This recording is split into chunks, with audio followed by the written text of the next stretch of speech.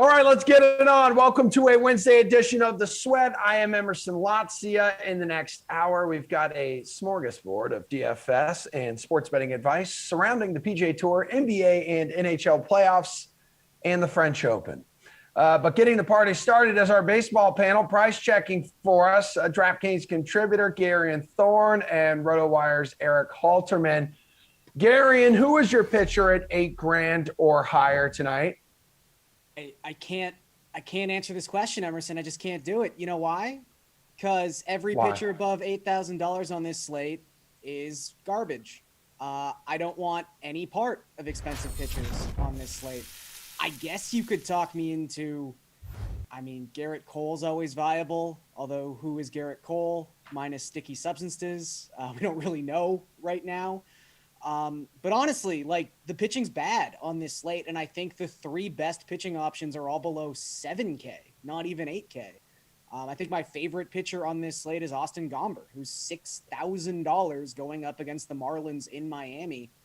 Gomber started using his changeup a lot more in his last 5 starts, and the results have been magnificent. He's got a 1.53 ERA, a 2.79 xFIP. He's striking out almost 29% of opponents in that span of time, and he's got a 10.7 strikeout to walk ratio. So I just think dollar for dollar, you're much better served turning to someone like Gomber, turning to someone like Casey Mize. Heck, Braxton Garrett might even be a great play on this slate at the absolute minimum of $4,000 because he's facing the Rockies on the road. So I honestly don't think there's any reason to spend up on pitching on this slate. Eric, can you give me a reason to spend up on pitching? Yeah, I am with Garion in that most of the expensive arms today are shaky. I would normally just pay up for Garrett Cole in that instance, but apparently he doesn't even know whether or not he's using sticky stuff. So if he can't figure that out, I'm a little bit skeptical. Got to give me another start or two before I'm willing to pay up for his lofty price. But there is one guy over 8,000 that I do like, and that's Shane McClanahan at 8,200. Coming off a poor start his last time out, but on the season, he's been excellent. He's facing a Nationals team that ranks just 20th in WRC+, so it's a pretty friendly matchup. 4.11 ERA on the year doesn't look like he's dominating, but a 324 FIP, xFIP has him all the way down at 285. He's striking out 30.4% of opposing batters while walking just 7.2%, has about a league average ground ball rate.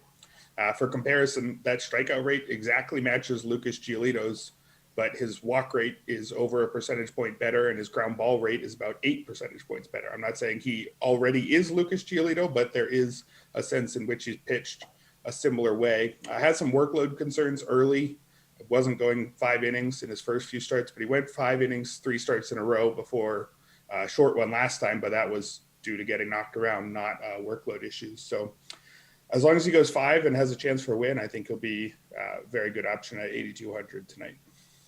It was February 9th, 1920, when Major League Baseball decided to ban foreign substances. And a century later, we are still dealing with that, and they're still trying to gain control of that.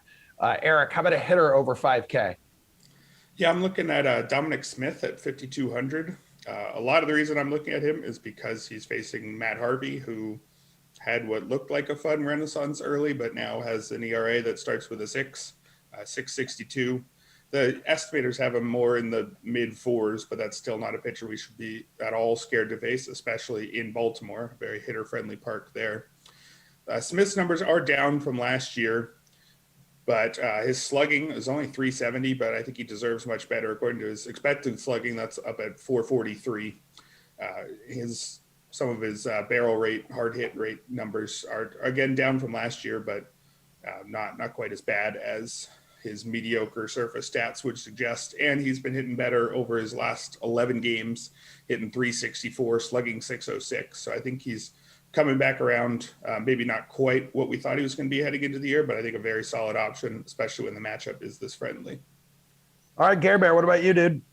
I'm going to go with Shohei Ohtani, who's $5,900. It's the beauty of spending down a pitcher is you really don't have to worry at all about salary restraint when it comes to the hitters. And Ohtani is going up against Brad Keller, who has just not been very good so far this season. His expected ERA is 6.41. He's among the league leaders in barrels allowed at 19, and he really hasn't thrown that many innings. So that tells you something about how Brad Keller has performed so far this season. As for Ohtani, he's got a 166 WRC plus against right-handed pitching so far this season. Maybe he doesn't hit a 470-foot home run today, but like 445-foot home run is pretty much on the table.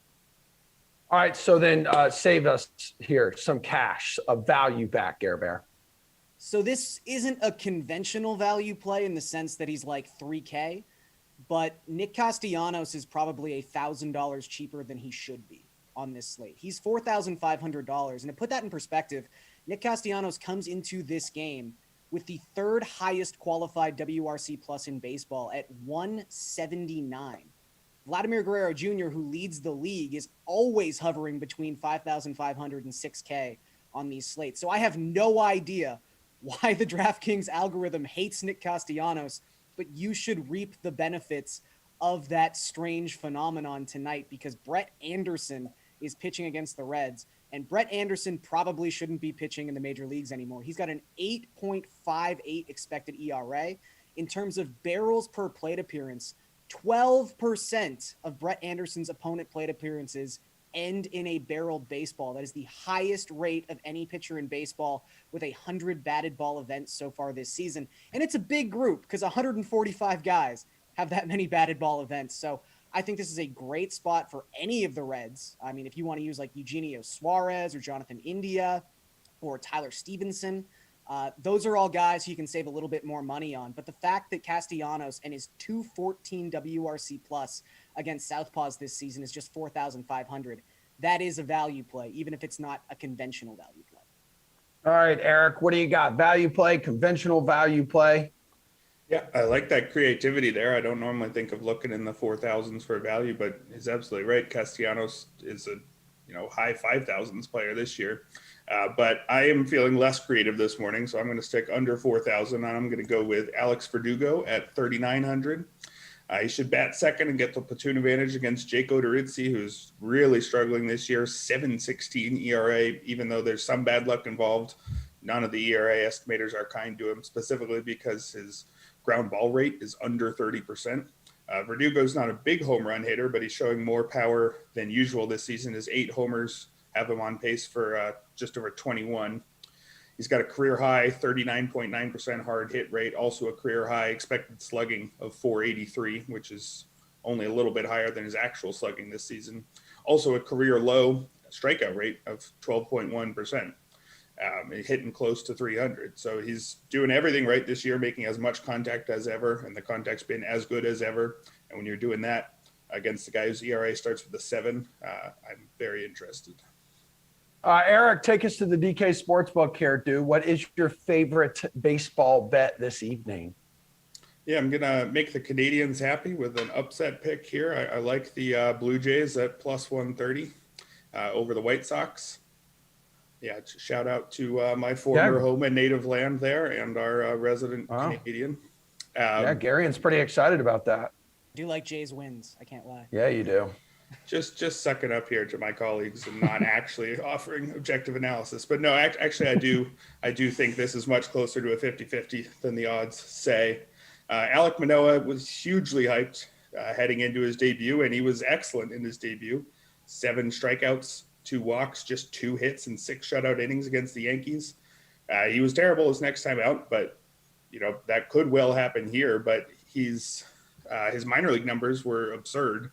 Only 9 total minor league starts because of last year's canceled minor season. But strikeout rate over 40% in the minors, ERA of 154. And the projections already have his ERA in the low 4s, all the ones that I've seen, which isn't elite. But if you're in the low 4s after just 11 total professional starts, that's a good indicator of your talent. Lance Lynn, on the other hand, has a 123 ERA, but it doesn't look close to earned.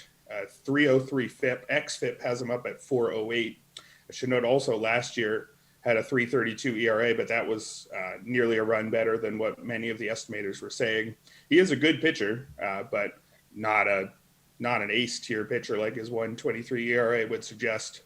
above average strikeout rate by a couple ticks, or better than average walk rate by a little bit, but only a 30.9% ground ball rate means he could give up plenty of balls in the air, and the Blue Jays have plenty of guys who can hit for power.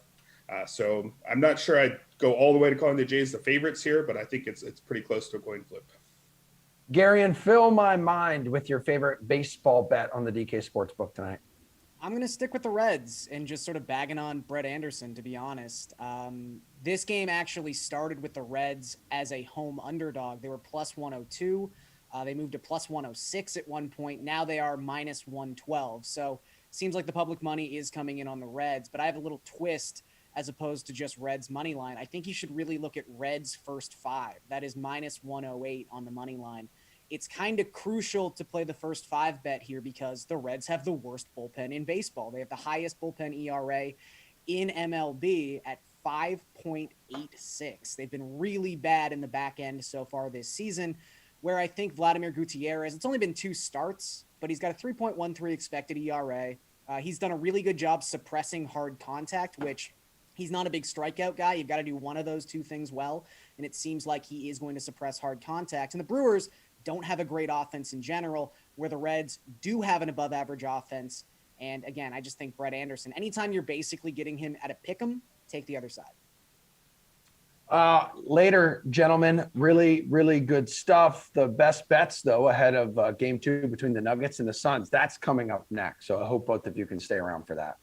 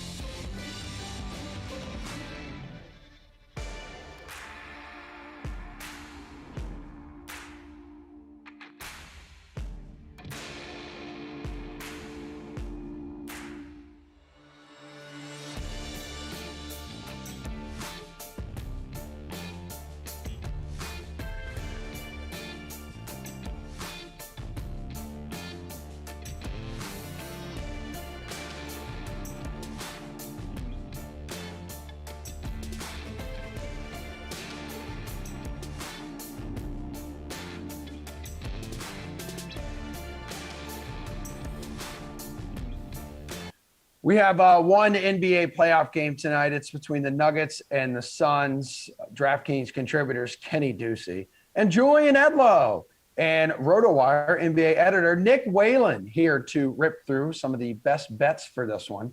Suns are heavily favored at minus 250 on the money line to defend their home court. Not the best odds to bet. So what's another way to approach this one if you do think the Suns will get it done, Jules? Well, Emerson, this is why they created spreads. When one team is supposed to win by a lot and you don't want to bet on it, you can bet on the spread at a more reasonable number. This particular game doesn't jump out to me. I liked the Suns a lot in the series. I thought the best way to bet them, I didn't necessarily want to lay any games, but just the Suns to win game 1 and win the series was minus 155. I think Shirag and I gave that out on the show on Monday night, and that's in strong shape. At this point, if you like the Suns, I would back them just on the spread. There have been 49 NBA playoff games so far, and the winner has covered in 46 of them. So spreads, winners, they've been the same thing so far. I don't know if the Suns will necessarily be a play for me. But if you like them, yeah, you're not doing 230 money line unless you like them as a strong parlay piece. You're just going right for that spread. All right, Kenny, what's your strategy here, bud? Yeah, I'm going with the Suns here to cover the 5.5. Look, I just think the Nuggets, the fact that they're playing without Jamal Murray right now is really catching up to them. And when you look at what happened in the opening round series win against Portland, What did the Blazers do? Well, they didn't really do much of anything on either end, but especially on the defensive end. They were just letting Nikola Jokic do whatever he wanted, and that's just not the same story here against the Phoenix Suns team that had one of the best defenses in the NBA. He's found it a little more difficult to bang down low with DeAndre Ayton, and I just think that in general, this Nuggets team is facing a little bit of adversity for the first time in a little bit, because they cruise at the end of the season when a lot of these teams like the Suns didn't really care, and they were looking to claim a higher seed. So I think that the Nuggets have some stuff to figure out. I don't think Austin Rivers is going to continue to be one of the best point guards in the NBA playoffs. And I think that, again, that position specifically is going to hurt them, the backcourt, when you look at the significant advantage that Phoenix has. I just think that they're going to absolutely roll here. Maybe when we get to Denver in the altitude, maybe Phoenix drops a game, but I think this could be a sweep. Hey, Nick, you're chasing that heavy money line, huh? Yeah, I mean, I'm probably going to stay away from the money line just because of the number. Obviously, not a lot of value there. I'm with these guys. You know, I don't mind taking the spread minus 5.5 tonight. You're getting that at minus 110. If you want to get a little bit more creative on the DraftKings Sportsbook, you can go DeAndre Ayton to have a double-double, plus the Suns win the game at plus 150. Ayton had 20 and 10 in game one. You can get Chris Paul to score at least 16 points, plus the Suns to win at plus 175. I thought he had his best game of the entire playoffs in game one. He has 23 assists over his last two games alone. I think that shoulder's starting to look a lot more healthy.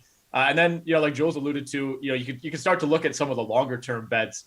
It gets a little dicey when you're trying to, predict the correct score of the series, but you can get Phoenix to win in 5 games at plus 250, Phoenix to win in 6 at plus 425, Phoenix to sweep at plus 450. So if you do have a strong inkling toward any of those results, there is a decent amount of value there on the DK Sportsbook. Nick, the total for this one set at 223, in favor of the over or under? I think I'm in favor of the over. Game one went over that number fairly easily, but that was thanks to 122 points from the Suns. Denver didn't really do a ton of the heavy lifting in game one. The Nuggets offense completely collapsed in the second half after what I thought was a really good start. They jumped out, midway through the first quarter. They were up double digits in that game. And then in the third, the Suns go on that 16-0 run, a run that eventually became 42-14. And at that point, the game was pretty much over, and the Nuggets really didn't stand a chance for a lot of the fourth quarter. Phoenix had an offensive rating of 129 in game one. That probably comes down a little bit, but I also think we see a better effort from Denver. Like Kenny alluded to, not a great Jokic game in game one. Michael Porter Jr. played okay. Mike Malone said after the game that he thought, Porter wasn't moving all that well down the stretch, which is a little bit concerning. Definitely something to keep an eye on heading into game two. But I think we get a better Jokic game, assuming he's healthy, a better Michael Porter game. And then we're certainly going to get a better Monte Morris game, who went 1 for 10 from the field in game one. Kenny, Suns shot 54% from the field in game one, so kind of feels like this could be a high-scoring series here. Yeah, it definitely could. I still think that this total is a little bit too high for me to take, though, Emerson. And when you look at the way that this game was played, the game one, the pace in this game was set at 94 pace rating. The Suns, they grinded out a lot of games like this early in the year. They had a little bit of a strange part of the year where they didn't play defense and played really fast-paced basketball. But on the whole, this is what they like to do. Chris Paul likes to slow this game to a halt. They like to control this game. They like to have some long half-court possessions. I think that's what we're going to see tonight. And again, when you look at maybe a little bit of a regression here for the Suns shooting, I think that this is a good recipe for an under. I also like, Nikola Jokic to be a focal point of this offense, which would mean fewer threes for the Denver Nuggets. I do think that, the pace in this one's going to dictate going to be dictated by the Suns, and it's going to dictate how these totals go. And I think this one's an under. Jules, you back in the over or the under? Yeah, I actually like the over here. I think we're getting a little bit of value because of the Lakers the Suns first round series against the Lakers, which was grinded out games. And like Kenny said, Chris Paul taking over in the half court, going against LeBron. That was kind of a little bit of a throwback series with a couple of older ball handlers who have been in the league for a while. The Nuggets are 6-1 to the over in the postseason. Those overs have hit by a combined 60 points. I think their style of play, their defense kind of speeds the Suns up. So early on in this series, this was 221 and a half in game one. It's going up. I think it's eventually going to hit a reasonable price where we can't back the overs, but I still think there's some value here And we're going to see some points given the way Denver's playing defense. They will speed the Suns up. They'll score some points, maybe a little bit of shooting regression. But like we said, Monty Morris is a guy that was 1 for 10. The Nuggets can hit more shots, maybe not get blown out this time around, even if the Suns cover, and put some points on the board. Kenny, I just heard you screaming no. Is everything okay? Yeah. No, I thought I muted my microphone. I'm so sorry about that. Live television, Yeah. right? We would tell you if you did. Does this have to do with you being a new dog dad? It sure does. She loves to eat the doorstop. Okay. Yep. Got to watch out for those puppies, man. They will eat just about anything and everything. You will learn. Can you tell us, though, since you are back in your chair, is there a player prop that interests you in this Game 2 matchup? Yeah, I continue to fade Austin Rivers here, but under 9.5 points sounds pretty good to me when you consider the safety that you get, really, where Austin Rivers isn't doing a whole lot besides shooting threes in this series. And I think that, again, we're just not going to see this second unit for the Denver Nuggets that much. And I think that, again, Monty Morris has sort of asserted himself as the best point guard on this team. Facundo Campazzo gave the Denver Nuggets incredible minutes in Game 1. So I do think that this one is not going to go the way of Austin Rivers. I am once again taking the under 9.5, his under on his point scoring prop. I just think that this is essentially, is Austin Rivers going to hit more than 3 threes? And the answer is no. This Phoenix team is too good defensively, and he's too not involved in Denver's game plan tonight. Julian, which player prop in this game catches your eye? Yeah, so I'm looking at Chris Paul, who obviously proved people wrong and showed that he is healthy. The 36 minutes, 8 of 14 from the field, 21 points, 11 assists. There's a couple different ways we can go here. In my best bets article for Game 1, I wrote up that Chris Paul, who averaged 1.5 3-pointers made during the regular season on 3.7 attempts, because he wasn't shooting it much because of the shoulder against the Lakers, his 3-point prop was set at just over or under a half a 3-pointer. The over was juiced to minus 167.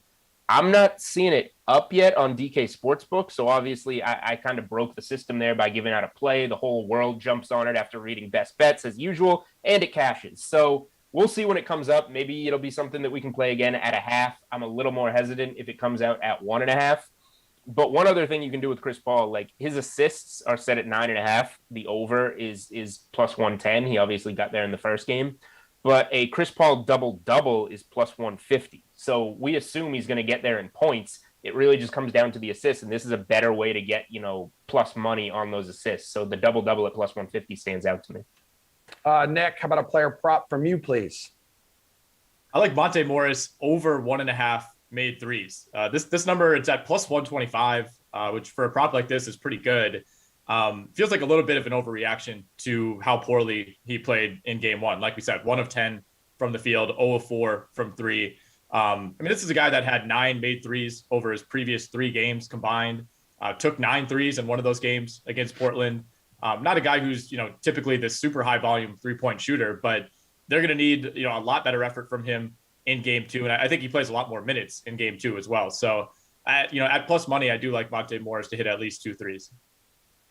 Okay, basketball dudes, nice work. Kenny, need you to hang out. Let's get your French Open strategy coming up after this.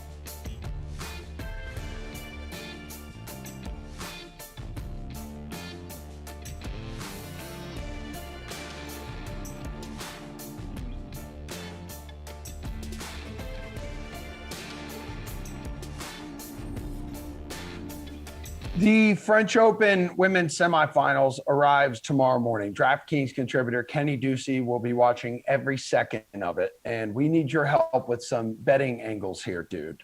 So the first matchup I think we should talk about is between the Czech Republics. Barbara, go ahead with this last name. Yeah, it's exactly what it is. I know she's unseeded, so I have that in mind. She knocked off Coco Gauff and Maria Sakkari of Greece. She took down the woman that you thought was going to roll in the title. So that's Iga, right? Or Iga? Iga Swiatek, yeah. That's nailed it.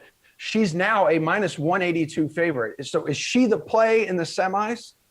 So I do think so. I mean, it is very difficult for me to lay that kind of juice on, someone in Maria Sakkari that really has not reached this level of her career. I think that there is a very big risk here, which is why I don't love her in the futures market. There's a big risk here playing Sakkari in a situation that she's just never been in before. And she has faced some obstacles here in her career when she's been at the precipice of breaking through. We can think about those matches with Serena Williams at the US Open. So, but on paper, absolutely, I would pay minus 182 for Sakkari to win this match. When you look at the matchup style, look, Krejcikova did a very good job against Coco Gauff, considering Coco Gauff is a very similar build to Sakkari. When you look at the fact that she just plays with power, she plays with power ground strokes, and she plays with a lot of finesse and expertise on the clay, really. Krejcikova, the thing is, she's a double specialist, or a former double specialist anyway. She has great feel, so it's a power versus field match. In the conditions that I think we'll see tomorrow, which will be faster, I would favor Sakkari, and I think on paper she's very clearly the better player in this match, and I would actually pay up to minus 220 to back her. But again, the risk here is that, how are the nerves going to hold up with so much on the line?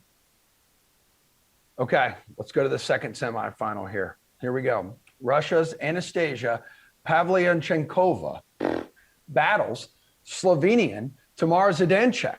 Zidanchek, a plus 140 underdog. Can she pull off the upset? Tell me, be honest with me. I'm going to be honest with you. I don't think so. Pavlyuchenkova just looked so good against Rybakina, which, look, I was a big Rybakina fan coming into that match. I thought that she was going to take it because she's the younger player. She's the player with, just very much in the ascendancy. And look, I mean, she's a veteran here. She's had a fantastic clay season. When you look at what she's done on the clay, Pavlyuchenkova, she's just faced better competition. She took out a very difficult opponent in Karolina Muchova. She took out Christina Mikhail. She took out Sabalenka and Azarenka back-to-back in this tournament. She has been battle-tested here. She's played, 3 straight 3-set matches, which could be a little bit of an obstacle here in the semis, but with plenty of time to rest. She's playing lights out tennis right now. She's playing very composed. She's firing off of both wings. So I would expect her to advance here. And I as much as it pains me to say, considering how much value there usually is betting WTA underdogs, I do like both favorites here. Okay. 4 women left, man. That's what happens when you get to the semifinals of a tournament. Sakkari, the favorite to win it all, plus 135. In the end, is that who you are backing? No, it's not. I mean, look, she's so good on clay, and there's a reason why she's the favorite here. I mean, beating Iga Swiatek on clay is not an easy feat, and she made it look kind of easy today. I do think, though, that there's a lot of value in Pavlyuchenkova when you consider the fact that, she's just had arguably the best season on clay out of all the players remaining. Going 9-2 and beating some really, really strong opponents, and really, not a ton of bad losses. She lost to Sabalenka in the Madrid semis, and that's very understandable when you consider the conditions in Madrid very, very quick. She's just not going to face that type of power or that type of weaponry when it comes to all the players left in the field. I think Sakkari is going to make it to the final, but again, with a 29-year-old who's just had so much experience here, I think eventually that's going to pay off, and I think that she could take this title from Sakkari's hands, and I would expect that to be the matchup here. 2 favorites advancing in the first round. Pavlyuchenkova, very good chance to get past Sakkari. I like those odds at plus 325. Kenny, I hope you enjoy golfing with your dad today. You've done a wonderful job here on the Dream Stream. Thank you for your time. I'm going to miss you, Emerson. I'll be thinking about you the whole time. Every 7-iron that I hit right. Okay, man. Yeah, I know you play blades, so you've got to be an absolute stud muffin out there. Enjoy the day, and we will be back here.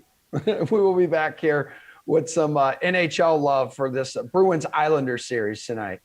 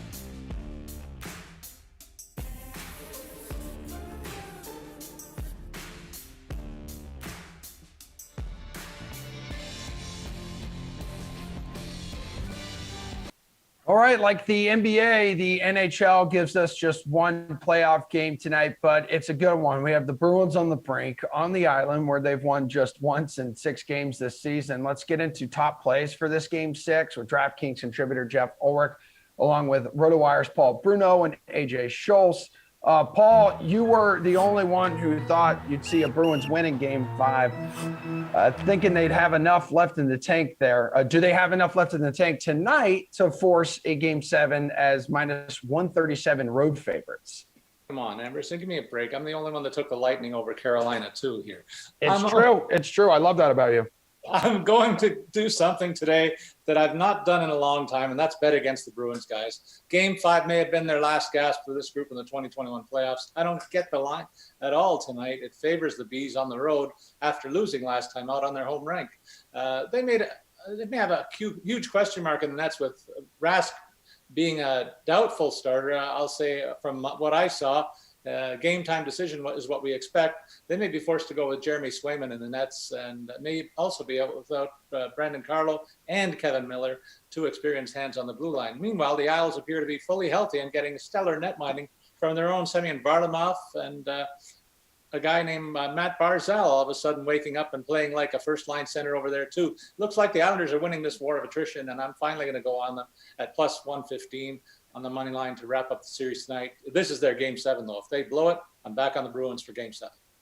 Okay, well, we'll dive a little more into Barzal's recent performance coming up. But AJ, thoughts about backing the Bruins here as a road favorite, minus 137? Game 6 in the Coliseum, if we've learned anything from the first round, it's not to bet against the Islanders in this situation. The fact that Rask is clearly less than 100%, but they continue to stick with him is rather telling. Instead of looking at Swayman or even Yaroslav Halak, who is still on this team. We haven't talked about that guy in forever. The blue line is just too thin right now due to those injuries that Paul mentioned. No Kevin Miller, no Brandon Carlo. You combine the fact that Barzal found his game. I just don't see how you move away from the Isles in this one, especially when you're getting solid value at plus 116. Jeff, let's keep in mind, though, this group has been in a game 6 situation like this before. First round in 2019 against Toronto, and then the Stanley Cup final against St. Louis that same year, a couple of months later. So you think they can do it tonight? Oh, man. I mean, this feels like a bit of a trap, right? I mean, you look at this line, and like Paul said, like, why?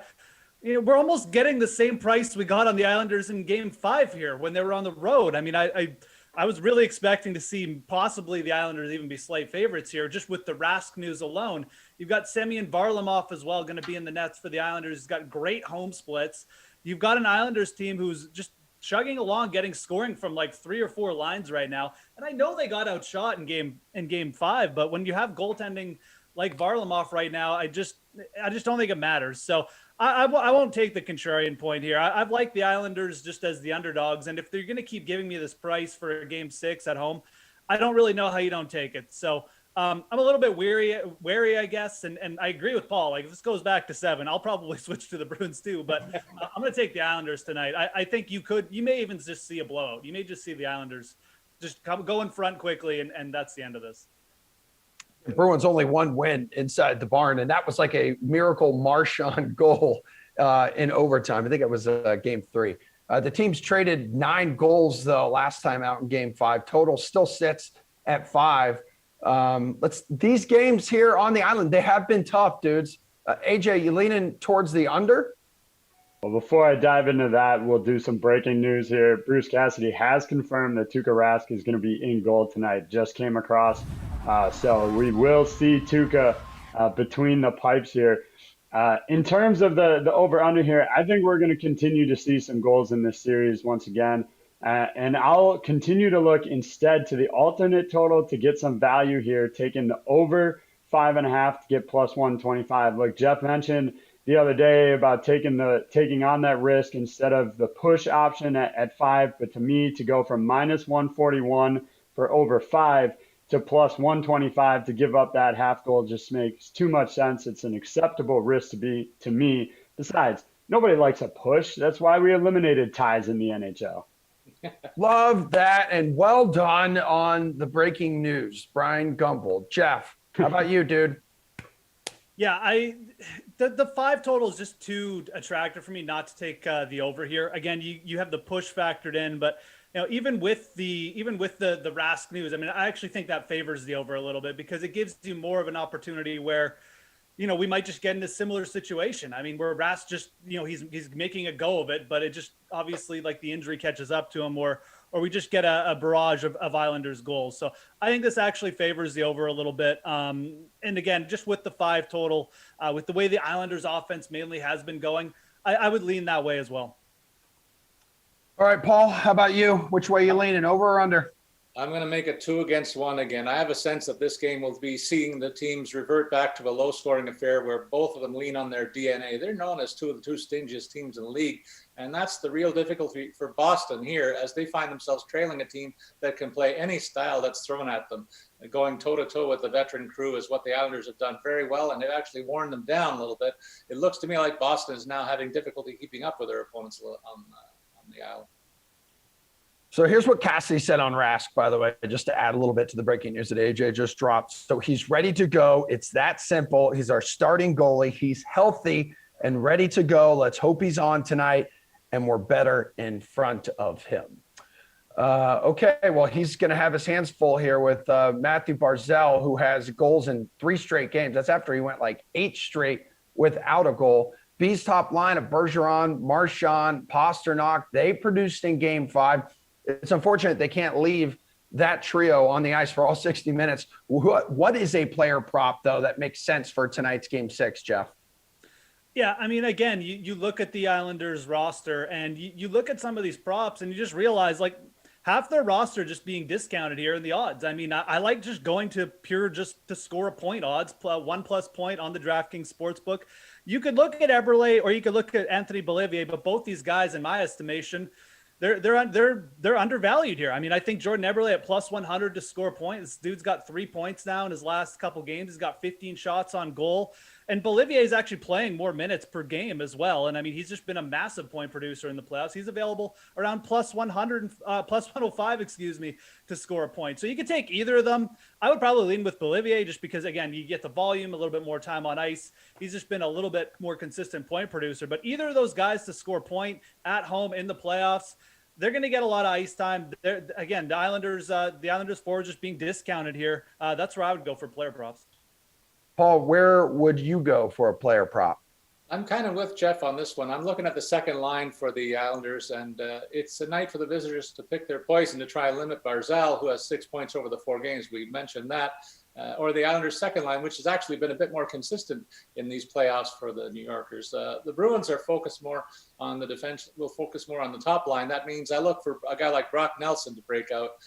Again, he scored in the last game. I think he's going to make it 2 in a row, with his second line mates also factoring in the scoring to be a difference maker again tonight. So I look for that payout on Nelson at plus 275 when he scores this evening. AJ, what's your player prop of choice tonight? I'm also on the Islanders, but I'm going to look all Matty B against the Bees here. So you can get him plus 230 to score a goal, which I think is ridiculous value when you consider he's done it in 3 straight games. You add that to the fact that you can get near even money at minus 106 to have him over 2.5 shots. That's a threshold he's reached in 4 straight games.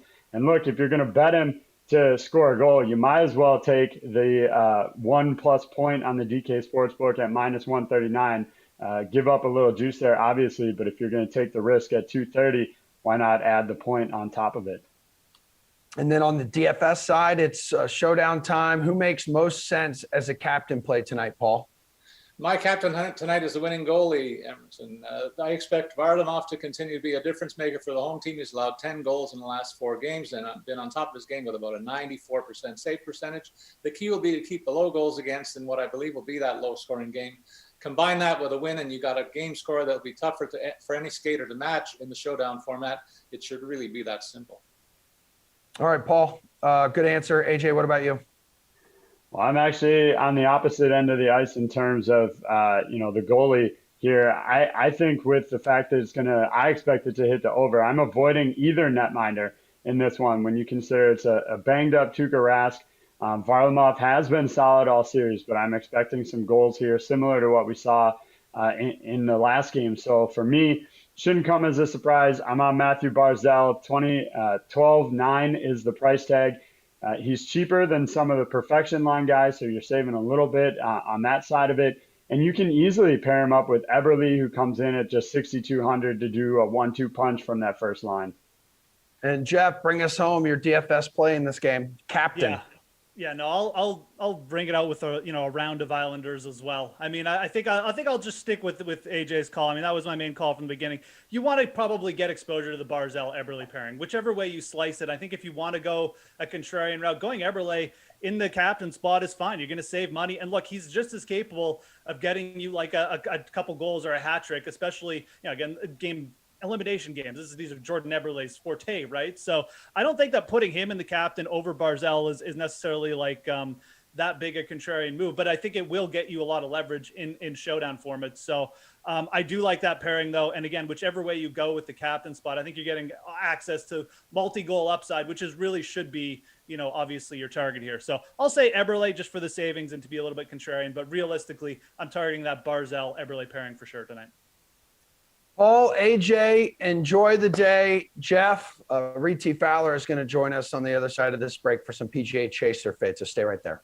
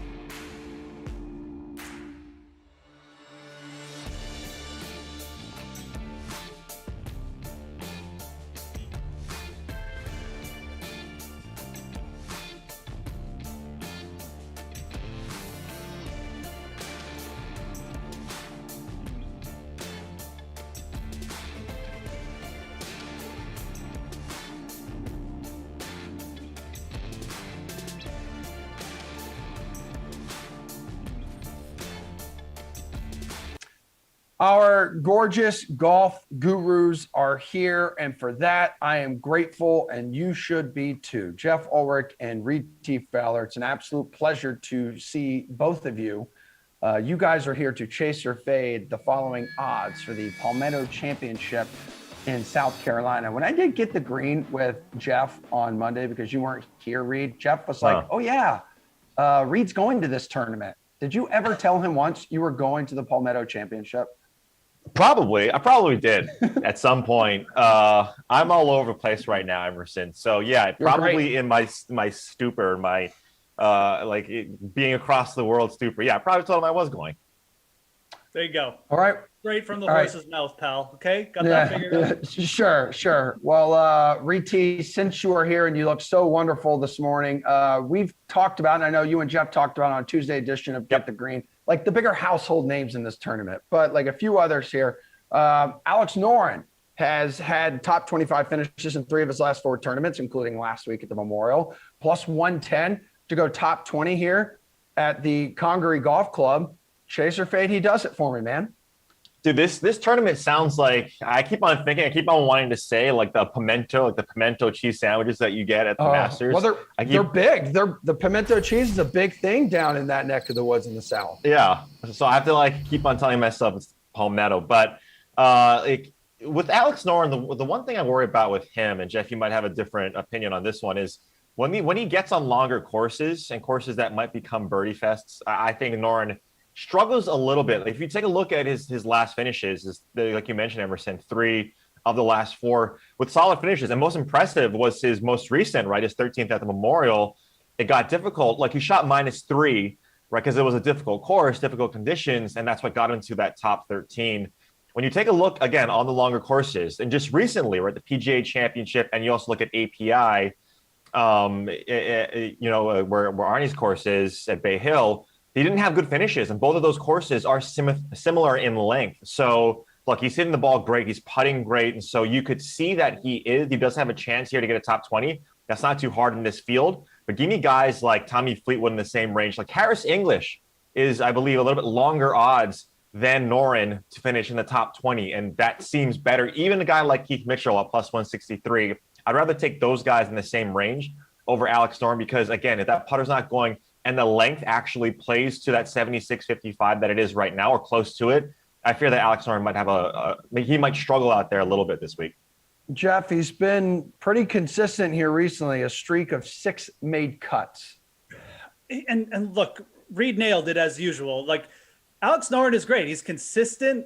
He's probably a great to make the cut bet this week. He makes a ton of cuts. He makes cuts in majors.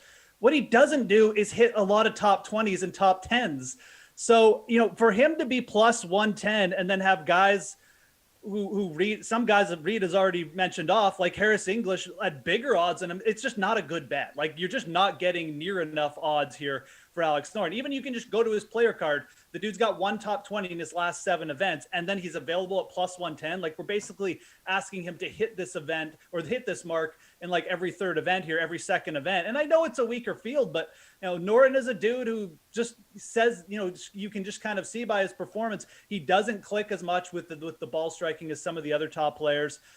The putter is obviously like his main weapon and around the greens, but if that goes a little bit, he's not going to hit this. And you really just need like a top end putting performance. Again, there's just so many other better top 20 bets. Like Camilo Villegas is a great example. Yeah. He's got 3 top 20s, in his last 7 starts. I mean, he's hitting at a much higher rate than Alex Noren. Does he miss more cuts than Alex Noren? Sure. But he hits more top 20s and you can get him at plus 350 on the DraftKings Sportsbook for a top 20. So I don't like these odds on Alex Noren. He's probably a good, solid cash game play for DFS, but for the betting market in top 20s, no, I'm definitely out. Well, let's go with Rafa Cabrera-Bello plus, what is that, 8,500 to win. Long odds for sure. But if you look at his last few tournaments here, T3 after round 1 at the Byron Nelson, T5 at the Memorial after the first round. So, Jeff, chase or fade that you look at a round 1 leader bet for this dude at plus 6,600. I mean, yeah, I'm definitely a little bit more behind this. I mean, like round one leader bets are, you talk about variance. Trying to hit guys to win tournaments is hard enough. Trying to hit them to win one round of golf is crazy. But we have seen this trend from Rafa, and not just like this year, but kind of over his career. When he starts to get in playing pretty well and confidence with the greens, he will come out and just start quick. So plus 6,600 in this field, like that's fine to take a shot with Rafa. I really don't hate that. And quite frankly, Rafa's a consistent player when he's playing well, but he really doesn't win that much. He's never won on the PGA. So I would probably rather take him at slightly shorter odds to be the first round leader than to even take the longer odds to win on the L rate, because we just don't really see him finish off events that much. The first round leader board is wide open this week. We've got two good players, but then kind of just everyone else. So Rafa plus 66. I'll throw out Seamus Power, a guy I'm kind of looking at plus 9,000. Even my guy Camilo. Those are kind of names that guys that can pop with the putter. So I don't mind this at all. Reed, how much faith do you have in betting him to be a round one leader plus 6,600? Yeah, like the most faith that you can have in someone first round leader is like 1%. Because it's 156 golfers. Like the last 2 weeks, right? We had 120 man fields, and like that gives you a better shot, obviously, than this week with 36 more golfers. And so, yeah, this is like Jeff mentioned, it's finding a needle in a haystack. You can kind of correlate some things like what Rafa is doing and how he gets out early, or guys that potentially get out earlier in the day. Rafa's tee time is in the afternoon. I think it's like 1:45, but 1:43. 12:43, yeah. So I'm with Jeff here. Like Seamus Power at plus 9,000. Look at what his finish is in 2019. His best finishes on the PGA Tour, RBC Heritage and Wells Fargo. Right, that's in this neck of the woods, and he's at plus 9,000. I'll throw out another guy. This is Jeff's boy, Hank Lebioda, plus 9,000. Approach and putting, lefty. If it's not TPJ the Wizard, it's Hank Lebioda, the lefty spot. So the southpaw, he's playing well right now with his approach and his putting. And that's what you need, right? You need to come out firing with your putter. That's what both these guys are doing. Seamus has more power. Oh, wow. Look at that. A little pun early in the morning off the tee. But like, Hank's been doing well with the irons. So it's those two guys at longer odds because of the variance of first round leader. We've got Sung J M searching for his top form this week at Congaree. So he's missed the cut in 3 of his last 4 tournaments. I feel like he plays every weekend. The only time he didn't miss the cut, though, was the T17 at the PGA Championship. So with that in mind here, Fowler, minus 110 to finish top 20 this week. Chasing or fading that? God, man, it's going to be hard to fade Sanjay on Bermuda, but I'm going to try and do it. Look, Jeff and I talked about Sanjay. I think he's a fine GPP play. I think he's one of the better GPP plays. Well, when you talk about getting some variance on the tournament side.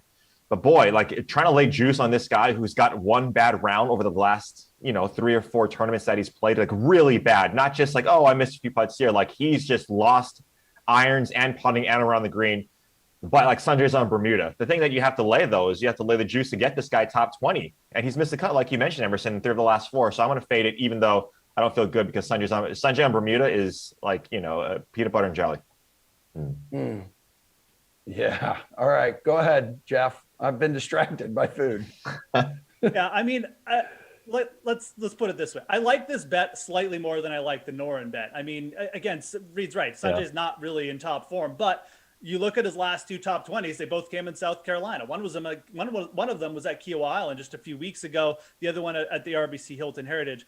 These are the type of spots where Sanjay comes alive. He loves the Bermuda. He loves these type of like southern courses where he gets on the Bermuda grass. It's just his thing. He's got massive Bermuda putting splits. And again, we've talked about this before, but we have a large sample on this. So he hits top 20s at a far greater rate than a guy like Noren as well. And you're really not getting, the very similar odds. You're slightly under plus money here, but it's really still not good enough like to take this bet. I mean, again, I think you should be looking way down the board in the top 20 market, down towards guys like Camille, maybe even like Ben Martin down there, because the odds are bigger and a lot of those guys are playing well and they often come alive in weaker fields. So I like Sanjay more than I like Noren for this bet for sure. I actually like Sanjay more than I like a lot of the top guys. And I think if you are looking to just like lay like a 1-unit bet or something on one of the top players for a top 20, Sanjay is fine. But I think looking down the board is going to be more profitable in the long run this week. Guys, 1 minute left in show, so let's go ahead and just get your pick to win this week. Final week before the U.S. Open next week. So, Reed T. Fowler, who do you like? I'm going to go with Poulter. This is a Ryder Cup year. This guy loves, obviously, the Ryder Cup. His number's at plus 2,800, so that's a little bit short, but I like his style on these longer courses, ball striking, putting. He's got it going, and he's in form right now. And if anything, if you ever want to chase Poulter, it's a guy who's in form. So give me Poulter. Coming off a T3. Jeff and I talked about that the other day with it being a Ryder Cup year. He's on leaderboards now all of a sudden. Jeff, real quick, dude. Yeah, no, I like Harris English. The price you're getting here is absolutely fine. He's played well the last couple of events, quite frankly. Around plus 2,900 on the DraftKings Sportsbook. Long shot for me will be Camilo Villegas, but I think these odds on Harris are actually very good for the top of the board. All right, dudes. Loved ya. Mean it. Great work. We have a 6-game Madden slate kicking off right after this. I will be on the call with Christian D'Andrea of the Raiders at the Broncos. Ooh. 2 future homes for Aaron Rodgers. Thanks for watching The Sweat, everybody. Go Raiders.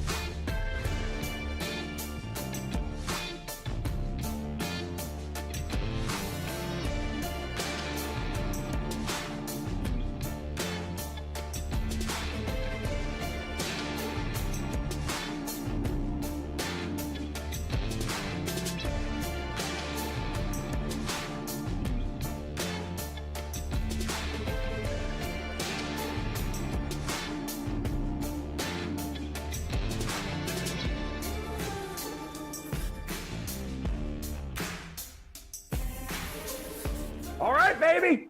Let's go. We are entering the worst day of the week, Wild Weather Wednesday, with a positive attitude. I am predicting right now we are going to have the best Wild Weather Wednesday slate in the history of this god-awful day. But faith here, do I have in the Broncos? How much? Let's go not a whole lot. Christian DeAndrea, Emerson Latzia, Andrew on the ones and twos, Tara Lynn with the producing hat on today, and Rob Bob Hood on the ops team, adding up scores on that beautiful meat-covered keyboard of his. Sorry, keyboard. I used to work with this guy who would just eat Taco Bell and would sit there and edit video on his keyboard as he's like sucking down like the meat. So he had meat fingers, keyboards, the keys didn't work. Yeah. Listen, dude, Denver is one of just two teams remaining winless in this like Madden sim season that we are doing. But hey, AFC West game, rivalry game here. The bottom two teams in the AFC West. Come on, dude. You think Denver can do it? I was very, very hopeful at first, and I stacked up a whole bunch of Denver wideouts. It's like, you know what? The Raiders' passing defense, typically pretty awful. And then I realized, right, Wild Weather Wednesday, we're not in Vegas inside the comfortable 72-degree environment of Allegiant Stadium. No, we're here in Mile High in like October or wherever we are on the sim schedule. It's windy, it's blustery. Yeah. The thin air is being whipped around like Willow Smith's hair back in the 2010s. So I have concerns. I adjusted things. I put Noah Fant in the captain spot. I made sure I got the murder hornet Darren Waller in there because it's a Wild Weather Wednesday. You want to stack up the tight ends. Got Josh Jacobs, got Philly Linz, and also Jerry Jeudy and Courtland Sutton, because I can't quit Courtland Sutton no matter how much he burns me. I will always keep crawling back to the former SMU star. Emerson Latzia, how does your lineup look on this Wild Weather Wednesday? Okay, I said Josh Jacobs, you, sir, will be behind the steering wheel of this potential award-winning lineup. You are my captain. And then your quarterback's on there, Mr. Carr. So is the other guy, Drew Lock. The murder hornet, Darren Waller, is in the house, Philip Lindsay. And I said, no wind can stop the ginormous leg, thick leg of Mr. McManus in the Mile High. Sure, the thin air. Maybe he gets the wind behind him. He kicks a 75-yarder. He gets that Sebastian Janikowski kick under his belt. I would love to see it. I would be here for it. No, oh my God! I wish he would still kick. I thought that guy was going to kick it to his 70, and he could still boot 70-yard field goals probably right now. Still go out there and get it done. I appreciated that every year he got a little bit wider too. Like eventually, I want to see him trundle onto the field at about 315. He'd be bigger than most of the linemen next to him. That's all I wanted was Sebastian Janikowski to just be a giant stack of vodka and pierogies booting 65-yard field goals in Las Vegas. And sadly, and probably for the benefit of his own health, like I can't imagine Sebastian Janikowski in Las Vegas going together and being anything productive. Like you let that man loose in that city and crimes are going to happen. Mostly hilarious crimes that hurt no one, but crimes nonetheless. So probably better for Mr. Janikowski and the world that he retired before the Raiders moved to the great state of Nevada. Just an absolute specimen of a man. Yes, dude, can you imagine him with this team in Vegas? Like he leaves practice, just throws like a cig in his mouth and is just sitting there cranking away at a slot machine as this Denver defense is cranking away, sacking Mr. Carr, 4th and 7 coming up. Bring out the Gimp, bring out the punt team. And you know, he would get comped nonstop for those buffets. And he would, he's the kind of guy who would take the chafing dish back to the table with him and just suck down jumbo shrimp until his heart gives out. So Godspeed, Sebastian Janikowski. You would have been living the dream, but sadly, and probably, again, better for you and your overall health, did not happen that way. So what he was asked at one point, What's the longest field goal? And I remember he attempted a 76-yard field goal 76? once in a game. Yeah. He was asked, "What's the longest field goal you've ever kicked, dude?" And he said 82 yards in high school. That's what he said. Yeah, I'm so sad we never got to see it in the pros because like that guy had to be the odds-on favorite for like longest kick. If you were like ranking kickers of who was gonna beat that Tom Dempsey 63-yard record, Janikowski would be on the top of the list almost every time. And yet, I think he maybe hit one 60-plus yarder in his career. Very sad to see. What's up, DK Sim fam? Good to be with you here as now the Raiders have returned the favor. It's like, you can get a sack. We can get a sack. 2 total sacks in this game early on. I see everyone waking up, slowly joining us here on Wild Weather Wednesday on the Dream Stream. About 200 of you hanging out with us on YouTube. David and Andrew, what's up? Dan, Lucky, Congo, Ernest, Brother Phil, my brother from another mother. 3rd and 17 right now coming up. Lovely to have every single one of you here today. Poppy. And then what's up on Twitch too, dude? Yeah. Oh, Retease, did you know? There's the handsome Train Island. Germ. I've missed all of you. Yeah. It's good to be back with you. I'll be on the new Best Friend Squad together. You were just recently back in my home state for the amazing wedding of TV's Jesse Cofield. How were things down there? It looked like a great time. I'm a little bit jealous. It was unbelievable. It was 1,000 bajillion times better than this sim as we are 3 minutes into it and the Raiders pick up another sack. So 4th and a mile coming up.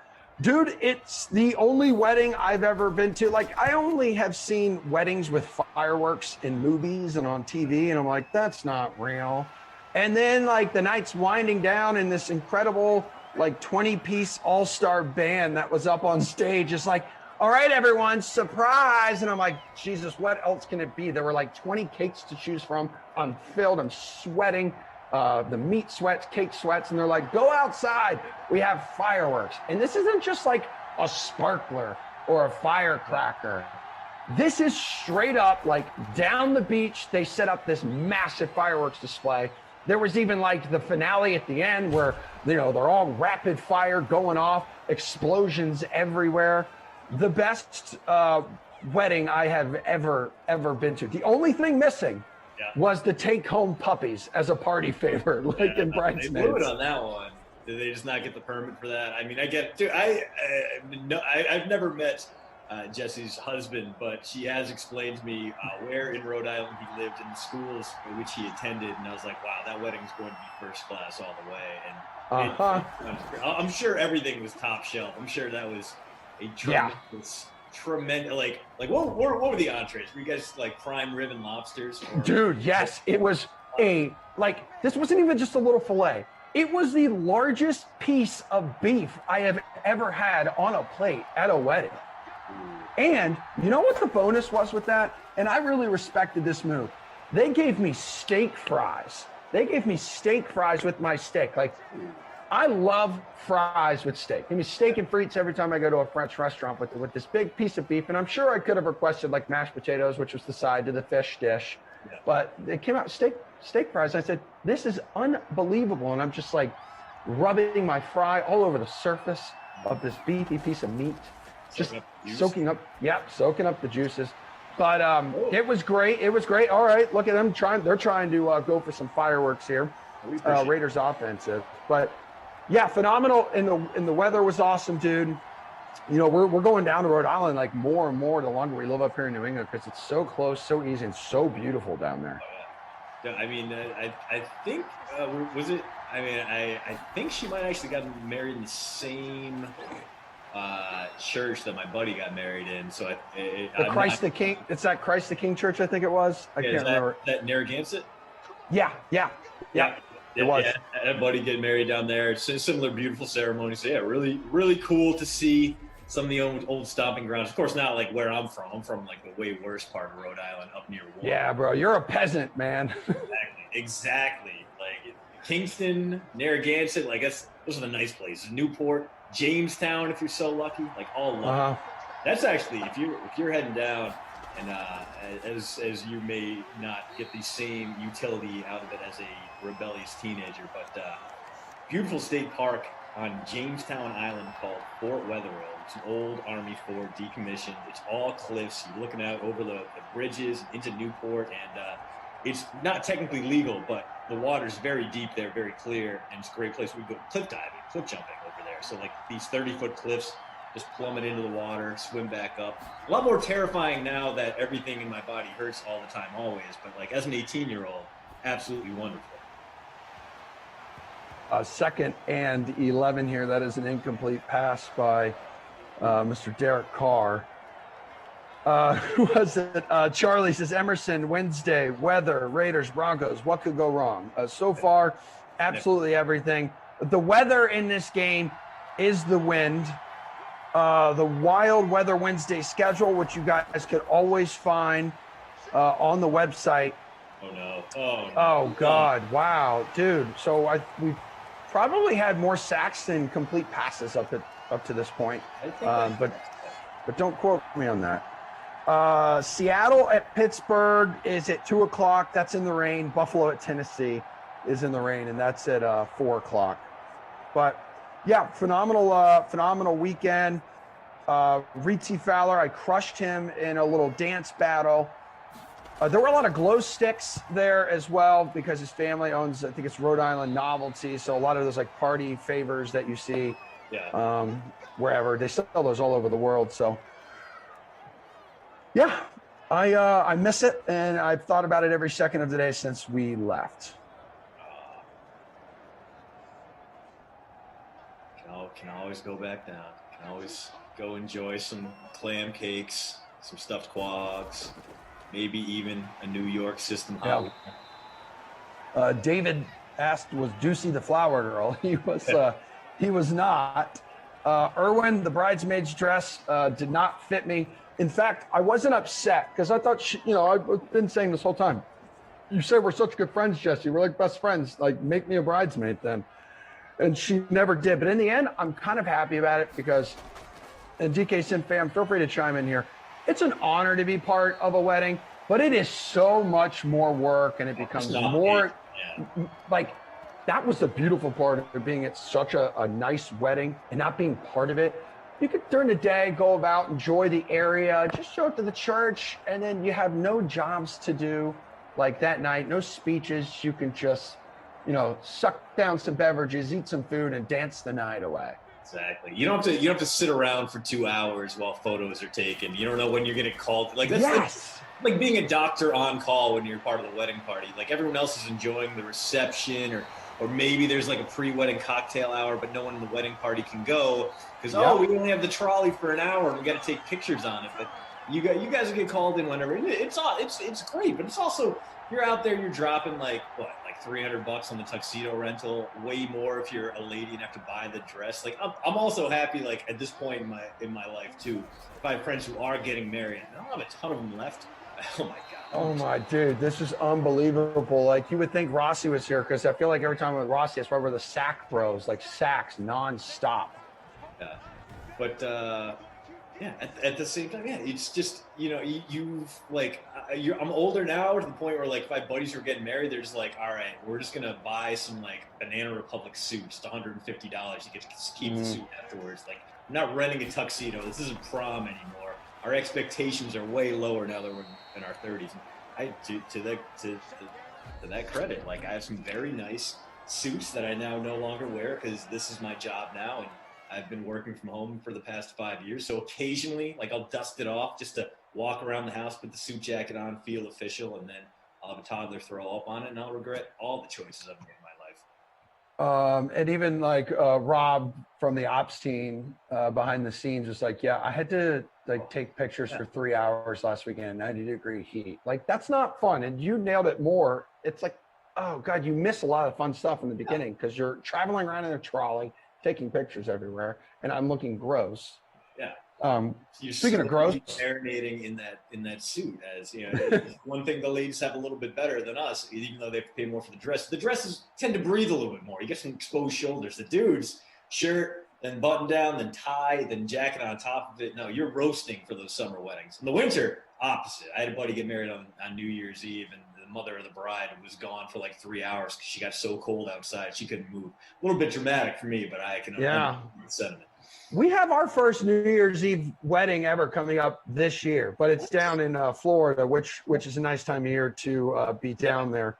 But yeah, Emerson's Peloton saying, speaking of big sweaty sacks here, there's been so many. There's been so many of them in this game. Where after the first quarter, we got bagels on the board, so not a whole lot for Mr. Rob behind the scenes to be adding up here. Just a lot of defense. I don't even know like what the leaderboard looks like, what the contest looks like.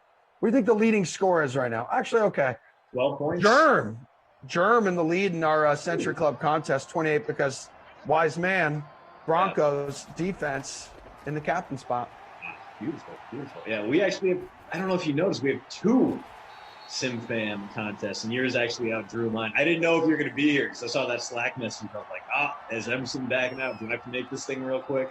So mine only got 83 people in there, but your Century Club, 98. Wow. A little bit too capacity.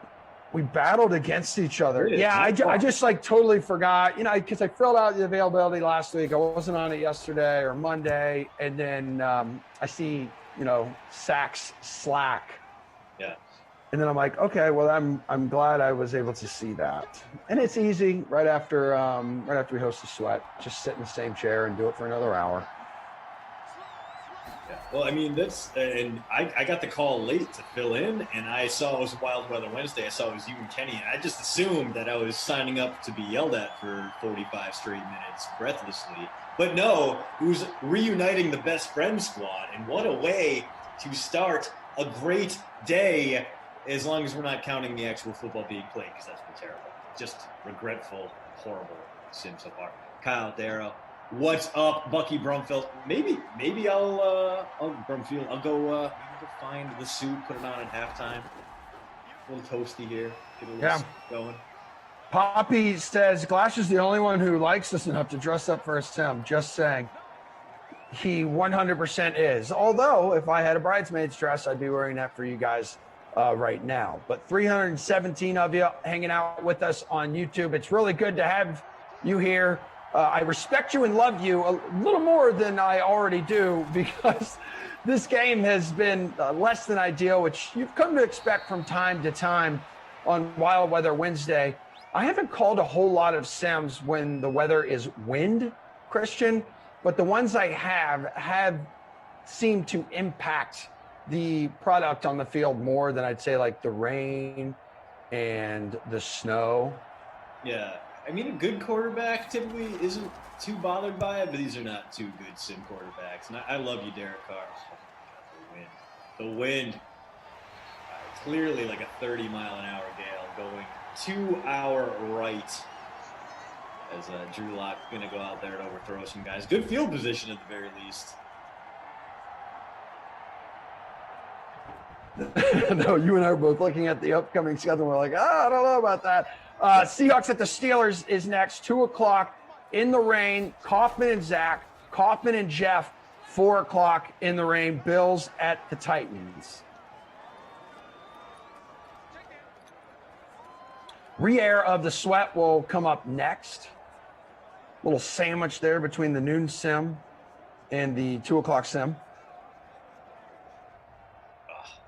Bert in ops. On Wednesdays, we need to be able to roster punters. Yes, I've been saying that my whole life. If we can find a way to throw punter points in there, I would be so happy. I played in a fantasy league once that like made punters the most valuable player in the league, and you could roster 2 of them. It was a nightmare.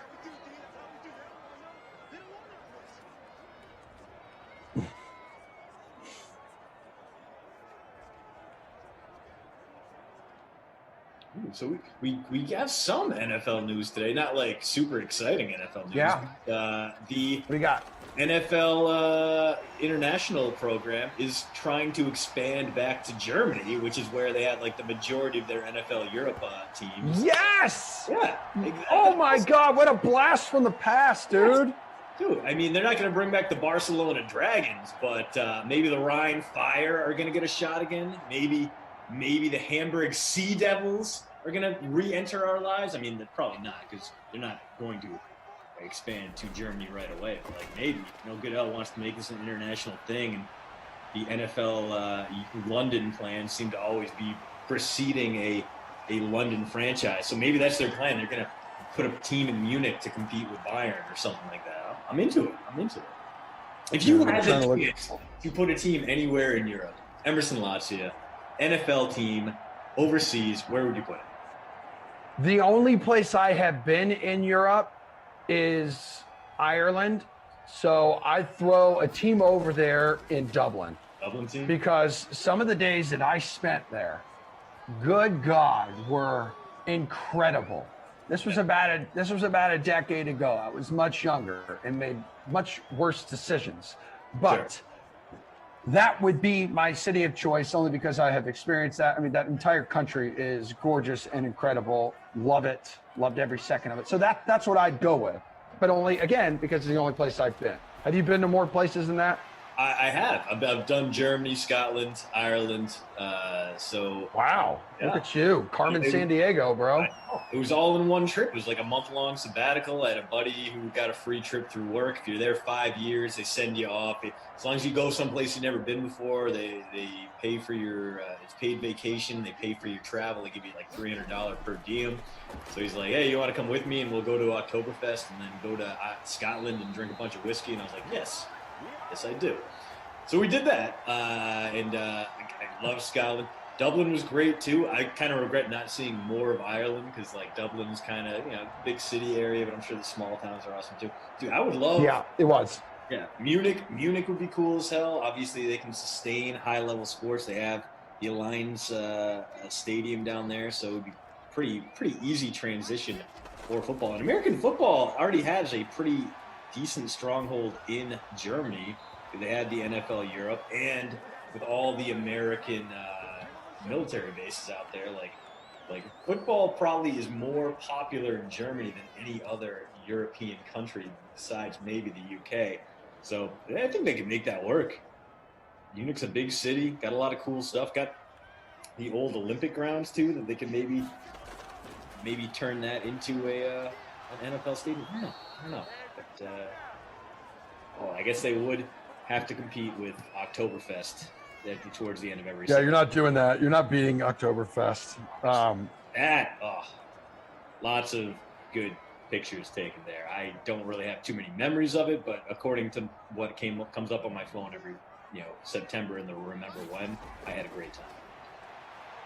I'm thinking about like retiring and just traveling the world, burning through all of my cash and hitchhiking, train hopping, and spending some time in Europe. I got to see if Meg's cool with it first. Yeah. And then kind of just go from there. But speaking of retiring, to retire or not retire seems to be the headline of today's edition of the Post Route. My friend is, hold on, Mac Attack drilling the first 3 points of the day. We have points. All right, so what am I looking at here? I just checked my inbox. I got the Post Route to retire or not retire. Can you just give me a little tease here? Ooh, well, it's former NFL editor at SB Nation, current NFL big shot at the Post Route, Sarah Hardy, takes a look at the 5 veterans with big choices to make this offseason. Old guys, one kind of young guy staring down either maybe signing for a little bit of cash and a backup job somewhere, or riding off into the sunset and probably a spot in the Hall of Fame. Yeah, we're talking about AP. Yeah, we're talking about Larry Fitz. But we got 3 other guys in there who have big decisions to make. And you can read all about those 5 players staring down retirement or one last shot at that brass ring, one last shot at that Lombardi trophy.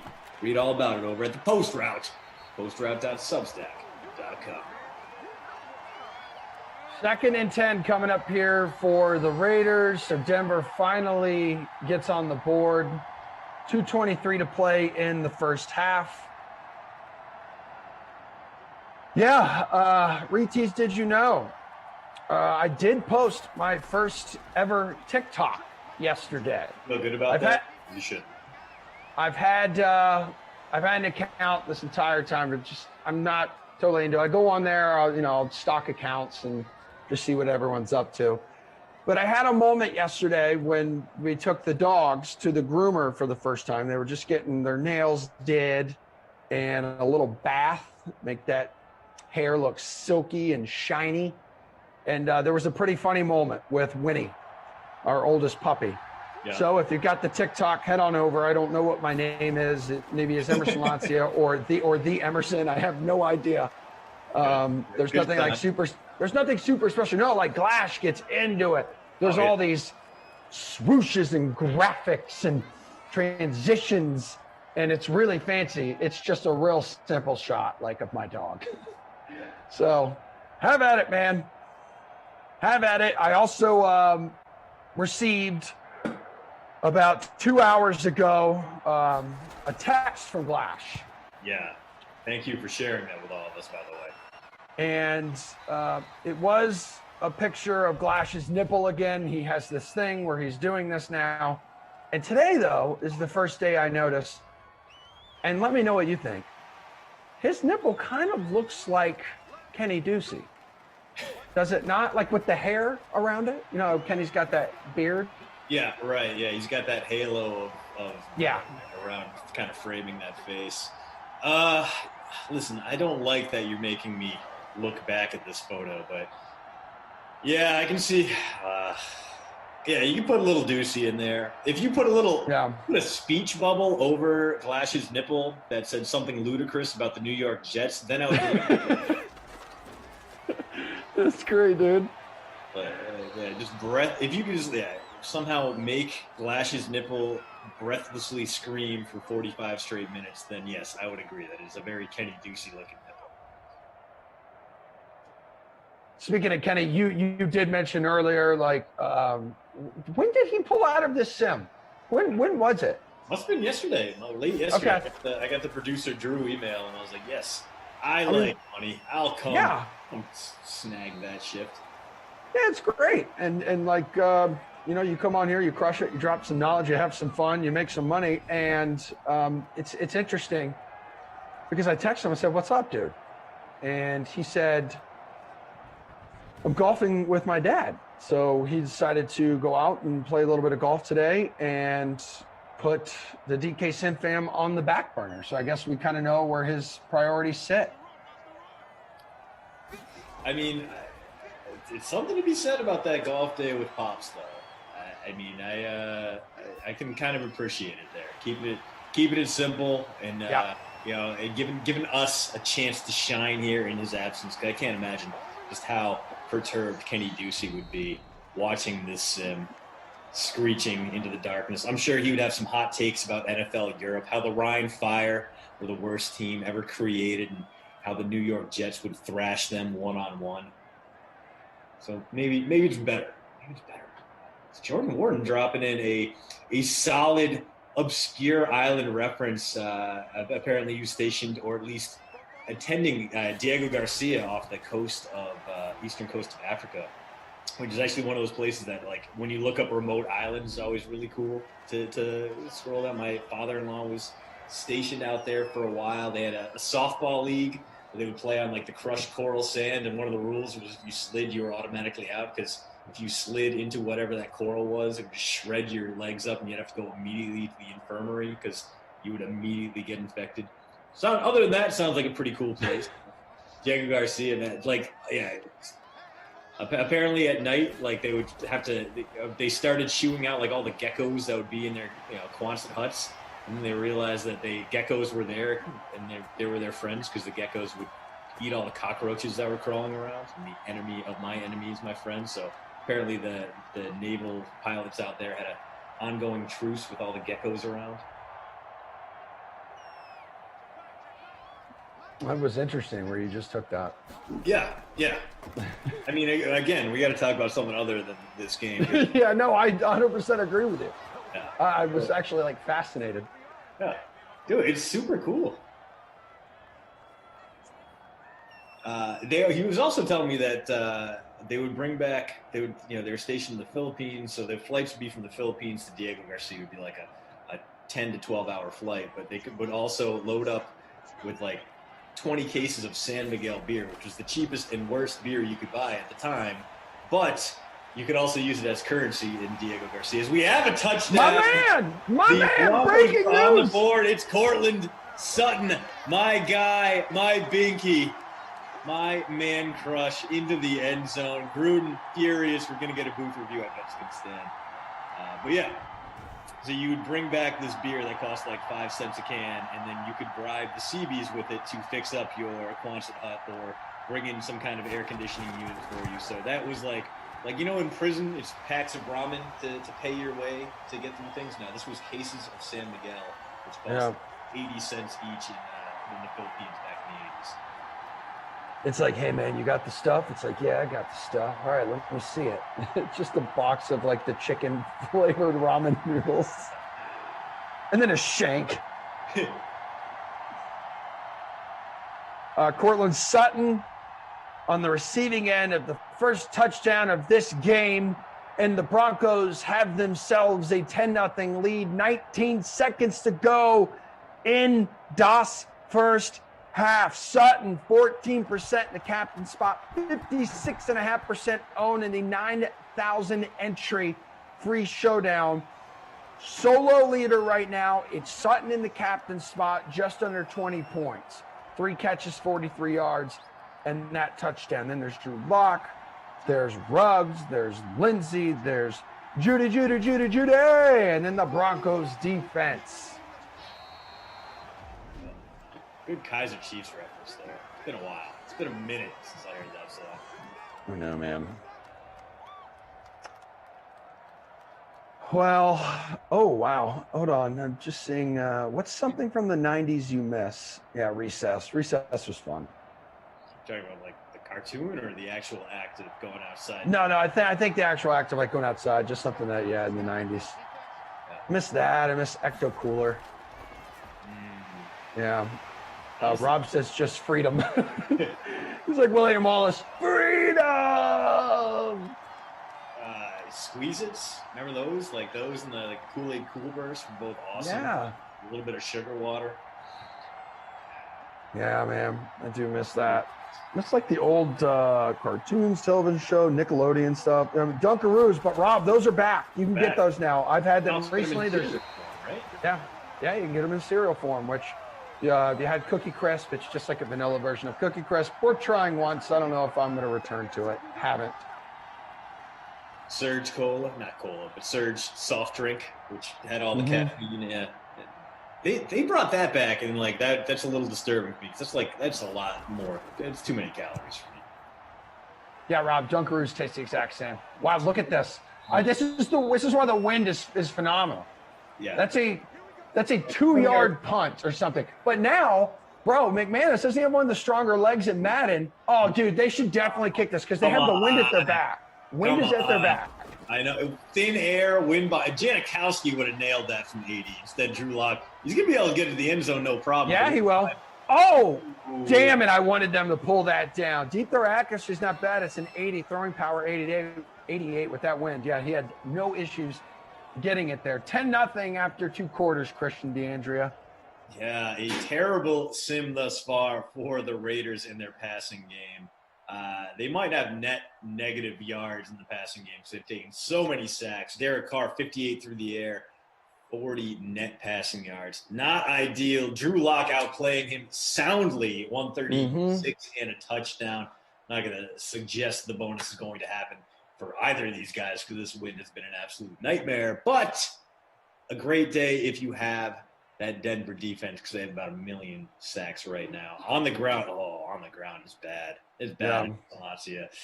Josh Jacobs is your leading rusher for. That's my captain. That's my captain. I'm an idiot.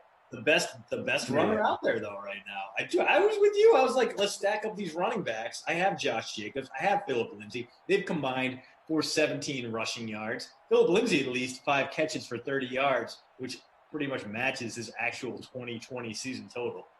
Dude offered nothing for PPR. So Noah Fant has 1 catch for 9 yards, but one thing that we should not sleep on, as everyone should also hit up the post route, is Jake Butt has a catch, I believe, for 1 or 2 yards.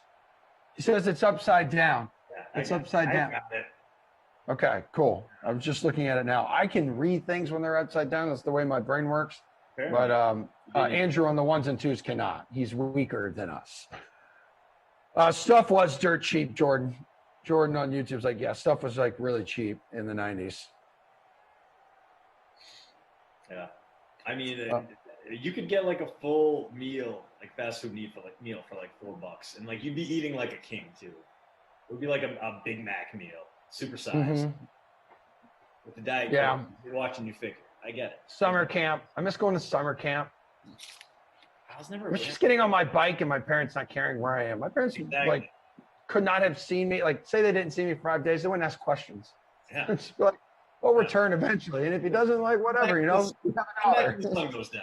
Be back by where you get your food doesn't matter. Doesn't matter. Just come back when you're hungry or when it's bedtime. We'll be fine here without you. Yeah. Cristobal says cheesy action movies. Remember Last Action Hero? Didn't that come out in the 90s? I enjoyed that. Like 95, 96 maybe. Yeah. I think action movies can still be kind of cheesy. They're like really hardcore now, though. I mean, because everything looks so real. Yeah, I mean, they brought Rugrats back, and they look like an abomination. I can't do that. I can't do it. I'd rather get on like that Paramount streaming service. I think you can get all the old Nickelodeon shows. I was watching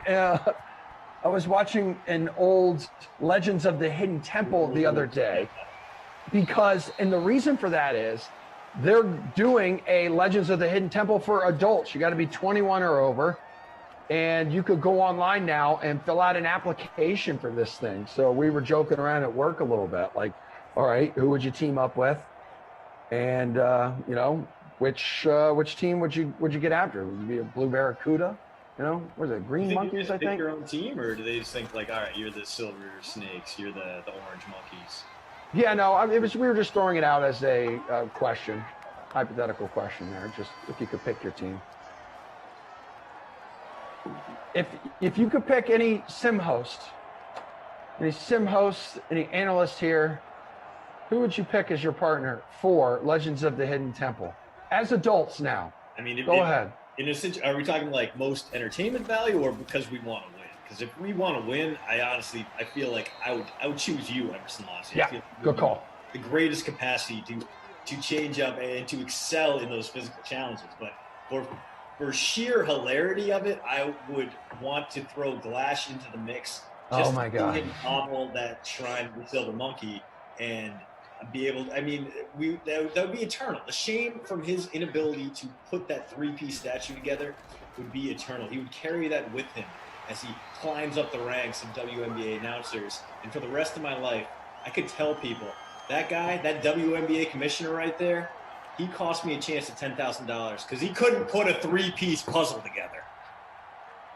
Good dude, Glash would be like so not coordinated out there on that course. Like there's the one where you got to hang on to the rope and then like step on the little floaty pads in the water, trying to make your way across. Red Jaguars, Blue Barracudas, Silver Snakes, Orange Iguanas, Purple Parrots. So I don't know what the challenge is. That's why we went back and started watching an old episode. I said, would they be similar challenges? And then, in the end, you have like the big course where hopefully you don't get captured by one of the warriors on the course. Yeah. To be fair, those warriors were scary as hell. That is anxiety. They were. If you're in there, because they would pop out from nowhere, or there was that one where you could put your arms in the trees to unlock something, and the warriors would be inside the trees and just grab you. Like, oh, yes. Shit. Yes. Those kids who were in their nightmares, seeing these Aztec warriors in their dreams coming after them out of the ether, because they were like full-sized adults, so twice the size of these kids. and B, they were wearing these like Aztec warrior masks. It was a nightmare. I always just remember feeling bad for those kids when they would get snatched up, especially if they didn't have the medallion to get them through. As this drive continuing, the Raiders in real trouble here. Ugh.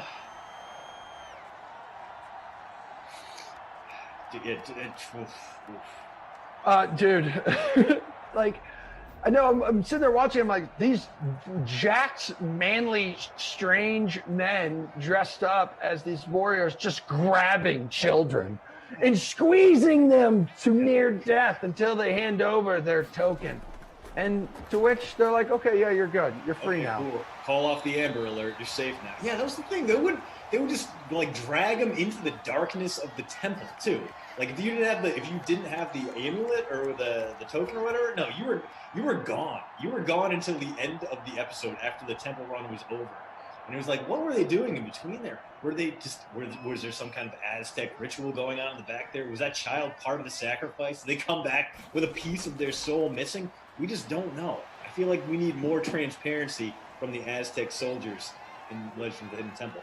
Wow, we got way off topic. Wait a minute. Wait, there's a Mike Drama, my dude, says, have you seen the Legend of the Hidden Temple movie?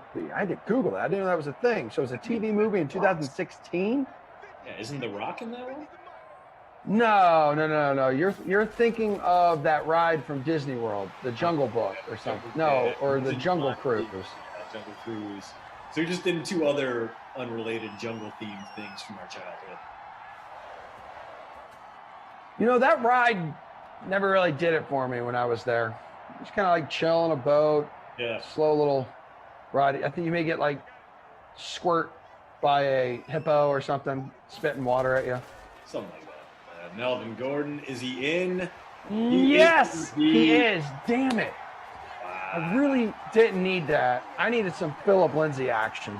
As did I. Instead, it's Melgo, the RB1 in Denver going forward now that Lindsay is a Houston Texan.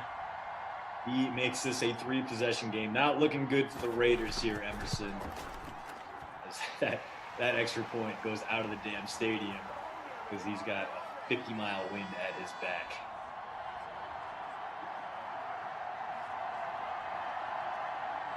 So a one-sided affair here, obviously, 17-0. But the good news is, if you are a Broncos fan in real life, and I'm assuming you've been super, super embarrassed that they are 0-5 in our Madden Sim season, it's looking more and more likely that they're going to come away with their first dub today, because the Raiders have shown me nothing in this sim, Christian, that can convince me that they can overcome a 17-point deficit in this wind on Wild Weather Wednesday. No, I like you, am skeptical. I feel like my streak of overtimes is going to be broken here. But since I've said that out loud, and we're clearly going until approximately 3 p.m. Eastern, just going to be nonstop incomplete passes in the wind, in the extra frame. That's the thing. There has been so many incomplete passes. Just the clock stopping after 3 seconds. Yeah, you'd think they would just run the ball with all this wind, but no. We are not. Damn, I miss Ecto Cooler. Ecto Cooler from the 90s was great. I know they brought it back like when they kind of relaunched some of the Ghostbusters. But yeah, that was a good time, man. Contains a full day's supply of vitamin C. like an old commercial. Orange High C is really good out of the fountain too. I saw McDonald's brought that back recently. Yeah, that's one, like, if they could get like a diet High C, like I would be 1,000% into it. Because it tastes amazing, but it like all that sugar, it's like, all right, I'm trying to save these calories up for the weekend when I can drink beer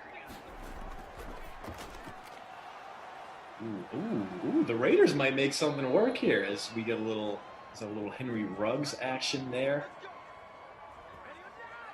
Rob, no, man. We do not have any Beanie Babies. There was one There was one that someone from my wife's work gave her, but we just turned it into like a dog toy. It was like a new one. It wasn't like one of the old classic ones that I'm sure are worth an ass ton of money, like on eBay or something.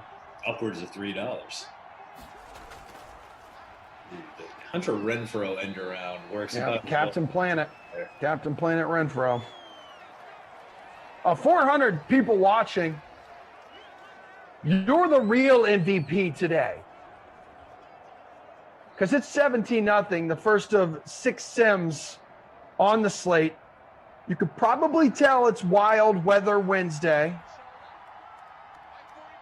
And we're going to have in the rain, Seahawks at the Steelers, Kaufman and Zach at 2 o'clock, Bills at the Titans in the rain, Kaufman and Jeff. Wait, are you back? Or you're back at 6 o'clock tonight with Jeff? Is that right? I got a nice. Oh, that's a good duo. I'm excited. Not only do I get to hang out with Moose, I get a nice little break in between. It's a wonderfully sunny day up here. Might go for a little run. Maybe take the kiddo out to the splash pad and let her run around in the water. Oh, get in there, Jacobs, my captain. And have you been with Jeff before? That has to be highly entertaining, you two together. Yeah, it's great. It's rare. We do it maybe twice a month where I get it's like a Moose sim or a BK sim or the once in a very blue moon Tommy Freeze Pop sim.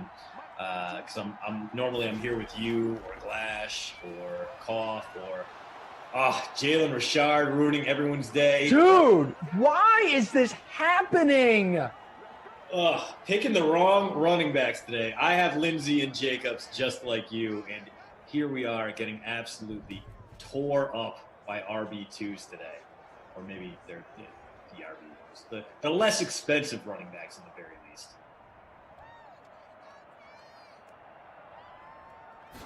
Anyway. Well, we're up to 68 likes, which means a very special member of the DK Sim fam is about to be like number 69. Who wants it? Hammer the like button now. Beat everybody. This is a friendly rivalry amongst ourselves. Hammer it away. Give me. Solomon Grundy with the TBS stack. Captain Planet followed by WCW. Saturday night, 6:05 every Saturday. You got to watch some B-level wrestling. I do miss it. It was back in those WWF days. I'd watch that every Sunday. Sunday, I think it was on USA Network.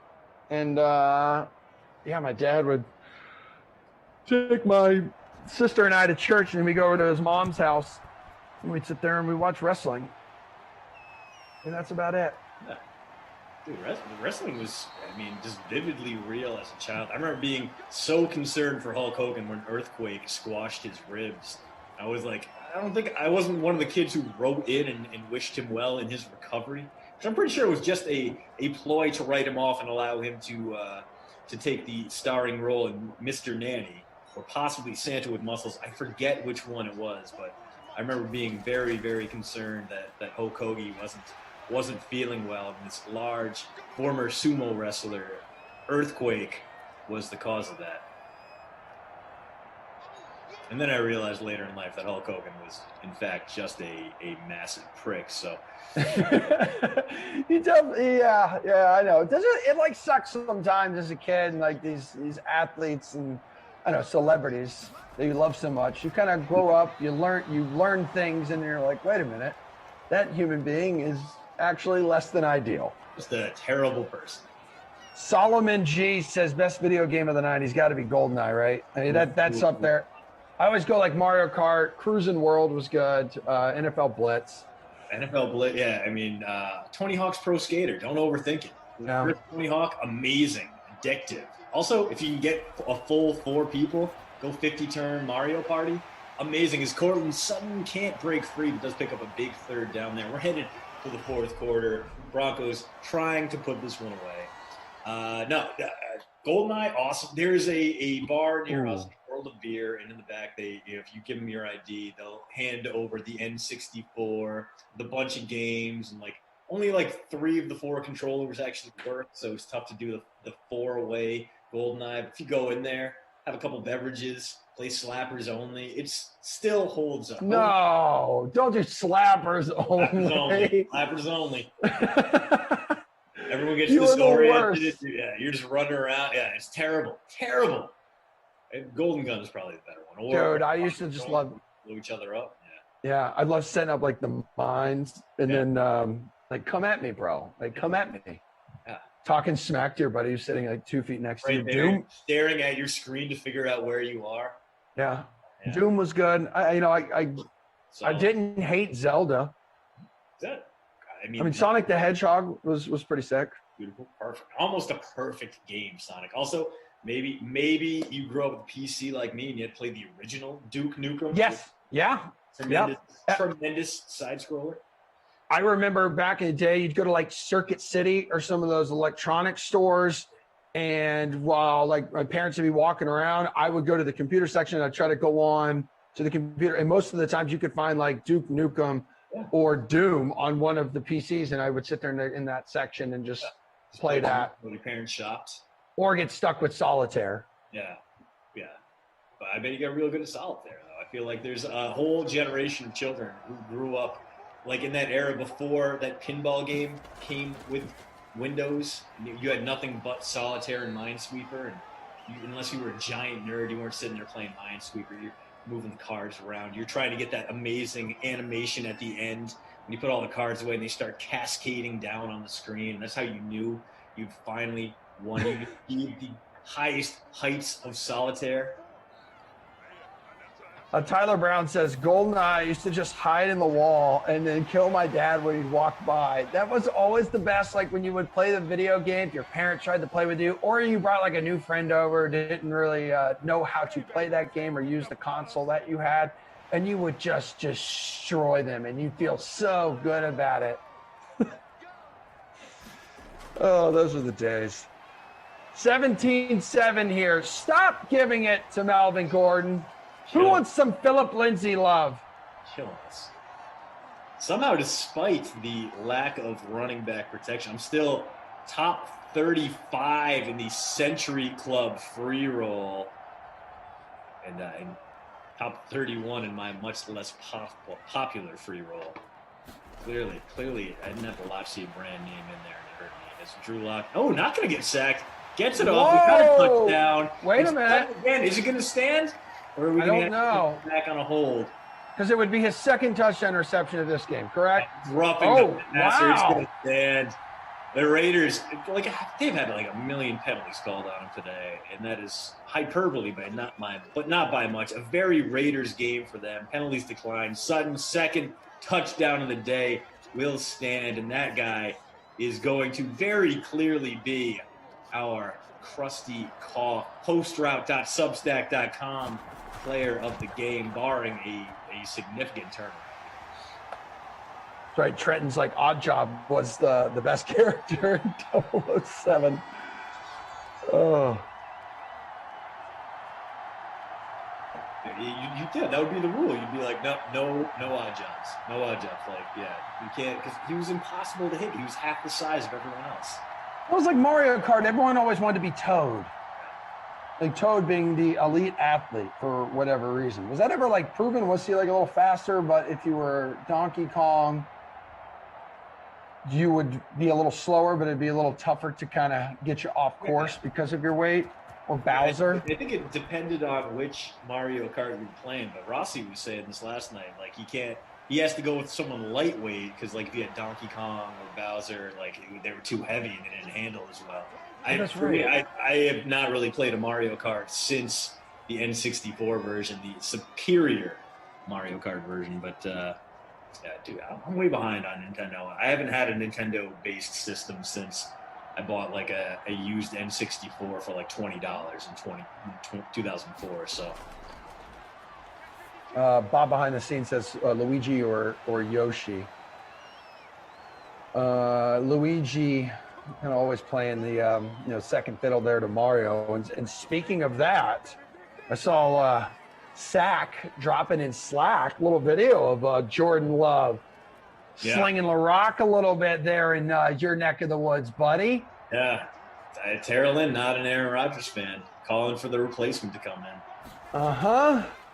Dude, and these two teams were two teams that originally were mentioned, right? In a couple destinations he would prefer. I don't know if they're still atop the list. It was like Broncos and Raiders. Yeah. I mean, either team would love to have him. They've got some ready-made squads there. Obviously, the Broncos would be the better choice, I think, for him because they do have that younger, more exciting receiving core. But the Raiders could offer quite a bit, although their rebuild or offseason plans remain really weird. They kind of dismantled that offensive line, and the receiving core is not great, and they spent a bunch of money on Kenyon Drake. So while I think Aaron Rodgers would jump at the chance to play in Vegas and be only a 4-hour drive from Shailene Woodley in Los Angeles, Broncos definitely seem like the softer landing spot for him where he could go and put up another MVP caliber season. A little murder hornet. Thanks for showing up, buddy. The all-pro tight end. Not having a great day today. So I haven't been like on top of this story at all, but Chris Warner is saying on YouTube, love looking bad at mini camp. Is that, have you heard anything about that?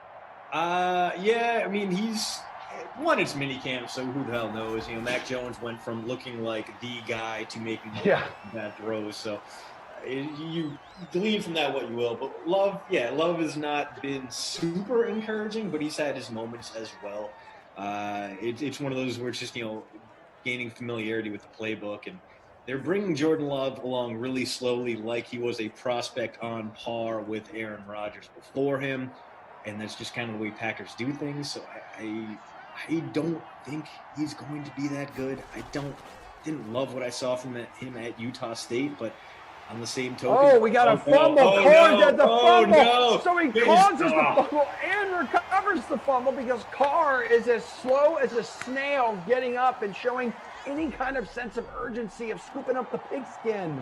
Absolutely brutal. So the Raiders were trying to at least add some garbage points, maybe shake up the standings here, but instead that Broncos D adds some more points to its total, and final 4 minutes here, 17-point game. This one all over but the shouting.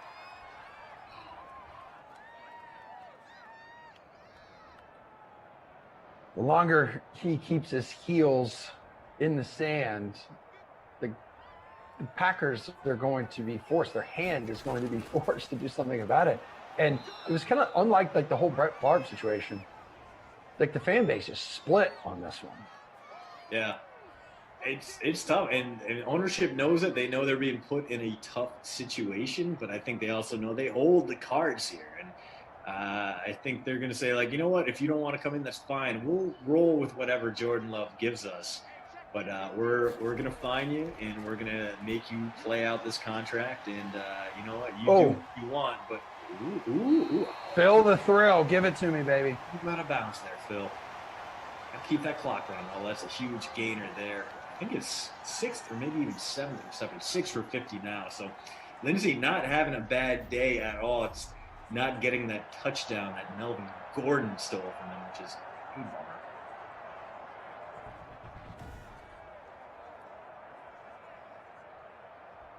So we got 3 minutes to play here in this one, 24-7. Cortland Sutton has a couple touchdown grabs. Drew Lock has a couple touchdown passes.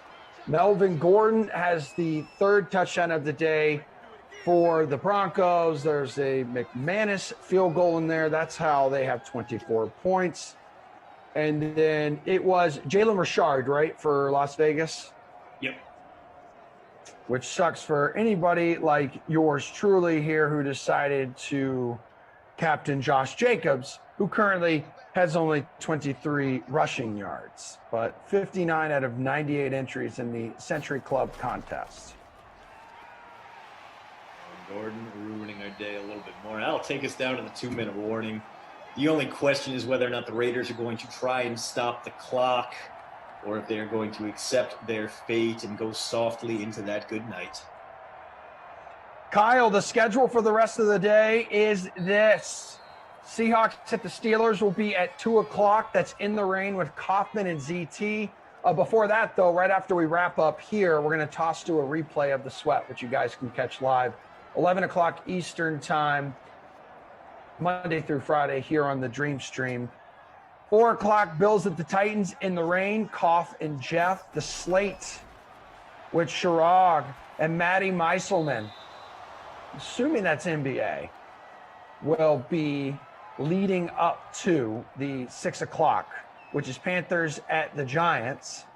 Rain, Jeff and Christian, you two will be on that. Someone was asking if you've made a free roll for that already, so people are waiting patiently. Yeah, I'll make it after this. I'll make sure we get in there. Wait a minute, we're doing another win game? We usually only do one of those. McManus, there you go. Was that 4 points? Yeah, that's good. Okay, so that's Rossi and Tom, 8 o'clock, which someone said Tom was talking crap about fireworks the other day. Like, who has beef with fireworks? You don't see them a lot, and it's unbelievable, especially if they're one of like the bigger displays of fireworks. So that guy's mad at the world. I don't know what's up with him. And then at 10 o'clock, Washington at the Packers in the snow. Rossi and Tom once again. Just that St. Louis lifestyle, man. You live down there long enough, you hang out with the best fans in baseball long enough, you find a way to object to even the most beautiful things. Yeah, seems super, super crusty. We're 13 likes away from the Century Club. I know the on-field product hasn't been great, but we've had a ton of fun with you today, DK Simpam. If we can get 13 likes right now, get us to 100. My heart and soul goes out to you. 1st and 10, under 2 minutes to play. We'll see what the Raiders can do here, trying to get your lineup some garbage points.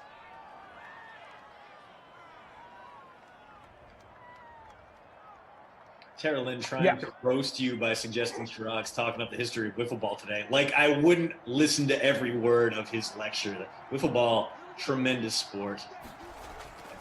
I gotta get more. It could literally be anything.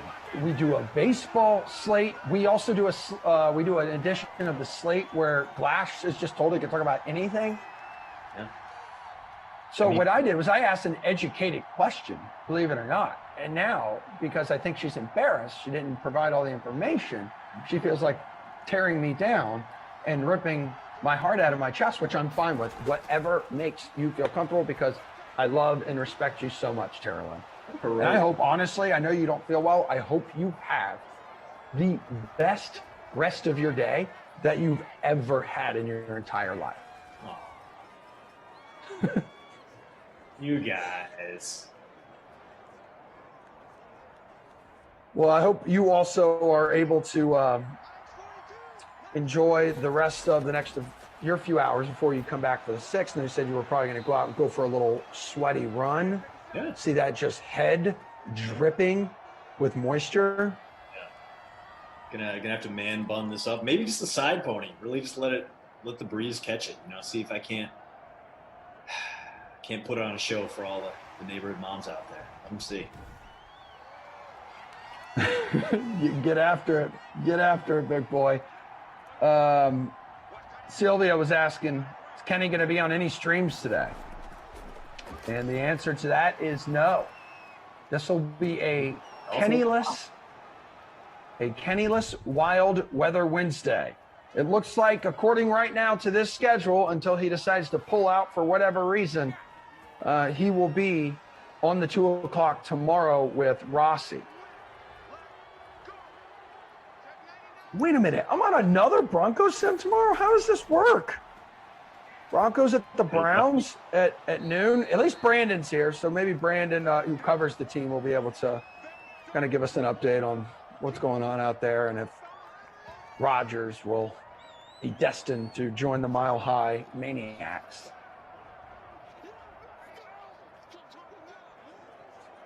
Charlie says, no, Ducey won't be in today. Race car bed had a flat.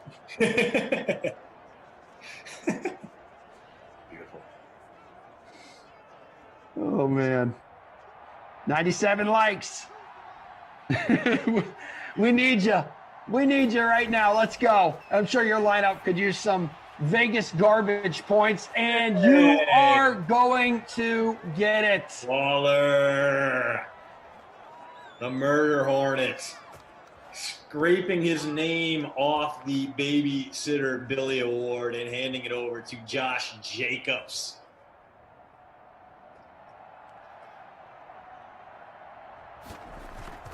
Did I roster him? I don't think I did. I can't remember. Or did I? Did I?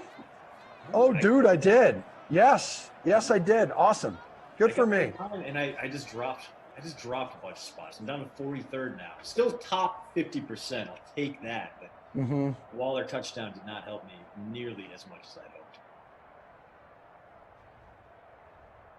And a rough one there for everyone who had that Denver defense, because they were slinging a pretty solid game. Still going to get you a bunch of points, but not going to get that 7-13 PA score. Oh, yeah, look at this. Train Island 43rd, DKE Latvia 44th. No! Yeah. Damn you! Yeah. You are weak and feeble and decrepit, but that's why I like you. Mean, but fair. All right, the victory formation. Stop wasting our time here. Some of us have to eat lunch. Yeah. All right, so we know who the player of the game is. We're going to give that to Cortland Sutton with his 2 touchdowns, 35 plus in the captain spot. As far as that Babysitter Billy Award, oh, man. Josh Jacobs, 40% owned in our free roll, 2.3 points. He let me down. He let you down. He is going to be the recipient of that ignominious Babysitter Billy, not my kid award today, as we had a very windy, wild weather Wednesday sim. More points than I expected, to be honest. This game got over 40. It could have been a lot worse than that, especially after a scoreless first quarter. So props to the Broncos for coming alive. But other than that, this game, not great, but probably sadly won't be the worst wild weather Wednesday game we see today.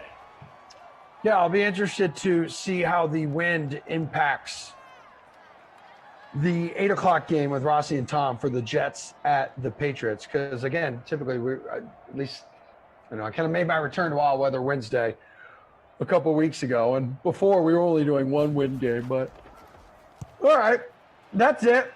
Punt the football away as time expires. Another 10-yard punt. Yeah, cool. I do agree with Bob behind the scenes. On Wild Weather Wednesday, they should find an opportunity, a way for us to roster punters. I know you've been saying that forever as well. Exactly. Who doesn't like a good punt? Not me. Give it to me all day long. So that's your final, everybody. Mr. Hood is going to be updating scores, so whatever contest you are in, keep a close eye on them right now. Drew Lock was 21 of 29, 228 yards, a couple touchdowns. Carr did get on the board there at the end, 200 yards. Went to Darren Waller for his only touchdown. Melvin Gordon, for crying out loud, gets the rushing touchdown on the ground for the Broncos, 55 yards. Lindsey had 23. Jacobs had 23. Richard 13. Richard carried the football twice, but one of his times was for a touchdown, Christian. Yeah, brutal there, but just a day where none of the running backs really stood out in any one meaningful way. A lot of spread out points there. And Josh Jacobs, I guess he did stand out in a meaningful way, but in the bad direction. So we shouldn't talk about him any longer. Shouldn't waste our breath on that guy. Terrible. Who'd you say your crusty cough was? It was Corbin Sutton. Yep, that's right. And then the Babysitter Billy was who? Josh Jacobs. Okay, great. Love it. Love that selection. Shout out to Jake Butt, 1 catch for 2 yards. Okay, everyone. Good seeing you. Christian's back at 6 o'clock. Next sim is 2 o'clock. That's in the rain, ZT and Cough. Shout out to Andrew on the 1s and 2s, producer Tara Lynn, and Rob behind the scenes from the ops team. I'll be back tomorrow at high noon, another Broncos sim, but Brandon will be here. So everyone, enjoy the rest of your day. Much love. See you tomorrow. All right, let's get it on. Welcome to a Wednesday edition of The Sweat. I am Emerson Latzia. In the next hour, we've got a smorgasbord of DFS and sports betting advice surrounding the PGA Tour, NBA, and NHL playoffs. and the French Open. But getting the party started is our baseball panel, price checking for us, DraftKings contributor Garion Thorne and RotoWire's Eric Halterman. Garion, who is your pitcher at $8,000 or higher tonight? I can't answer this question, Emerson. I just can't do it. You know why? Because every pitcher above $8,000 on this slate is garbage. I don't want any part of expensive pitchers on this slate. I guess you could talk me into, Garrett Cole's always viable, although who is Garrett Cole minus sticky substances? We don't really know right now. But honestly, the pitching's bad on this slate, and I think the three best pitching options are all below $7K, not even $8K. I think my favorite pitcher on this slate is Austin Gomber, who's $6,000 going up against the Marlins in Miami.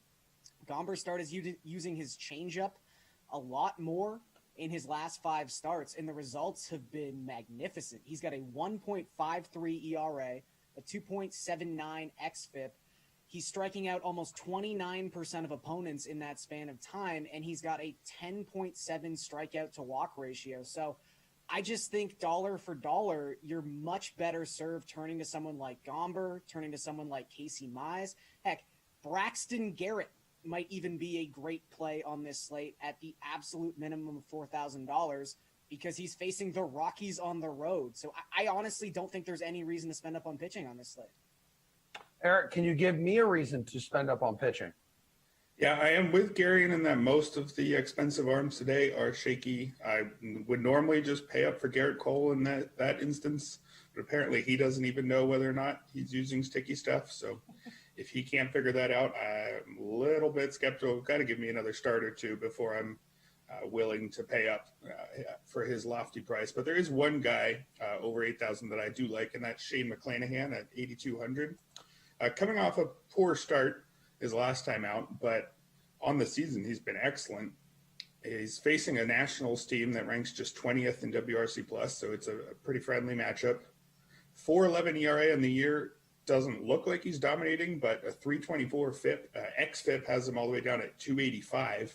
He's striking out 30.4% of opposing batters while walking just 7.2%, has about a league average ground ball rate. For comparison, that strikeout rate exactly matches Lucas Giolito's, but his walk rate is over a percentage point better, and his ground ball rate is about 8 percentage points better. I'm not saying he already is Lucas Giolito, but there is a sense in which he's pitched a similar way. I had some workload concerns early. It wasn't going 5 innings in his first few starts, but he went 5 innings, 3 starts in a row before a short one last time, but that was due to getting knocked around, not workload issues. So as long as he goes 5 and has a chance for a win, I think he'll be a very good option at 8,200 tonight.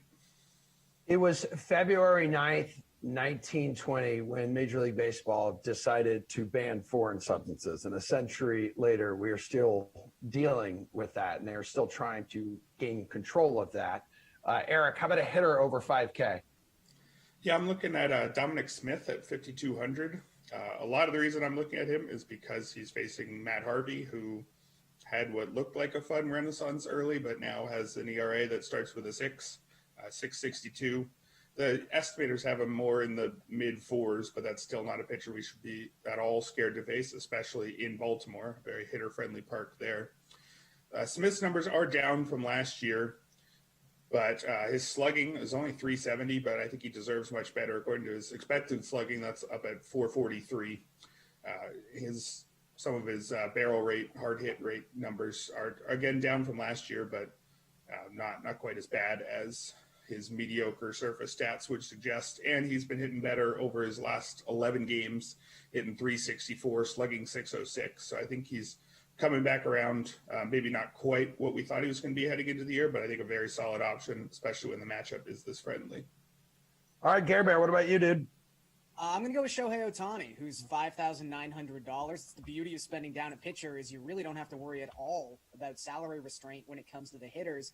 And Ohtani is going up against Brad Keller, who has just not been very good so far this season. His expected ERA is 6.41. He's among the league leaders in barrels allowed at 19, and he really hasn't thrown that many innings. So that tells you something about how Brad Keller has performed so far this season. As for Ohtani, He's got a 166 WRC plus against right-handed pitching so far this season. Maybe he doesn't hit a 470-foot home run today, but like 445-foot home run is pretty much on the table.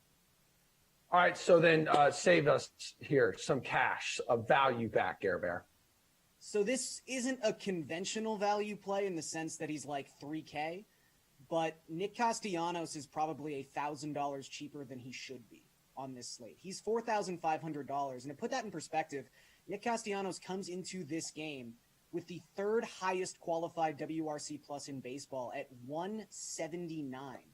Vladimir Guerrero Jr., who leads the league, is always hovering between 5,500 and 6K on these slates. So I have no idea why the DraftKings algorithm hates Nick Castellanos, but you should reap the benefits of that strange phenomenon tonight because Brett Anderson is pitching against the Reds, and Brett Anderson probably shouldn't be pitching in the major leagues anymore. He's got an 8.58 expected ERA. In terms of barrels per plate appearance, 12% of Brett Anderson's opponent plate appearances end in a barreled baseball. That is the highest rate of any pitcher in baseball with 100 batted ball events so far this season. And it's a big group because 145 guys have that many batted ball events. So I think this is a great spot for any of the Reds. I mean, if you want to use like Eugenio Suarez or Jonathan India or Tyler Stevenson, those are all guys you can save a little bit more money on. But the fact that Castellanos and his 214 WRC plus against Southpaws this season is just 4,500, that is a value play, even if it's not a conventional value play.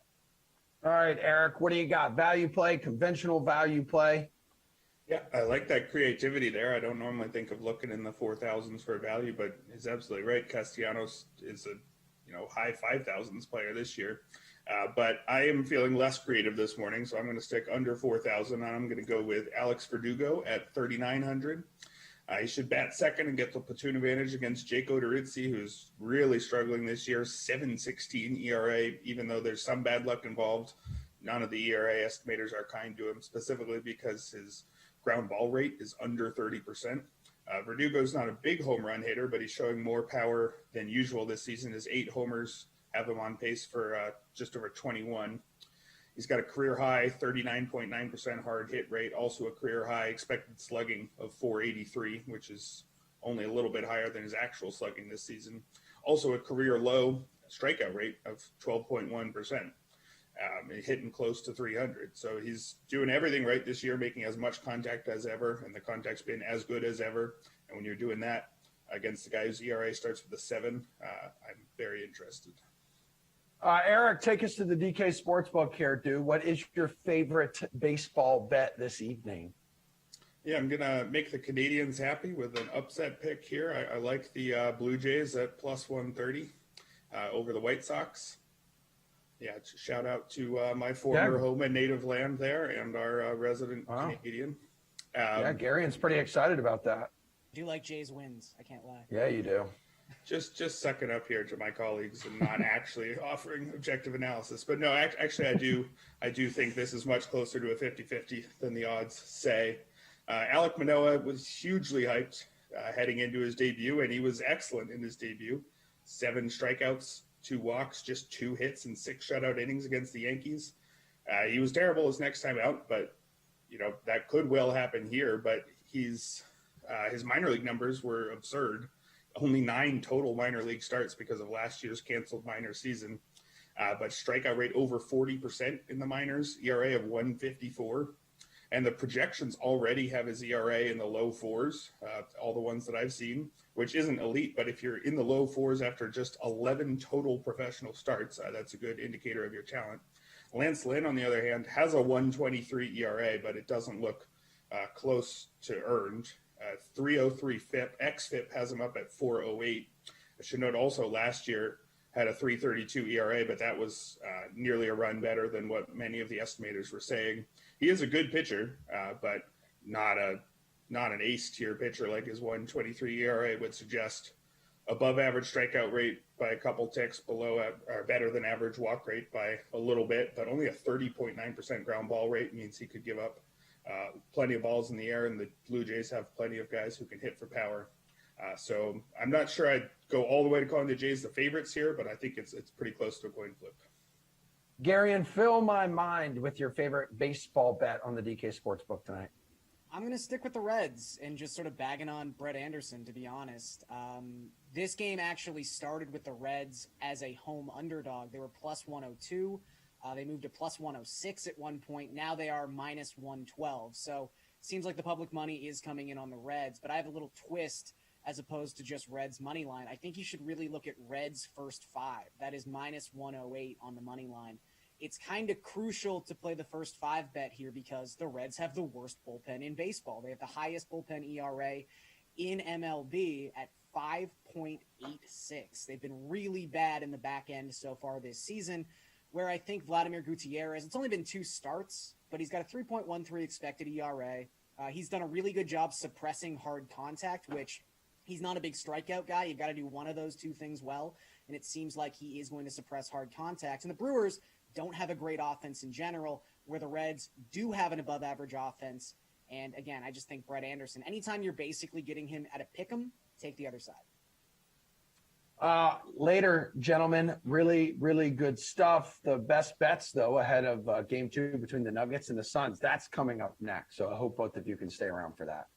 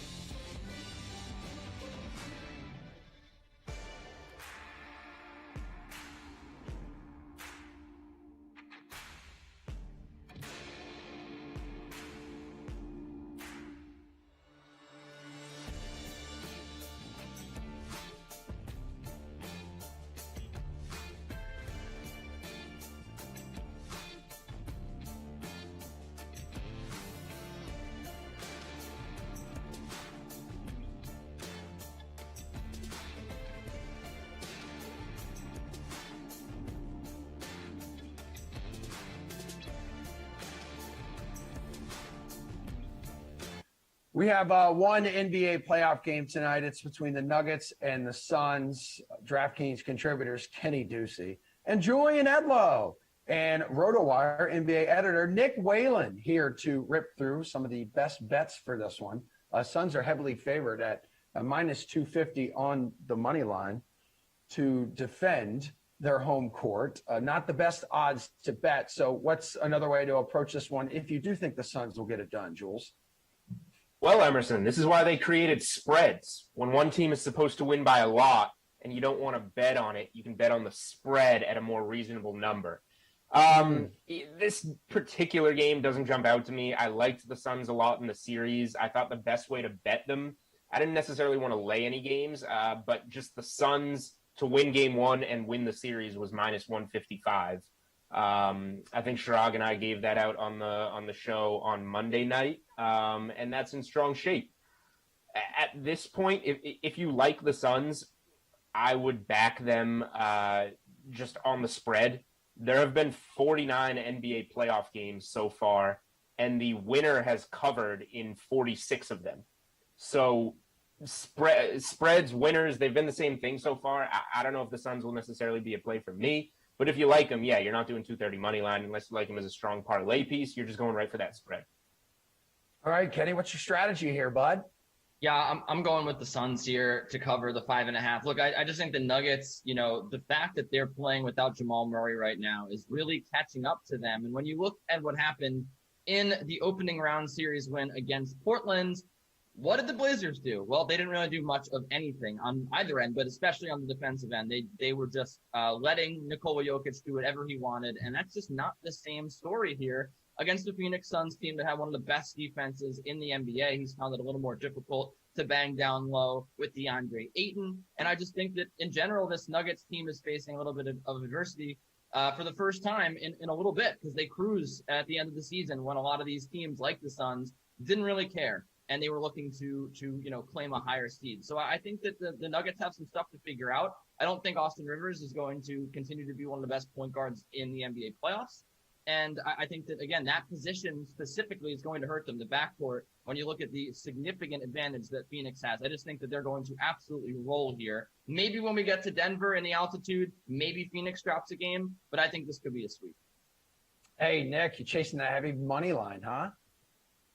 Yeah, I mean, I'm probably going to stay away from the money line just because of the number. Obviously, not a lot of value there. I'm with these guys. I don't mind taking the spread -5.5 tonight. You're getting that at -110. If you want to get a little bit more creative on the DraftKings Sportsbook, you can go DeAndre Ayton to have a double-double, plus the Suns win the game at +150. Ayton had 20 and 10 in Game 1. You can get Chris Paul to score at least 16 points, plus the Suns to win at +175. I thought he had his best game of the entire playoffs in Game 1. He has 23 assists over his last 2 games alone. I think that shoulder's starting to look a lot more healthy. And then, like Joel's alluded to, you can start to look at some of the longer-term bets. It gets a little dicey when you're trying to, predict the correct score of the series, but you can get Phoenix to win in 5 games at +250, Phoenix to win in 6 at +425, Phoenix to sweep at +450. So if you do have a strong inkling toward any of those results, there is a decent amount of value there on the DK Sportsbook. Nick, the total for this one set at 223 in favor of the over or under? I think I'm in favor of the over. Game 1 went over that number fairly easily, but that was thanks to 122 points from the Suns. Denver didn't really do a ton of the heavy lifting in Game 1. The Nuggets offense completely collapsed in the second half after what I thought was a really good start. They jumped out, midway through the first quarter. They were up double digits in that game. And then in the third, the Suns go on that 16-0 run, a run that eventually became 42-14. And at that point, the game was pretty much over, and the Nuggets really didn't stand a chance for a lot of the fourth quarter. Phoenix had an offensive rating of 129 in Game 1. That probably comes down a little bit, but I also think we see a better effort from Denver. Like Kenny alluded to, not a great Jokic game in Game 1. Michael Porter Jr. played okay. Mike Malone said after the game that he thought, Porter wasn't moving all that well down the stretch, which is a little bit concerning. Definitely something to keep an eye on heading into Game 2. But I think we get a better Jokic game, assuming he's healthy, a better Michael Porter game. And then we're certainly going to get a better Monte Morris game, who went 1 for 10 from the field in Game 1. Kenny, Suns shot 54% from the field in Game 1, so kind of feels like this could be a high-scoring series here. Yeah, it definitely could. I still think that this total is a little bit too high for me to take, though, Emerson. And when you look at the way that this game was played, the Game 1, the pace in this game was set at 94, a pace rating. The Suns, they grinded out a lot of games like this early in the year. They had a little bit of a strange part of the year where they didn't play defense and played really fast-paced basketball. But on the whole, this is what they like to do. Chris Paul likes to slow this game to a halt. They like to control this game. They like to have some long half-court possessions. I think that's what we're going to see tonight. And again, when you look at maybe a little bit of a regression here for the Suns shooting, I think that this is a good recipe for an under. I also like, Nikola Jokic to be a focal point of this offense, which would mean fewer threes for the Denver Nuggets. I do think that, the pace in this one's going to dictate going to be dictated by the Suns, and it's going to dictate how these totals go. And I think this one's an under. Jules, you back in the over or the under? Yeah, I actually like the over here. I think we're getting a little bit of value because of the Lakers the Suns first round series against the Lakers, which was grinded out games. And like Kenny said, Chris Paul taking over in the half court, going against LeBron. That was kind of a little bit of a throwback series with a couple of older ball handlers who have been in the league for a while. The Nuggets are 6-1 to the over in the postseason. Those overs have hit by a combined 60 points. I think their style of play, their defense, kind of speeds the Suns up. So early on in this series, this was 221.5 in Game 1. It's going up. I think it's eventually going to hit a reasonable price where we can't back the overs, but I still think there's some value here, and we're going to see some points given the way Denver's playing defense. They will speed the Suns up. They'll score some points, maybe a little bit of shooting regression. But like we said, Monte Morris is a guy that was 1 for 10. The Nuggets can hit more shots, maybe not get blown out this time around, even if the Suns cover, and put some points on the board. Kenny, I just heard you screaming no. Is everything okay? Yeah. No, I thought I muted my microphone. I'm so sorry about that. Live television, Yeah. right? We would tell you if you did. Does this have to do with you being a new dog dad? It sure does. She loves to eat the doorstop. Okay. Yeah. Got to watch out for those puppies, man. They will eat just about anything and everything. You will learn. Can you tell us, though, since you are back in your chair, is there a player prop that interests you in this Game 2 matchup? Yeah, I continue to fade Austin Rivers here, but under 9.5 points sounds pretty good to me when you consider the safety that you get, really, where Austin Rivers isn't doing a whole lot besides shooting threes in this series. And I think that, again, we're just not going to see this second unit for the Denver Nuggets that much. And I think that, again, Monty Morris has sort of asserted himself as the best point guard on this team. Facundo Campazzo gave the Denver Nuggets incredible minutes in Game 1. So I do think that this one is not going to go the way of Austin Rivers. I am once again taking the under 9.5, his under on his point scoring prop. I just think that this is essentially, is Austin Rivers going to hit more than 3 threes? And the answer is no. This Phoenix team is too good defensively, and he's too not involved in Denver's game plan tonight. Julian, which player prop in this game catches your eye? Yeah, so I'm looking at Chris Paul, who obviously proved people wrong and showed that he is healthy. The 36 minutes, 8 of 14 from the field, 21 points, 11 assists. There's a couple different ways we can go here. In my best bets article for Game 1, I wrote up that Chris Paul, who averaged 1.5 3-pointers made during the regular season on 3.7 attempts, because he wasn't shooting it much because of the shoulder against the Lakers, his 3-point prop was set at just over or under a half a 3-pointer. The over was juiced to -167. I'm not seeing it up yet on DK Sportsbook, so obviously I kind of broke the system there by giving out a play. The whole world jumps on it after reading best bets as usual, and it cashes. So we'll see when it comes up. Maybe it'll be something that we can play again at a half. I'm a little more hesitant if it comes out at 1.5. But one other thing you can do with Chris Paul, like his assists are set at 9.5. The over is +110. He obviously got there in the first game. But a Chris Paul double-double is +150. So we assume he's going to get there in points. It really just comes down to the assists, and this is a better way to get, plus money on those assists. So the double-double at +150 stands out to me. Nick, how about a player prop from you, please? I like Monte Morris over 1.5 made threes. This number, it's at +125, which for a prop like this is pretty good. Feels like a little bit of an overreaction to how poorly he played in Game 1. Like we said, 1 of 10 from the field, 0 of 4 from 3. This is a guy that had 9 made threes over his previous 3 games combined. Took 9 threes in one of those games against Portland. Not a guy who's typically this super high volume 3-point shooter, but they're going to need a lot better effort from him in Game 2, and I think he plays a lot more minutes in Game 2 as well. So at plus money, I do like Monte Morris to hit at least 2 threes. Okay, basketball dudes, nice work. Kenny, need you to hang out. Let's get your French Open strategy coming up after this.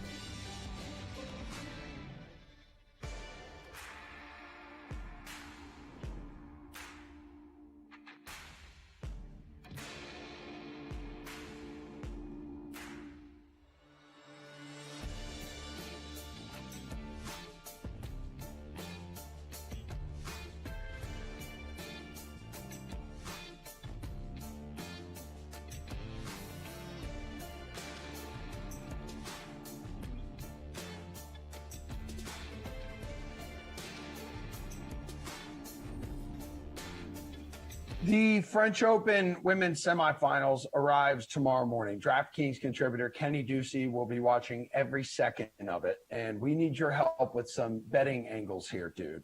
So the first matchup I think we should talk about is between the Czech Republics. Barbara, go ahead with this last name. Yeah, it's exactly what it is. I know she's unseeded, so I have that in mind. She knocked off Coco Gauff.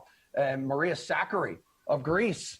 She took down the woman that you thought was going to roll in the title. So that's Iga, right? Or Iga Iga? Swiatek, yeah. That's nailed it.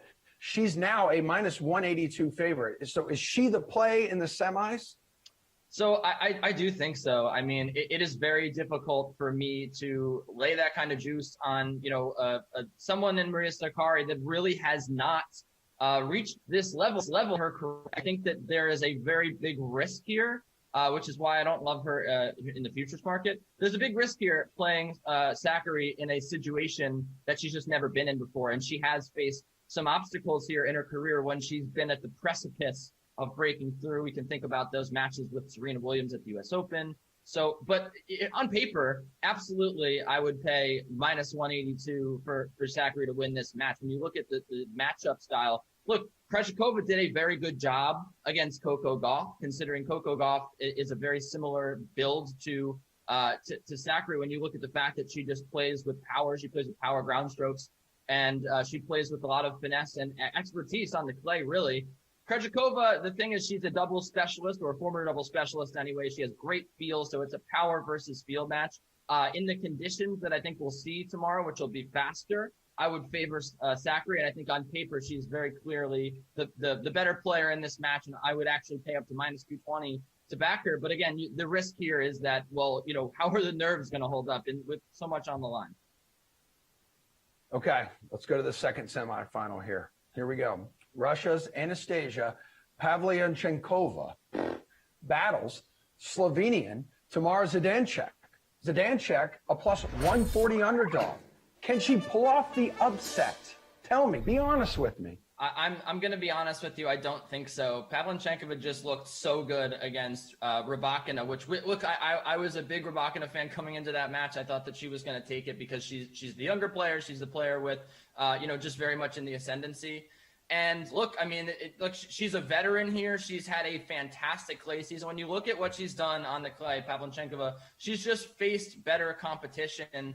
She took out a very difficult opponent in Karolina Machova. She took out Christina Mikhail. She took out Sabalenka and Azarenka back-to-back in this tournament. She has been battle-tested here. She's played, 3 straight 3-set matches, which could be a little bit of an obstacle here in the semis, but with plenty of time to rest.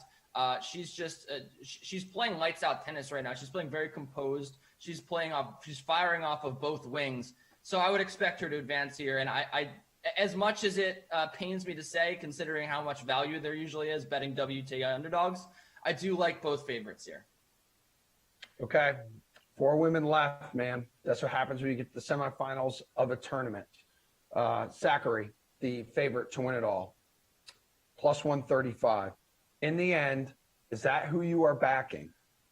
No, it's not. I mean, look, she's so good on clay, and there's a reason why she's the favorite here. I mean, beating Iga Swiatek on clay is not an easy feat, and she made it look kind of easy today. I do think, though, that there's a lot of value in Pavlyuchenkova when you consider the fact that, she's just had arguably the best season on clay out of all the players remaining. Going 9-2 and beating some really, really strong opponents, and really, not a ton of bad losses. She lost to Sabalenka in the Madrid semis, and that's very understandable when you consider the conditions in Madrid very, very quick. She's just not going to face that type of power or that type of weaponry when it comes to all the players left in the field. I think Sakkari is going to make it to the final, but again, with a 29-year-old who's just had so much experience here, I think eventually that's going to pay off, and I think that she could take this title from Sakkari's hands, and I would expect that to be the matchup here. 2 favorites advancing in the first round. Pavlyuchenkova, very good chance to get past Sakkari. I like those odds at plus 325. Kenny, I hope you enjoy golfing with your dad today. You've done a wonderful job here on the Dream Stream. Thank you for your time. I'm going to miss you, Emerson. I'll be thinking about you the whole time. Every 7-iron that I hit right. Okay, man. Yeah, I know you play blades, so you've got to be an absolute stud muffin out there. Enjoy the day, and we will be back here. We will be back here with some NHL love for this Bruins Islanders series tonight.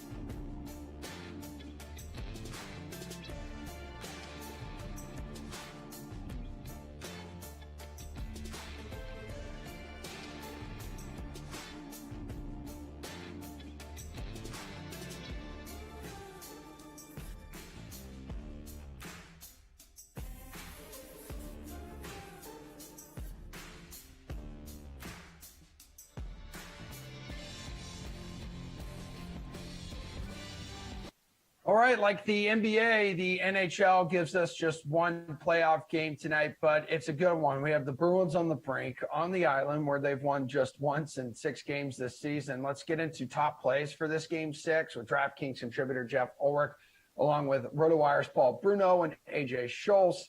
Paul, you were the only one who thought you'd see a Bruins win in game 5, thinking they'd have enough left in the tank there. Do they have enough left in the tank tonight to force a game 7 as minus 137 road favorites?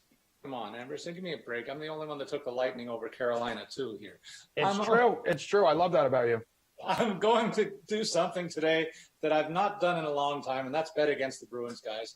Game 5 may have been their last gasp for this group in the 2021 playoffs. I don't get the line at all tonight. It favors the Bees on the road after losing last time out on their home rink.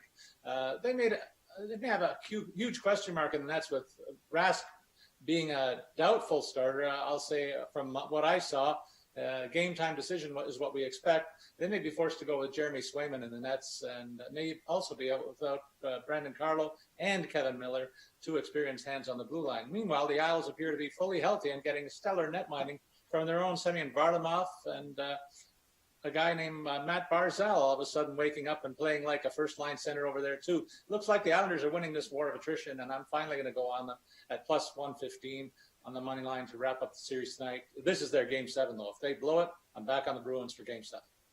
Okay, well, we'll dive a little more into Barzal's recent performance coming up. But AJ, thoughts about backing the Bruins here as a road favorite, minus 137?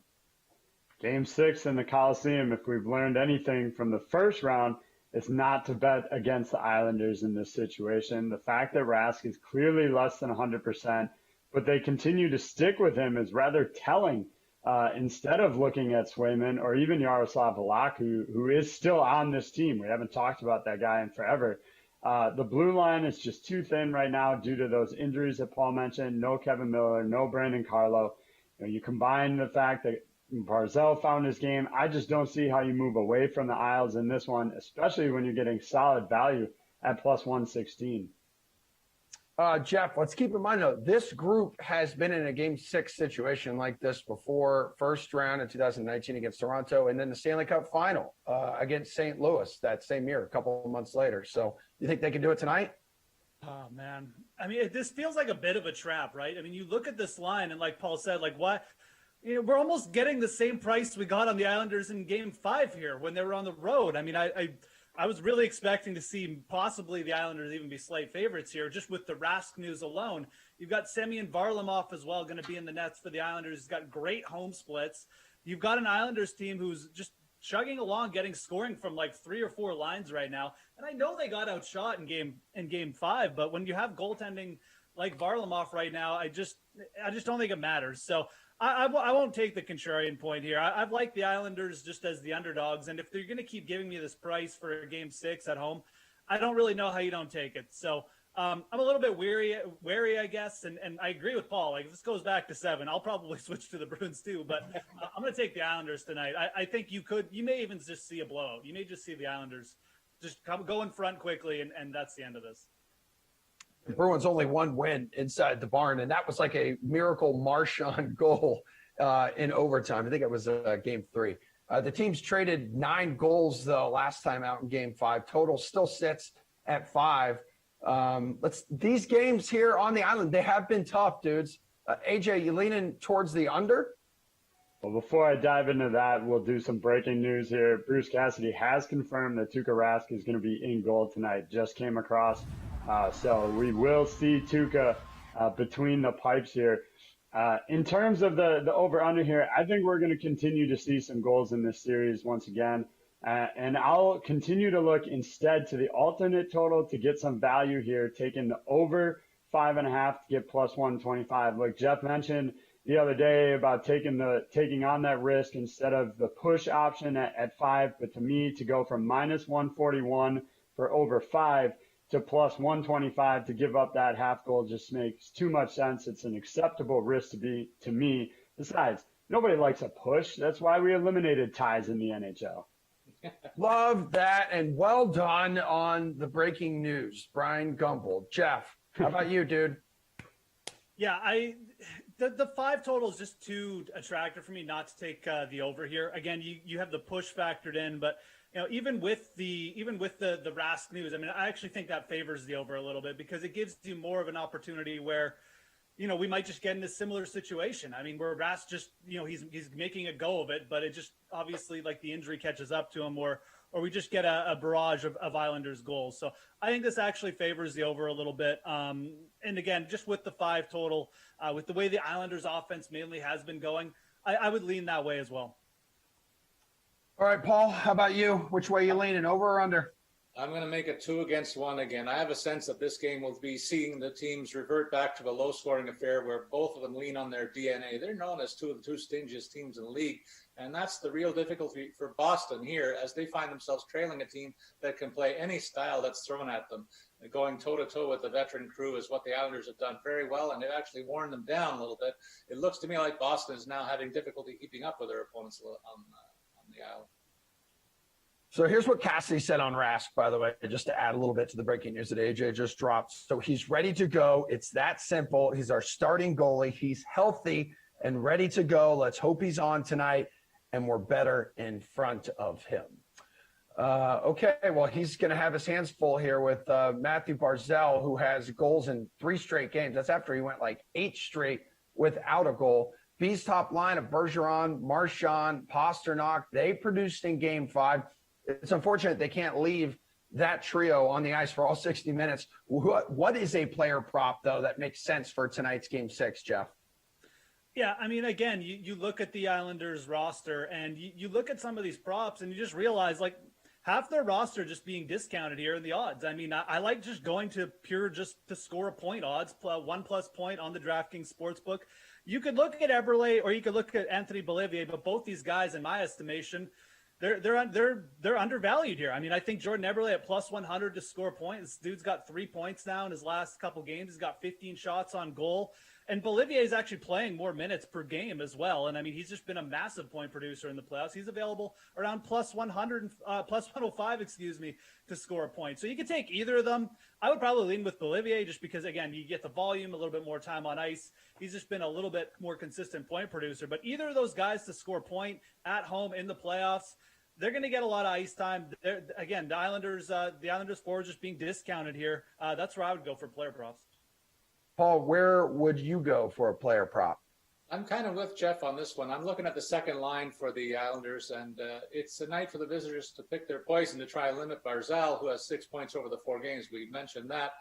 Or the Islanders' second line, which has actually been a bit more consistent in these playoffs for the New Yorkers. The Bruins are focused more on the defense, will focus more on the top line. That means I look for a guy like Brock Nelson to break out. Again, he scored in the last game. I think he's going to make it 2 in a row with his second line mates also factoring in the scoring to be a difference maker again tonight. So I look for that payout on Nelson at +275 when he scores this evening. AJ, what's your player prop of choice tonight? I'm also on the Islanders, but I'm going to look all Matty B against the Bees here. So you can get him +230 to score a goal, which I think is ridiculous value when you consider he's done it in 3 straight games. You add that to the fact that you can get near even money at -106 to have him over 2.5 shots. That's a threshold he's reached in 4 straight games. And look, if you're going to bet him to score a goal, you might as well take the 1+ point on the DK Sportsbook at -139.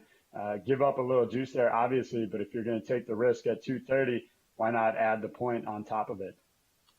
And then on the DFS side, it's showdown time. Who makes most sense as a captain play tonight, Paul? My captain tonight is the winning goalie, Emerson. I expect Varlamov to continue to be a difference maker for the home team. He's allowed 10 goals in the last 4 games and been on top of his game with about a 94% save percentage. The key will be to keep the low goals against in what I believe will be that low-scoring game. Combine that with a win, and you got a game score that will be tougher for any skater to match in the showdown format. It should really be that simple.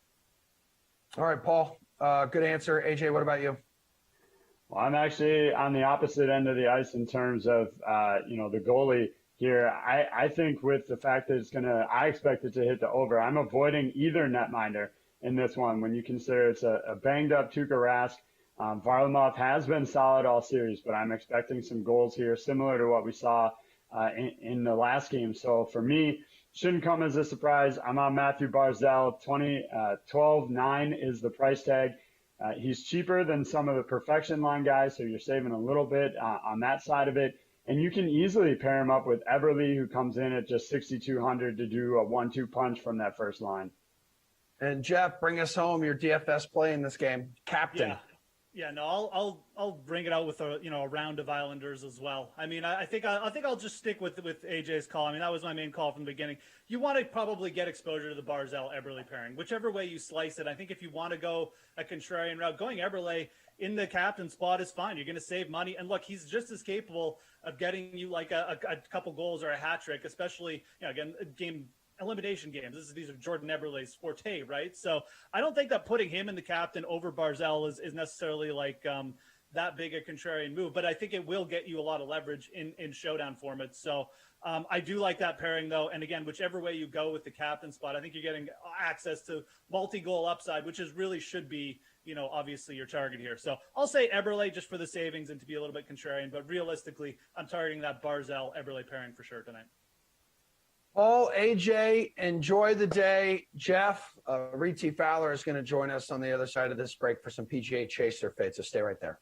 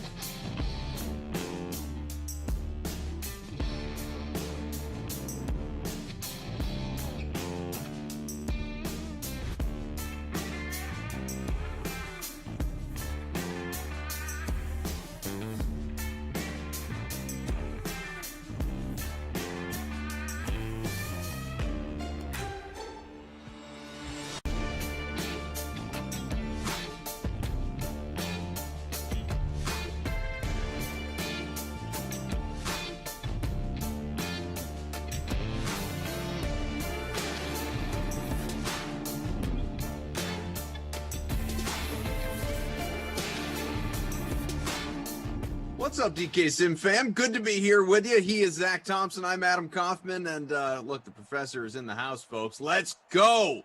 Let's go. A little Madden matinee action, 2 o'clock on a Wednesday. It's hump day. You can't beat it. Professor, how are you, sir? I'm doing very well. How are you? I'm great. I only fired up. I am fired up, and I only hope that there are equally great things ahead of us between Hollywood Browns, Baltimore Ravens. I'm just kidding. The Seattle Seahawks are on the way, which obviously Hollywood Brown could sneak in here, though. Let's be honest. Excited about it. The Pittsburgh Steelers are here as well. That's right. Let's roll. What are you expecting? Yeah. What's your strategy? Hey, or even your full-on lineup for that matter, because they've lost. Okay. Sure, let's do that. But first, let's talk about, we got a really good matchup here. This could be a Super Bowl preview, right? We're doing the whole season simulated. These are two of the best teams. We've got the Steelers who've started 4-1 and the Seahawks who've started 4-1. We've got these two defenses who you throw in the Patriots probably into the discussion, maybe the Chargers, but two of the best defenses in Madden 21. And we've got rain on top of all of it. So I think it's going to be a defensive game. I think we're going to see some turnovers. We're going to see some big hits. As a result, I have done it. Seahawks defense in my captain spot. Also have the Steelers defense just because. Then I went Russell Wilson, Ben Roethlisberger, Juju Smith-Schuster, and Eric Ebron. I'm all in on the defenses in this one. Is this a wildly uncommon move for you to include both DSTs in your lineup? Yes. I only do it on Wild Weather Wednesday, and I've captained defenses before. I like to play defenses pretty often, but I usually don't do both. So when you say you only do it on Wild Weather Wednesday, do you only do it on Wild Weather Wednesday in the rain? Do you also do it in the snow? Can you justify it in the wind? I assume there's more to your strategy than just Wednesdays. Not wind, because wind is just incomplete passes. That doesn't really get you as much. But rain and snow both increase the likelihood of fumbles quite a bit. And when you've got big hitting defenses like both of these are, I think we're going to see more fumbles. And when you've got the fumbles, you've got the turnovers, you've got the potential for scores the other way. So that's why I do that on Wild Weather Wednesday. I'll play defenses throughout because sometimes they can be really good values if in the right matchup. Mm-hmm. But I very rarely play both, at all. And only would do that on a Wednesday where we've got a situation like this. Well, you'll be happy to know you're tied for first early. There we go. I cannot be beaten out the gate. You cannot be. Nobody starts faster. It's a 4-way tie for first with people that are big on the DSTs and captaining and that. But there we go. You are not completely unique. Out of the 132 entries, you and DW Nasty 7 do have the exact same build. Okay. Like mines. Now here's what I decided to do.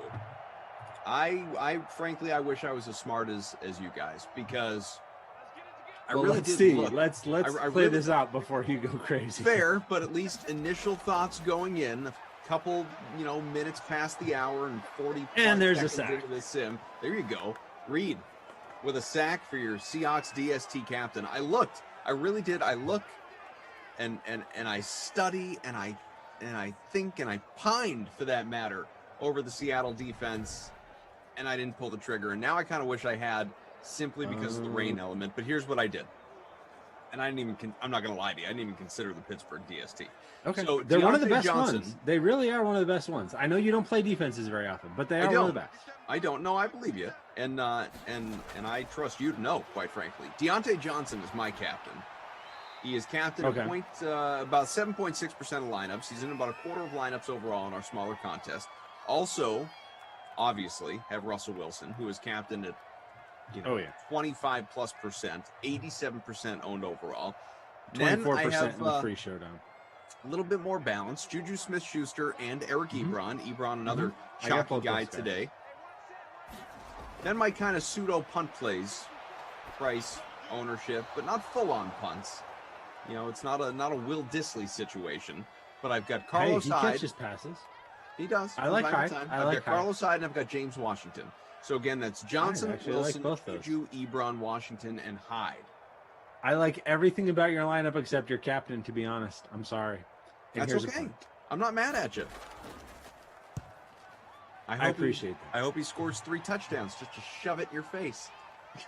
Well, you hoped that before I said that, though. That's true. I did.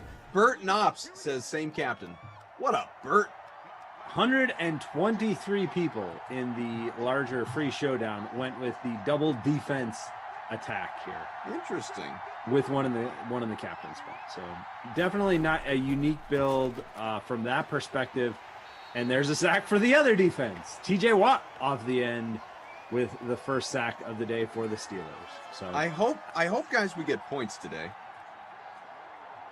I guarantee before we get to the end of this sim that there will be points, because we won't get to the end of the sim if there's not points.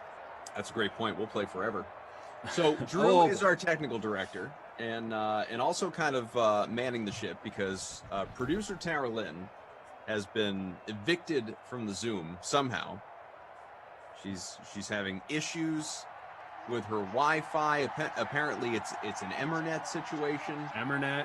Yeah, Emmernet strikes again. I don't know who is, set up screen. Look at this. I think that's your boy. Russ. No, Carl. I think that was Hyde. 16 on the pass to Hyde. Like that. That's twice my boys. TL. Right. TL says, "Oh, she trusts you, me not so much." Tara Lynn, I thought we had already established that you lived with Kenny. He steals Wi-Fi from the local hospital. Why can't you? Oh, this is true. I mean, be better. Carson, first down. Jeff says, last game started the same way. We see everybody in the chat. Thank you all for being here with us. Freak of Nature. There's a great energy coming in this sim. Smash that like button, folks. And this is number 1 on the day for you, correct? You weren't on the nooner, or were you? That is correct. This is my one for today. I'm back for one tomorrow as well. Doing the one a day. The old fraud shift, the one and done. Yeah, exactly. Yep. Get in, have a great sim, get out. That's what I've been doing this week, and I'm good with that, actually. I'm at 4 tomorrow. Are you? Who am I with? I haven't seen. They redid the schedule. I hope the two of us are together. Let's see. Looking at 4 o'clock. Yup. Boom. I got the 4 and the 6 tomorrow, baby. Let's go. Who we got? We got Falcons and Dolphins. Ooh, that's a good one too. I got a busy day tomorrow. I'm hosting my morning NBA program that some people around here are familiar with, and then I got to record my Celtics podcast where we're actually having David Aldridge on tomorrow. So talk to nice get. Yeah, talk to DA a little bit about his thoughts on the season, national scope in general.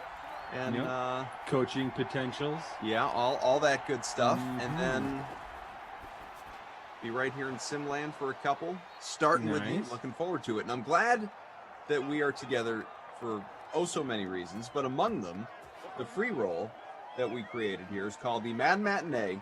The can't wait to find out if we watched Loki yet. Yes. Obviously, at the time that I created it, I mean, it hadn't even dropped, it wasn't even released, so I didn't know. I mean, is it going to happen? When did you create? So when did you create the contest? Because I jumped in just in the last 30 minutes or so. Yeah, I created the contest probably around 1 a.m. Whenever it was that last night's NBA went final was roughly when I created the free roll. Gotcha. And by the way, I don't even know what it was. For anyone that jumped into the hashtag Cough Classic yesterday, again, the dollar entry, 75 person, 15 payout. So I finished. Everything went final. I finished, and I was 15th. I was 15th. I was in the money, baby. I was in the green, and then, and I don't even know what it was. I didn't bother to look. I didn't care that much. But there was a stat correction. Oh, there was a stat correction that bumped me to 16. I finished in the dreaded first slot out. Yeah, that's the worst. The worst. Oh, would you rather finish first slot out or just like 98th, go to bed early? Yeah, I mean, like again, it's a 75er. So like, it's 73. Yeah, but so I don't want to be at the bottom. I want to have a little respect for myself. But yeah, like I'd rather be like 30th than 16th. Yeah, no, I hear you. Just annoying. And we're not talking about big cash here. It's like, You know, I Right. think 15th. It's either you 15th make your money back or you don't, basically. Pretty much, yeah. 15th was like $2 or something like that. If that even might have been a $1.50 for all I know. But hey, it's Kaufman, just, it's just hey, whether you're ZT. in the green or not. Yeah, exactly. It's all about being in the green. Although showdowns and stuff went pretty well. Trey Burton, There you go. you'll hear what we're talking about the other day with the silent T. Trey Burton, that's right, Burton, not Burton, not Burton, Burton. Burton. Yeah. Yeah. Trey Burton.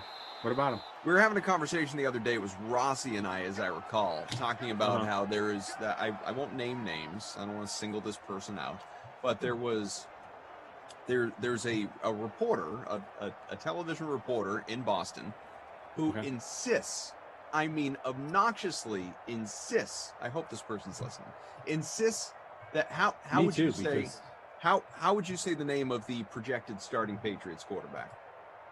Cam Newton That's right. Or Newton. or You know, Newton. if you didn't want to put the extra emphasis on You could Newton. go with it. Yeah. This person insists the T is not pronounced. Newen? Like Newen. Like Newton. Like Newen. Cam Newton. And they actively argue this? Yeah. Like, Like all we're- over social media. It's This weird. person's just out here for attention, aren't they? So that's why we're not. I gonna just say that. like even if you graze What? over the T, like in Burton, Newton. Like even if you graze over it, Right. like it's still there. It's gotta be there, right? It doesn't have to be like you hit it on your way by. Yeah. You know, you have a little bumper boat situation with it. Newton. See you later. Move on with our day. Hey! Touchdown, Carlos Ho! Hyde. Hide your kids. Hide your wife. Woo! Boom. Drew says it'd be ironic And if it was for the Steve touchdown. Burton. Yeah, wouldn't it? It would be. Jeff asked, though, to go back to the name of our contest. Koff, did you catch Loki yet? Just Yes. finished it. Did you? So I'll tell you what. Here's what I did. A drum roll. So I was up at about 2:30 last night, and remember, we established it did not drop until 3 o'clock Eastern time, midnight Correct. Pacific. Yes. So I said, screw it, I'm going to stay up. You did it? So I watched the first half of it last night. It's like 50 something minutes long. It's Right. not quite It's- an hour. it's It's like almost an 51, hour. 52 minutes. Uh-huh. I watched the first half last night before I was like, I'm reaching the point where I'm too tired to enjoy it. So Okay. I went to bed, woke up this morning, scrolled back 10 minutes or whatever it was, just to make sure I didn't like drowsily miss something. And Just key plot point. yeah, and then I watched it. So the short answer is yes, I've watched it, and obviously no spoilers. Not that honestly, spoilers. I wouldn't even know what to. For anyone that watched this, you will understand what I'm saying. I wouldn't even know what to spoil. Like there really wasn't a spoiler to give away from episode 1. It was just, sort of taking you to the point of like. Yeah, okay. you I know, feel like they set it up well. Yeah, I feel like they set it up. So you watched it. Yes, I did. So now I will admit, So okay, I want your time thoughts. out. I really I enjoyed watched it. I thought it was good. I'm going to rewatch it when I can actually pay full attention to it. I knew, especially once I saw the name of this contest, I knew that this was going to be topic of discussion. So Yeah. I watched it. You wanted to do your homework. Hey, got to do your homework. But I did my homework to the point where I can check the box. Yes, I watched it. Now, if you were to grill me on specific plot points, I might have missed some stuff because I was doing a few other things at the same time. So But I also came my out of takeaway. it- Yeah, go ahead. In just real quick, and then you can expound if you want. I just felt Yeah. like it felt like a very effectively done setup to establish the premise for what should be a good series. I enjoyed it. Totally agree. I'll be back. I agree with all that. There was nothing in it though that made me go, whoa. To your point about the spoilers, right? Like there wasn't anything that makes me more excited for episode 2 than I was for episode 1, but no less either. That's where I am. Right. Should we do Yeah, it was stats and just- then you can give your take? Sure. Since we are at quarter break. Russell Wilson, 4 for 4, 29 yards through the air. Big Ben, 2 for 3, 16 yards. Neither one of them has no turnovers yet to this point. I'm hoping for some turnovers here, people. I've got defenses. Chris Carson, 4 carries for 39 yards, but the touchdown was Carlos Hyde, who has 2 carries for 5. Russell Wilson did pick up a big first down, running for 13 yards on his own. James Conner on the Pittsburgh side, just 1 yard on his 2 carries. So Pittsburgh kind of bottled up on their first possession. Juju did have a catch for 13. Hyde is the leading receiver with 1 catch for 16 yards. Catches for Will Dissly, Nick Ballore, fullback out of the backfield, DK Metcalf, and James Washington. That's it. Nobody has more than 1 catch. Sorry. Just Carlos Hyde score so far, and that is it. People saying that Owen Wilson. Wow, Owen Wilson was awesome. He was terrific. Owen Wilson was very enjoyable. He was exactly what I thought he'd be. Yeah, there were a couple of tried and true Owen Wilson moments. Very true. It was a. I completely agree with your assessment. There was no like oh my god moment by any means. It was a very effective setup. It was just well done, well acted, seemingly well written. It was if you're into the just the Hollywood scene in general, it was a real kind of who's who of recognizable supporting people. It has I can't even think of what his real name is or name on Tacoma FD, but for anyone that watches Tacoma FD, Andy, that's who it was. Andy on Tacoma FD is in the show. I believe the judge of sorts, I guess she's kind of a judge. She is from the morning show, among other things, if anyone watched that. So they're, recognizable people as you watch, but, it's very, as you would expect, Owen Wilson and Loki centric. And but I mean, that's what you want, right? If that's what they you want. didn't That's what you're focus looking on for. those guys, Yeah, that's what we'd you're be looking like, why are you not using them? No complaints. Nice run there by Russ. Executive Session says, this is why I never start a series till minimum 3 episodes in, because I always want more. Get that. I get that. Totally get that. I didn't watch any of WandaVision until it was completely done, just so I could binge it. And then I did the 1 week at a time with Falcon and Winter Soldier, and it was fine. I guess I didn't feel strongly one way or the other about binging versus doing it a week at a time. But absolutely with this, I'd love to roll right into episode 2 if it were out there. But gotta wait. To your point, though, I did, and maybe it was me also being tired or distracted or a combination of the two. I also, unlike WandaVision, unlike Falcon and Winter Soldier, I came away from episode 1 feeling like, I think I need to watch that again. I think I need to experience that first episode again. Oh, so maybe it wasn't that I was doing other things. Maybe that's just the way this is. You got to watch it twice. I don't know. I definitely love felt that like character. Hiddleston just hits it so well. He really does. He really does. It is true. And I thought, the buddy cop setup is in place, right? And you've got 2 very good actors who are nailing their roles in that. And if that's what you're going for, I feel like they've got it set up pretty well. I don't really have a clue, and I think this is by design. Certainly that was the goal with WandaVision. I don't really have a clue where it's going. No, oh yeah. I'm saying I have. That's why I say that. I wouldn't even know what to spoil if I were that type of person. Oh boy! Here we go. We got a touchdown, Seattle. DraftKings. Here we Isn't go. it? No. Bill Dorsett. Vulture time. Another value guy for anyone that paid down for Carlos Hyde and Philip Dorsett. A couple of touchdowns.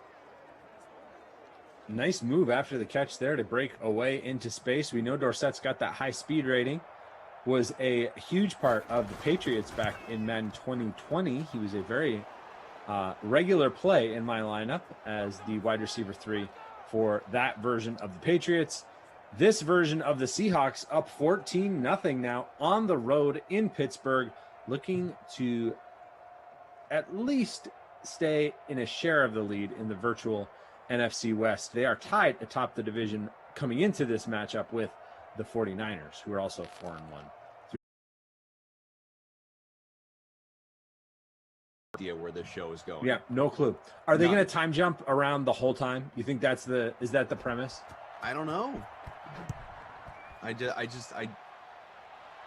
You would think if they are, that's going to involve a lot of cameos. Like and this is not a spoiler, any cameos that you saw in the first one were not new cameos. It was just scenes from past Marvel stuff.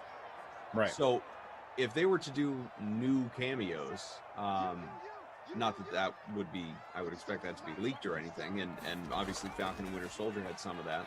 I don't know. I don't know where it's going, but I'm eager to find out.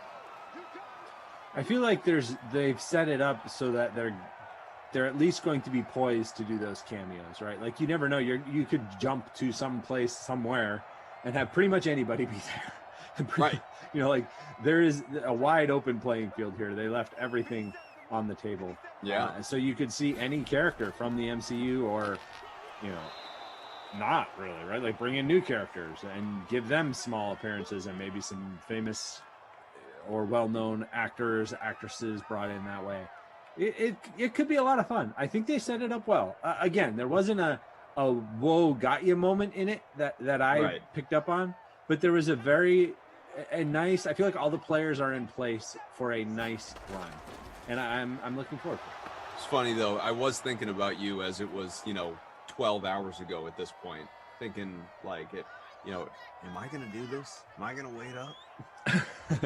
Thank you for not texting me to find out. We're right there. Should I make the move? And just got too close. Like, right. The more you think about it, the later it gets, and the more. Yeah. If you would have texted me, I would not have responded. I'm sorry. That's fair. It's very fair. I am somebody. I would have not chosen to ignore your text. I would not have heard it. I was out. Well, I was going to say, are you someone who sleeps with your phone on silent, on vibrate? Do you have a little ding or whatever on, or like do you? Like my phone, the sound on my phone is typically on overnight, but I sleep through it. It's not going to alert me anyway, unless, if somebody called and it rang through, then that I assume would wake me, but nobody would do that unless it was an emergency. But just a text or an email notification or something, I'm sleeping right through that. Yeah, so my phone is never not on silent. Never. It is on silent. Ever, like all throughout the day in general. Yes. When you say not on silent, you mean it's on vibrate, or it's like full on? It's on vibrate, silent? right? No, vibrate. Okay, so like, it's never. So like, it never if rings you get a out call, loud. you're probably going to notice because you'll hear your phone vibrate. Correct. Yes. And I have the watch, right? So I'll hear that, or I'll feel that. Excuse me. That's on silent as well. So it vibrates. And that's at night it does too, and it's on my nightstand next to my bed. So if it were to be an emergency situation, I would assume the person would keep calling until I answer, and that probably wouldn't be too long if my phone was vibrating like crazy. It is on do not disturb from like email and that kind of stuff overnight, because I do get emails in the middle of the night because of the other work that I do that is a little more global, and I really don't want emails from other countries waking me up in the middle of the night. Just no, thanks. Only emails from America can wake you up. That's right. The other countries, no way. I don't know about Slack. Nobody Slacks me that late. I think the notifications are turned off on that as well. But you can always Slack me at 2:30 a.m. and find out. That's a good point. I'm of the mind, maybe this makes me a jerk among the other reasons that I'm a jerk, but I feel like most people are probably like you, where overnight your ringer's off, your phone's on silent, it's on vibrate, whatever. Like people at this stage, as you get a little bit older, you take that into account. Like you don't want to be woken up, you don't, whatever it may be, you have everything, all your notifications on silent, between this hour and that hour, whatever it may be. Like, I don't even hesitate. I mean, calling is another thing, but in terms of sending a text, I won't even hesitate to send somebody a text at 3 a.m, because I figure, look, if that ding or whatever wakes you up, like, that's your problem. If you don't have it set to not wake you up, it's on you. Yeah. Right. You have not prepared for yourself. If my text at this ungodly hour is going to wake you up. It's a good point. I don't think it would have woken me up if you had pinged me last night at 2:45 and said, "Hey, you watching the?" I would have said no. And are you one of those people that can roll over and go right back to sleep, or are 100%. You up once you're up? Nope. See you later. In fact, Same. I could.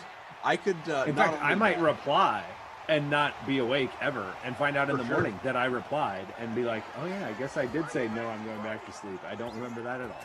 Not only that, I mean, if I'm tired enough, and I don't mean like haven't slept in 3 days, I mean just in general, if I am tired enough. Yesterday, I think was a pretty good example. I got up because I had to send an email by a specific time of morning and for work, and I don't always trust the like, you know, the times, scheduled email. I just don't, you know, that's on me, not fully trusting technology or whatever. So I set my alarm, and this was not an early hour, but again, Well, you were up till 3:30. Right, I go to bed in the middle of the night. So, you know, I think I was up till 3, and then I had to send this email off by 9 or something. So I set an alarm to get up. I get up, like physically, I get up out of bed, I go downstairs, I get on my computer, I send this email, and then I went back to bed. So there was like instantly back to bed, like head hit the pillow, good night. So it wasn't, oh, I'm already up, I've started my day, or nope, see you later. Fair enough. Me too, by the way. Yeah. Nope. Just. Yeah, I can check out pretty much whenever I need to, as far as sleep goes. Lucky says, I think Zach and Koff forgot about the chat. Nope. As No. Bucky says, Lucky, say something interesting, they'll respond. It's true. I'm always watching it. And I do Harry's, I don't know if you saw this, Zach, if you want to scroll back just a hair, Harry put something in the chat. I won't read it out loud in case anyone does. I don't think it's a spoiler, but if anyone thinks it's a spoiler, I won't read it. Or I will alert you to avoiding it. But Harry / put something about Loki that I think is interesting. I'd be curious as to your thoughts on that, if you want to answer in a vague way, or even in our internal Slack channel, if you don't want to. How far back am I looking here? Not far. It. Just a I must have quick gone by scroll it. from Hold where on. we are right now on YouTube. Starts with prediction, not a spoiler. Okay. Got it. It's an interesting little theory. It is an the interesting direction theory. it could be going. Chris Carson, short run, right back to the line of scrimmage. 14-0 Seattle. Just past the 2-minute warning here in virtual Pittsburgh in the rain on a Wednesday. Yeah, I like that. I like that theory. Excuse me. It is not a new theory. I have heard that before. And I think it could be. I mean, it would certainly throw off the way you view the start of Endgame. True. But it would be another way to move the, you know, Yes. all the Be characters careful. and the plot points along. Yep, it would do that. And then you could have, if that was the case, then I feel like that's the big aha at the end of the series, and you could really play that forward in the finale maybe, or something like that, if that was part of the big reveal. Right. And I don't know where they're going with this, you know, variant Loki situation, or See, now you said too much. well, I don't think that's like the whole point of the show. That's not a spoiler. Oh. The whole point of the show is that we're watching variant Loki. You know, Gotcha. that's the whole thing. I guess it would open up the door to Dorsett with another big catch for a first down. how about that? Dorsett with any catches feels big, let alone the touchdown earlier. That's what I'm saying. Because remember, there is another Thor movie. It's true. It's true. So I don't know. And me neither. We'll just say that. Yeah. Not going to say anything else. Nope. Close. Says I came Zach, close. how are we this afternoon? I'd say we're pretty good, but I'm Doing almost good, getting yeah. back. I'm doing well. Just, happy to be here hanging out, watching a sim. 14-0 Seahawks lead here.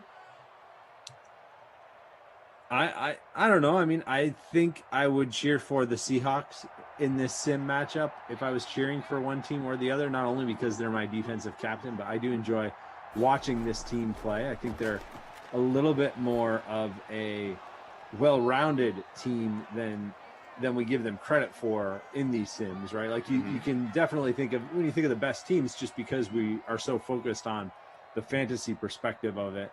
The Chiefs come, top. The Chiefs, they've got all that offense, and they do. Tyreek Hill, Travis Kelce, Patrick Mahomes, great fantasy plays, but they're not as well-rounded of a team, and usually have a worse record overall than the Seahawks do. And of course, these Seahawks did go on to win the Madden bracket tournament that we had in, I think it was early April, right after the college basketball tournament wrapped up. We did a Madden bracket tournament. Both these teams advanced pretty far, I think. Seattle all the way to the championship, which they won. DK Metcalf with the catch on that last one. How far did Pittsburgh get? I can't remember. I don't recall. I feel like they might have won a game or two.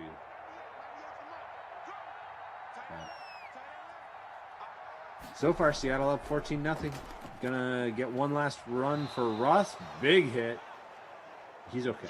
Don't worry. He'll be back after halftime. See all your chat, comments in the chat now about Loki. It makes me want to rewatch it today.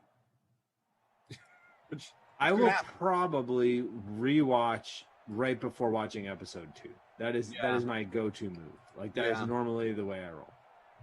I used to do that with shows that I really liked, obviously, that were like back in the I remember was it Sunday? I don't remember if that was the night of the week it was on or not, but I would always watch like the previous week's episode of Entourage again right before the new one. Oh, okay.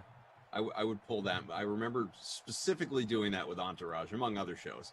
But that was just a fun, kind of mindless, easy, funny show to rewatch to lead you into a fun hour. Wilson, 4 for 54 on the ground. He's your leading rusher. Carlos Hyde, vulture pick for many. A touchdown on the ground with his 10 rushing yards. 42 for Chris Carson. Kind of a vulture not much out of Pittsburgh catch so too, far. right?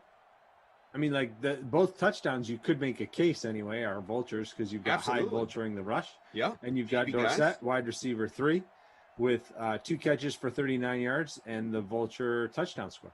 Mm-hmm.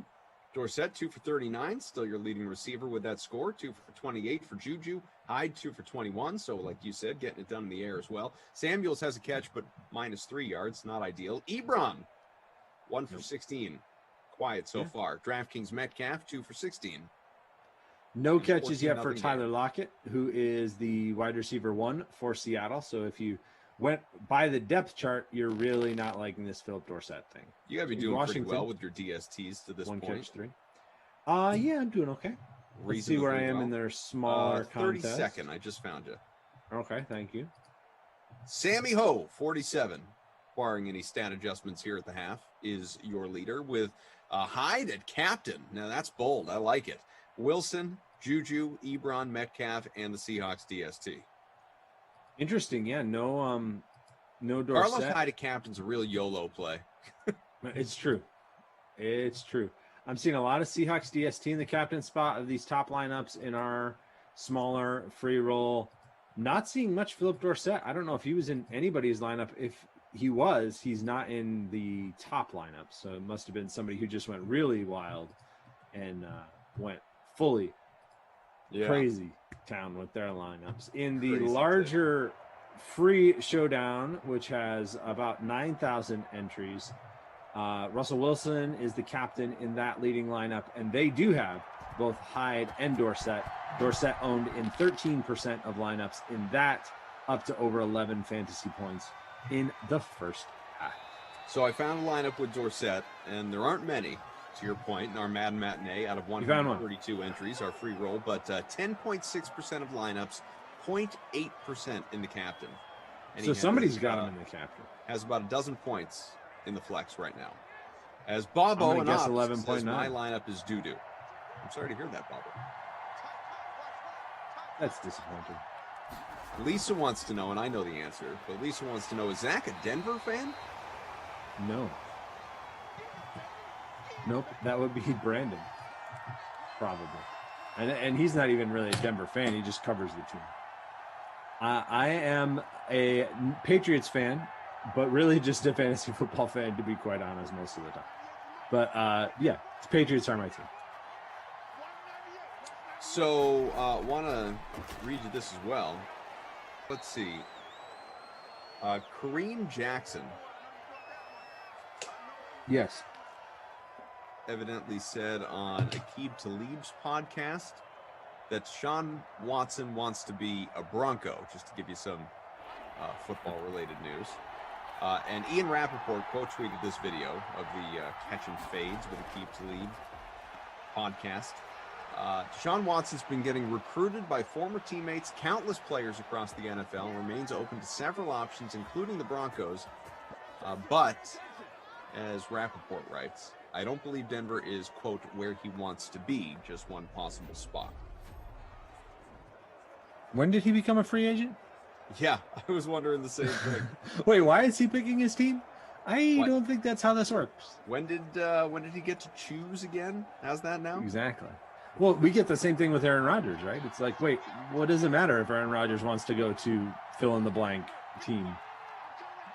He doesn't really get to pick. I mean, he could always sit out, which I know is what he's threatened to do and what he is doing, mini camp wise. But this isn't the NBA, people.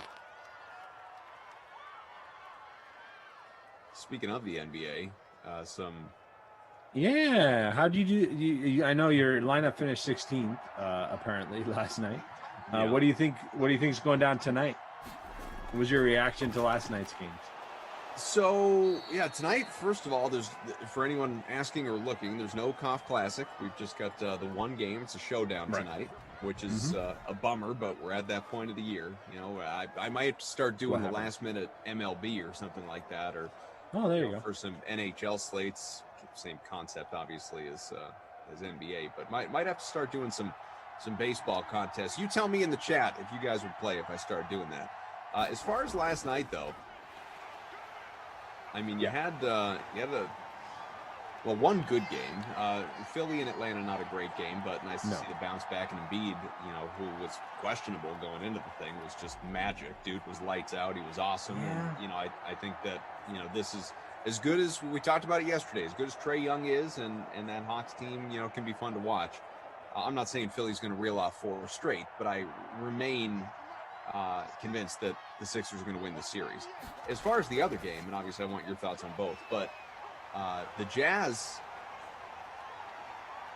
I guess just to reiterate how I felt about the Jazz all along, I have not been a believer in Utah, despite the regular season success. That is true. I've been saying all year, I have not been a believer in the Jazz going on a true, deep playoff run. I've not taken them seriously as an actual NBA championship contender, and to be honest with you, I still feel that way.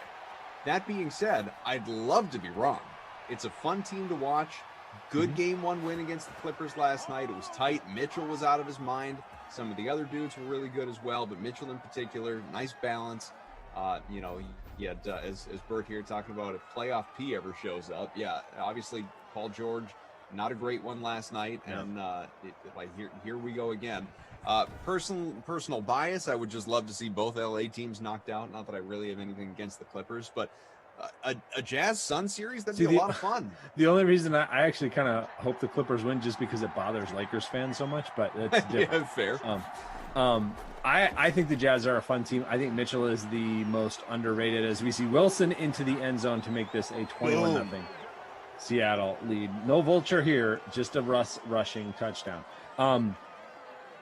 I think Mitchell is vastly underrated, like very underrated. People never include him with the top tier, and while he may not be there, he's pretty close when he's healthy. Now the question is he healthy? And he looked pretty good last night, so we'll see if that. I like the Jazz a lot. I also, though, did not think they would go on a long run in the playoffs. I did have them winning their last series against Memphis. I didn't think that was going to be a problem. I do think this is going 7, and in 7, I'll take Kawhi. So that's why I picked the Clippers before this series started. And I still kind of feel the same way. But again, Jazz win, I'm good with that. I think they're kind of a fun team to watch. I'm worried about their defensive depth, to be quite honest. Yeah, I think that's fair. I think that's very fair. And then in the other game, if Embiid plays like that, Philly's going to win the series. The question is, can Embiid play like that? I mean, he did, yes, for that game. And if he plays like that, they're going to be just fine and take care of the Hawks. I don't know if you can count on that from him every game. And if you do get that from him in every game in this round, is he going to be toast for the next round? right? Is he going to be just worn out or injury? You know, like he's obviously playing through an injury. Is that going to be made worse if he has to carry this kind of load in this round as we look forward to what I think we would agree is a tougher matchup in the next round against the bigs of, I mean, can we assume Brooklyn, or do we have to give Milwaukee a chance? Well, it's funny that you say that because I just saw the report from, I guess this afternoon, that James Harden and Jeff Green have both been ruled out for Game 3 for the Nets. So, you know, not that Jeff is that Green bad news for them, though? Well, it's almost like now we're getting to the point, and I know this is not what it is, but it's more fun to say it this way. Now we're getting to the point where the Nets are like daring the Bucks to show up. Like, all right, Milwaukee, well, but you know what? We're up 2-0 on you without one of our superstars. We're just going to rest them another night anyway. Get them right for the next round because we're not taking you seriously. You guys we're not even going to wait until last minute, right? We're not even going to do the game we're not doing decision. The whole questionable, rule him out right before, you know, he's a game time decision. Nope. We're going to tell you on Wednesday. I love it. We're giving you a full day's notice because we're that sure move. that Giannis is a coward. And he isn't even going to show up. It's what it feels like. It's exactly not, but it's exactly what it feels like. Big Ben trying to rally his troops here with a nice catch there. So to answer your question, yes, I think we are penciling in the Nets for the next round. I don't want to personally, but I don't see how you can't. So would you then say that the Nets are a better or worse matchup for Embiid? I think Philly can give Brooklyn trouble. Embiid specifically. Who's going to stop Embiid on that team? That's what I mean. I don't think anybody. I mean, is it Griffin? No. Claxton, maybe a little bit, but he doesn't play that much. Right. Unless he gets a bunch more time than he's getting now. You know, Philly, and this is true of Milwaukee as well, so I make this more about like Boston by comparison when I say this. Philly actually does have other weapons, you know, like Simmons and Harris, and Curry has been good, and you know, like you've got. I just mean you can't like say load up on Embiid and let the other guys beat us. You can't do that with Philadelphia. So the Nets defensively would have to take other players on that team seriously. Yeah, although I will say I think we do. It's not like contain Tatum and we're good. Oh boy. I do think we sell the net supporting cast a little short defensively. They've impressed me in this series defensively. Not Kyrie, we know, but like Durant's obviously a great defender. But then like Brown's a pretty good defender. He's played well in this series. Mike James stepping in for Harden. I realize if Harden comes back, then those guys don't play as much. But like they've played pretty good defense against the Bucks. Maybe the Bucks just haven't scored at all, so it's a little hard to tell. 21-0 Seattle. Final minute and change of this third quarter. Zach Thompson, Adam Kaufman. We've got Drew, who is a technical director as well as producer within our Zoom at the very least, because Tara Lynn, I mean, I don't know where TL is right now. I'm just waiting for her to weigh in on the Slack. No, TL's having internet issues, but she's listening. Don't worry. Bert Bobo in ops. The other game tonight, by the way, and there's so much more. Let's talk about tonight with all these. But Denver, Phoenix, obviously the MVP Jokic looking to go out there and even up this series against Chris Paul and company, Booker and Ayton and everybody else. A fun Phoenix. I am definitely all in on the. If I had to, I'm trying to think. I think not that. You know, I'm like, this isn't fair weather fan or bandwagon or whatever. Yeah. This is just, you know, like I'm not going out and buying a T-shirt and a hat, but this is this. If you do get the valid of like, one, that's kind of cool. I like that. Your team gets knocked out. You want to have some rooting interest. You want to adopt one, so to speak. I think the Suns are my adopted team. I think I'm rooting for Phoenix to win the championship. Do you like or hate the Valley uniforms? I don't love them. Okay. All right. I like them. I think it's cool. Let me see. Let me see if I remember them. Let me Google it. Suns Valley jersey. They wore them in game 1. It's got a little bit like an 8-bit. No, I was right. They don't do gradient much. fade. Okay. Bird says he loves them though. So it's definitely one of those people either love or hate. I feel like I would when not. they first if I came were- out, if I were a I said Jersey guy, I like I would not buy one. Well, I wouldn't either because the jerseys are super expensive. But when they first came out, I said I liked aren't them. bad though, right? Isn't the swingman style still like? I haven't bought a jersey in forever. I But have no isn't idea. that style probably?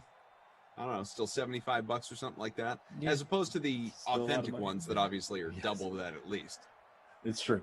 When they first came out, I said I liked them. They were one of the better of the variants that came out at that time, and The I Loki got variant? lit up. No, not the jersey variant. It's a little Okay. different. Jersey Kind of variant. the same though. Maybe not. Which one do we? Anyway, I was told that the only acceptable Suns uniform is the purple and orange from the Charles Barkley days. I was like, oh, okay, that's what DK Live. I got lit up for liking them, but I still like them. So there you go. I love that old Barkley Suns jersey for sure. That was a fun uniform. Yeah, and I think that was their point, not necessarily that they hated these, but just that those were a much stronger play, and I like those. I mean, those are pretty iconic. The Kevin Johnson, Charles Barkley, like bright purple with the orange in the middle. It's a good variant, good jersey for sure. But yeah, I like the Suns. I think they looked really good in that first game. Who knew how important Monte Morris was going to be, or Monte Morris, however you want to say it, was going to be to this series? Because he's the key, right? If he can stay on the floor, hit some shots, and sort of slow down. I mean, slow down might be too. Chris Paul, like contain. Is contain the right word? Like, what's the right word? Yeah, absolutely. All right, contain. That's what they need. They need Campazzo just can't defend Chris Paul. It just doesn't go well for Denver. It is also amazing, and I don't know, maybe there is a place where this is being made more of, but how good could the Nuggets be if Jamal Murray was there? They are right in this series. If Murray was healthy, would Denver be by far the best team in the West? Because they're pretty close.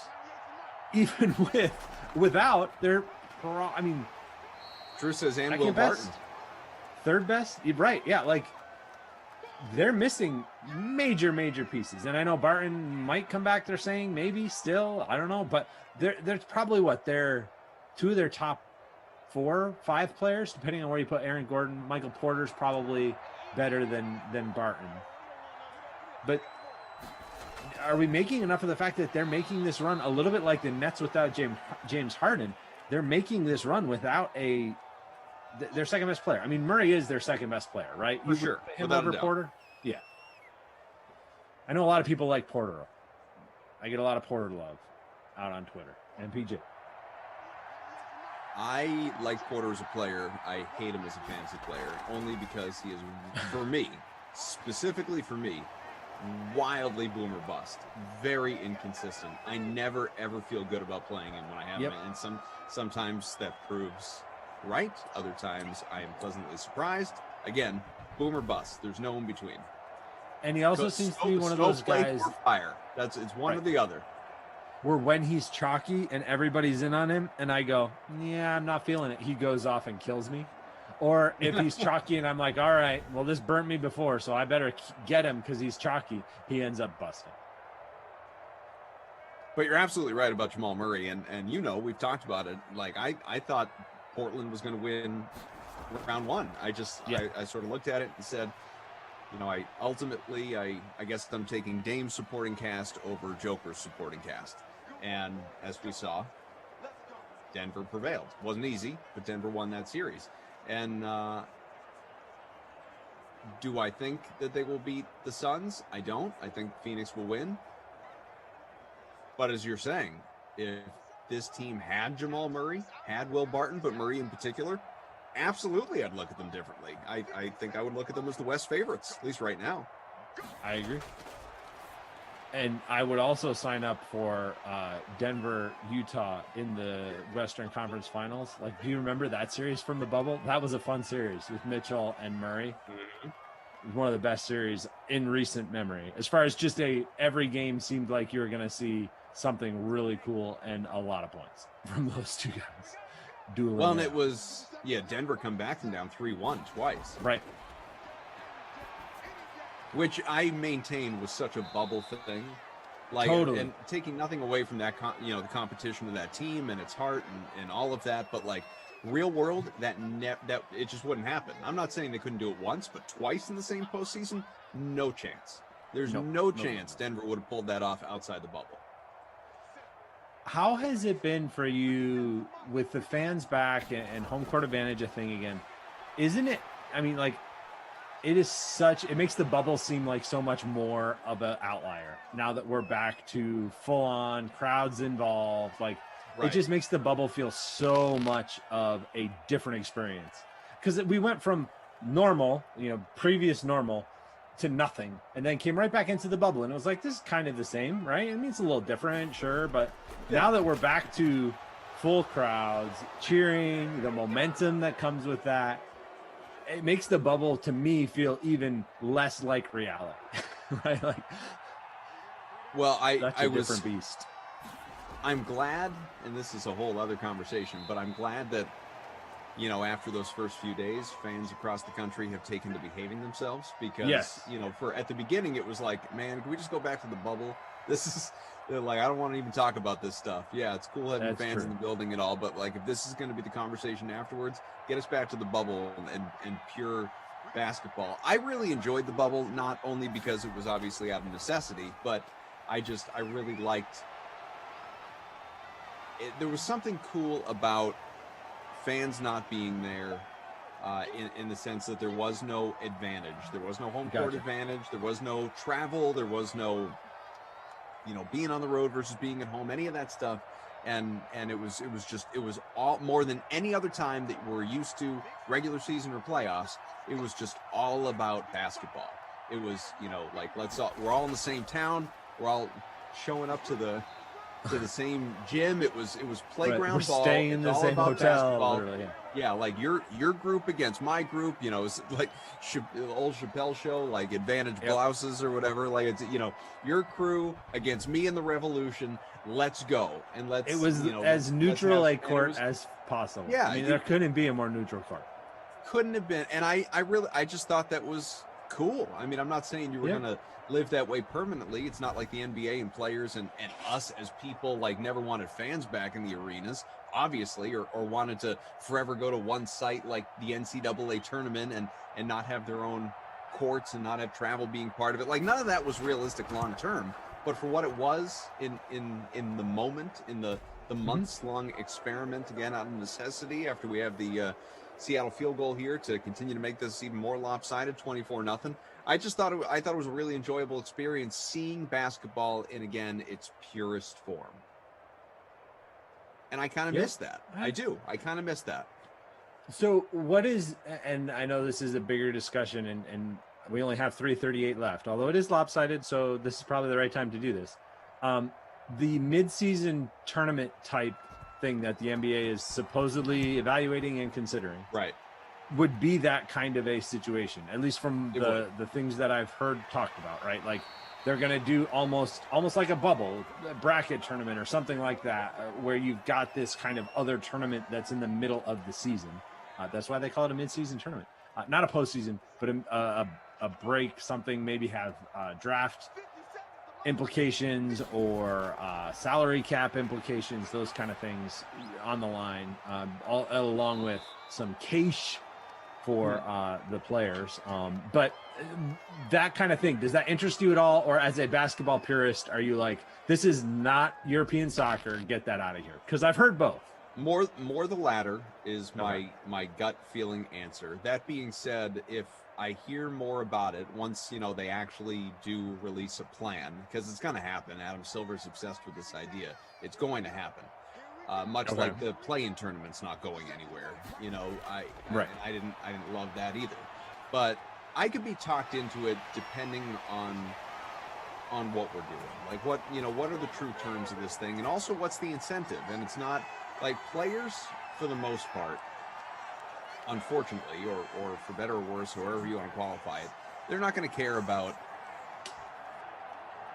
improving our team's draft stock. Like, the modern day player just doesn't care about that. Now, if you flash $1 million bonus to each player on the winning team, that's something they're going to listen to. They're going to play harder, and I'm sure they'll do something like that. There will be financial incentives, but I just don't know. We're in this era of load management, and it doesn't mean as much to the modern day player or star, as it did even 15, 20 years ago, let alone before that, to be out there playing every day. It just doesn't, their teams are worried about the investments, because that's what players are. They're commodities. They're not people anymore. They are investments. And the players themselves worry about their bodies. They don't care if they like this person, Vanessa Bryant, Kobe's widow, talking in her Hall of Fame speech about how Kobe never wanted to take a day off because it meant so much that, these fans, for all I know, saved up all their money to be able to see me play this one time. And am I really gonna, just sit out tonight when I'm healthy enough to play? Not a lot of guys think that way anymore. Certainly not like the Kawhis and Georges of the world. No. Even LeBron doesn't think that way. There are a lot of guys that just don't operate that way. And so if load management is going to be a thing outside the tournament because of this extra incentive to participate in the tournament, yada, yada, yada, I don't know. Like, now we're just screwing up the season, in my mind. That's the, believe it or not, relatively short way that I look at it. But I don't know. What do you think? I think I am a little more open to it than you are based on that answer from you. In that I enjoyed the play-in tournament. I thought it was fun. It gave us some great games, or at least some high-stakes games. Maybe the games themselves weren't great, but even coming down the wire, it felt like more meaning to the seeds, right? The Lakers did have to play that extra game. Now, did that end up hurting them against the Suns? I don't know. Hey! Hello. There goes the shutout. James Washington. And that's James Washington with the 79-yard touchdown on, what was that, 3rd and 32. They convert, and they get the touchdown, ruining my Seahawks defense shutout. Can I get a review, please, for something? I don't know. I have James Washington, so I am happy. I know the Big Ben. Well, if you Washington, who had one catch for 3 yards, suddenly is up over 16 in the flex, and I jumped from somewhere in the 70s to the top 25. Very nice for you. And I go the opposite way because that was my defense losing the shot. 2-point conversion's good to Juju. He's on my team, so that takes a little bit of the sting out of losing. Because I have both Juju and Roethlisberger. So that's actually 4 points for me. So more points on that 2-point conversion than I lost with the shot. But so the Steelers not making this a game, but at least they're not getting shut out anymore. 24-8. They will use their timeouts to try and get the ball back again, but still would need a onside kick or something weird to make this a real contest. I do enjoy the high-stakes games like we saw in the one-and-done situation in the play-in tournament. And, of course, it's Philip Dorsett, by the way, with the recovery because he's having himself a game. So I think I'd be more open to it because of that. I also, while I am a big fan of the NBA, watch it all the time, enjoy playing, fantasy basketball, all that stuff, I'm not as much of a purist, compared to you. I think I enjoy it. I'm around, but I'm not as immersed in it as you are. So I'm probably a little bit more open to it because of that reason too. So that's where I would land on it. I don't think I am as sold on the idea as Adam Silver seems to be. So I agree with you. It's definitely going to happen. When it's on, I'll watch it. I'll play it. It'll be fun. Was that Carlos Hyde with a 7-yard pickup there for you? Man can only dream. 24-8, 90 seconds left. Let's keep getting some points. Let me see. Take a little look-see back on YouTube. It was Carlos Hyde. That is correct. And there's Carson with a carry there. I do think they stopped him short of the first, which would bring up 3rd and inches. Moving into the top 20, baby. There you go. But we got Gorg's DK. Gorg's DraftKings is in front by about 4.5 points in our Mad Matinee. Can't wait to find out if we watch Loki get free roll. 132 entries. By the way, we have the both of us. And Carson. Go! Go! Got it. Go! Touchdown, Seattle! Well, that's going to change things up, theoretically at least, because Chris Carson is not in the leading lineup. So that's a that rushing score. touchdown for Carson, for Wilson, for Hyde, and a receiving touchdown from Philip Dorsett. And Washington. So about a bunch of cheaper guys. With the exception of Russell Wilson, obviously. Right. 31-8.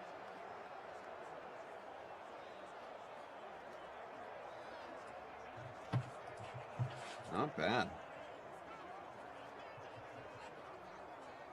Yeah, it's going to give us a new leader. It's Wergy 2. Jumps in front by 1.5. Wilson at captain. Big Ben. Carson.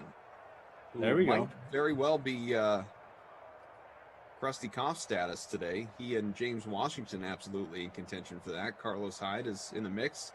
Zach will give you his award winners momentarily. You got Jalen Samuels, James Washington, and Jason Myers all in that leading lineup as well. Yeah. It's kind of an interesting one, right? Like Washington's only 25% owned, 16 fantasy points right now. Wilson's got the most fantasy points, but feel like he was so chalky that's almost expected, right? He didn't really exceed expectations. See what Big Ben does here. If we get another big catch by Washington, or even just another catch by Washington to get into the bonus, he would definitely be lined up for that award. Big Ben does complete. 8 yards. I think that was Juju on the catch, who's had himself a decent game as well. And folks, do be patient with us because obviously not everything is, that was Washington there, 3 for 90. Not everything is fully up to date. Takes a few moments with the manual scoring, and at this stage, we're so close to the end of regulation in this game, for that matter, that our guy Bert, he'll take a look at all the finalized stats, make sure everything is up to date for everybody. Yep. Roethlisberger up over 200 passing, 203 in the score. Johnson with the catch there. Keep it up. I need He's it. got a couple. Yeah. My captain. I think as far as Babysitter Billy award, I'm looking right now. I mean, Jalen Samuels does have 5 catches for -9 yards, which is hard to do, right? Like to That's lose almost that many impossible. yards. I know, that's what I'm saying. Like never actually got any positive yardage on any But of those. he's This is so another low catch owned, for too. Washington. But that's the thing. Like it's not going to be him but that is a very unique and Yeah. strange stat line. I mean, he has 4, as of right now, he has 4.9 points and net -1 yard. Correct. Yeah, he's lost yards overall. Which I would have thought is impossible. PPR, baby, PPR. That's right. I think I'm looking Another at Greg draft for Olson Johnson. as I would have thought Babysitter you'd look Billy. at Eric Ebron. Well, what's Ebron? Ebron's 58%, 5.8 right now. Heavily captained as well. Olson is 51% and only 2.8. So That's a good point. I was just looking at that number, right? The final number, Yeah. 2.8 at 50%. That's, I mean, granted, 5.8 ain't much better, but it's a little bit better. Yeah, I was just looking at the plus 12% in the captain spot there. For Ebron, yeah. Yeah, both tight ends not having a good game here, despite the rain. Usually the rain means more tight end involvement, but not the That one. case Big Ben all of a today. sudden just slinging it late to Johnson, by the way. It's almost like they should have tried that earlier. 4 for 69. The guy was barely on the map before this drive. That's going to be your final play. 31-8 final in virtual Pittsburgh in the rain, with Seattle coming away with the victory. James Washington finishes with 96 yards. So close to the bonus. Same thing for Chris Carson. 96 yards on the ground. through the air, 96 yards for James Washington. So both those guys fall just short of the bonus. Let's see what that does as stats finalize here. But we've got Roethlisberger finished with 232 and a touchdown. Wilson 141, one passing touchdown, also added a rushing score. Mm-hmm. And I think he fell short of the rushing bonus, right? I think he was around 80 yards, I believe, on the ground last I saw it. But I don't think he got there. Yep. Oh, Carson actually got 3 more yards late, 99 yards. So close. Just short. So Carson, though, is still very strong consideration for Krusty Koff player of the game, just because 99 yards and that one score on the ground. 17 fantasy points, owned in under 30% of lineups. Yeah. Yeah, but Carson and Washington both with I think it's Washington performances there. Right. I think it's Washington, lower ownership, couple more points fantasy-wise. So it's going to be James Washington, cheaper. 4 catches, 96 yards, and the receiving touchdown, 19.6 fantasy points for him. Very solid day for him. Juju did have 348 and a 2-point conversion. Both tight ends disappointing, but we're going to go with Olsen for the Not My Kid award. We'll give you the defensive numbers as well here. Someone was asking about total sacks for Seattle. So we'll take a little look-see at that for you. Yeah, I think they had 4 last I saw it. They might have had 1 more after that, although that might have been a holding call. So I think it's 4 for them. Samuels did have more catches than anyone else. He just lost almost 2 yards per catch, which is not ideal. Yeah, 4 sacks for Seattle. Yep, 4 for Seattle, 1 for Pittsburgh. No turnovers in this game, which surprises me quite a bit with these two defenses and the rain conditions, but no turnovers. Dominant performance, though, by the Seahawks. 31-8 final, but that Seahawks defense was very good throughout. Gave up that 1 score late, but had the game well in hand at that point. PGC so they improved Man says, did you guys decide today's word of the day was variant? We should. It's called a theme. It's a shout out. It might be a hint, but we're not going to tell you any more than that. Seattle does improve to 5-1. They will stay at least tied atop the NFC West. Pittsburgh drops to 4-2, but they will stay in first place in the AFC North. Cleveland and Baltimore already at 3-3. Cincinnati at 2-4 there. Kyle says, do we need to check on Tara Lynn? Oh, there she is. Hey. She's showing up in the chat again.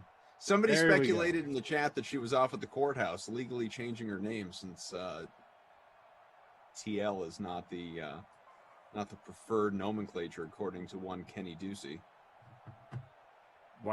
Never mind. I'm not even going to ask. To answer your question, James Washington was the Krusty Koff player of the game. 4 catches, 96 yards, and a touchdown, 19.6 fantasy points in the flex spot.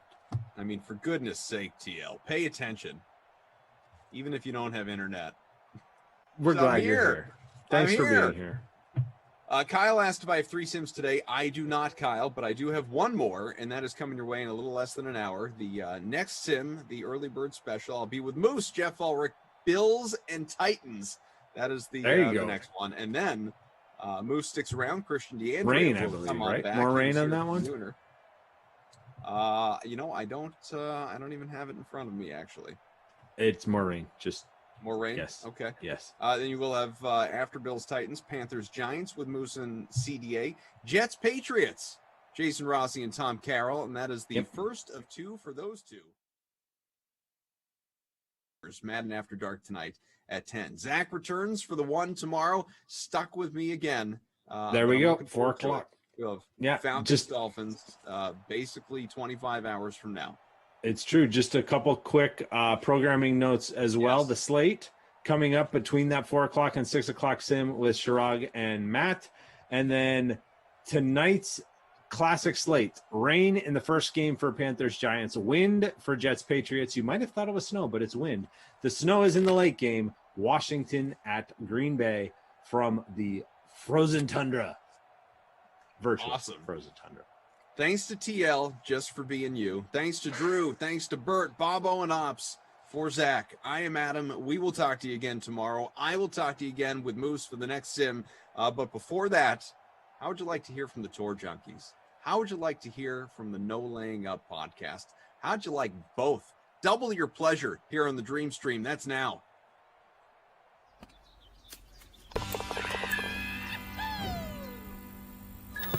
What's going on, golf addicts? Welcome to Tour Junkies After Dark, presented by DK Sportsbook. We are the Tour Junkies. I'm DB. I got Pat Perry with me. This is Tour Junkies After Dark. It's late on a Monday night. We just finished recording our own previews for the Palmetto Championship 2021 from Congaree Golf Club in Ridgeland, South Carolina. Brand new golf course, new venue, new host, new tournament, replacing the Canadian Open. So it's interesting. A lot of unknowns, a lot of stuff going on. Be sure and go ahead and hit the thumbs up, hit the like button, hit the subscribe here on the DraftKings YouTube channel if you haven't already. It's going to be a good show. Trust us, you'll like it. We're going to talk a little bit about the golf course, what's going on with that, and then we're going to talk about some outright bets that we're seeing on DraftKings Sportsbook that you may want to look at right now before the lines get any shorter. You know, it's U.S. Open qualifying week. You got a lot of people withdrawing at the moment. We're recording this late on Monday night. So we do know that as of now, guys like Charlie Hoffman, Brendan Grace, Danny Willett, Siwoo Kim, those guys have all withdrawn. DraftKings doing a good job keeping the pool updated, but you definitely need to jump on some of these numbers before they get shorter so that if we hit a winner, we hit it big.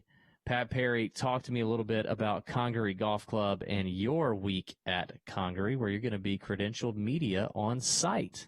Yeah, it's amazing. They saw me fit to actually provide credentials. It's crazy. But yeah. Congaree Golf Club, just outside of Savannah, Georgia, Hilton Head Island, whatever. I mean, it's out in the middle of nowhere in Ridgeland, South Carolina. But it is supposed to be a fantastic course. As a matter of fact, it is ranked in the top 100 in the world, even as new as it is. It is a Tom Fazio designed. It is a par 71 playing almost 7,700 yards. So can be a beast of a course. It is Bermuda grass tee to green, which we typically see in South Carolina in this area.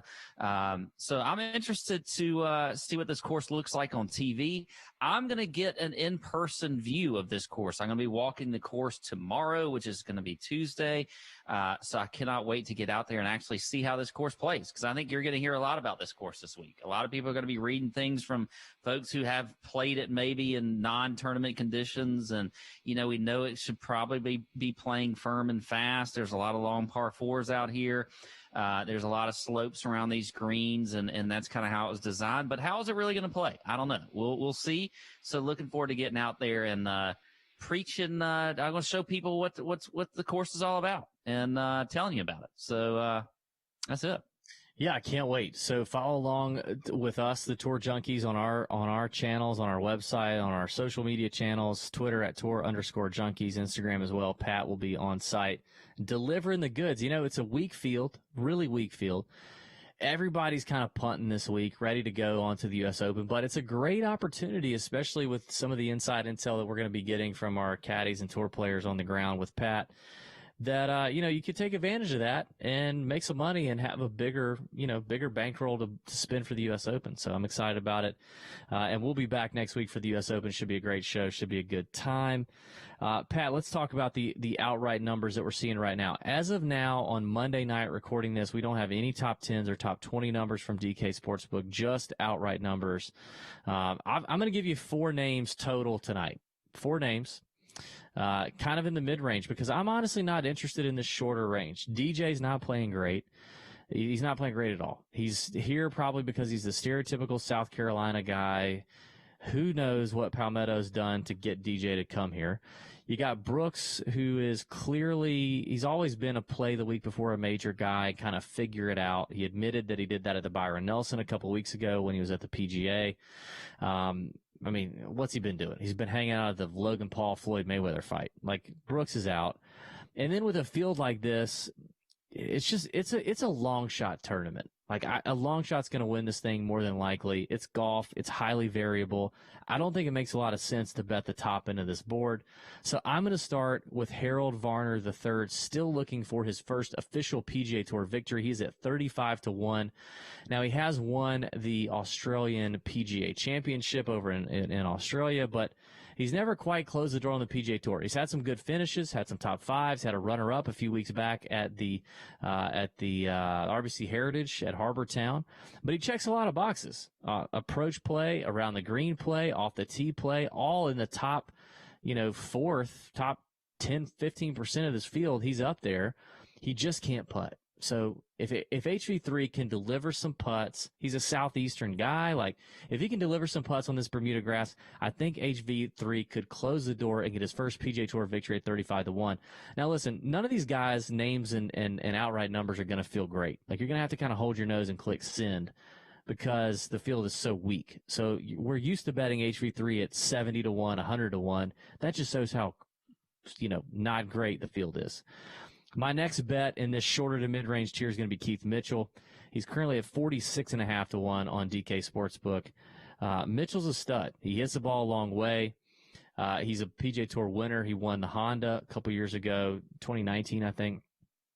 Very difficult golf course. He's contended a lot on tough golf courses, most recently at the Wells Fargo at Quail Hollow. Basically just got outran a little bit by Rory McIlroy. Keith Mitchell's a Sea Island resident. Right here near you, Pat, down there in Savannah. Probably as a Georgia Bulldog, as a Sea Island resident, as kind of a southeastern guy, like being 40 minutes away from Congaree and a top 50, top 100 golf course in the U.S. He's probably played Congaree. He's at least seen it. I think Mitchell's interesting at 46.5-1. So those are kind of the first couple guys I got. I got two more, but I'll let you go first. Yeah, I'm actually with you too. I'm not really liking a lot of these guys on the shorter end, and I think this is a sweet spot right in here in this 45-1 kind of range. I like Mitchell. I'm with you there. I also like Garrett Higo. He's another guy that's been pretty popular lately as far as when you look at his European tour, stats recently and his history. He has been playing really well. Won a couple events. We hear a lot of good things from some of the players and caddies that talk about him. Apparently, he's just a fantastic player, and he is definitely a rising star. So Garrett Higo, you're getting at 46.5-1. Obviously playing here probably because he's going to be in the U.S. Open, and he's probably just trying to get warmed up. But I think he can also win. So I think Higo here is a good play. And I was with you on Keith Mitchell, by the way. And then I'm going to have to get a little bit longer. I mean, really, those are my top names there. I like Rafa Cabrera Bello. He's at 85-1. He's a guy we've been seeing play very well recently. He had a stretch for a while, really last year, where he just was terrible. But his game's coming around. He's had some good finishes lately. I think in a weak field like this, he can be even better. We saw him play. He just hasn't put like 4 really solid rounds together. But he's getting some decent results recently. So I like him at 85-1. And then, one other guy, shorter than 100-1 that I'll throw out here is, I'm going to give you Ben Martin at 85-1. He's another guy that we've seen play well recently as well. So I like Ben Martin, 85-1.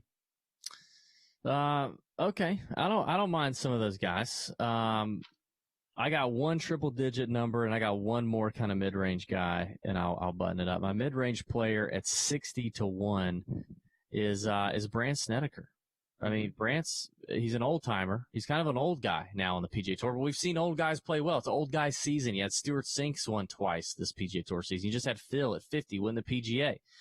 But Snedeker's checking boxes in this field in the last 24 rounds. He's 16th in strokes gained approach, 21st in strokes gained around the green. He's always been a great scrambler, really solid putter. Definitely puts better on POA than maybe he does Bermuda, but overall, he's a great putter. And he hits a lot of fairways. And then when you look at his recent finishes, I mean, Snedeker's been playing quite well. 9th or 6th at the Valero Texas Open, 11th at the Valspar, 17th at the Byron Nelson. And that's all since April. Snedeker's a PGA Tour winner. In a field like this, given his form, given his ability to get hot with the putter, I think 60-1 is an interesting number. I think it's a good value compared to a lot of other numbers that I see here.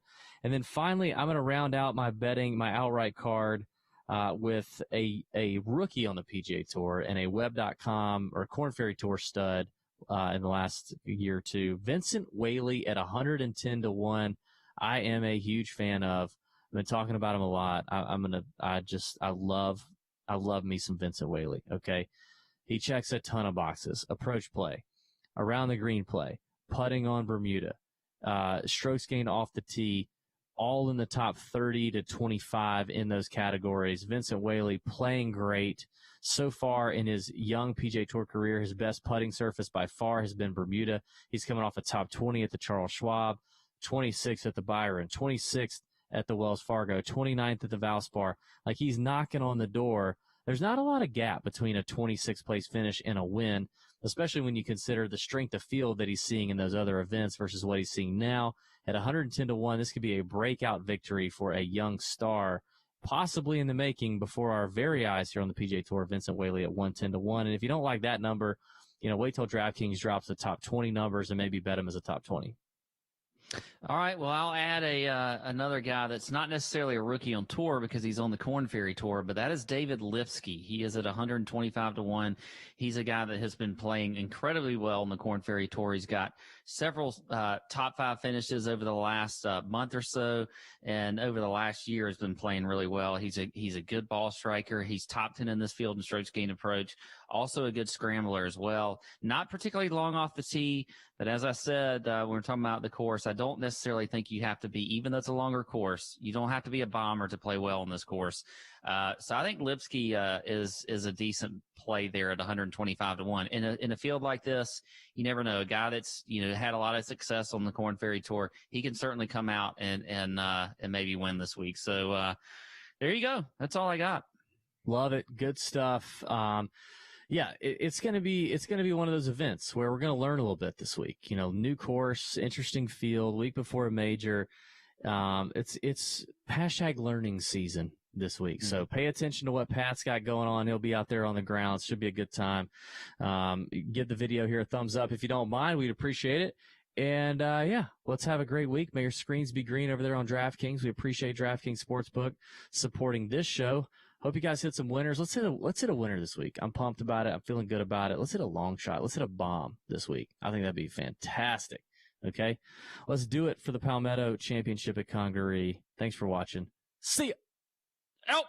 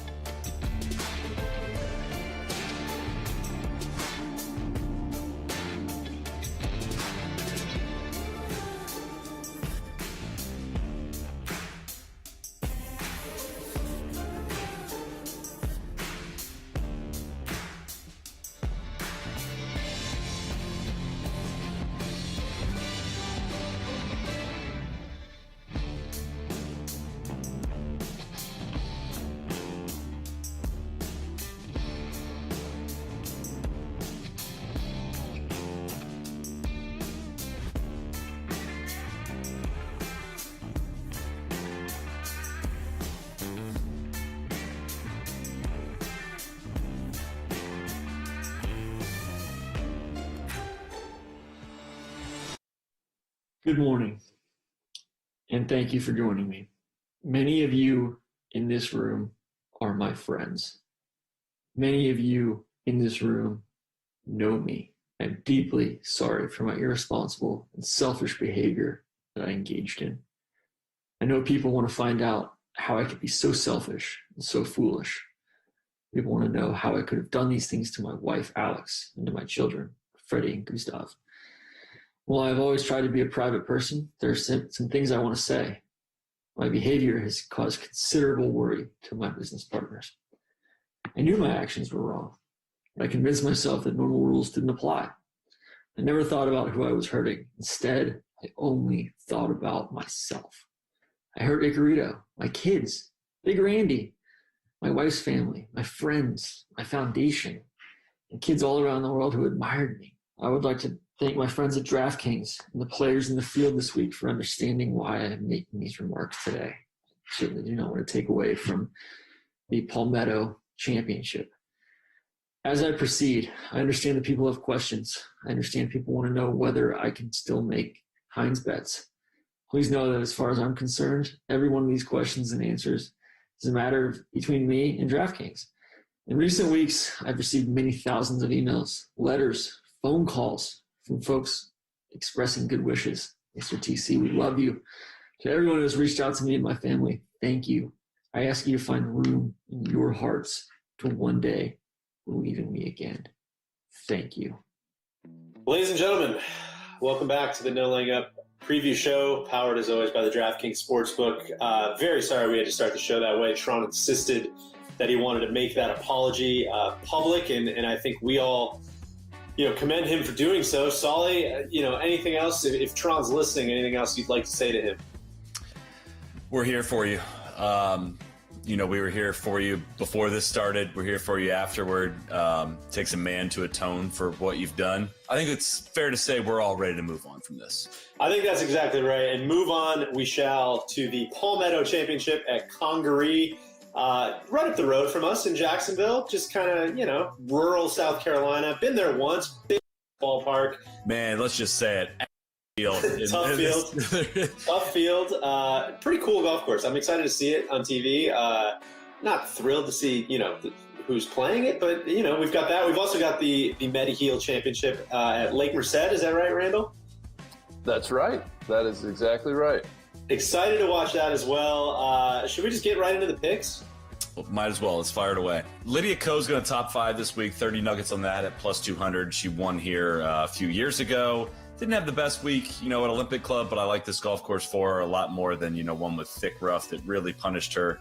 Not hitting it furthest. Shen Fong, has been all over the place, all over leaderboards in the last couple weeks. 20 nuggets on her to win at plus 1,400.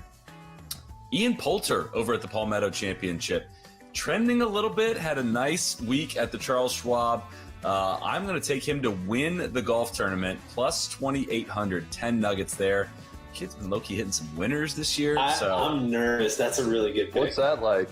Thank you for that. Top 5 for NB Park, 25 nuggets at plus 150. I don't think I've ever bet on NB, and that just feels like an easy way to live, right? That's like just straight coasting there. Angel Yin's going to sneak a top 10 in there, plus 335, 15 nuggets on that. Those are my picks for this week. 5 plays as always. Randy, what do you got? Gosh, how could I follow that? I'm just looking to hit any win, anywhere. We are stacking pouches at the moment. 5 plays, though, as always. Let's go out. I have one Congaree play. That's Luke List to win at plus 6,600. I don't know why he's missed his last 2 cuts. That's exactly right. Yeah, maybe. Couple LPGA plays. First one, Yuka Sasso, just so uplifting for Filipino women's golf at the You US always Women's do this. Open. I'm going to piggyback it and say Bianca Pagdananan was so inspired. I'm going to take her for a top 5 this week. At I thought you were going to pick Yuka to miss the cut or to lose her matchup or something. If I could, I would. One, I don't think she's in the field. And, anyway, Bianca Pagdananan, top 5, plus 4,000, 20 nuggies. I was putting 20 nuggies on Luke List as well. I'm putting 20 nuggies on all these plays.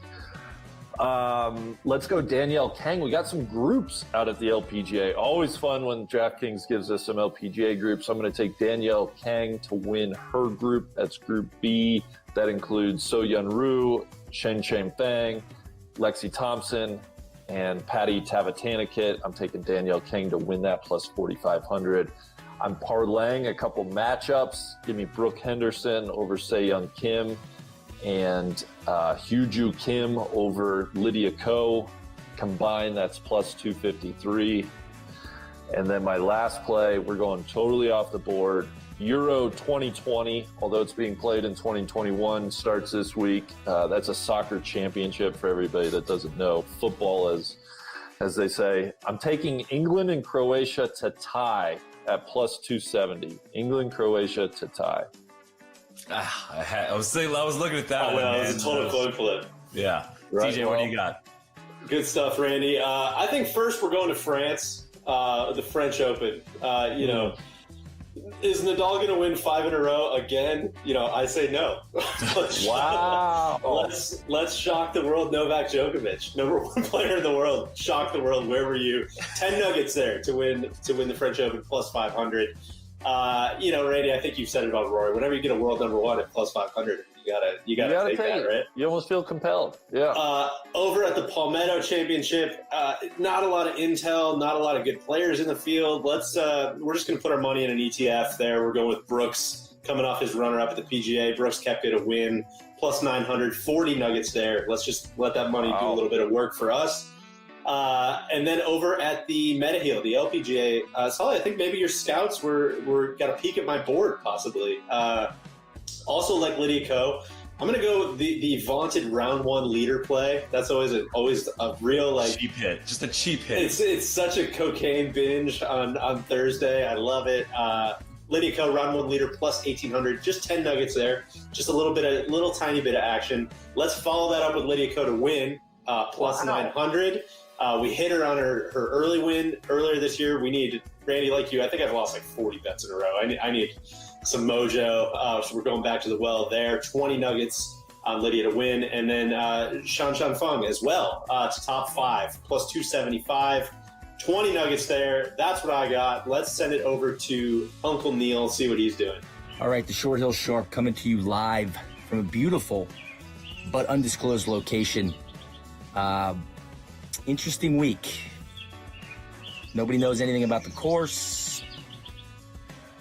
So the Short Hill Sharp, he's going to trust his friends, the other Sharps. And he's making 5 plays. Winners only this week. DJ, plus 775. 20 nuggies to win. Brooksy, plus 850 to win. 20 nuggies. Lord, T-Rail Hatton, plus 1,200 to win. 20 nuggies. Matthew Fitzpatrick, plus 1,300 to win. 20 nuggies. And of course, Sungjae Im, plus 1,700 to win for, you guessed it, 20 nuggies. That's right, 5 winners. Pick the 5 best odds I could find. Kind of wanted to do this for a while. I've been out of the pouch for a while. New strategy here. Winners only, baby. Let's see what happens. All right, thank you, Neil. And then real quick, let's send it back to the Blue Curtain. Tron is back, of course, to make some picks this week. Tron, what you got? Listen, everybody knows that was total.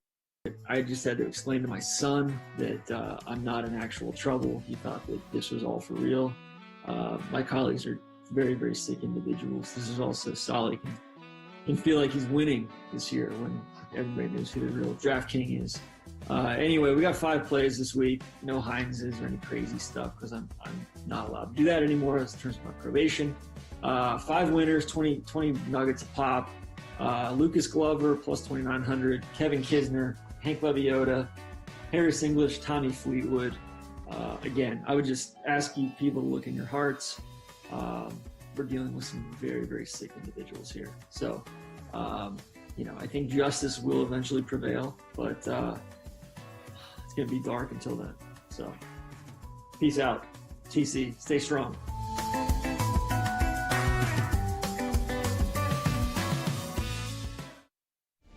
Good morning.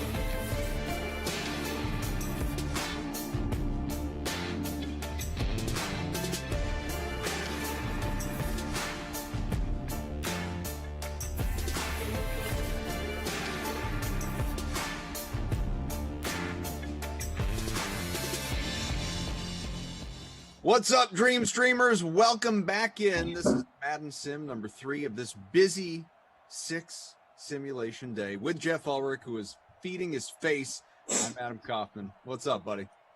Not too much, man. Yeah, just mowing down a couple crackers. Didn't have time for a real meal. What do moose eat? What do actual moose eat? I think just plants, dirt, grass, leaves. I bet a moose would eat a cracker, though.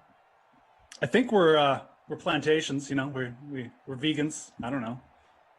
Well, it just feels right. This is called the Early Bird Special. The moose is a titan who makes them bills free roll. We're herbivores. Oh, okay. You had to look that up quick. No, I just had to remember it. I didn't actually look it up. I see. All right. Well, good. Now we're learning, which is what the Dream Stream is really all about. Lineups obviously are locking in the next matter of 10 seconds. So why don't you dive in? What'd you do here with this one? I started my guy, AJ Brown, and the captains went extremely heavy on the Titans. I got Josh Allen in there, and then I went Titans D. I put Tannehill in too, so I don't know. I was probably dumb because I had to put Jeff Swayman to fit him in, but whatever. He's got the same first name as me. I was too tempted, you know? Yeah, you got to do it. I do think that the right strategy when you got the rushing QBs on the other side, though, is to go heavy on the other team and use their defense. Like, I think that's actually an optimal strategy for this. So we'll see. We can see how that actually works out for you. So, unfortunately, Julio Jones was not available. I could not roster him for Tennessee, but here's what I did do. Jonnu Smith, new Patriot in real life. I'm contractually obligated to mention that. New Patriot in real life. Jonnu Smith is my captain. Also have Derrick Henry and Josh Allen, pardon me. Stephon Diggs, who I didn't feel great about that play, but we'll see how it goes. He's in here. And then went super cheap after that. A combined $7,400 in the flex for Tyler Bass. It's all about that Bass, no treble. And Cole Beasley is also in my lineup, who, you know, feels like something of a punt play, $3,400, but you know what? He's been pretty good in Simland of late, so we'll see. I like that. Pretty solid lineup. Thank you. Jonnu Smith. I think he's going to be good this year. I like Jonnu Smith. I think he's going to be good for the pass. I think Jonnu Smith is going to lead the Patriots in touchdowns. Do you really? Yes. Ballpark what number? And again, this is receiving touchdowns. We'll say 8. That's fair. 8? 8. So you think the Patriots are going to be either so inept offensively or just balanced enough that their leading receiving touchdown count will not crack double figures? That's not that uncommon. I mean, to have like your leader only with 8, it just depends on the style of team you have. They don't have a dominant wide receiver, right? Like maybe Kendrick Bourne gets hot. He's a good red zone guy, but like Nelson Aguilar hasn't been a prolific touchdown guy. He's not a prolific anything really. He was very good on the deep ball last year, but that's about it. So I don't know who else you would pencil in. Like, who would you? Is there anyone there you think could threaten for double digits? I think Jonnu could threaten for double digits, although I think it's just as logical to say Hunter Henry takes away from his production, you know, with the two tight ends set, obviously. I guess it sort of depends, and this is me talking out of both sides of my mouth, but it sort of depends if you believe, one, and these are related, Cam Newton is going to again be the starting quarterback, as Bill Belichick has said, and everyone, at least as of right now, estimates, as opposed to Mac Jones. And two, presuming it is Cam Newton, is he going to rush for double-digit touchdowns again? In which case, obviously, you know, between his rushing touchdowns and then whatever you get out of Damian Harris, maybe James White, obviously Sony Michel, that group, then yeah, there are only so many, receiving touchdowns to go around. Well, and that's the other thing. Like, Damian Harris is a guy who kind of gets forgot about. I really like Damian Harris. And they have James White, who also gets used on the goal line and as a receiver. But James White probably isn't going to lead them in receiving touchdowns. So there's all these players like Cam Newton, Damian Harris, and it's all just going to take away from the receiving total. So 8 touchdowns for a tight end is a very, very good year. And but you know, the other thing is Hunter Henry could get 4 or 5 touchdowns. So, you know, let's put it this way. I think the Patriots tight ends are going to lead them in touchdowns. So, well, I absolutely, I guess, I mean, it's logical to say the same about touchdowns, but thinking bigger picture, because I've been saying this since their free agent spending splurge, as we are still scoreless here, excuse me, fighting that cough still. About 1 minute into this thing and a punt coming up here for Buffalo. So Tennessee get the ball for the first time. I do think that independent of them going out and getting a bona fide number one receiver, which they really do not have right now. I mean, obviously, you know, many of us, and I say us Patriots fans, hoped that Julio Jones, who is, of course, on this Tennessee team in real life now, we can get into that some more, hoped Julio Jones would be that guy. And clearly that's not happening. So independent of them somehow, some way going out and finding a number one receiver, I don't even know who that would be or where that would come from. I do think the tight ends, whether it's Jonnu, Henry, or both, quite frankly, I do think they will be the primary pass catchers, the primary targets in that offense. Yeah, I mean, definitely. I mean, there's a reason why, you know, they made that a prime target in free agency. I mean, you know, they could have gone harder after a wide receiver. Like, they could have tried to get Chris Godwin or someone like that. Oh, Godwin wanted to stay in Tampa. But they could have gone after Corey Davis. They could have gone after, like, a bigger name wide receiver, but they chose to go after the tight ends. And I think it's actually good. I mean, I think tight ends, you know, especially for a team that wants to run the ball a little bit, it's probably smarter. I'm actually, like, I kind of like the way Aguilar looked last year. Did they spend a little bit too much to get him? Maybe, but maybe they had to get him there. I don't actually think the Aguilar or Bourne signings are bad. I get why people, like, kind of make fun of it because of how much money they spent, but if you're going to be like a tight end centric offense who wants to run the ball and has a rushing QB, like, I mean, look at Baltimore. Like, they don't even use their wide receivers that much. Like, I don't know. So, yeah. Although it's interesting, I was reading this article, and I don't want to make this too much more about the Patriots. Really, it sort of came up because obviously Jonnu Smith is playing for the Titans here in Simland and is the captain of my lineup. But this part is about the Pats. That ball's gone. Nice. Oh, go AJ. Go AJ Brown, Yes. number 11 for then and for now and for good. A touchdown. 82-yard score. That looked like it was like a trick play. Like the other guy like blocked for him and he came back and got it and then like circled around. It looked like they drew it up. Watch this. Either way. Art. Piece of Madden art right there. We should NFT this. Look at that. And then the guy in front of him blocks for him. Jonte Evans. I don't even know why Evans is on the field. Like it's one snap per game, but that's who's the backup running back. I mean, I don't. So That was anyway. great.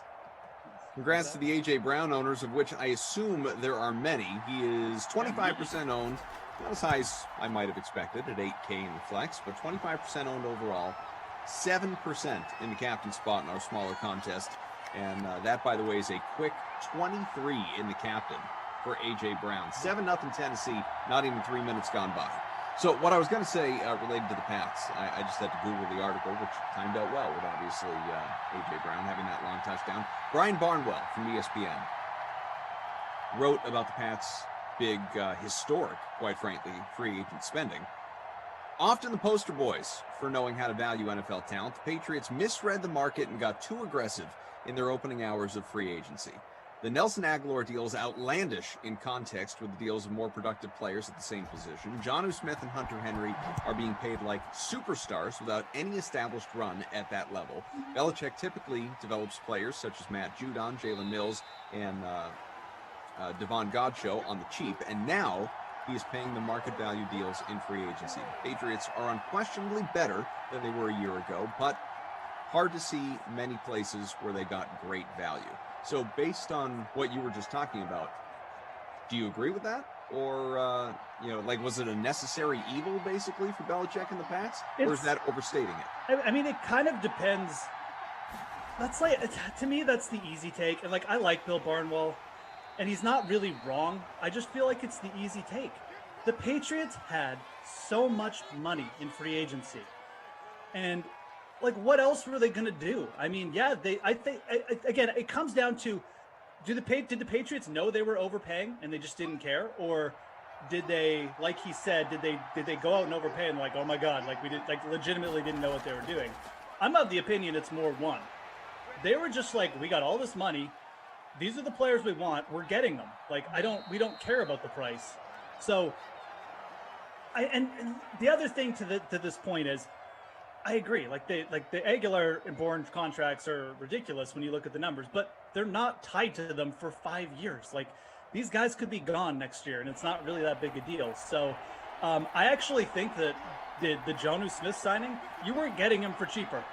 They didn't overpay for Jonnu Smith. That was the market value. He was the best tight end on the board. And Hunter Henry, I'm not as big on, but like you really weren't going to get him for cheaper than that. So I don't even think those contracts are overpaying.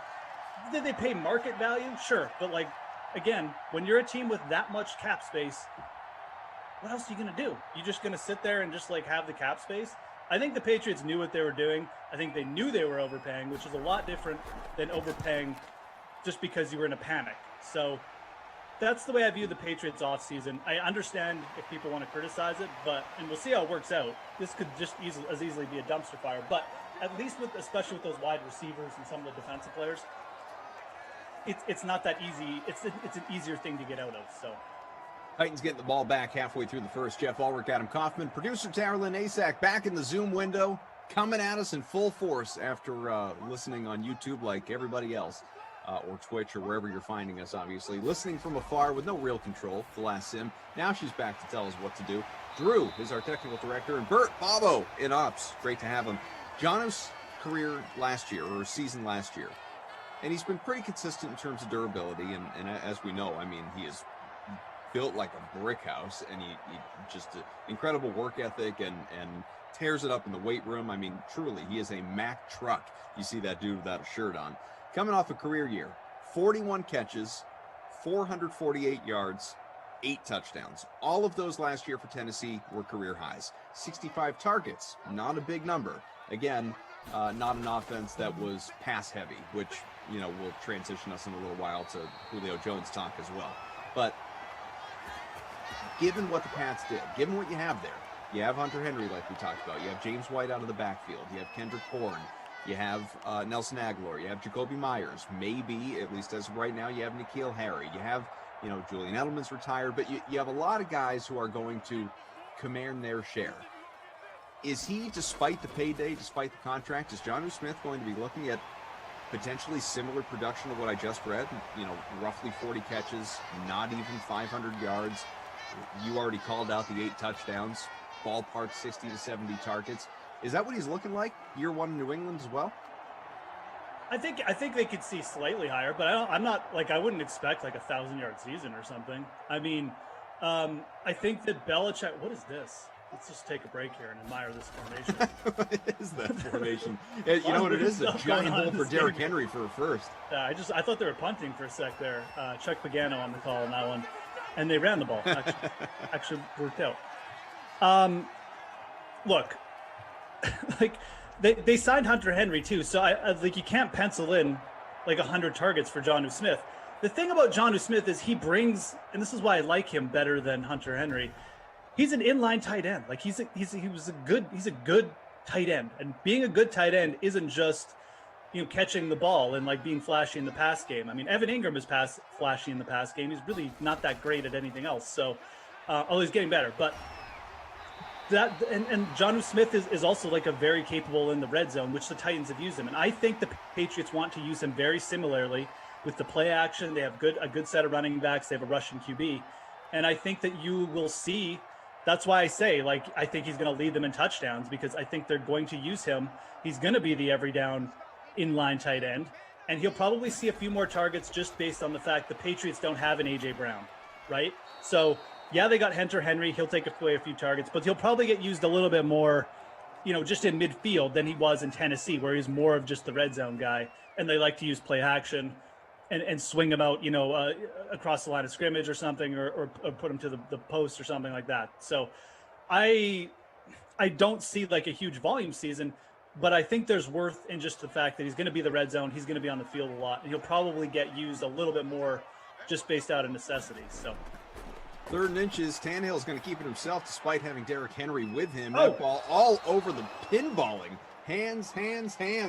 Ultimately hit the ground. I got to think even in 4th and inches, they're probably going to settle for the Stephen Gostkowski field goal, although I would admire some bold AI here and fighting for a first. Tennessee already up 7-0, 12-yard line. Like I said, they'll probably go with the guarantee. No! Going to go for it. Good. Good. Hey, you got Derrick Henry with the X Factor lid. If this one doesn't get converted, I'll be shocked. Not even Effortless. close, dude. No one In wants fact, to he touch that barreled guy. in for a touchdown. Yeah. No problem at all. Henry, first of the day for him. Get out of the way. I will say this, like, that's the one thing I worry about with the Titans too, losing Jonnu Smith. I guess I'm revealing my Jonnu Smith fandom, but I just feel like he's a little bit underrated as a player and how he was used and stuff. And I know they got Julio, but like Julio is a pretty good blocker for a wide receiver. That's kind of underrated part of his game. But losing an inline tight end like Jonnu Smith, they're kind of going by at committee approach. We'll see how that affects them. But so what do you, and this is, sort of peripheral stuff, but, and we will, I promise, get into Tennessee and Julio Jones and A.J. Brown and all of that at some point during this sim here. We're still late first quarter. Hard to believe all this conversation about John, who started with me just telling you that he's the captain in my lineup. But hey, that's what sparks good conversation. Yeah, he's in the game. I mean, people are mad because he's on the true. Patriots and we're talking about him, and it leads to Patriots talk. But yeah, whatever. These are the teams that are been busy during the offseason. Of course, we're going to talk about them. What's your view of the world when it comes to, because I've had this conversation recently. I'm trying to remember. SimFam, you'd remember. It might have been with Rossi the other day. But if you are looking at ADP, average draft position, for people who don't know, for season-long drafts, I know you all know, but for the sake of any potential newbies or novices out there, if you're specifically thinking about the tight end position, where does Jonnu Smith, where does Hunter Henry, where do those guys fit in? Like, they're not obviously Travis Kelce or George Kittle, they're not top-heavy guys, but, where are you putting them? Let me get up some ADPs here for fantasy football, and then I'm going to get into that because that just helps me remember exactly. Sure. I'll inevitably just forget. Change, obviously, yeah. Still in early June. I mean, it's just looking quickly at ADPs. Like I think in PPR leagues, not even in PPR leagues. Interesting. Yeah. So Hunter Henry, I mean, definitely right now has a higher ADP than Jonnu Smith. I guess I can kind of see that. I mean, I think Hunter Henry is going to probably end up with a few more targets. Although I wouldn't necessarily like bet the house on that, but he is going to play more of like the outline, like split out sort of slot position more than you'll see Jonnu Smith playing for sure. I mean, I feel pretty safe in saying that. So he's sitting around 10th ADP in PPR leagues. Again, he's the problem with Hunter Henry is just that, like, I really do feel like Jonnu Smith is going to probably have more touchdowns than him. So right off the bat, like if I'm looking at the Patriots tight ends, I would much rather get Jonnu Smith like 4 rounds later than Hunter Henry, without a doubt. I think Jonnu Smith is a better player. I think he'll probably play more snaps this year. And even if he gets a few less targets, I just think he's like the better player anyways, including like after the catch and stuff like that. So I think Hunter Henry is a guy probably just will fade. And look, this, my opinion, could do a complete 180 once preseason training camp starts. Yeah. So, be prepared for that. What's the top 10, top 15 tight end ADP look like right now? So, I mean, Kelce, Waller, Kittle. I mean, and those three are like, Kittle right now is number 3. I actually think Waller going around like 23rd overall might even be a little bit undervalued. I just think Waller could lead the position and receptions again. He's just really good. And we talk about tight ends who play like wide receivers, but I mean, Darren Waller can legitimately beat a guy on the sideline and like on a deep route. And he legitimately can be a wide receiver. So I actually think Darren Waller of those 3 is the guy I would want to go after. Clearly Travis Kelce is the number 1, but those are the big 3. And then we got guys like Andrews, Hawkinson. And then we got kind of another level with like guys like Logan Thomas, Noah Fant, Kyle Pitts in there, Dallas Goedert. So that's your kind of top 9. And then we got Hunter Henry going around ADP at 10. So that's tight end, man. It is a big drop off after those top 3. And it almost feels like a bigger drop off after like 6 too, with guys like, Goddard, Fant, Pitts. I mean, I like those guys, but from a fantasy perspective, I don't know, man. Yeah, that was like I said, I think it was Rossi, but I'm not certain. We were having the conversation the other day, and whomever it was I was working with was asking about Pitts slotting in ADP for tight ends at number 5 or thereabouts, and how crazy was that? And I said, well, I'm not, I'm not certain that it is crazy. No, because it's not. You're talking about Julio's gone from Atlanta, so you have Calvin Ridley, obviously, but Pitts was regarded as the best receiver in the draft. He's a tight end, was viewed as the best receiver in the draft.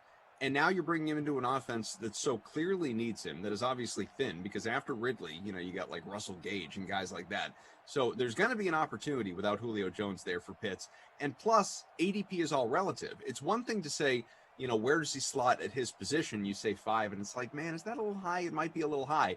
But then you say, okay, but what is he overall? And if ADP overall for him is like, I don't know, 250, 275, that's not nuts to me. Let's break this down in terms of stats too. Julio Jones's last 2 years in Atlanta, when he played full seasons, 19 and 18, he averaged about 160 targets. That's 160 targets out the door. There's 160 targets up for grabs legitimately next year in Atlanta. I can't see Kyle Pitts not getting at least 100. And now let's go and look at guys who are going at like Mark Andrews, 88 targets last year, 98 targets the year before. TJ Hawkinson, 101 targets in 16 games last year. I think Kyle Pitts probably beats both those guys in targets. Then you have Atlanta. Maybe they've improved on defense a bit. I don't think they're going to be a dominant defense.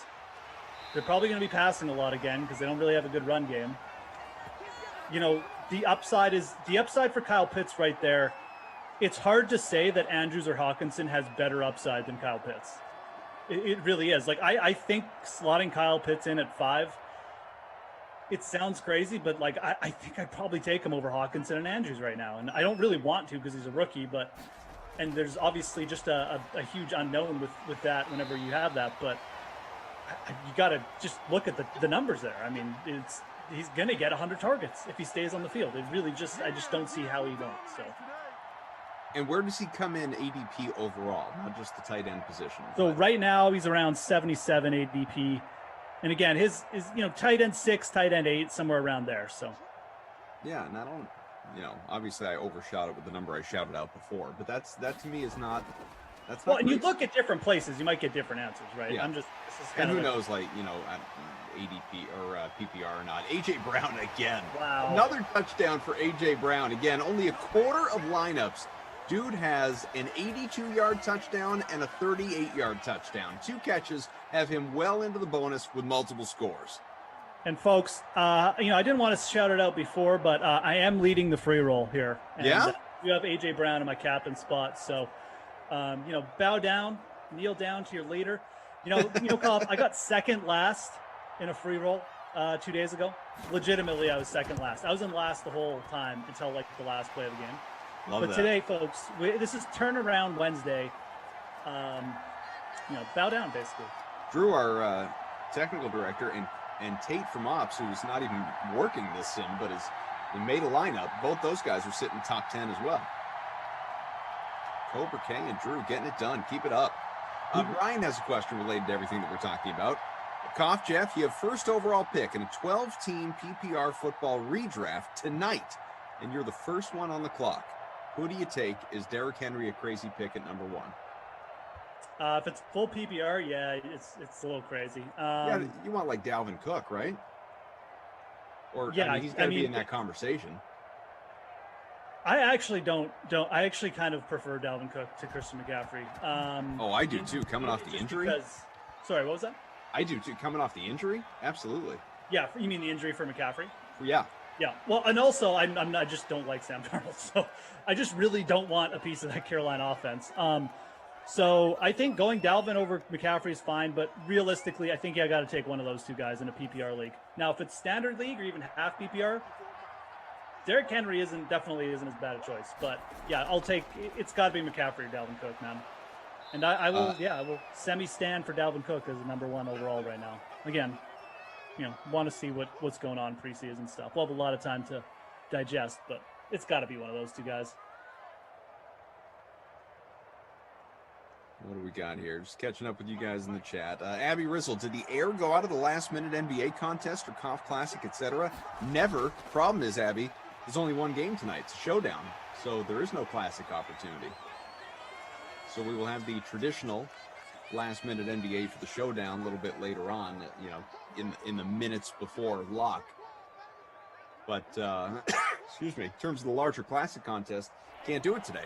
I might start, Jeff, doing but a car classic for baseball. During the summer months, the dog days. Yeah, it seems like some people out there would be willing to play, so I Oh, might have no. to do that. Oh, he got Whoa. spring tackle. Steph Diggs. That was gonna ruin my dominance over the free roll. I don't have Steph Diggs. I just have Josh Allen. So I got the stack, baby. who plays tonight? NBA. Oh, Denver Phoenix. Okay. Yep, That was a good game one, wasn't it? it was. Absolutely. Like to see the Suns win that series, but I certainly understand why people would root for Denver. It's a very likable team, and got the MVP in Jokic. We were talking about it last sim, Zach Thompson and I, that I just don't think, absent Jamal Murray in particular, Will Barton as well, but Murray especially, I just don't think they have enough to get by Phoenix, but we'll see. Well, and correct me if I'm wrong, but they had their chance in game one, and they kind of gave it up, didn't they? At the end, yeah, it kind of. I only watched about one quarter of it, but kind of felt like Denver missed an opportunity there, which you can't really do when you're shorthanded like they are, like you said. So. No, it's like Milwaukee in the Nets, just missed opportunity after missed opportunity here for the Bucks. You don't have James Harden on the other side, and you're getting thrashed.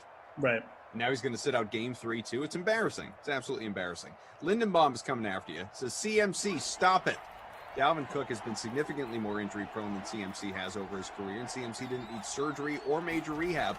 Plus, it isn't like, Cousins is that much better than Darnold. Jeff just obsessively hates Sam Darnold.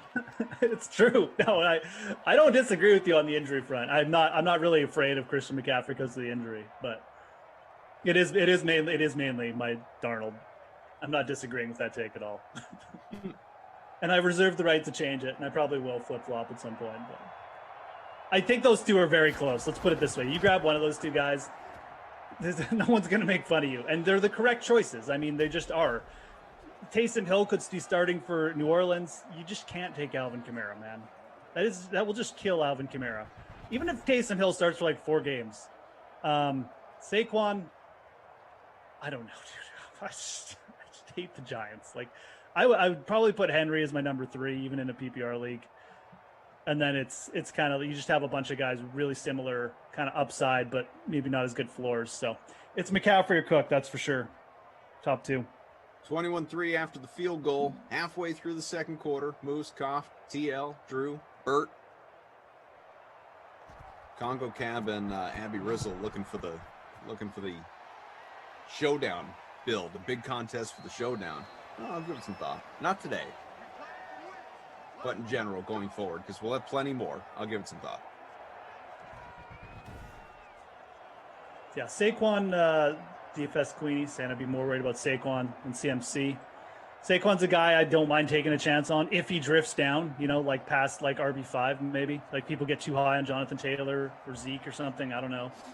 Nick Chubb is the guy I really want. I will be going out of my way to draft Nick Chubb next year. I think he gets a little bit more involved in the pass game. I know Kareem Hunt's there, but it's a run fit. They improved their defense, which only means good things for the runs. You got Stefanski, who's really good offensive play caller. Just a good system. That's the guy. That's the guy. If he goes to RB10, you get in on the Nick Chubb train, or even RB 7, 8. I'll be overdrafting Nick Chubb. You can guarantee it. A.J. Brown's already into the bonus in this one in the air. Derrick Henry getting close to it on the ground. He is just about 90 yards now. 2nd and 7 from the 28. About 3 minutes to go opening half.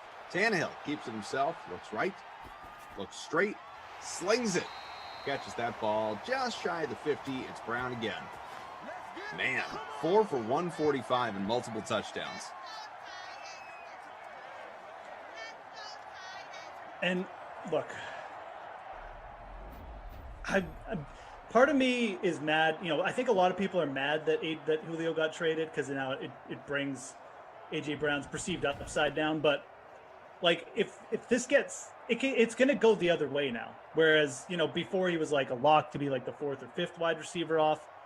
He gets down into like closer to like the 10th wide receiver off the board. I'll take that, man. AJ Brown is just an absolute beast. So Johnny Smith. Mad Monk Exclusives LLC copyright. Ball up, Cough. Run a 50. Don't make a pick if you don't want to play. Well, now that I have my feeling like I have my manhood questioned, I guess I have no choice but to create a contest for tonight. Pretty sure that's how peer pressure works. 2nd and 8. Couple minutes left opening half here. Tannehill over the middle again, and another catch. This time into the hands of Jonnu Smith. 3rd. Lucky Thumb saying, I have horrible takes. Najee Harris is going to be better than Saquon. Where did you guys get that I was like pumping for Saquon? I just said like if he fell past like RB6 or something, I'd be interested. His ADP is like RB5, and I virtually guarantee because Saquon is like has that name value and he plays for New York, you probably won't even get him ever as like RB5. He'll eventually, just based on that popularity. In fact, he's like a media favorite and he's in New York. He'll be going in the top 4 RBs at some point. Once you get like one long Saquon run on tape in training camp, like he'll be back at like RB4 or 3. So, like I said, Nick Chubb. You can definitely make fun of me for my Nick Chubb take if you don't like Nick Chubb. That's the RB I think will be undervalued going into the drafts. People will be too afraid of the RB tandem there, but all these guys have tandems, man. I mean, Taylor's got, Mac and is back, and Zeke's got, I was about to call him Tony Dorsett. Oh my God, who's the backup in Dallas? Oh, Pollard. Tony Pollard. Thank you. So, all right, guys, I've created the last-minute NBA Nugs Suns showdown. It's available to you in the DK SimFan Friends League lobby. Lock in 5 hours. Fill it up. This is your opportunity to prove a point. If this thing doesn't fill, I'm never doing it again. You have 5 hours for 50 spots. Shouldn't be a problem. Do it, DK SimFan. Get in, man. It's showdown season. We got NBA, NHL showdown.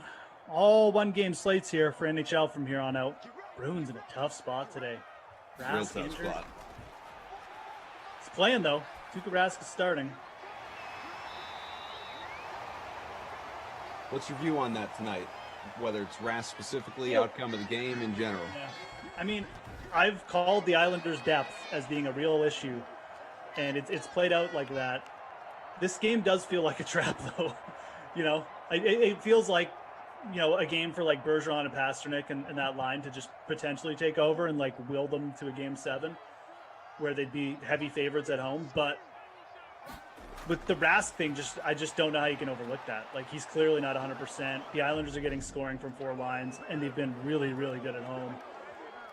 I think it I'll probably tell you, because I know you're not listening. Boston radio, the cesspool it can be, it absolutely, without question, no hesitation, wants Jeremy Swayman and net and Tuukka Rask on the bench. He can't win the big one. He sucks. You can want him on the bench because he's not 100%, but it also tells you what the coach thinks about Swayman, the fact that they're not going to him when Rask isn't 100%. And look, there's no way Rask is 100%. I don't care what Bruce Cassidy says. So it kind of tells you, No, Cassidy said he's not 100%. Did he? Okay. Well, what I heard today was like he wouldn't be in there if he wasn't healthy or something. Oh, well, I didn't see the comments today, but I mean, he's been saying the last couple of days that, he was pulled for maintenance. He's dealing with something. He's not 100%. Like, is he healthy enough to go? I believe that. Of course, they're not going to throw him out there when he's, walking on one leg.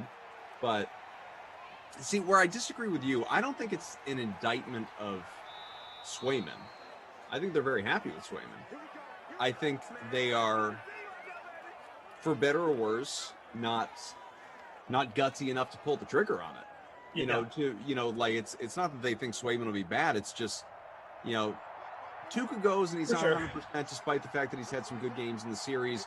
You can point at it and say, we went with the guy that got us there, didn't get the job done, we lost. Sucks, but, we still felt better about our veteran who's been there a million times over, is, the franchise's leading goalie all time statistically and, quite frankly, in terms of the last decade, and has been to multiple Stanley Cup finals versus a rookie who was very good in limited opportunity this year, but a rookie who hasn't had a playoff start yet, would be thrust into a must-win game situation on the road. I think they just feel better going with Rask. Yeah.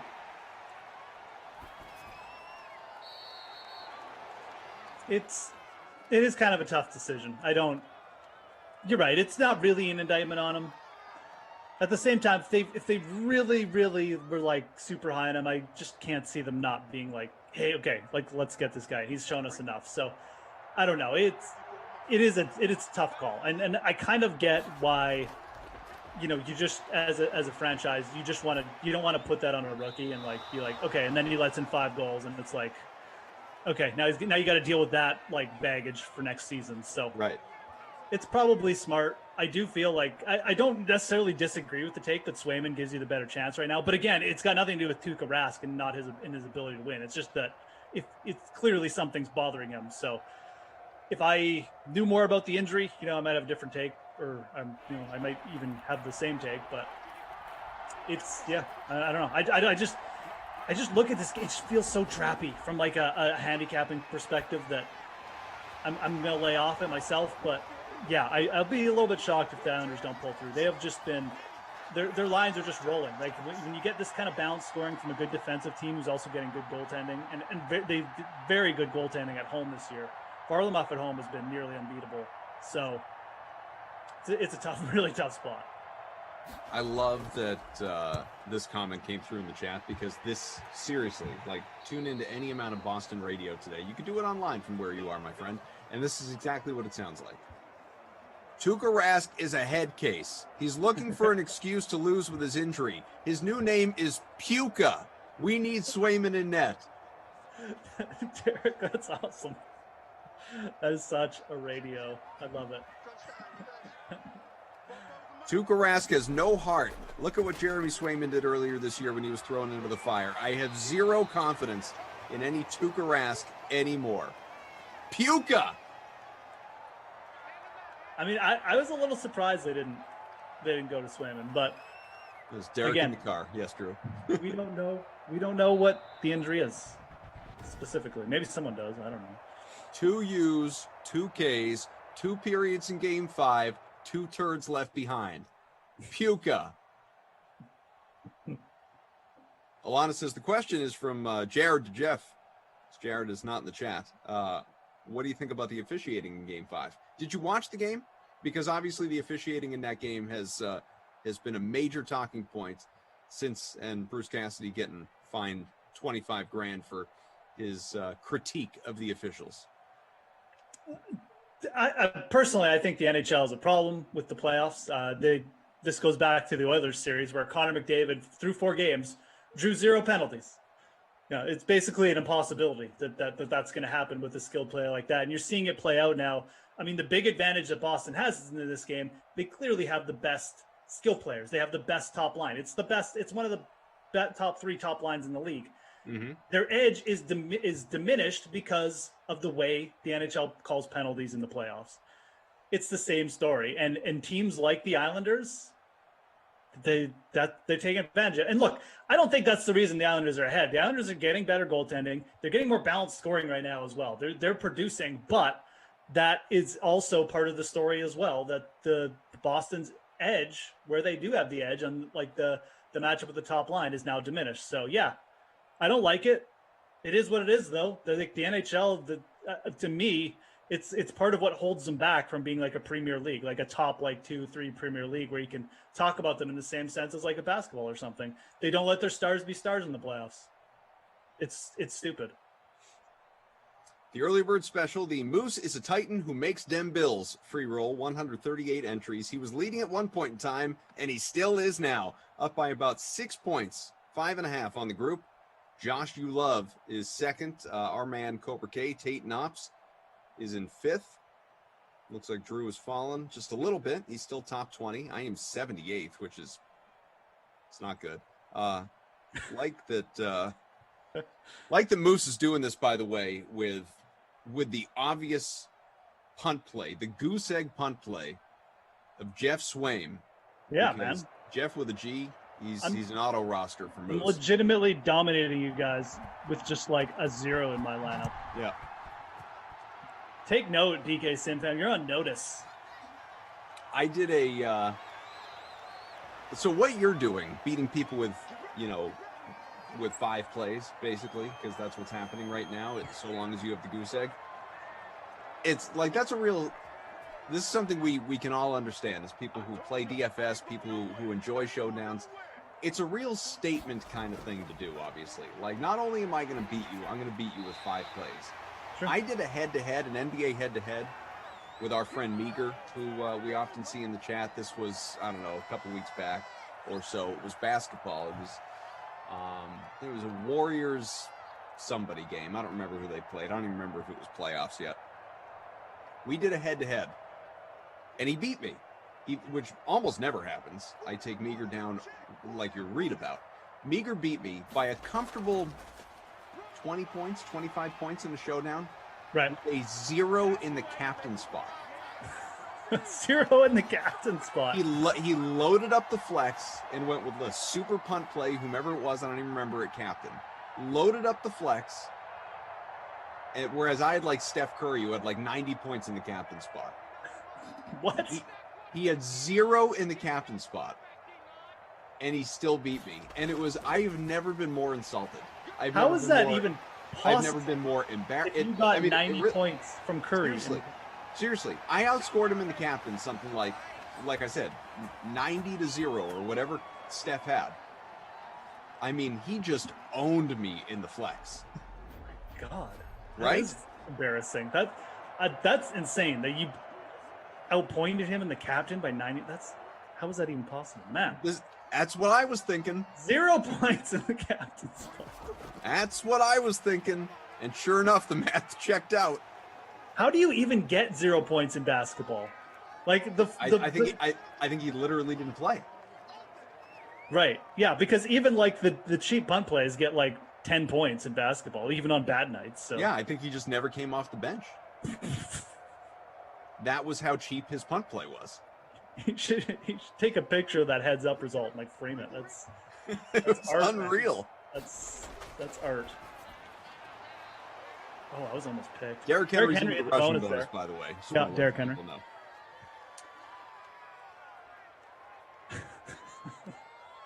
That's pretty sick. Let me see, because Lindenbaum's asking about it now. Let me see if I can search my history and find it. I've beaten people in golf when I've gotten like 3 players through the cut and they've gotten through like 5, and then one of my players wins or something. Yeah. You feel good those weeks, but that's still like that. We're talking showdown with like extra points to the cap. That's disgusting. Right. Yeah, it was really something. Let me see.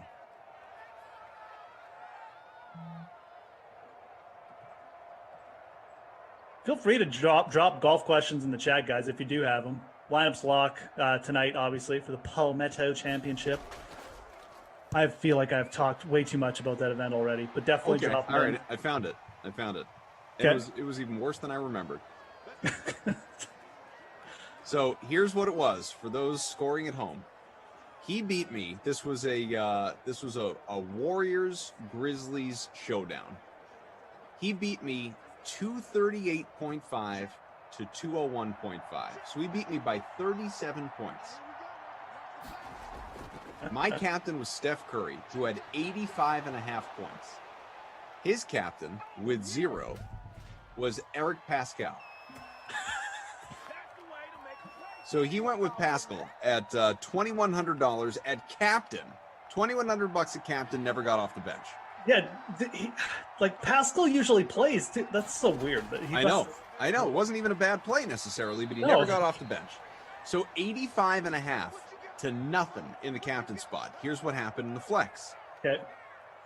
He had Curry, obviously, who had 57. He had John Morant, who had 60.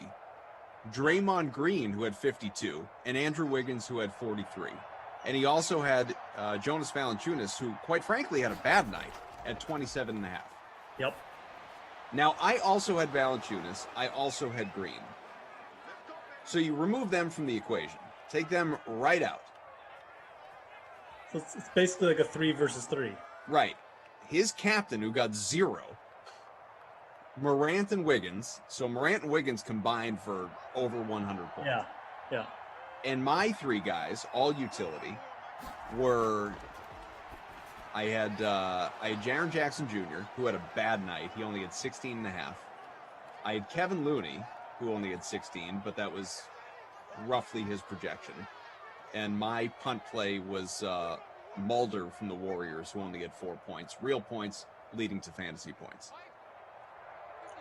It was just, like you said, it was art, man. I mean, Meager should have framed that. I mean, No he doubt about it. definitely had the right strategy because it sounds like it was a game where the punt plays were terrible. Like there weren't good ones to choose from. So he had to load up on the studs, but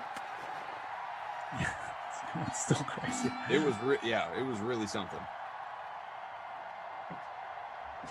Just shows you that sometimes it's more about how you're creating lineups because we've seen lineups in these sims win with like bagels a few times. So related to our contest that I created for tonight, this 50-person one, I'll check how many people are already in there. Lindenbaum asked a good question, a good DFS strategy question here for you, Moose. Says, that reminds me, Koff, Joker might be like 95% owned overall tonight. You got to fade him, right? And I don't see how you can. I mean, I realize the differentiation approach, but I will be floored if Joker's not in the leading lineup. Yeah.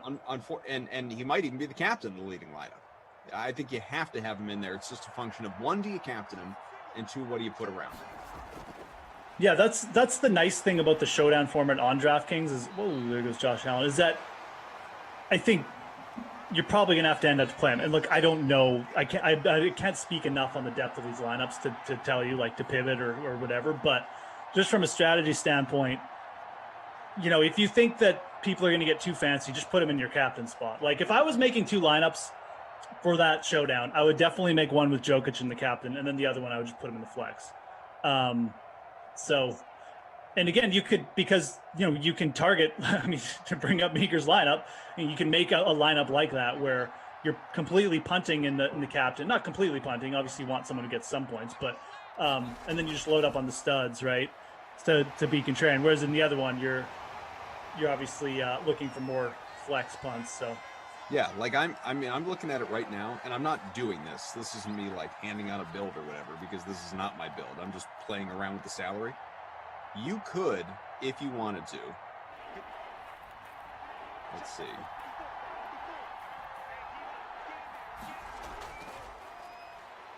You could build a lineup that has, just salary-wise, this works.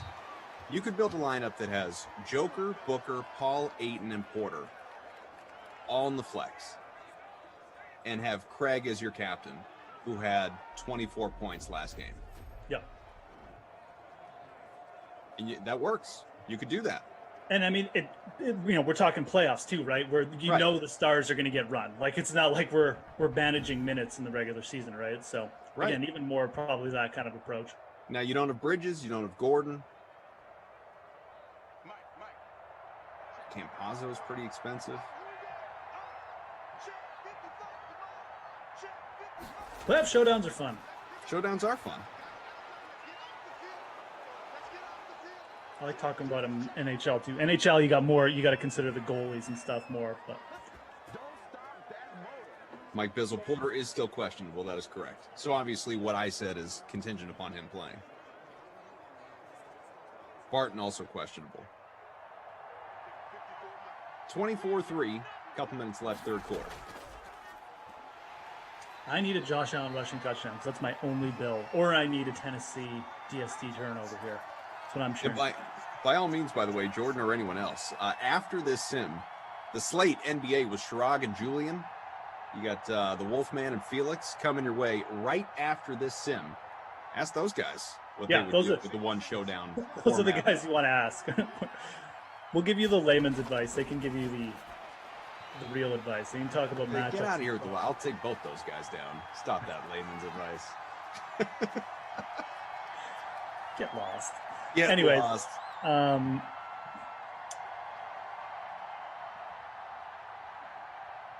First only 20 spots to fill, by the way. 30 out of 50 in there, so very good on you guys. I mean, if you're playing NHL Showdown tonight and you're in a big GPP, I mean, Tuukka Rask is going to be very underowned, so you take that into consideration. Yeah. You got to really believe Boston's going to win. Yeah. I mean, again, if I was making 3 lineups, I'd probably do that in one of them. But I think that, again, for the way I see that game playing out is either going to be tight, really close, or it's going to be an Islanders kind of like 5-1 or something. So I think you could look to guys like Eberle, Beauvillier in the captain spot tonight. But Varlamov is, there you go, Josh. That's exactly what I needed. Touchdown. Oh boy. I definitely think that Varlamov should be like high up there too. It's like if I was making 3, I might punt one with like Rask, make one with Varlamov, and then go like a value Islander. Definitely like Beauvillier and Eberle as cheap guys in the captain. Yeah, I mean, I'll definitely have a showdown lineup for it. I'm not sure what I'm going to do. Other than my heart will have me stack Boston. I just know that. And you know what? Like, that is probably the play. Maybe start Rask in the captain and then just load up on as many of the big line. Or maybe start, like, I don't know, Pasternak or Bergeron in the captain or something, I was thinking about Bergeron. Just because he's cheaper, like him, Marchand. Like I'm not inclined to pay all the way up for Pasternak. I might roster the whole line. I just don't think I'm going to pay all the way up for Pasternak at captain. I can't see that line not having a massive night if Boston wins. Like, I guess Taylor Hall could go crazy or something, but yeah, that's like the outlet, for. Again, that's the Bruins' advantage in this series. They have the best top line. Like it's not even close, but it gets negated, right? Maybe we again, I don't know. Again, this game just to me it's so trappy, but it's an interesting one. I think this has been the best second round series. I mean, Tampa, Carolina, it's been a very over. compelling series for sure. The Jets, Canadians over before it started. Well, actually, Vegas and Colorado has been really good too. The Golden Knights, unbelievable comeback by them. I think that series goes 7, but running people over. Our dude Tate in the chat. Good to see you, Tate. You're doing well in the contest, my friend, but you probably know that. All right, we need some Jeff Schwame action here. Is what we need. Nah, man, just try and beat the people with 5. It's a power move. I want to really rub it in and get like a Jeff Schwame like 70-yard touchdown or something. So you would rather have your punt play go off versus just beating everyone with 5 spots? Well, yeah, because then I look smart, and it's like, oh, look at this guy. He knew the 1% owned guy was going to go off, even though it was just a guess. Even though I just liked his first name, so.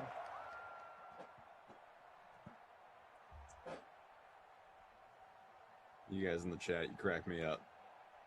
Smash that like, by the way. Haven't mentioned that yet. We're up over 150. Love to get us to 200. We have 300 plus watching on YouTube, and that doesn't even include, obviously, the thousands across our other platforms, pardon me, including twitch.tv/DraftKings. Still a little choked up, just nervous to be here with all of you. 214 for Tannehill, couple of touchdowns.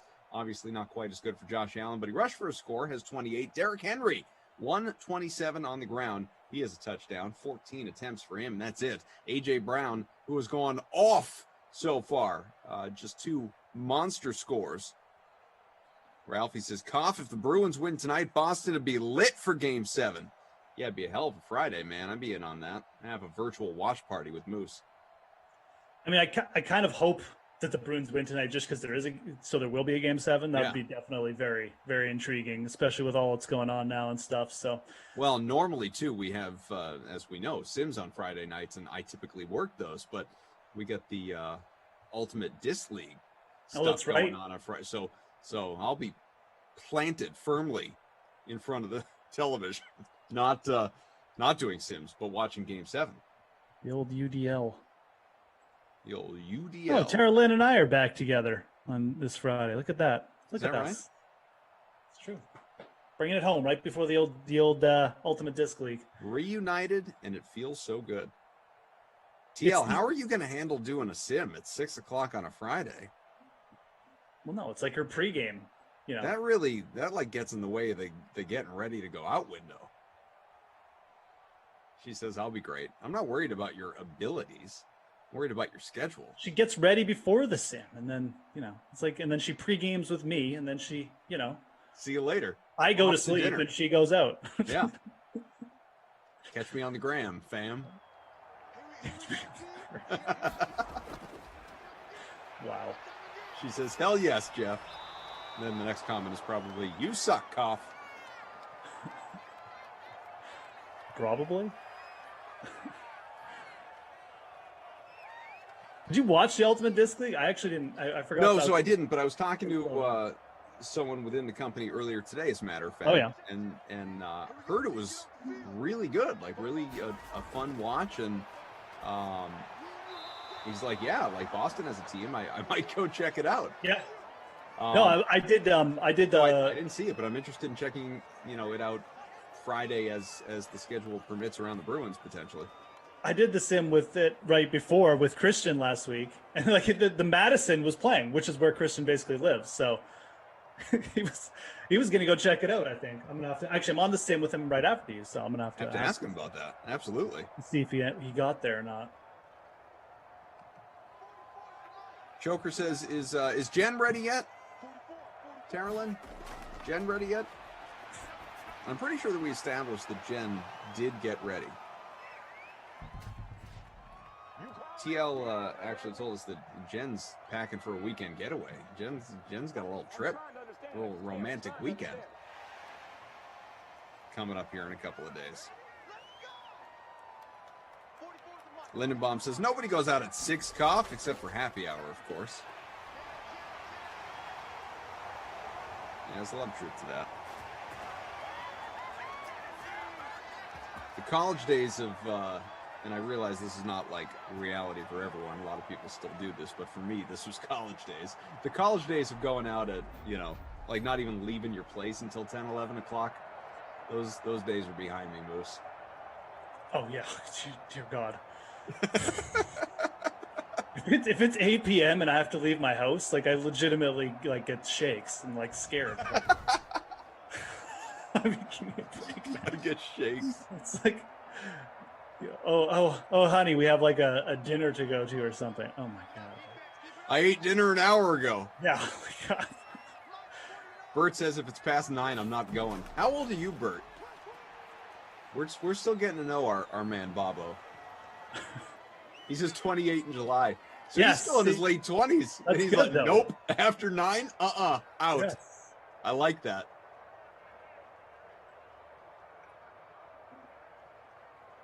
DFS Queenie, old men go out at 6, get a nice dinner and home by 8 and sleeping. I'm not an early, let's not confuse it, and all of you know this. I'm not an early to bed person, but yeah, I don't need to be out super late unless, I don't know, is there a celebration? Is there a special occasion? Is there a good reason for me to Right. go? Because if it's just like we're just going out, no, I don't. That's not enough. Yeah, I am not out late just to be out.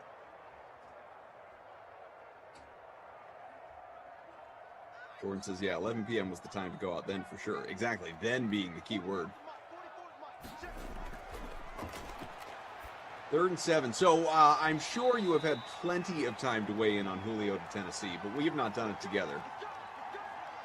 What are your general thoughts on him landing there and fantasy and just what that does for Tennessee in terms of vaulting them into a true championship contender conversation, what it means for A.J. Brown, which you alluded to before, even what it means for Derrick Henry and his usage, quite frankly. What are your views? So before I answer that, Giggle Pigs, just because he asked a golf question. I like Ben Martin a lot. I know another dude I work with really likes him. I like Camilo at that price too. those two guys on both years, and it's 7,600.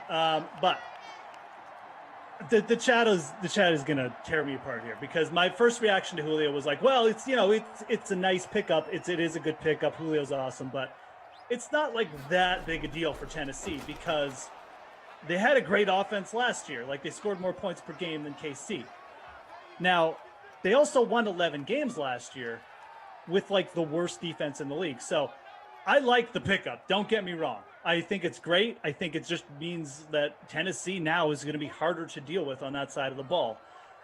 I think where Tennessee picks up wins this year, though, is how they've improved their defense, which is, Janoris Jenkins, Bud Dupree, Farrelly in the draft. Like, I think they've actually made some really interesting pickups there. And if they can move to even just being league average, I think this team could potentially win 12 or 13 games, because I'm not sold on the Colts at all with Carson Wentz. So I really like the pickup. And I think, here's the thing. I think Tennessee knows that they're a team on the verge that potentially can challenge KC in like a one-game showdown. I'm not saying they're better than KC. There goes Ryan Tannehill. Down to no. one. Oh, I could have used Down that. to one. Give us a vulture score. Well, I guess it wouldn't be a vulture, but I would love a vulture score. Really, what I meant when I said how about a Jeff Schwain? Who's the fullback? Is it Schwain?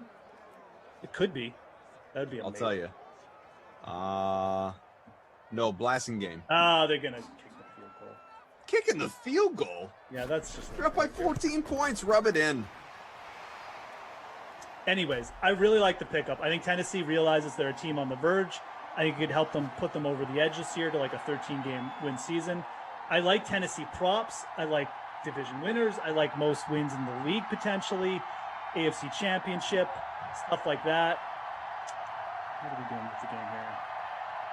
We're just admiring the crowd. Okay, yeah. Admire the net there for 30 seconds. I think it could potentially hamper Derrick Henry's workload a bit, but it's not really something I'm too worried about. This team is still built around him. I'm actually not really worried about that at all. Where you have to dissect it is Julio's not getting 150 targets. Corey Davis left about 100 targets behind when he left, but even A.J. Brown last year with Corey Davis was on pace for over 16 games because he missed a couple. He was on pace for about 125 targets. His rookie year, he had about 129. He's not going to give up a bunch of targets. He's not going to get 90 targets so Julio can get 150 again.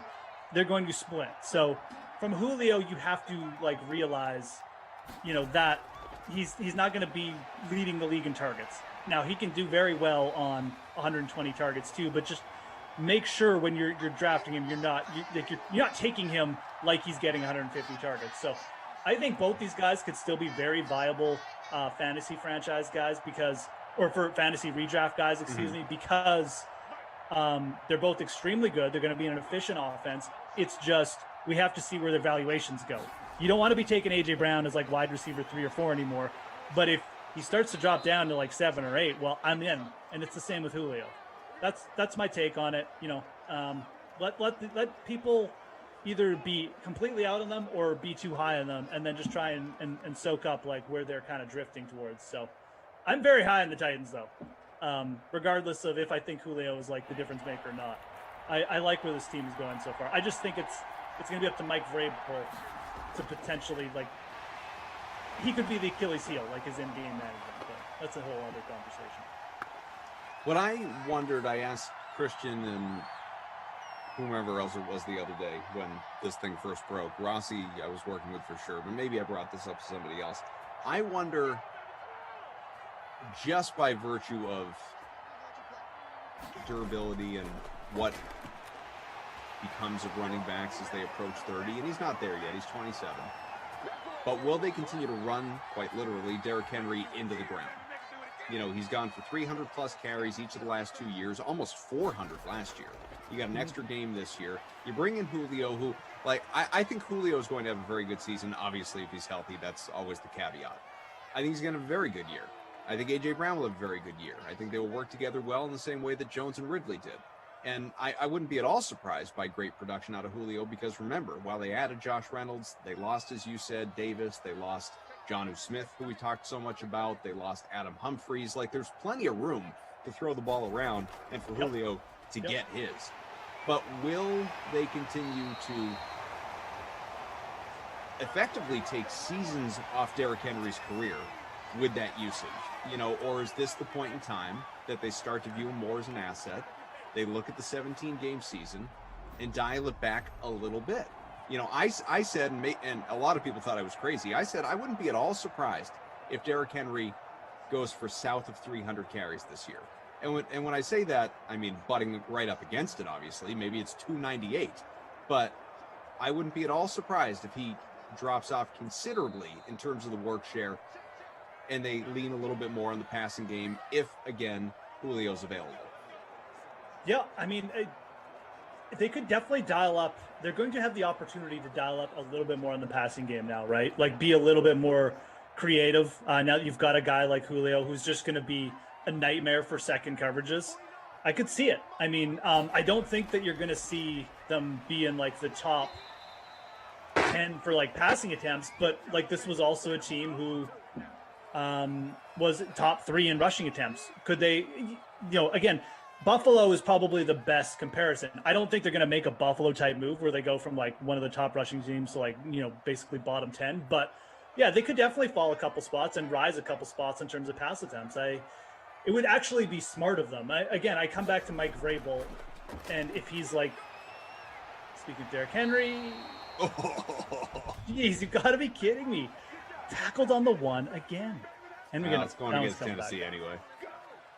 So yeah, I don't disagree, and that's part of the reason why I don't think you need to write off Julio and AJ Brown. It's just you're just wanting to see where their valuations are going, and you want to, and again, if it's like when people are too high on a guy, you don't draft him, but when people are too low on him, that's when you start to pick up the pieces. So I want people to be like, oh, AJ Brown's not going to get enough targets, Julio's not going to get enough targets. Then I want to pick up the pieces and draft them at lower valuations. So I think you definitely could. I'm not out on Derrick Henry either. I mean, you just don't get that many guys who have that dominant workflows or anything like that. But yeah, you could see his touches go down a bit. You may even see his touches go down a bit and his yards per carry go up. Sure. There's a touchdown for him. Second of the day, should have 3, quite frankly. Derrick Henry, monster in Simland. In the interest of time, I don't mean to cut you off, but I want to bring this up. And Shrag, Julian, Wolfman, Felix, they're coming up next. The slate, NBA, and if you guys want to unmute yourselves, I think you'll enjoy this real quick, and then we'll get to our awards real quick as well. Just the one game tonight, you got Denver and Phoenix, the showdown. So by all means, ask them your questions. Guys, Jared Kilgore is, he's one of my favorites here. Everybody knows that. Jared writes in the chat, Koff, I was at the Bruins game on Monday night, so excited for the early start time so I could catch the 9:41 commuter rail home. I missed it by 3 minutes and had to take the 11:01. And so his wife, Alana, in the chat says, yeah, but Jared, tell him how you got home. Guys, not all heroes wear capes, but this is really something. Jared says, there were no Ubers when I got back, so I went to a pizza place that delivered, ordered a pizza for delivery to my house, and caught a ride with the driver home and left a great tip. That's the best thing I've ever heard. That's a legendary move. I'll unmute myself for that. I did that once in college. Oh, yeah? Pre-Uber. So great minds think alike. I can respect that move. Yes, University of Rhode Island, there was a very popular bar next to a very popular pizza place, and I used it to my advantage. That's really something. I'm not smart enough to think about something like that. No, me either. I'd call my wife, honey. Well, you just have to like beer and pizza, and then it just comes to it just all comes together organically. Alrighty then. That's some chat VP stuff. So again, the slate NBA, Shrag and Julian are going to be coming up. They will tell you whether or not Jordan or anyone else that have asked if you should be fading Jokic tonight just to give yourselves a chance to win a GPP. They can dive into all that stuff for you, talk a little showdown strategy, as well as who they think is going to win. I imagine these guys are both very entertained by the potential of this series and what we saw from game one. A couple of fun teams to watch. But Moose, since this game is, effectively over with 18 seconds left, who are your award winners as you look down on all of us from the leading spot in the free roll? I mean, first of all, I'm just continuing to dominate everyone here in the free roll with having Jeff Swaim in my lineup. So the entire DK Sim fam chat should be embarrassed. But AJ Brown, 100% player of the game, 164 yards, 6 receptions, 2 touchdowns. Watch Josh Allen. Watch me get beat by a fluke touchdown after I've said this. And then not my kid award. Let's see here. Who had a really terrible game? Jeff Swaim. Jeff Swaim did exactly what we needed him to do. He showed up. He showed up. Cole Beasley, 44% Yeah. out. Cole Beasley. Oof. 1 catch. Could have gone Corey Davis too. We'll go. How about a Titans pick 6 to put the cherry on top here? Well, 2nd and 6 from the 42, incomplete, so not quite over yet, inching toward the finish of this 34-10 game. I think if we got a Diggs touchdown, I'd probably get past because I don't have Diggs. I mean, I'd root for it just to wipe that smug expression off your face. Yeah. It would be fitting. Beating the As soon as I start 137 other people in this free roll with 5 spots in his lineup. Said, I don't need the 6th. I'm good. There we go. I'll just take the 0. Yeah, that's, we got a timeout. Come on, we got basketball talk here, folks. The unending sim. The Dream Stream's been listening to Kaufman's horrid basketball advice. They need the experts to come in. Let's get this over with. One more Josh Allen sack. Oh, they're gonna punt. Great. Yeah. glad you called the timeout to punt. They're gonna punt. They're down by 24 points with 4 seconds left, and they're punting. You want to know why? Gamesmanship. Just wanted to leave you with something to think about the next time. Oh, Take that, Mike Vrabel. my God. X factor and a half. All right.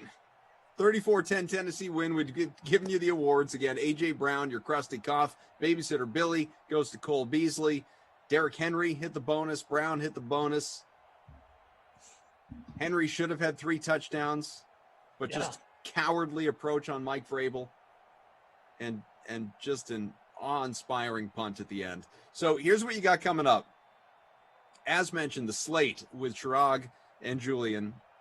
They will get you going on what is happening tonight with lineups locking in a few short hours, 4-ish.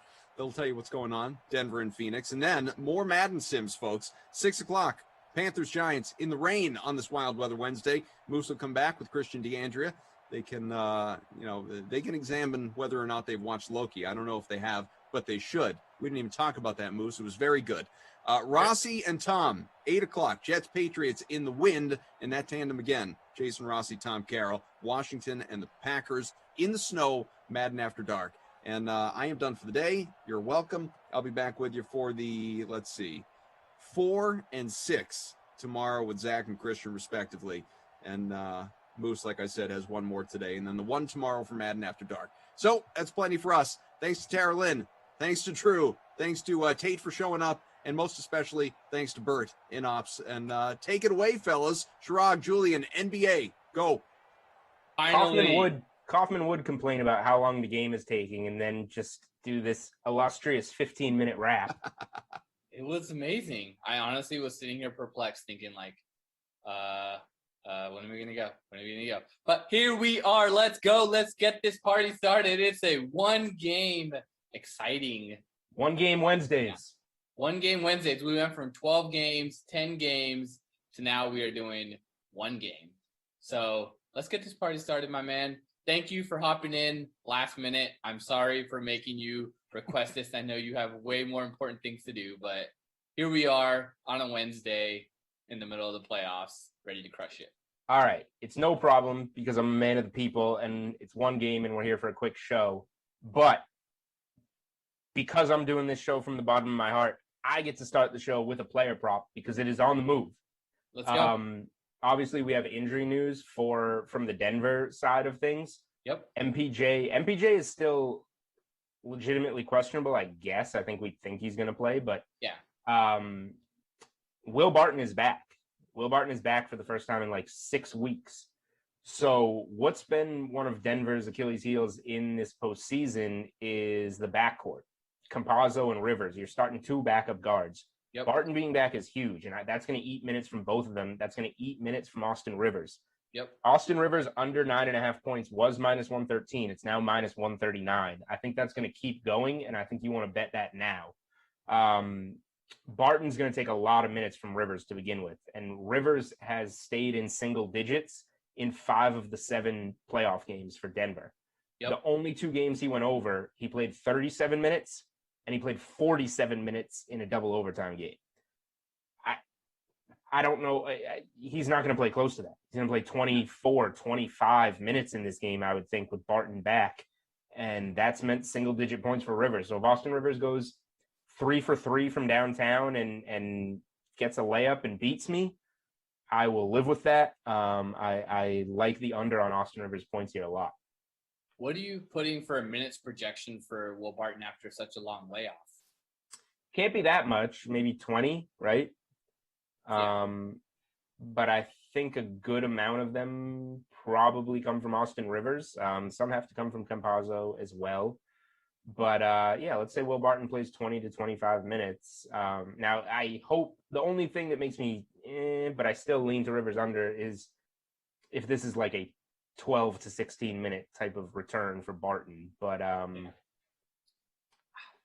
projecting about probably closer to maybe like 20, 24. Yeah, I'm trusting it. I'm riding the under on Rivers points.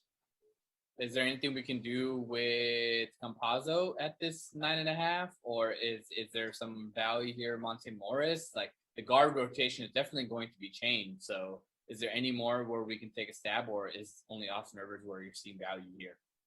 I mean, I don't want to do anything with Morris because I think Morris shot 1 of 10 in game 1 after having some really good games. I think he has to be not your Jamal Murray, but your Jamal Murray light. Like he has to give it a try. He's the only guy that can play that kind of role. I think he has to get some minutes. Like your backcourt, if this is a close game, I would say the backcourt that you're closing with, if you're Denver, is Barton and Morris, not Campazzo or Rivers. Campazzo's been scoring a little bit better in the postseason. You can go through his game log and see, 1, 2, 3, 4, 5. He's gotten double figures, although his playoff high is 14. He's been in double figures in 5 games. So the Rivers under is what I'm sticking with. Sounds good. Is there any value to attack now with Barton back, checking out this line? I mean, it's been at 5 all day. Does it make sense? Do the Nuggets get a shot in the arm with getting Will Barton back, or is it something where Phoenix just played really well? And I feel like they only really took over in that third quarter. It wasn't even like that first half was kind of flat, and then they just went on this massive run.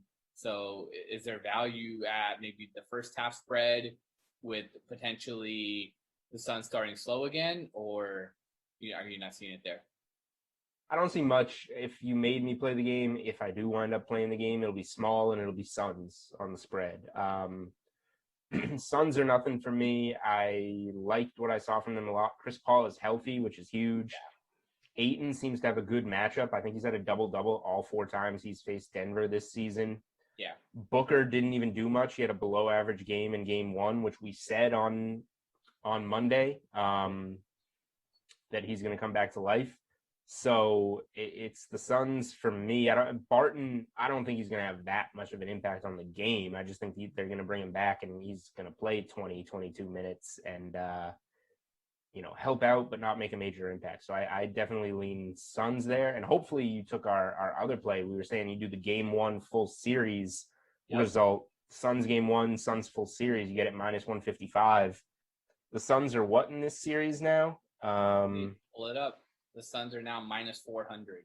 Minus 400. So if you took that play, you now have the Suns minus 155 for the series and getting some great value there. Yeah, makes a lot of sense. I mean, that's kind of why we had called for that rather than picking series correct score or total games played or anything like that. It was just the fact that there was the value of, even though it was a little bit juiced, there was still potential value there. And now you see that value come to realization with the minus 400 on the series line. Yeah, I mean, nothing you can do about the series now unless you like Denver for some reason. Which I just don't think they have enough with Jamal Murray not being available. I think they would have had a chance to beat Phoenix with Murray, but without Murray, they just don't have enough. Yeah, they're giving it a try, bringing Barton back because they know they need something in that backcourt. But yeah, Phoenix is good. Suns are good. Is there anything to do? Did you learn anything from watching the Clippers choke it away after a strong start to that first half? Yes, they had been playing massive minutes in the 7-game series, whereas the Jazz got to rest a little bit and came in a little bit more fresher. Yeah, they started off slow because of their time off, but is there any value here? I know we talked about the Clippers potentially providing that coming off, but Jazz showed up. So what do you make of that? So, oh man, I like the Clippers in the series. I'm probably going to bet the Clippers in the series at that plus 170. The way the game one went, we saw that the Clippers have it in them, even after that game 7. I think people thought they were going to come out slow. They came out strong. Yeah. Utah found some shots. They got a lot of shots down, a lot of threes down. That's what they do. They attempted a lot. Mitchell, the coaching decision on Lou to leave. I know Kennard was hitting some shots in the first half, but to leave him in that game and get him switched off on that pick and roll every time and let Donovan Mitchell get to the rim, that needs to be an adjustment. Kawhi didn't play particularly well. Marcus Morris and Paul George literally built a brick house by themselves, shooting 8 of 31 combined. You get a few of those, and they lost by 3. Yeah. So I think the Clippers will get it together like they did losing game 1 last series. I sure hope they don't lose game 2. I like their odds in game 2. But I think they figured this out. And if Conley comes back, that's good for Utah. But how healthy is he? He's getting up there in age with a hamstring. That's usually not good, especially for, a guard, a ball handling guard. So if you want to put the ball in Mike Conley's hands at 75%, over putting it in Mitchell's hands, then be my guest if I'm the Clippers. So I do think the talent gets there in the end in this series. Makes a lot of sense. Yeah, I like Clippers plus 170 as well, but let's see. I think we might be able. You're always going to sweat. You're going to sweat a Clippers bet because they need their backs against the wall to play their best. Yeah. So it's not going to be pretty. I think it's going. I don't think they have it in them to maybe pull off this game too. That crowd is just really raucous, and Utah crowds have always been lit in a sense, and we've seen that from back in the day, from when Stockton and Malone went to the finals. Like, you always saw the crowd was always an issue. The elevation's always been an issue. So I think they have a chance to potentially pull it off, and maybe we get better odds if they're down 0-2 in this series. Yep. So let's move on to the showdown. I know that you don't really play showdown as much, but it's the only game on the slate. So who are you looking to build around? Who is a potential player? Is Nikola Jokic the guy that you want to captain here? Do we want to potentially look at Paul Millsap as being a player that can step in if there's a chance of Michael Porter Jr. being limited at all? I think that if Porter shows an inability to move laterally and just kind of he's always been a stiff back. Like, when he runs, like, you see him, like, you can tell that person's injured their back in the past. Like, and now that he's dealing with the back injury, the team might be a little bit more cautious with him. So is there value to play Paul Millsap at 3,900, or sorry, Paul Millsap at 2,600 to open it up to get some of these other studs and these other big name players? Denver's interesting. I don't think Jokic is in like the best spot. He hasn't played great against the Suns this season. He wasn't great in game 1. But where are the other points going to come from in this game? You still might need to take him. The Denver backcourt is out because Barton is back. It creates a log jam. Yep. You're not playing anybody there. I'm not playing MPJ, even if he does play, because I think that, he's a guy, if he plays, I'm looking at some prop unders on him like I am on Rivers. If he's out, yep, I'm looking at prop overs on Aaron Gordon, who is probably the only nugget that I feel good about. He's going to have, I think, a good game. Obviously, if Porter Jr. is out, I think he's the guy that steps up. If Porter Jr. is in, I'm just banking on him to not be himself and have some of that production fall to Aaron Gordon. So Gordon is probably my favorite nugget on this slate that I would get in there. And he had a good game 1, which doesn't hurt. In only 29 minutes, he could play 35 minutes in this game. Yeah, exactly. I think that really sets up. And I mean, it was kind of a blowout in that fourth quarter, and that's why he didn't really have to come back. They just pressed it from that third quarter on, and didn't have to really have a chance to come back. But Aaron Gordon makes a lot of sense here. But you didn't answer my question. What about Paul Millsap? Okay, fine. Or JaMychal Green? We mentioned JaMychal Green on the show. He came through 27.75 fantasy points in 23 minutes. So is a potential for JaMychal Green setting up here where now you can go back and say, hey, I want to throw Ayton into the top spot here. And if I look at other players, obviously you're over the cap. So you have to decide who you're going to want to give up. Is it Booker? Is it Paul? If you're definitely playing Jokic due to his high floor. It's Green over Millsap for me, but obviously it costs a lot more. A guy that we did bring up for game one, who we kind of passed on, 17 minutes but 24 DraftKings points, is Torrey Craig. And if you take that lineup you had right there, with the studs in and play Craig for Millsap, I think that entire lineup fits. So that's kind of interesting. Look, Torrey Craig could also have 6 DraftKings points like he did the last game against the Lakers, but you got to find somebody else down here with upside. Saric, not enough minutes for sure. Maybe you go even lower. Kaminsky, he didn't even play in the last game. So no, Marcus Howard had been coming in, getting some shots up, but with Barton back, I assume he's completely out of the rotation. Yeah. So that makes a lot of sense for playing JaMychal Green and Torrey Craig as your 2 value options. I think Torrey Craig, we'll probably even get this question. I think Torrey Craig at 2,200 is probably the cheapest person you can play on the slate. Yeah, makes a lot of sense. We haven't had any questions yet. So if you have any questions, make sure to drop them in. We'll have our amazing crew drop it to us so that we can go get it live. We'll be on for about 10 more minutes to take all your questions. So make sure to get them in right now.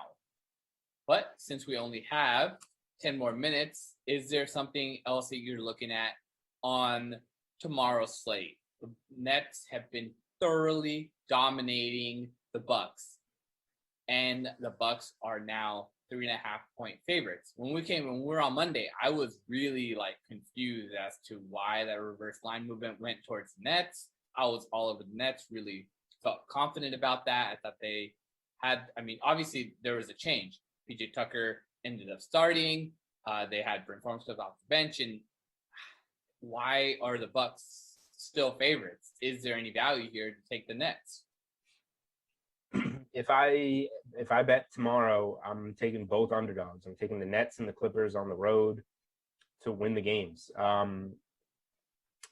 Now I might just save this and hold off on game 3 because I know I'm almost positive I'm going to bet Nets game 4 regardless of the game 3 result. Yeah. Because if Milwaukee gets its bounce back game, I think that, if this goes 2-2 back to Brooklyn, now you're starting to think about maybe bringing Harden back a little early. You don't want an Anthony Davis re-injury. Yeah. I think that Brooklyn would, Durant's been unbelievable. I think that Brooklyn would, fend that off and keep it at 3-1. If Brooklyn wins tonight, Milwaukee's done. They're done. And that could be one of those games that, Milwaukee shows some fight, but in the end, Brooklyn wins that and completes the sweep. So I'll give right now, because that'll be over the weekend, Saturday or Sunday. I'll give Nets money line game 4. That's something I'm going to play. I'm still waiting on tomorrow if I can, pull the trigger or not. Do the Bucks have any guts or not? And like I said, I like the Clippers to win the series, so I don't think they're going to have to win a road game at some point. I don't think it gets to 2-0 like the last one did. There's a lot of adjustments to be made there. There's a lot of shots that can go down for particularly Paul George.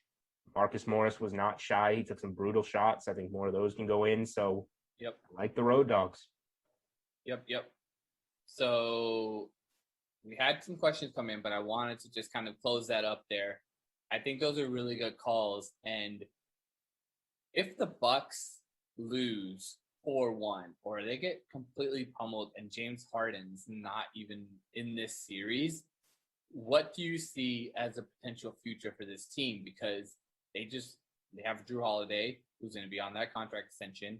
They have Giannis, who's going to be there because of the contract extension. Chris Middleton is, I think, the second or third highest paid player in the league behind Tobias Harris and some other dudes. So what did you do with this team? How is it even possible? Like, what do the Bucks do? They just accept the fact that they're just going to be a perennial good playoff team? Does that make it so that their coach gets fired now? Because Coach Bud, he proved that with the Hawks, he couldn't get him over the top. He came over to Milwaukee, was supposed to be that guy to help them get over the top. He hasn't been able to. Is he on the chopping block then? Yeah, you probably fire the coach, especially if you get swept, lose it in 5. You fire the coach because the roster, the core of the roster, isn't going anywhere. Middleton's overpaid. Holiday has some value, but that's a big deal. Giannis, obviously, teams would be interested in. I don't think you're going to trade Giannis 1 year into his $204 million extension. So you fire the coach, you justify it, you bring back your 3-man core, and you try and rebuild the role players as best you can to try and take another shot at it. It's really the only way you can go. And if it keeps happening year after year, we're eventually going to hit the season where the Giannis trade rumors kick in and we see if he's on the move. Yeah, that's kind of how it works. It feels bad for Milwaukee because they had. I'm sorry that it feels bad. No, I mean, I just think that if you're gonna get a homegrown player like that, it's always good to see homegrown players kind of get their chance to really make it. And in a season, whereas, yes, the Nets have been the favorites since the beginning, to see them kind of avenge their loss against the Heat and show, hey, look, we're good. And then they also played well in the regular season, where I think the Nets were just sandbagging them now just to get them to be like, hey, we have all this tape on Giannis. This is his best moves and best plays available, the best style he can do it. And now we just shut that down. And they've just been clogging the lane, and the Bucks haven't been hitting their threes.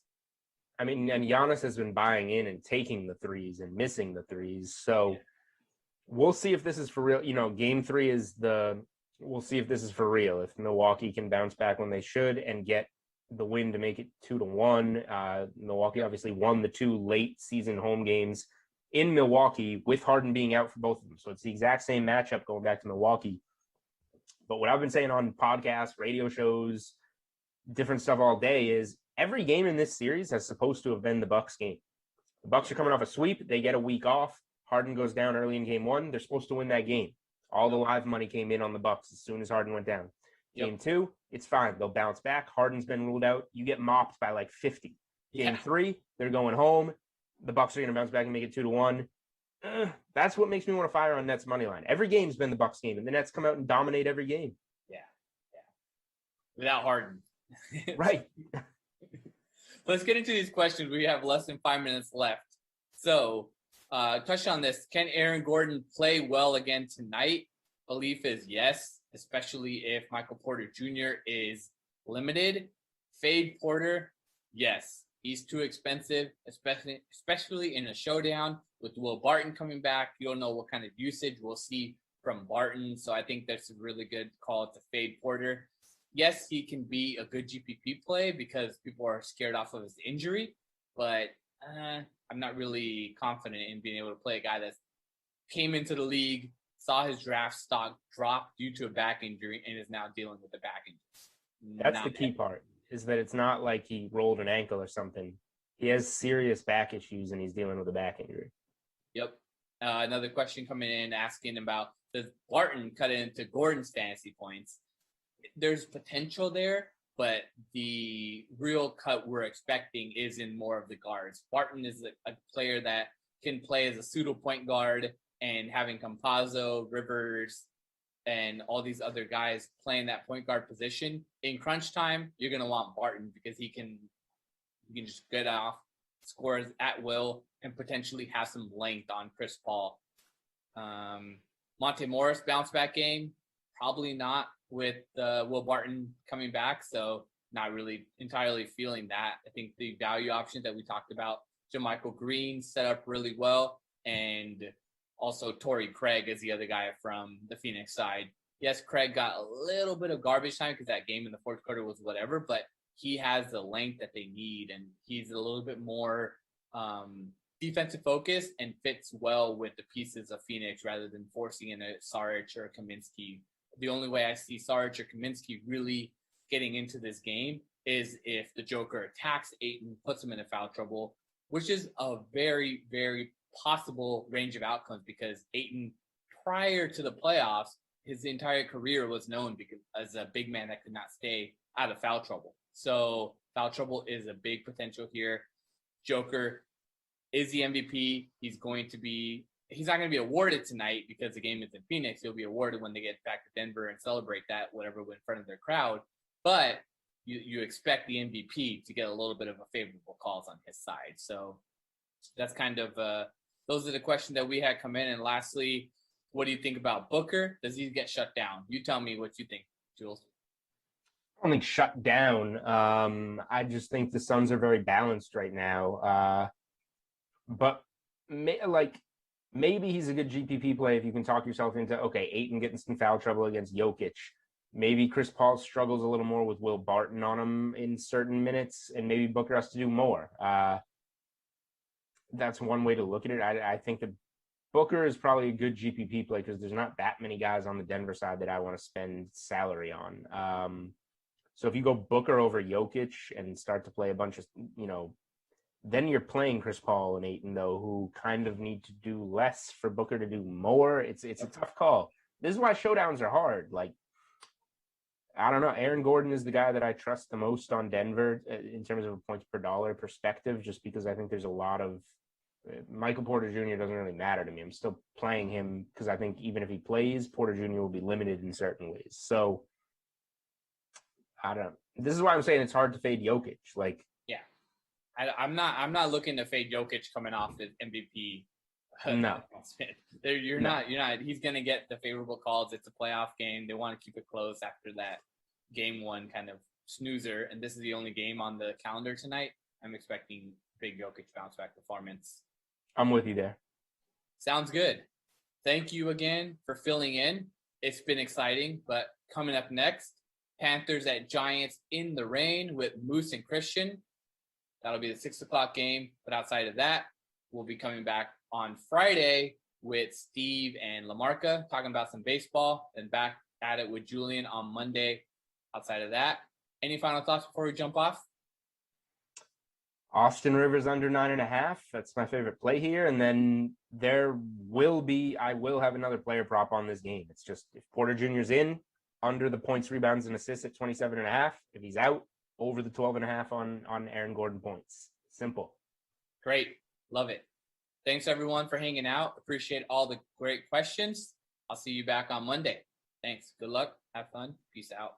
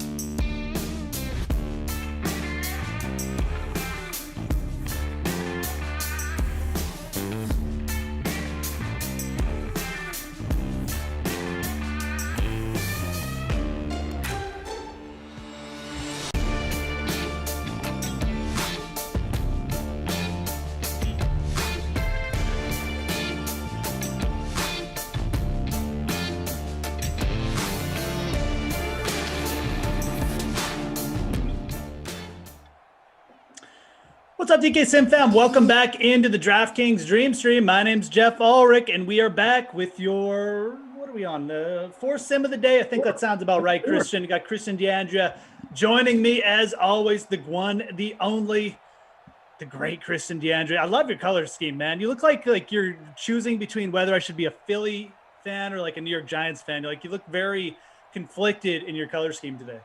Yeah, it's like some real NFC East troubles here. What you can't see is that this is actually like a 1970s Oakland A's shirt. It's fraying so hard. If I lean too much in any one direction, it'll tear off, and this will accidentally become a Chippendale show, which, as I'm sure the Sim fam would enjoy, but this is his family get-together, so I'm going to move real carefully, cautiously. The nice thing is this 70s fabric, very light, very sheer, so it's a warm day here in Madison, Wisconsin, like 94 degrees outside. Keeping it cool, keeping it calm, collected in my vintage A's wear pre-Bash Brothers.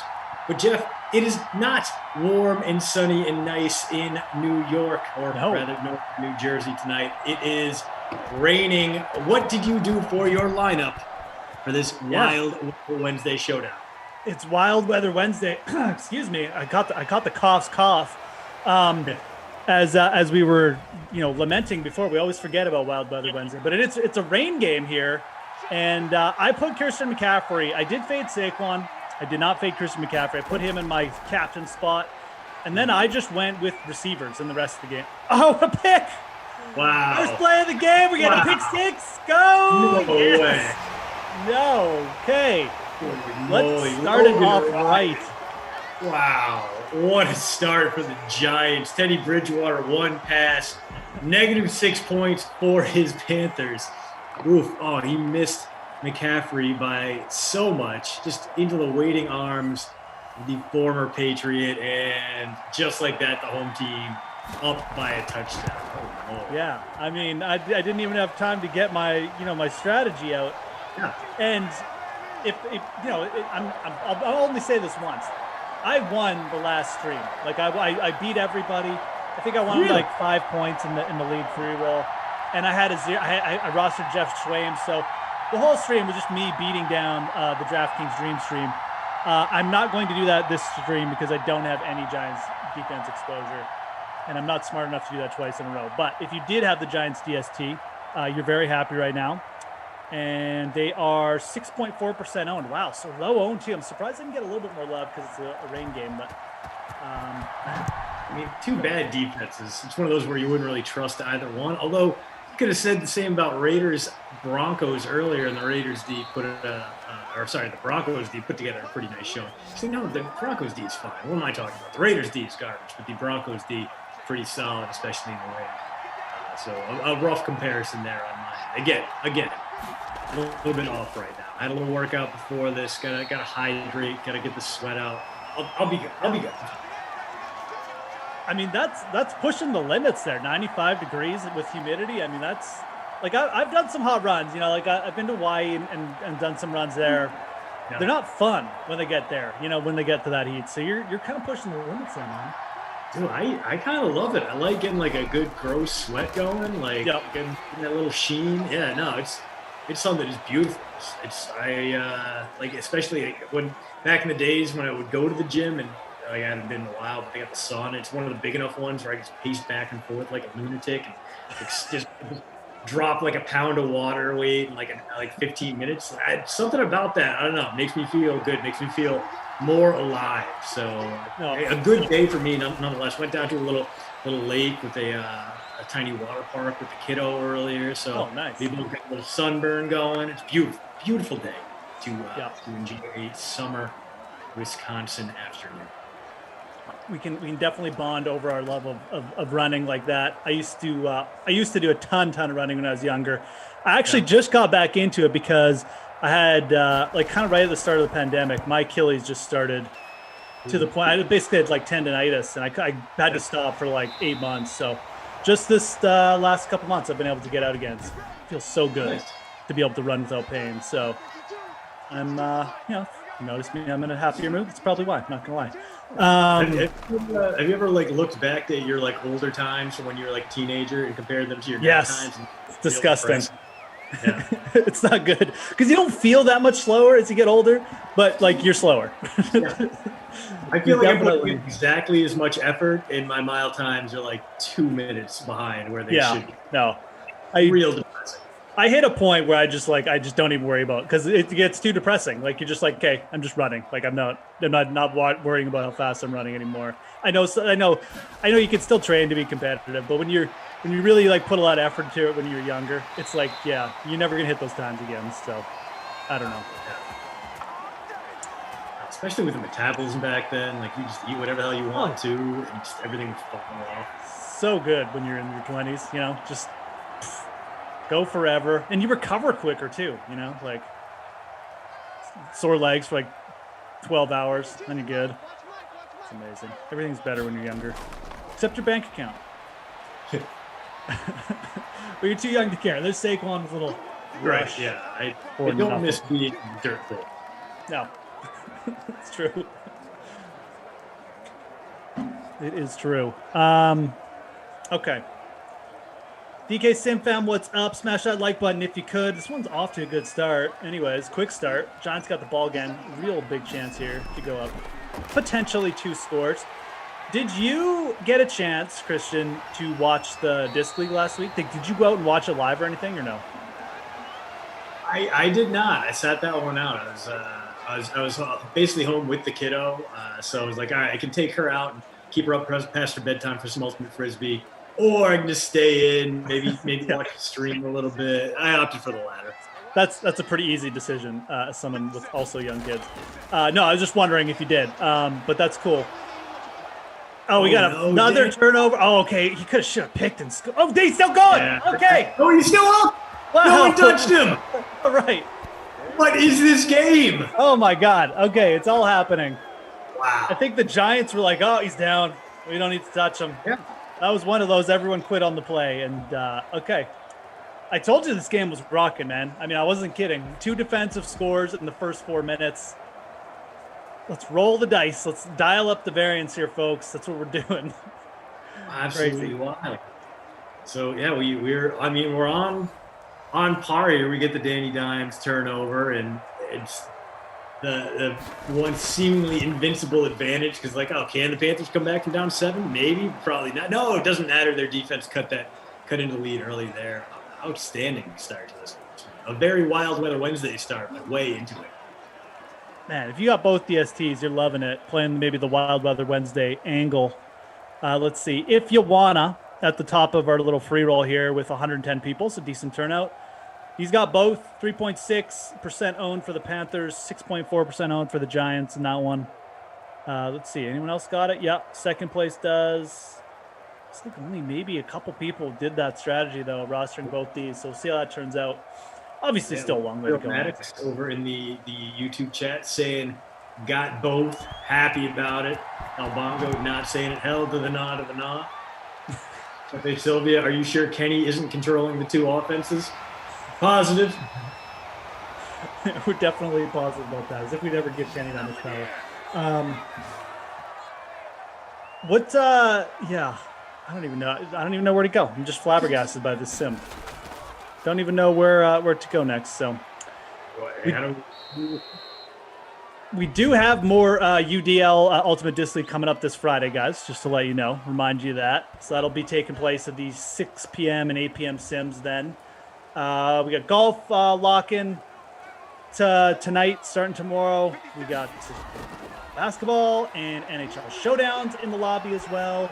Bruins Islanders, Suns Denver, Suns Nuggets playing tonight. So, okay, a lot of sports to keep track of, but what are you most excited for tonight? Are you going to watch any of that, Christian? For me, it's probably going to be the Bruins Islanders Game 6. Yeah, playoff hockey, a different beast altogether. And I grew up a Bruins fan, and then kind of became a Penguins fan because I had family in Pittsburgh. And then when I was living out there, they were terrible. So you just showed up with your student ID and $20. They give you the best seat they still had available. But I still have a soft spot in my heart for the Bees. You can see if they can't fend off the Islanders. Extremely pesky Islanders team, and obviously New York playing to clinch that series. They're up 3-2. Bruins playing for their playoff lives in Long Island. Should be a pretty solid game. Should be a lot of fun. Just the Islanders, they get this team of destiny thing going for them, where they get outshot nearly every game, and yet they still manage to survive and thrive. So I wouldn't be surprised if they get 15 shots on goal and win by 2. Yeah, that has kind of been their MO. That has kind of been their MO lately. Yeah, I'll definitely be watching the hockey game. I'll probably catch a little bit of both if I can. The first Suns game was great with unless you're a Nuggets fan, but it was exciting to watch. So I'll definitely want to be catching a little bit of that. But yeah, I'm mainly into the hockey, as people know. So I'll be trying to catch that, see how it turns out. If it's close, definitely we'll keep it on all night.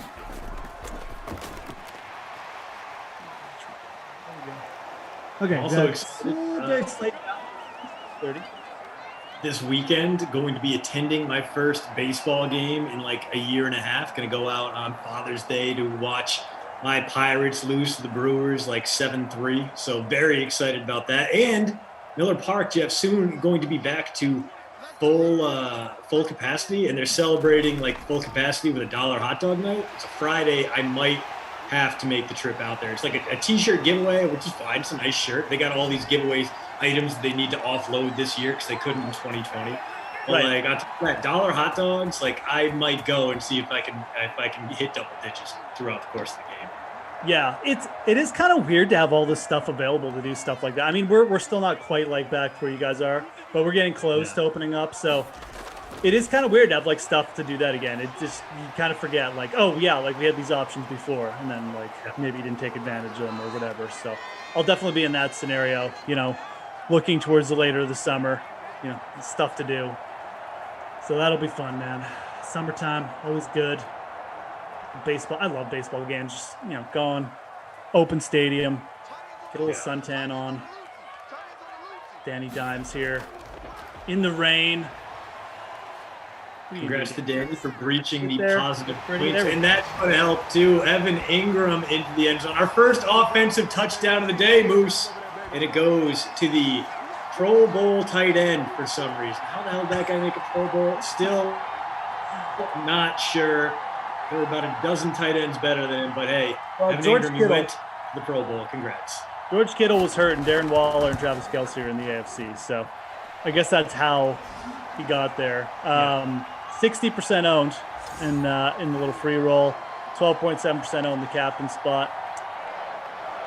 For 3 touchdowns, man. 2 of them have been defensive. You're just hopping in.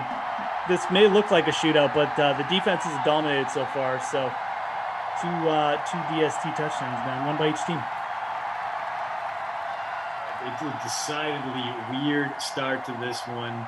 On brand, not the Teddy Bridgewater pick 6, because he's typically pretty careful with the ball, but a Danny Dimes fumble 6, and then he comes back, marches downfield, and gets his Giants back on top. So fingers crossed, we could be headed for a shootout here, or the Panthers' offense hasn't been exactly inspiring thus far. Christian McCaffrey has 0 net yards, 3 rush yards, and -3 receiving yards. So if that doesn't change, there are going to be a lot of angry owners out there. First time playing Oh, we Fortnite. got Says the next post route is going to be a dissertation on why adults shouldn't take gloves to baseball games. I mean, we've been over this so many. This is one of the few things that Kenny Ducey and I agree on. Oh, You are a okay. grown adult. Don't bring your glove to a baseball game. What is the purpose? I mean, it's like an extra. Yeah, it's adding like 10% to your. You're going to catch a foul ball range, and your catch a foul ball probability, unless you're that weirdo Zach Hampel, is like 0.001%. So, congratulations on going from 0.001 to 0.0011. But I mean, I've caught a foul ball before with my ball in bare hands. It's not Yes. that difficult. I mean, I am a delicate, soft boy, and yet I was still able to bring in a high pop-up with no lasting damage to my dancer's hand. So I feel like if you're bringing a glove, there are more issues at hand that need to be addressed than just your love of the game. I'm gonna jump on board with you guys. If you're a grown adult male, you need to have the ability to pull down barehanded, and you need to do that because if you do get a chance, That's how you assert your dominance on national TV. You don't do anything by pulling out a massive outfielder's glove out of your pocket. That just looks weak.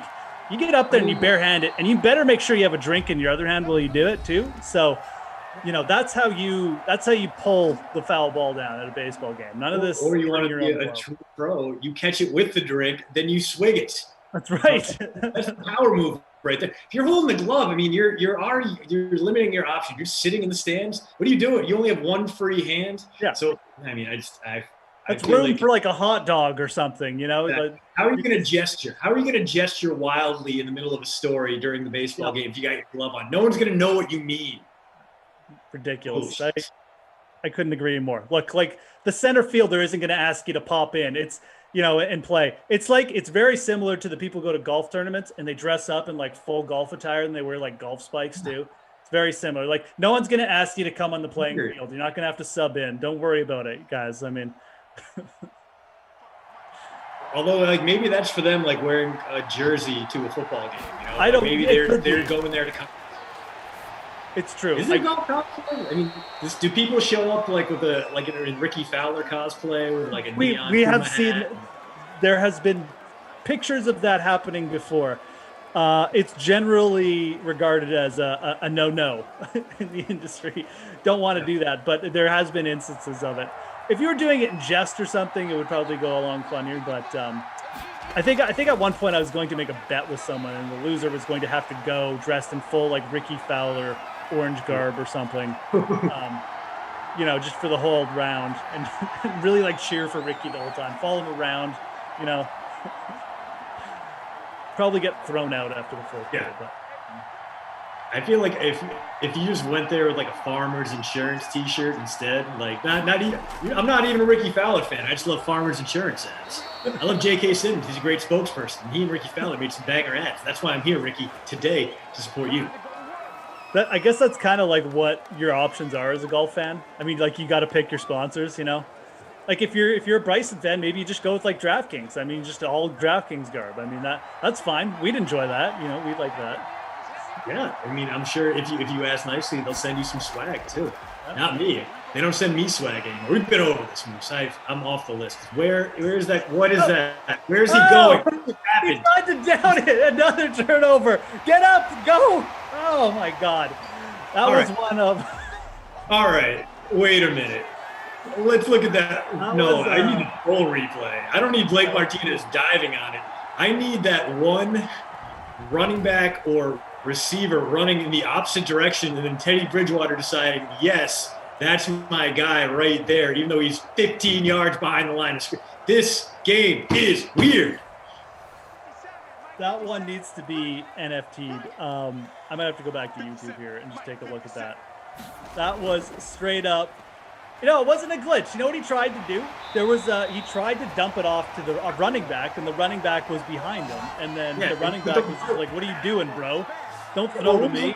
Dude, the running back was literally running horizontally in reverse, like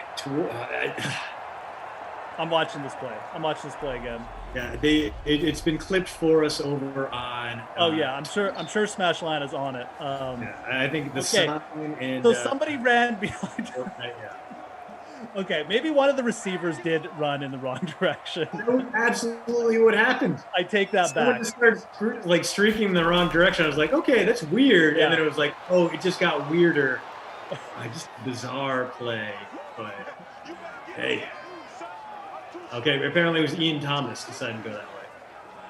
Yeah.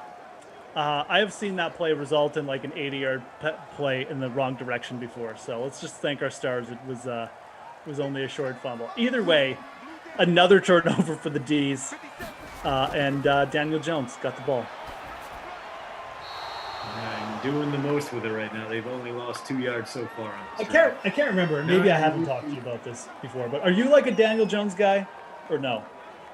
I'm not. I can appreciate Daniel Jones for what he did his rookie season, because I think we were so far down on him that when he was above average, which happened a few times, he had 3 games in which he threw at least 4 touchdown passes. Like, I was ready to apologize to Dave Gettleman, and let's give him credit there for hanging on to the Like, okay, Gettleman, maybe you were right on this guy. Like, if he can improve from here, he could be a franchise quarterback. And then obviously Daniel Jones has not improved from there. And the Giants' whole thing is setting him up this season to either sink or swim. And if he's what? You're trying a 60-yard field goal in the rain? Jeff, this game is drunk. Yeah, that's that barely made the A in the Giants logo. Sorry, I don't even know who their kicker is. Rosas? It's Graham Gannell. It's don't. If you don't know now, you can know. Okay.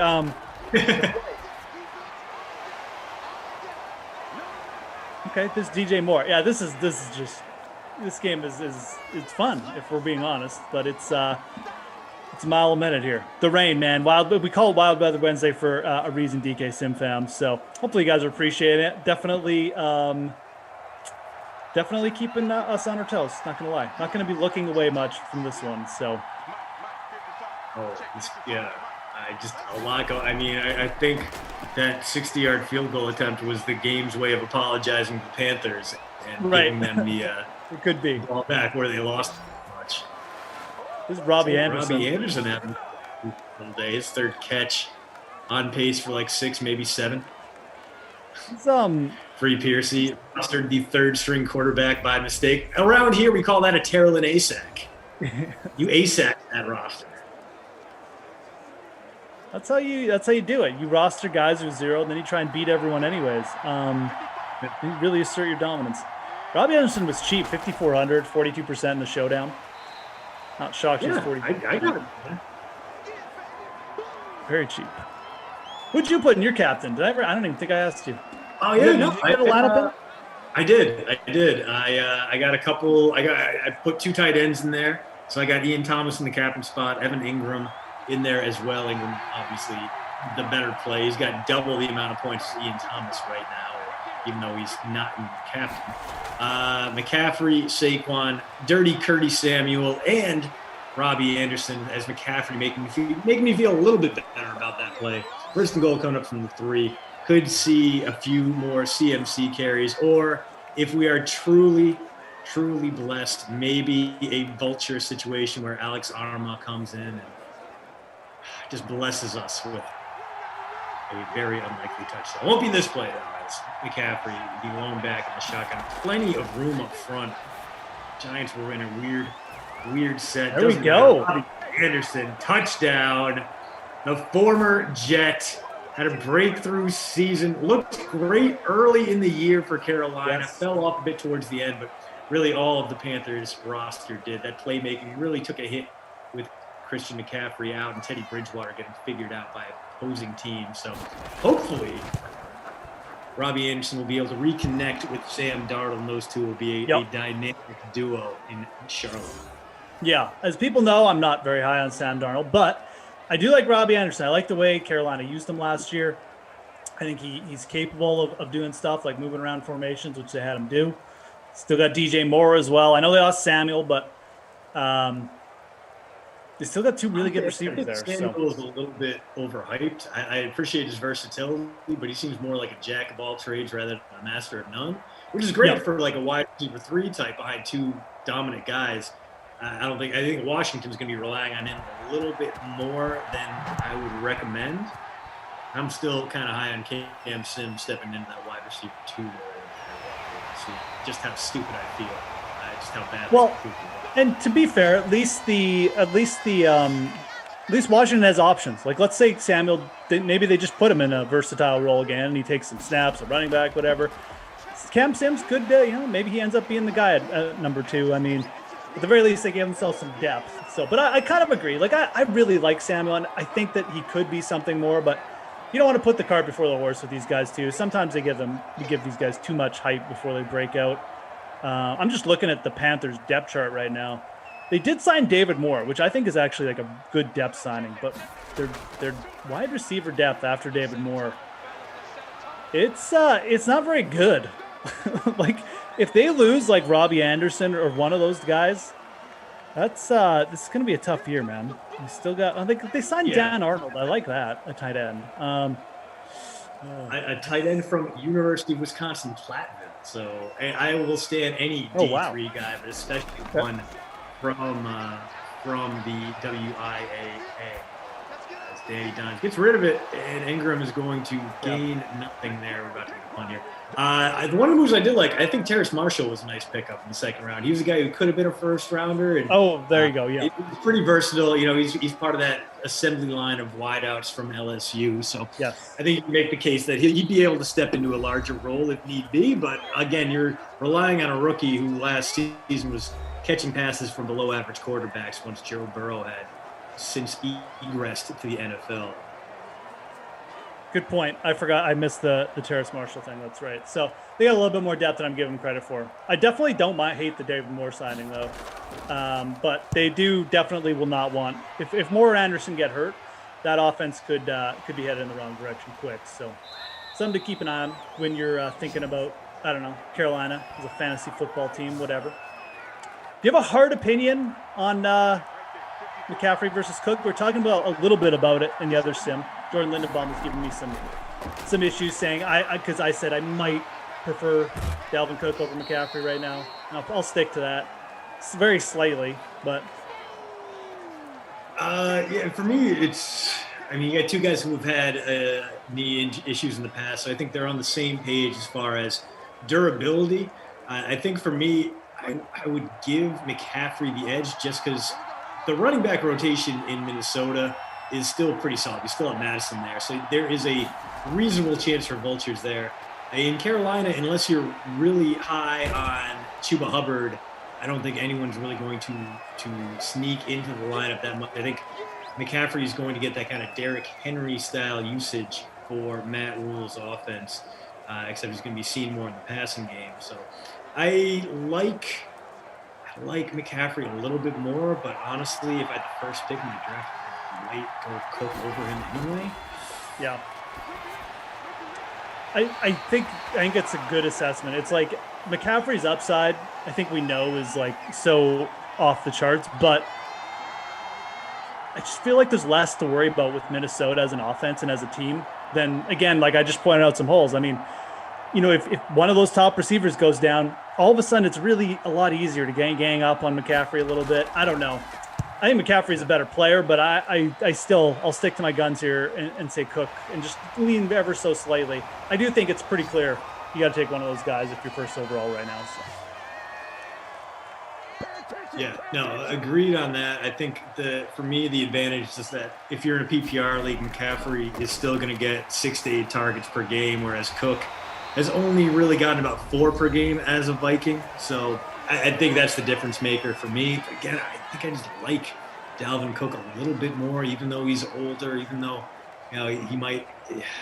No, they're both their offensive lines have some question marks. Both their quarterbacks have some question marks. Honestly, that's a good question. Hopefully I'll wind up with the second pick in my keeper league drafts this year, because choosing between those two, it doesn't matter who I pick, it'll probably be the one guy. Oh, okay. Times a little Slayton action there, and New York might be in business here. At least Moose close enough to try a 59-yard field goal attempt, which we know they would not shy away from at this point. You can see another bomb out here. They still have 41 seconds, couple timeouts too. So let's see what they can dial up here. With 4 out, 3 up top. Split that RB out. Oh, we can go, okay, all right, another good play. And smartly using the sidelines, which the sim never does. So Darius Slayton, 4 catches, 50 yards. 56 yards, excuse me. Darius Slayton, definitely a guy who didn't have a good offseason, just from a depth chart perspective. Yeah, he got a little bit buried there. It looked like he was on the brink of making the league last year, right? He had that good rookie season at Auburn. And it was like, this is a bona fide deep threat. And he's got a connection with Daniel Jones, and they'll be able to work that out from there. Golden Tate hates New York, so maybe he'll get more looks. No, wrong. All of it was wrong. Slayton had a few good games, but was otherwise a mess. And then, like you said, the Giants, man, they brought in wideout talent like they were extremely unimpressed with him. Yeah, it's kind of an indictment on Slayton. Although I really feel like most of last year, And what he didn't do was on Daniel Jones. I mean, I know I watched a lot of him. Either he just wasn't getting the targets, incomplete pass, or when he was, it was just like Daniel Jones was just bad. So I don't know, man. You know, again, Golden Tate is out now, obviously Galladay in, but also Kadarius Toney. Sterling Shepard's still there. Evan Ingram's still there. I just don't know how you penciled Slade in for a massive role. But we know he has the talent. What did he score, like 8 touchdowns his rookie year or something? He didn't even play the full season, like because he wasn't really a starter at the start. So he's got good speed. He's like 4.39 guy, I think, if I remember off the top of my head. He's pretty big too. Yeah, so 4.39 exactly. Wow, nailed the 40 time. 6'1", 190. 14 games, 9 starts as a rookie. 48 catches for 740 yards, 8 touchdowns. So more than 14 per catch, nearly 9 yards per target. I mean, those are numbers. Those are legit sustainable numbers. And they didn't fall off all that much. His catch rate dropped, though. You know, he got fewer targets per game. Like you said, Daniel Jones wasn't necessarily looking his way, possibly because he was getting double teamed a little bit more. So maybe this is a situation where he gets back to those rookie year numbers because he's got better guys ahead of him that will absorb some of that coverage. Maybe that was the illusion that we fell for between years 1 and 2. Because we're going to get a much more reasonable Graham Gano field goal here. Yeah, but I like Slayton a lot. I also this is maybe my brain is so broken from sim like that, Jeff, that I feel like he's gonna have a shot. But John Ross, man, John Ross is gonna be there. He's got a make good contract, a 1-year deal to redeem his value, and like he's had those flashes. He's had those games where it's like John Ross, 4 catches, 140 yards, stuff like that, where it's like, oh man, that's a guy you take in the top 10 of the NFL draft. He's still got that burner speed. And by all accounts, he gave the Bengals everything he could. He was just injury prone. You know, he got hurt last year playing scout team defense. You know, he didn't pull a diva move and say, absolutely not. That's very stupid. Why would I do that? Because we're the Bengals. I know I'm going to get injured doing this stupid thing. No, he said, all right, put me in, coach. Let's do it. So hopefully he can, A, stick in New York, and B, develop a rapport with Daniel Jones, because I think he can still be a reasonable weapon. You know, a one-dimensional receiver, sure, but I mean, there have been worse one-trick ponies in the league, and I don't know, maybe he can find his way into a Ted Ginn type career where all of a sudden later on in his life he turns into that deep threat, right? That field stretcher that is useful for like a decade plus. I would like nothing more than that for poor Johnny Five Sticks.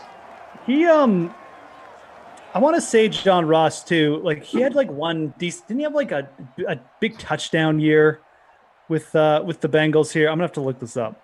He had 7 in 2018, so not bad. He only had 7 in 13 games, so a decent number. But yeah, I mean the problem is A, he's been hurt, and B, there have been games where he's been super effective. But yeah, look. Man, 2019 against the Seahawks, which Kenny would already be like, that doesn't count as the Seahawks. 7 for 158, 2 touchdowns. Yeah. 2019 against the 49ers, 4 for 112 and a touchdown. 2009 against the Dolphins, 6 for 84. Like, dude, he can get work done, but it just has to be in the right scenario. And honestly, a lot of it was definitely had some of those good stats on a bad team kind of numbers. So I don't know. If you are feeling it, if you really want to take a flyer, maybe you get some good reports on him coming out of camp. You see him in the preseason, he torches someone. Spend that last round pick on John Ross. You could do a lot worse. They got an interesting depth chart, which we'll talk about after this, because we got a clip coming up from earlier on today on the Sweat. The guys preview tonight's NHL Game 6 matchup between the Bruins and Islanders, and I believe I am part of this group. The Islanders lead the Islanders lead the series 3-2, and they can close out the Bruins tonight. So stay tuned. We'll give a little clip here with our thoughts on it. You were the only one who thought you'd see a Bruins win in Game 5, thinking they'd have enough left in the tank there. Do they have enough left in the tank tonight to force a Game 7 as minus 137 road favorites? Come on, Emerson, give me a break. I'm the only one that took the Lightning over Carolina, too, here. It's true. It's true. I love that about you.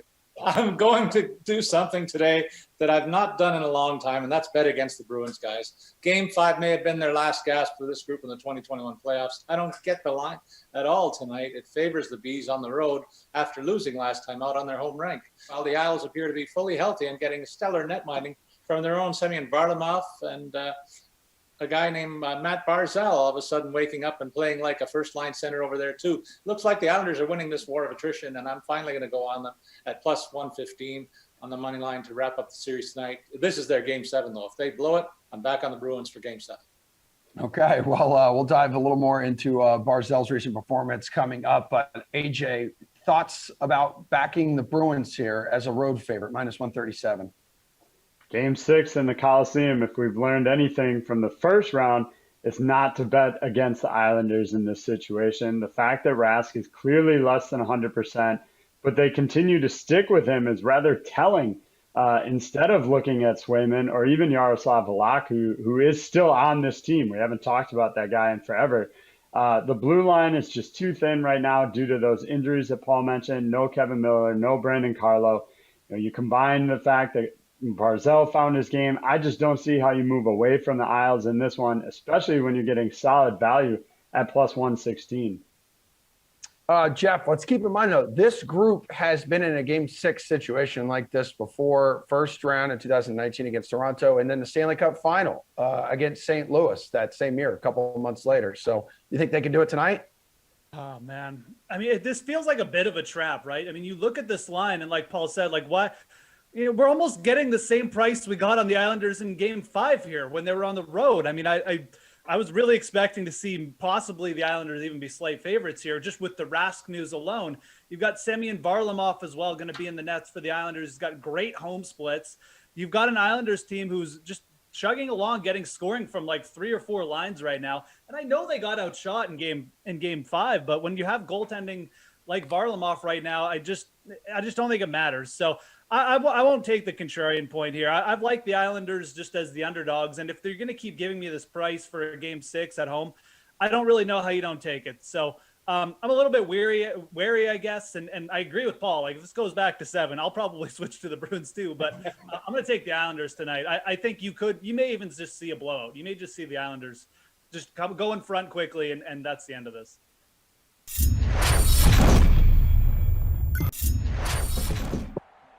Welcome back in, DK Sim fam. We get the second half coming up of the Giants and the, oh my God, who are they playing? Panthers. God, 3 minutes go by. Everything leaves my brain. Hopefully you guys enjoyed that little preview, though. Obviously, Islanders Bruins tonight, massive game on tap. Christian said he might be catching some of it. It feels like the Islanders are in the spot here to just close this out. But as I've said earlier today, I said it this morning, I said it to Kaufman yesterday, it feels like a trap game. It just feels like Bergeron, Pasternak, these guys going to show up, maybe just blow the doors off. But I don't know. I think you got to side with the Islanders. Varlamov at home has been good. You got any thoughts on this game, or are you just going to watch and enjoy? Honestly, I was surprised to see the Bruins are goal and a half favorites in that one. I was like, oh, yeah. Wow, they're on the road.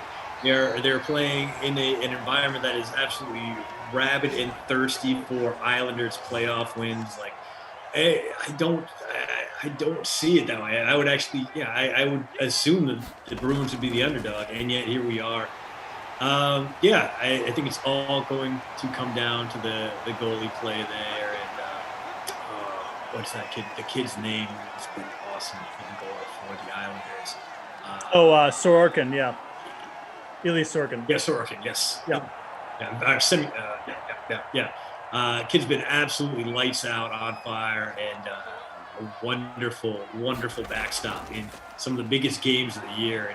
And for me, it would just be completely on brand. And after knocking out my Penguins in 6, the Islanders would then crush the hopes of my Bruins in 6 a few weeks later.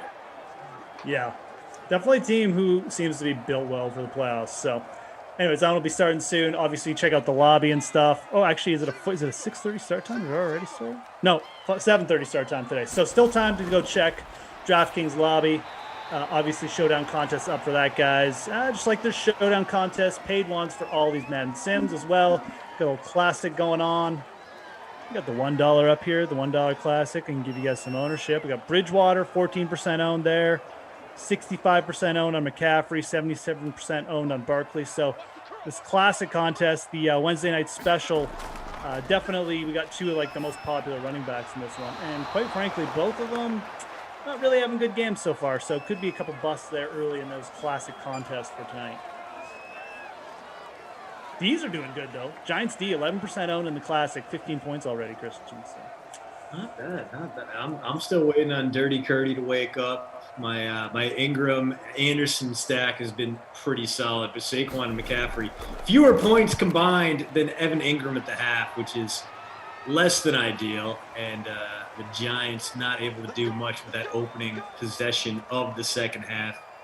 Panthers going to take over at their own 16. Could be a lot of CMC here as Teddy a little bit trick or treat today. He's got the interception, but he also has the touchdown pass to Robbie A. That would have been 25 yards if poor Teddy could have put that one on the numbers. Yeah. I like Teddy Bridgewater, but I think you're right in saying that he kind of got figured out in that offense towards the end of last year. Definitely didn't look as good towards the end. I don't know, though, if he starts in Denver or not. I mean, I think Drew Lock can probably make more throws than him at this point, but he goes McCaffrey for about 8. But I don't know if Drew Lock is good enough to stay on the field just because of how many mistakes he makes. So I don't know. I don't know how that Denver thing's going to – it kind of saddens me that Denver doesn't have a better quarterback because you've got guys like Noah Fant. I love Cortland Sutton, but these guys like fantasy potential can't come out until they get something settled there. So. McCaffrey going for a first. Carolina moving the ball. Carolina down. Oh, no, not a first. Excuse me. So I must have had the knee down before. Probably going to get a punt from their own 25. Down 3. Yeah, it would be real bold to see Matt Rule go for it here. Maybe that's the kind of stuff he'd do in the Big 12. But here in the pros, when you're going up against Joe Judge, you can't give Joe Judge that kind of advantage. Right, too much on the line here in the pros.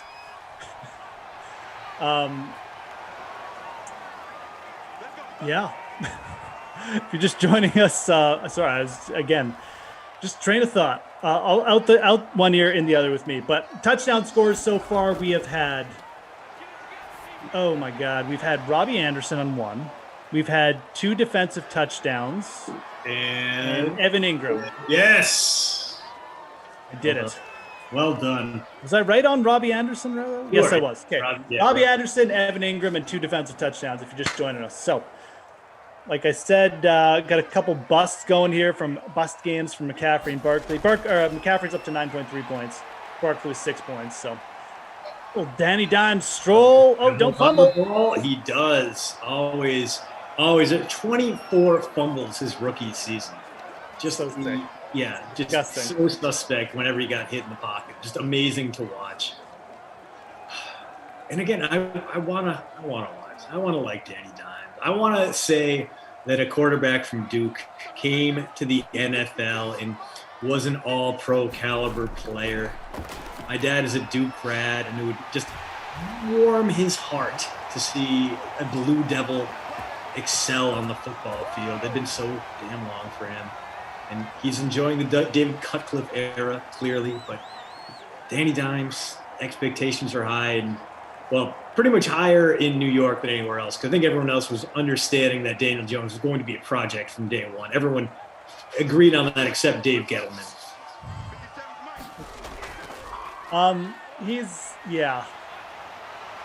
He's got a good release, Daniel Jones, and he's pretty athletic. I mean, obviously we've seen him with some big runs. Face mask here.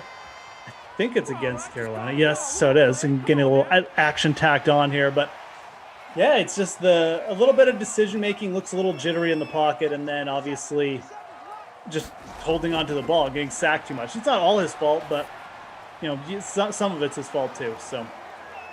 Yeah, I don't know. I was the same with you. Like, I was impressed in his rookie year a lot, and just it looks like he's got a very good release. I really like his release, but he just sometimes just has trouble holding it together, for stretches. So I'm not super high on the Giants next year. I'm not gonna lie. No, I mean the good news is the NFC East might be another train wreck. I think it'll be better. I'm not Kenny Ducey saying the Cowboys are gonna win it by multiple games. I think Washington has what about the Cowboys would have anyone winning that division by multiple games? Like what is so great about the Cowboys? He just real juiced up about Dak coming back, Yeah, which I guess was great. Dak was great for the first 4 games of the season. The games he started and finished, they went 1-3, and he's like, "Oh, small sample size." I was like, "Yeah, but that works in Dak's favor because he's probably not going to throw for 450 yards per game going forward. If he does, that would be awesome. I'd be 1,000% in for it. If the Cowboys go out there and they finish 12-5 and they win all of those games, like 49-45, they will be the most electric team in NFL history. I will love the hell out of that team. I will cradle that team as if it were my own child. I will watch every game. I will buy the Sunday ticket package midway through the season because it will be worth it. I do not think that's what this Cowboys team is going to do. No. I think the offense is going to be very nice, very fun. I think there are going to be a fair share of clunkers in there. And Dak, as good as he is probably not going to throw for 6,400 yards next season. Probably. And that's the thing, like you said, they needed him to do that just to stay competitive at the start of last year. So do you really want to rely on like one player carrying the whole team? Probably not. That's why I like Washington. They're a more complete team. And even New York, I think people could argue is a more complete team at this point. Their defense was very good in spots last year. I don't want to give them too much credit because Jason Garrett is still their OC and Daniel Jones is still their quarterback, but they do have some good pieces, especially on like the D-line, stuff like that. So it's a weird division. It's definitely gonna be weird. Maybe the Cowboys get a little bit better on defense. They at least fired Mike Nolan, which was good. So.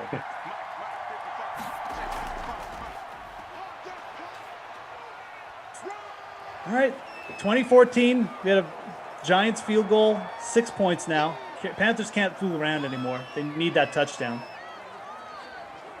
Yeah, they're going to try to ride McCaffrey all the way there, it looks like. And he's currently stuck at 23 rushing yards, so good luck. Giants stacking the box up with 7 guys right now and taking their chances downfield. And, not a terrible run there, despite the traffic. 8 for 29 now from McCaffrey, so he's still under 4 yards per carry. By most accounts, a poor showing, although that would be good enough to lead the Pittsburgh Steelers in yards per run in 2020. Yeah. McCaffrey's got 10.2 points. He is 4 points ahead of Saquon as well. He's got 6 points, so I guess we'll give him a little bit of credit from that standpoint. He's outperforming his other chalk at the position. He's grinding for some first downs, too. So you don't hate to see that. Quarterbacks in this game not having a good game either. Daniel Jones, 9.18 points. Teddy Bridgewater, where are you, Teddy? Where are you, pal? 5.96 points. So neither of these guys super highly owned in the Classic, but they got a bit of ownership. About 30% are on one or the other for the Classic lineup. Another McCaffrey again. Yeah, this one has really slowed down after the fast start. Offense has never really got on track. We've had some weird plays. No big plays, though. No big throws down the field. I mean, we might be heading for the rare occasion where McCaffrey runs himself off the field. Like he gets gas, so now we get a Mike Davis appearance. Won't be on this down, but he's not going to get the carry again. So 4 straight is the limit for him. Teddy going to tuck it and run with it. And looked like he had Ian Thomas there. Moving in the correct direction this time and missed him running. Not great. That feels like just a little dichotomy of this game, that one. Just open man missed. And here we go. 3rd and 9. Let's go. Come on, Teddy B. Prove the haters wrong. Oh, no. He's going to roll out again. This has not been good. Up. You had it. He's got him. I take it back. Dirty Curdy on the board. Welcome to the party, pal. 44 yards, and the Panthers are in business. That was nice. He took care of it this time. He said, okay, I'm going to do it properly. I'm going to wait for my man to get open downfield. I'm going to float it to him over the top of the defender. Curtis Samuel. He was playing some absolute mind games with James Bradbury there. Bradbury moved up because he thought he was going to run for it, and that's exactly when Teddy dumped it over the top. True veteran move there I was about to clown him for not just running for the first down, but that was the right call. Is that the right call? It is. No. Oh, DJ Moore in the corner of the end zone. The good news is, Jeff, they have the entire quarter break to figure out if they want to challenge it. They probably won't. Look, they're probably out. Yeah, DJ Moore there. Not a touchdown yet, but we could get a challenge. We'll see.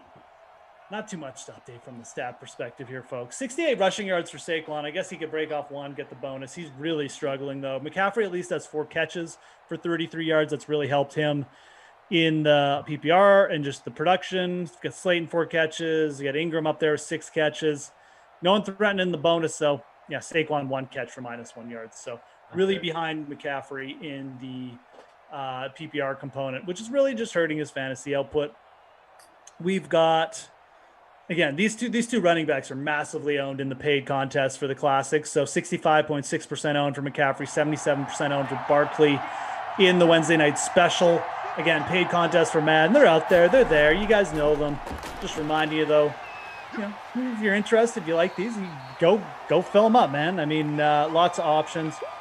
There's lots of options for Showdown, NBA, and NHL tonight as well. So 1 quarter action to go. We got no challenge on that play.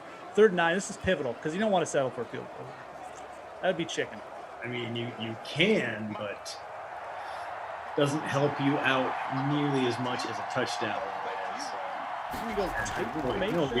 You're handing it off on 3rd and 9.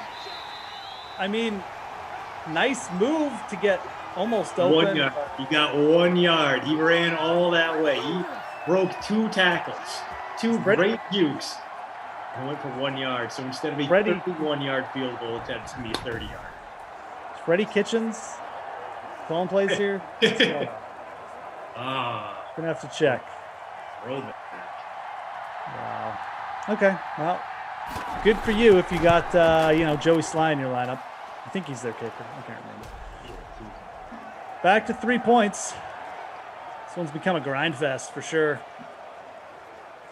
Smash that like if you could, DK Sim fan. Appreciate you guys. Over 300 you watching here on a Wednesday. I don't know, evening, afternoon, depends what time zone. We're kind of just in that like little trade-off where it becomes evening. You go from your afternoon clothes to like your evening attire, which for me is just sweatpants all day. I don't know what you're wearing around the house, Christian, but maybe shorts because it's warmer out. But it's the basketball shorts, the light T-shirt. I was actually talking with Emerson about this earlier. We're talking about TV's Jesse Cofield and your wonderful wedding. But like when you get to be a man of a certain age, your friends, when they're getting married, they cut out like the nonsense of tuxedo rental, and they're just like, here, let's go buy this suit instead. It's like $150 or whatever. So for less than it would cost you to rent a tux, you buy a nice suit or a decent suit, not a nice suit, but like a solid suit. And then you have that suit to wear for the rest of, whatever. So for me, it was like perfect. I got these nice suits I can wear to work. And now I've been working from home for like the past 5 years. So I wear a suit. I put it on to like look important around the house and like pass my daughter around. I think I wore one a couple times on the Dream stream just to like put it on a suit so I could remember what it felt like. I too have suits in my closet mainly from just past life experiences, mainly past real jobs, we'll call them, that are now just collecting dust.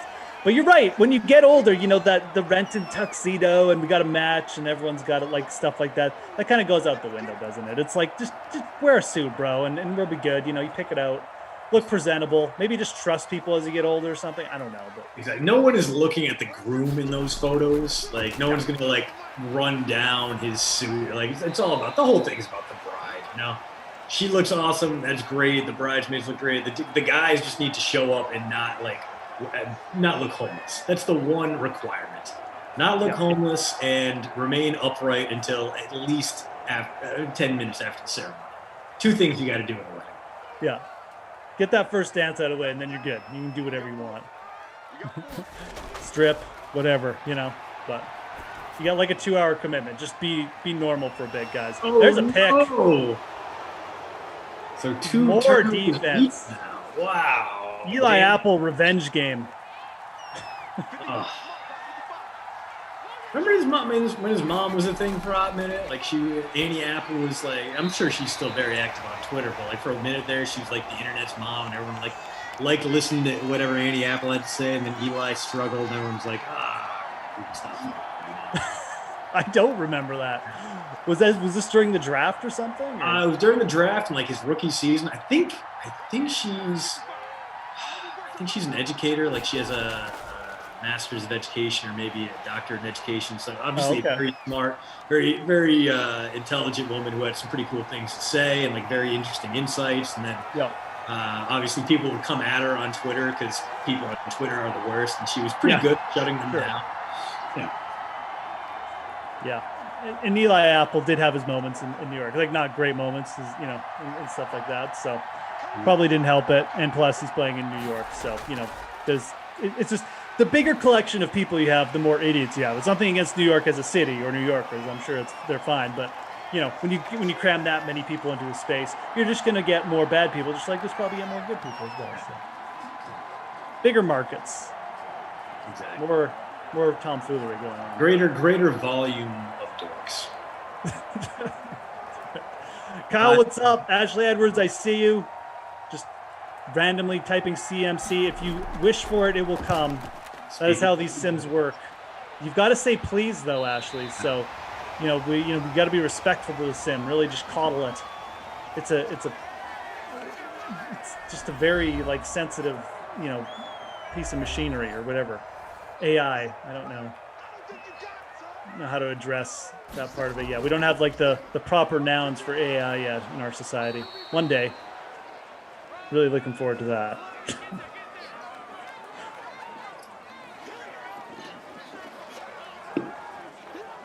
Damon says one of us sounds like we're from BC and the other one has more of an Ontario accent.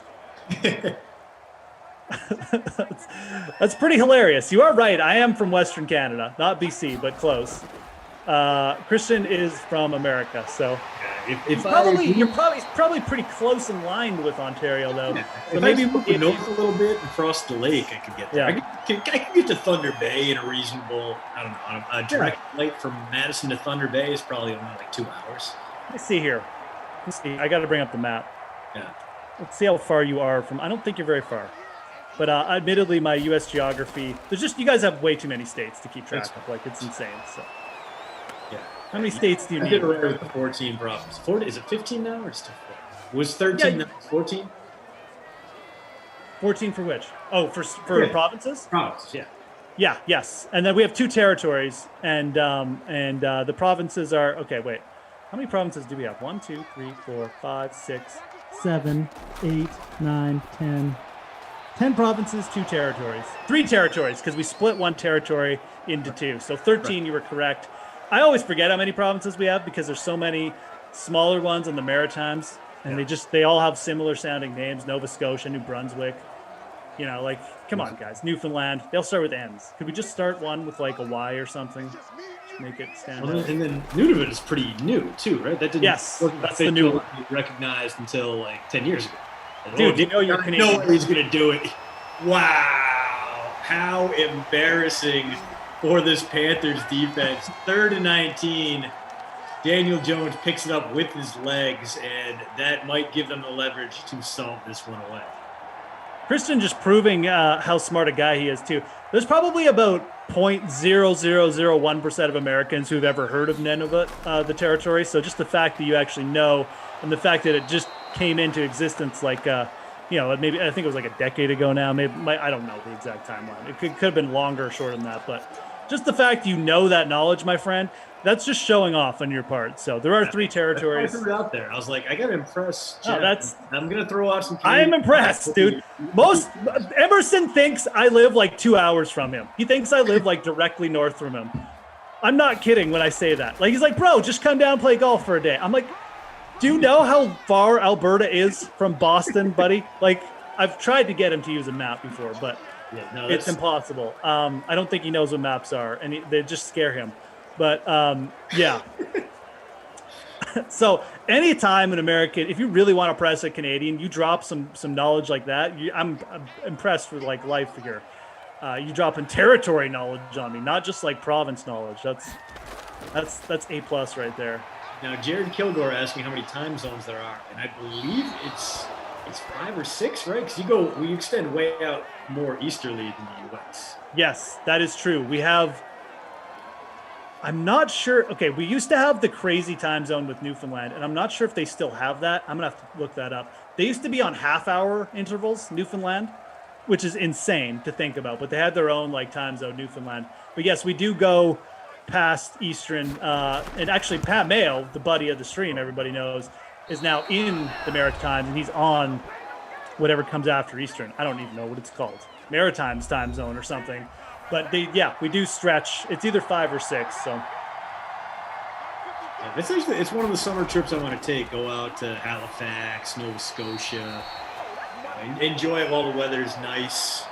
Don't go anywhere near it in January or February because it sounds like a nightmare. It is. They get so much snow out there. It's actually not as cold as where I live, but they get terrible storms and like storms that like shut cities down for a couple days.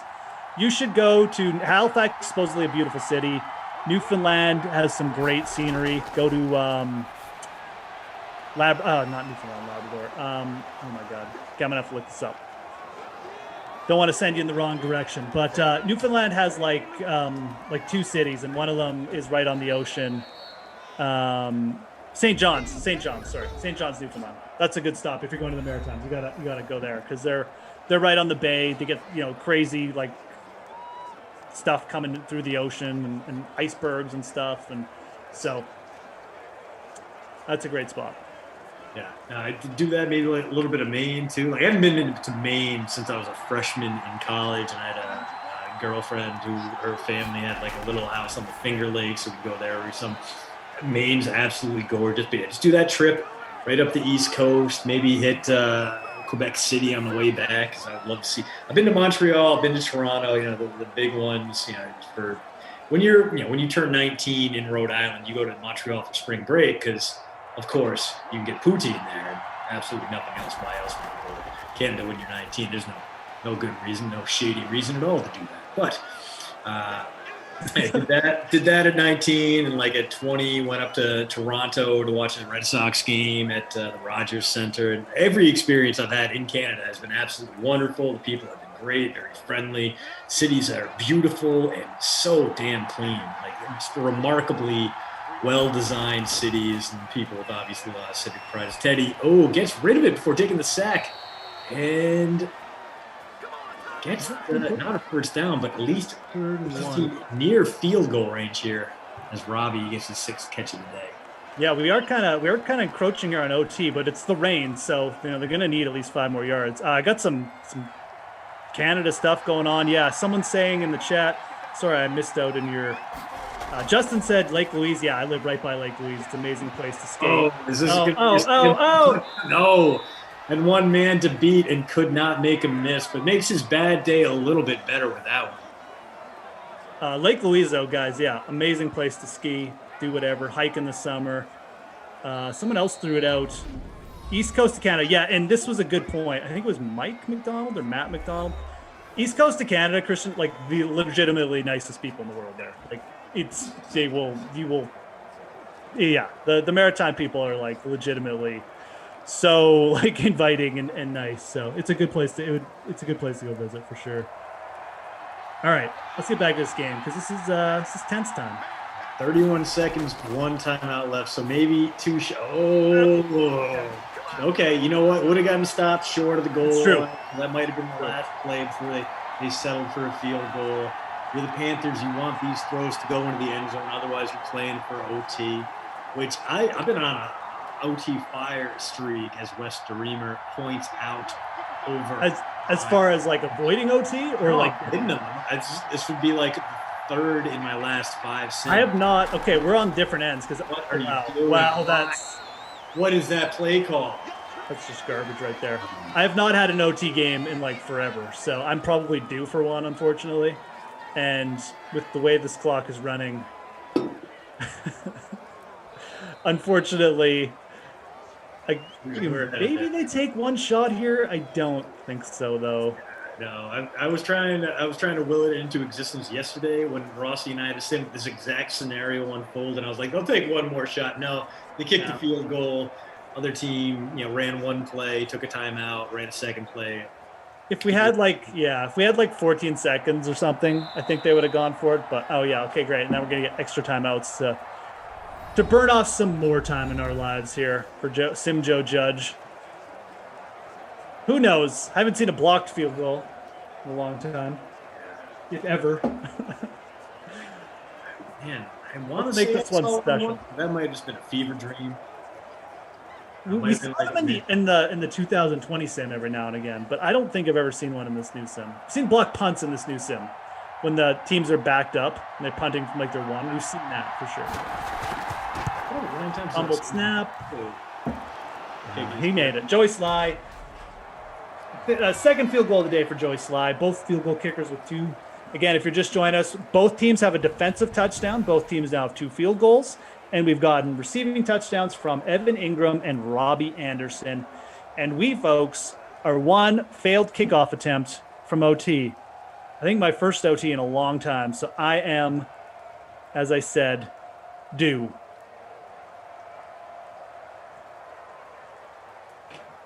Yeah, it's been a hot minute since I've seen a kick return. I just about saw, we saw a guy break through 3 tackles, get to the other team's 40, and then get shoestring tackled the other day.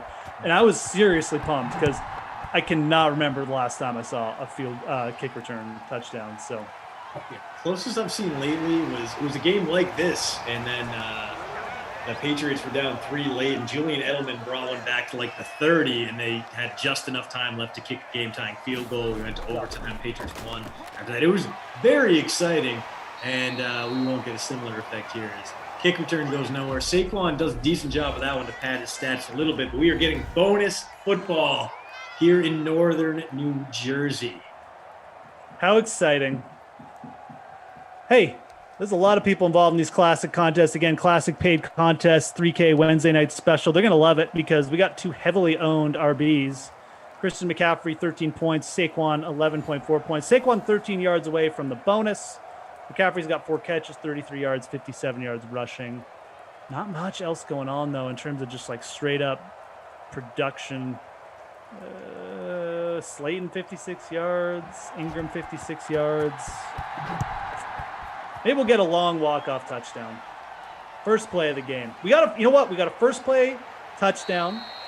True. Regulation. Let's end it with a first play touchdown here in OT. Why not? Let's do it. I mean, Teddy Bridgewater has made some truly baffling decisions today. I would not be opposed. Even on a positive one, though. No, it's not going to be it. That was. Well, the good news is you got junk out of here. That counts as a catch, as a pass, because it's a touch pass going forward. So on the plus side, you got 1.1 for that instead of just 0.1.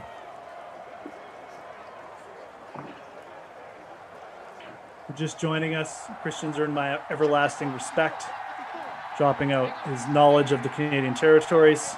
Jar 3. Yukon, man of the little screen pass. Christian McCaffrey's got some room. 8 yards. How disappointed. 8 yards, friends. That's all. That's it. Third down. We got NHL starting at 7:30 Eastern, guys. So about 20 minutes till lock. I'm not sure when the NBA game starts tonight. I'm not gonna lie. It's out west, so I assume later, probably 9:30 Eastern. But contest in the lobby. That was just why you need 2 yards and you threw it no yards. So okay, 4th and 2. All right, well, Giants are gonna have a chance to win here with the field goal. Let's be positive. On the right side.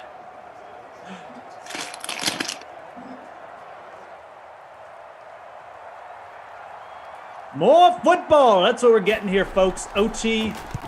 Everybody loves more football. Yeah, all that drive gave us there was 2 fantasy points for Christian McCaffrey. So slightly better for him. He's up around 15 points now. He's still outpacing Saquon Barkley. Again. Those 2 battling it out for babysitter million. Yeah, definitely. No, absolutely. Saquon. Ooh, okay. Heard us talking about him. Coming alive late. He's going to be 3 yards off the bonus here. So Saquon definitely pushing for bonus territory at least. 97 yards. And again, look, there's classic contest running right now. And if you got a classic contest, you're loving this because you probably have at least one of these running backs in it, which isn't surprising. I mean, they're both top-end running backs, so just not really having good games. There's the – oh, no! Disaster. Who got that? Yeah, the Panthers got it. I think Saquon got the bonus. Oh, I don't know. But he fumbled. I don't know if he gets the rushing yards added to his total there because of the fumble. We're going to have to see. Yeah. I think he does, doesn't he? Yes. 6 yards rushing on that play, but a fumble. So gets the 103 yards rushing now for Saquon. He is over the bonus. He's stuck at 15 points because, well, I shouldn't say that. They need 5 yards here at least. Second and 7. This isn't a chip shot. It's the rain. Okay, that's going to be it. That's right there. It turns into a 44-yarder, and they can just keep handing it off to McCaffrey, who is starting to find his carriage here late in this game. So both running backs, at the very least, giving you something to think about. If this one continues the way it's going, Saquon is going to be your babysitter, Billy, even though Ian Thomas, my captain, has just one catch for 20 yards. Well, and he was involved in the play of the game, Christian. You know, the whole backwards pass. The streaking, he got turned around. He got confused and led to a Teddy Bridgewater minus 8-yard pass fumble. Yeah, theoretically his fault. It's definitely part of it. Okay, I like this. I like it when they just, we're not going to waste time. We're kicking the field goal. We got places to be. Let's end this now. Okay, so that is gonna be the end of the offensive production. Christian McCaffrey at 17.7 points. Barkley at 15 points for the classic. Again, it's definitely that's savable. That like, you know, your lineup isn't destroyed. A lot of people have them, so again, just keeping track of the classic contest for you guys. I know a lot of you are entering those. That's not terrible. That's, you know, not slate breaking, but. And there it is. And it's up, and it is good. Joey Sly with his third field goal. Joey Sly having a good game, too. Yeah, not a bad day for a kicker. Might actually even end up factoring in here. We're going to have to see for the showdown contest. Double digits from a kicker. Not bad at all. Yes, 11 points. 11 points. It's very solid. So, yeah, 30% owned for Joey Sly. Right now we got If You Wanna. I think that's who it is. Let me update here. Give me a player of the game though, man. Quickly. Oh man, kind of a tough call there. A few guys were pretty good, but Robbie Anderson only 42% owned, came through with 16 points today. Evan Ingram had more points, but he's higher owned. So Robbie Anderson, congratulations. You are the Krusty Cough /postroute.substack.com player of the game. And the babysitter Billy is going to go to Saquon. Not only underwhelmed, but his fumble, the difference maker in this one, allowing the Panthers to escape New Jersey with the victory. So, who is the not my kid award then? Saquon. Oh, Saquon, right? Sorry. Come on, Jeff, get with it. Okay, so we got Robbie Anderson, Saquon. We got If You Wanna leading the free roll, 99.6 points. Just took it out. Just took the win. Sorry, I was looking at the points. I mean, also just not a good listener. Saquon Barkley in the captain spot for If You Wanna. But really, this was like a flat sim. Nobody really did much. Saquon hit the bonus, but really didn't produce. So, okay. Christian, you can check him out. Give it again. Postroute.substack.com. Check his stuff out. You can also check him out on Twitter. What's your Twitter handle? I forget. At Train Island. At Train Island. That one's, it's so easy to remember too. But at Train Island on Twitter. Thanks a lot for hanging out, man. This was awesome. Are you back? Do you have any more, or are you done for the day? Done for the day. I'm back tomorrow at 6, and I'll be back Friday as well. And hopefully I'm with you on one of those, Jeff, because it is always a pleasure when we get to sit. It is, man. It is. This is fun. Absolutely. We need to hang out more. If I was Emerson, I said I'd FaceTime. Make that 2-hour drive down to America. Yeah, to Wisconsin. 2 hours. Exactly. Just 2 hours for me to everywhere in America. Next sim is coming up. Jets, Pats. It's going to be a win game, guys. Rossi and Tom on the call. But coming up next on the Dream Stream right now, fantasypoints.com's Tom Broley joins Ross Tucker and Joe Dolan to talk about the 2021 Rookie of the Year odds. So stay tuned for that. Going to be some interesting talk with a bunch of new QBs coming in the league. It's time to eat. What are you hungry for? Sit down and get ready to consume an abundance of fantasy football knowledge from Ross Tucker and Joe Dolan. Feed me now. I'm starving. On the Fantasy Feast Eatin' Podcast. Yeah, let's eat, baby. It is the Fantasy Feast Eatin' Podcast presented by DraftKings, and we are diving in today to the Rookie of the Year bets, which we don't do a lot of betting talk here on the Fantasy Feast podcast. We a lot of times save more of that for the Even Money podcast, but it's really interrelated when you're talking about some of these rookie prop bets. When you're talking about Rookie of the Year, obviously the people we like for Rookie of the Year, that means we'd like them to have good fantasy seasons. I'm Ross Tucker at Ross Tucker NFL on any social media platform. You can listen anywhere. You can watch youtube.com/Ross Tucker NFL.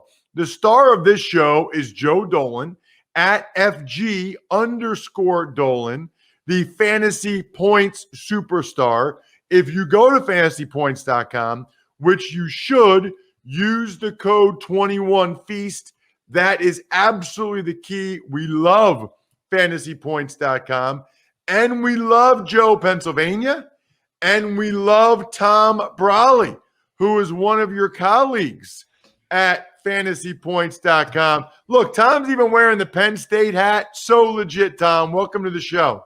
Yeah, I got the whole wall represented. I got Iron City beer on the wall. I got all my Penguins and Steelers and Pirate stuff. So I represent Pennsylvania well here in Hold on a State second, College. Tom. Hold on a second. You live in central Pennsylvania, right? Yes. Are you from central Pennsylvania? I'm from like the Altoona, Johnstown area. Okay. I'm like right in that middle area. I lived up in Wilkes-Barre for a stretch of time, down in Philadelphia. I was actually in Reading for the one summer at the Reading Eagles. So I'm Mr. Pennsylvania. I am well traveled all across this state. But the point is you grew up in Altoona, Johnstown, which is 100% Pittsburgh fans. 100%. Absolutely. Because I thought maybe you were from like living in like the Harrisburg or from like the Harrisburg Hershey area. I was going to say, really? Pittsburgh across the board. It's all Pittsburgh. Penguins, Pirates, Steelers. We're 90 minutes down, east on 22 there from Pittsburgh. So it's all Pittsburgh all the time in Altoona, Johnstown area. Got it. Okay. So let's talk about Rookie of the Year stuff. Tom, well, first of all, why don't you just dive into the stuff you do for fantasypoints.com? Everybody's obviously familiar with Joe. You can follow Tom on Twitter at Tom Brawley, but you do more of the betting stuff, right? Yeah, I do that mostly during the season. I look at lines and totals and spreads and props, and even before the season, I'll dive into the season win totals, all the player totals going into the year. Draft time, I'm doing draft props, and that's my main focus. But my background is also in fantasy sports, so I'm helping Joe out with our the stock watch, do the waiver wire every week. So I'm well versed, but I'm probably like 75% on the betting side and 25% on the fantasy and season long stuff. Got it. But really, Joe, as I said, like if we dive into some of these Rookie of the Year odds, they're also on some level, just the fact that the sports book puts these odds out, they're on some level giving you some indication of the type of season these skill guys are going to have and should be factored in some way, shape, or form to how we're ranking these guys, where we're taking them in season-long best ball and dynasty. Well, I actually think, and I think this might be more of a rookie season props kind of discussion when you bring that up, because these sports books weren't built on the books losing money. So they are pretty damn good at setting these lines. Now you have to keep in mind when you use last year's and the year before and all, dating back maybe 10 years when the NFL offenses really started to get into the modern production level, you have to keep in mind there's an extra game this year. So the books are flying blind too as to how that's going to affect things, but they're not dumb. So you look at a lot of these lines here and these props, and while we do find angles, and Tom's certainly going to bring some of those up where he looked at some of these numbers and was like, man, that number's way too high or that number's way too low. I think you can draw a picture indeed of where you should be drafting and ranking these guys because, look, they do not set stupid lines. And if they do set stupid lines, that stupid line gets pounded right away and it eventually changes. So there's a very narrow window, even if a book sets a dumb line, to hit the dumb line. And that's what Tom's doing. Tom's trying to find the dumb lines while they exist and trying to get us to profit. But the Rookie of the Year props and the Rookie of the Year futures, rather, and the rookie props, those are really interesting. It's all intertwined. It's a really interesting discussion from both a betting and a fantasy standpoint. But Tom, isn't it hard to know if a line is wrong or not because we're talking about rookies? Yeah, I mean, to a certain extent, but we're studying these situations, where guys are going, playing opportunities right away. That's the whole scouting process as well. Checking out what these guys are doing in college and how their skills, are going to adapt to the NFL game here. So it's all about piecing those the jigsaw puzzle together. And that. Sometimes, the drafting rookies for fantasy, there's an advantage there. I know Joe, we both of us have been high on Najee Harris. He's just now starting to get drafted where he should have been drafted right after the draft. He was going in the third round still, even after the Steelers took him, even though, he's going to be playing right away. He's going to be getting, exclusive snaps in that backfield. He has the skill set, as we saw at Alabama to, finish at the goal line. He's a good receiver. And now, his offensive rookie of the year odds and, just in best ball drafts, it's just finally starting to catch up here. So, that's how you find where people are inaccurate right off the bat. And now it's all starting to, the market has started to catch up here. So I wonder why. I mean, as soon as the Steelers drafted him, I thought he's got a decent chance at Offensive Rookie of the Year and that he would go. I mean, Joe, you said a couple weeks ago here on Facebook, you had him almost like a top 12 pick, right? Oh, yeah, absolutely. And Tom, I think this line has changed, and maybe you can give us some insight, but you bet him for Rookie of the Year because, look, we can talk all day long about drafting running backs in the first round. You were of the mind that the Steelers should have taken the lineman and then maybe take Trey Sermon in the second round, which would have been a prudent approach as well. But running backs who are drafted in the first round can win the Rookie of the Year. It doesn't matter if analytics think they don't matter. That Saquon Barkley was Rookie of the Year a couple of years ago. So you hit him to be Rookie of the Year. And also the line you hit for him, his rushing yards was 915.5. Where is that number now? Because if he plays anywhere close to 17 games, that's like 55 yards a game. I cannot imagine Najee Harris would not hit that number. Yeah, I don't know where that number is at now. That was at other sports books. But I thought that was other sports books. That I thought that was extremely low.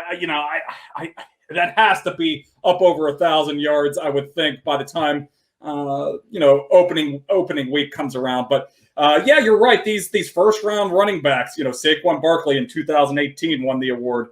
Todd Gurley was picked 10th overall in 2015 and won the award. And even there's some guys down the board. Alvin Kamara was a third round pick who won the award in 2017, and Eddie Lacy way back in 2013. It was a late second round pick when he won the award. So these rookie running backs, they're sneaky. You think of quarterbacks for all these big time awards. Of course, we had Justin Herbert last year. Nobody really saw that one coming. Took a doctor's needle to puncture Tyrod Taylor's lung there to get him on the field. But, this is one award where running backs are very much in the mix with the quarterbacks. I'm still seeing some value on that, Tom. I'm seeing a 949.5 out there for Najee Harris. Now, I mean, let's just even say he plays 15 games. That's 63 yards a game. He's getting the ball 20 times a game. Yeah, the big question with the Steelers is, they kind of haven't addressed the offensive line. Maybe their internal scouting, maybe they think more highly of, some of the guys that they have coming back. Zach Banner, was a guy they were pretty high on, and he, tore his ACL in the first game of the season. They've drafted some guys in the 3rd and 4th round here that they're hoping they can plug and play. So at the end of the day, as long as Harris stays healthy, I think that's a very attainable number. But it's going to come down to probably offensive line play. But from all indications, the Steelers, they told us what they want to do in the draft. They draft a running back. They draft a Penn State guy, Pat Freiermuth, in the 2nd round. They want to get back to running the ball. It was kind of embarrassing by the end of last season the way that they were running the ball. Excuse me, Tom. According to Franco Harris, it's Freiermuth. Freiermuth. You might not be aware, but it's Franco Harris evidently goes to every Penn State home game too. Like, that is unbelievable. Speaking of unbelievable, did you guys know that LinkedIn's network has 740 million professionals? That's like more than twice as how many people there are in the United States. So what that means is, if you need someone for your job, and I know a lot of people that do right now, it is hard to get quality employees. It is hard to hire right now. That's where LinkedIn Jobs comes in. LinkedIn Jobs will help you hire the right person for your role. Your first job post is free. So why not try it? Your first one's free. Literally anybody knows is on LinkedIn. So why not go there? Just visit linkedin.com/feast. Again, that's linkedin.com/feast to post your first job for free. Terms and conditions apply. That is an absolute no-brainer. I'm sure Fantasy Points does it because they've got like 50 guys on staff, so they got to find them somewhere. LinkedIn.com/feast. All right, Tom, what about Travis Etienne? What did you find on his projections? Obviously, you like the overs for Najee Harris in terms of his prop bets. What about Etienne? Yeah, the number is a lot lower. It's 600.5, depending where you look around.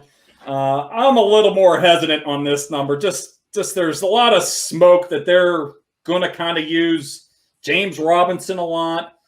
They went out and signed Carlos Hyde to a 2-year deal when nobody else, 31 other teams in the league weren't going to give Carlos Hyde a 2-year deal. So, he talked, Urban Meyer talked about how, they were looking at Kadarius Toney as a draft pick before the Giants took him, at 20th overall before their 25th overall pick. So it sounds like Etienne isn't necessarily locked into like, a 15 carry per game kind of role.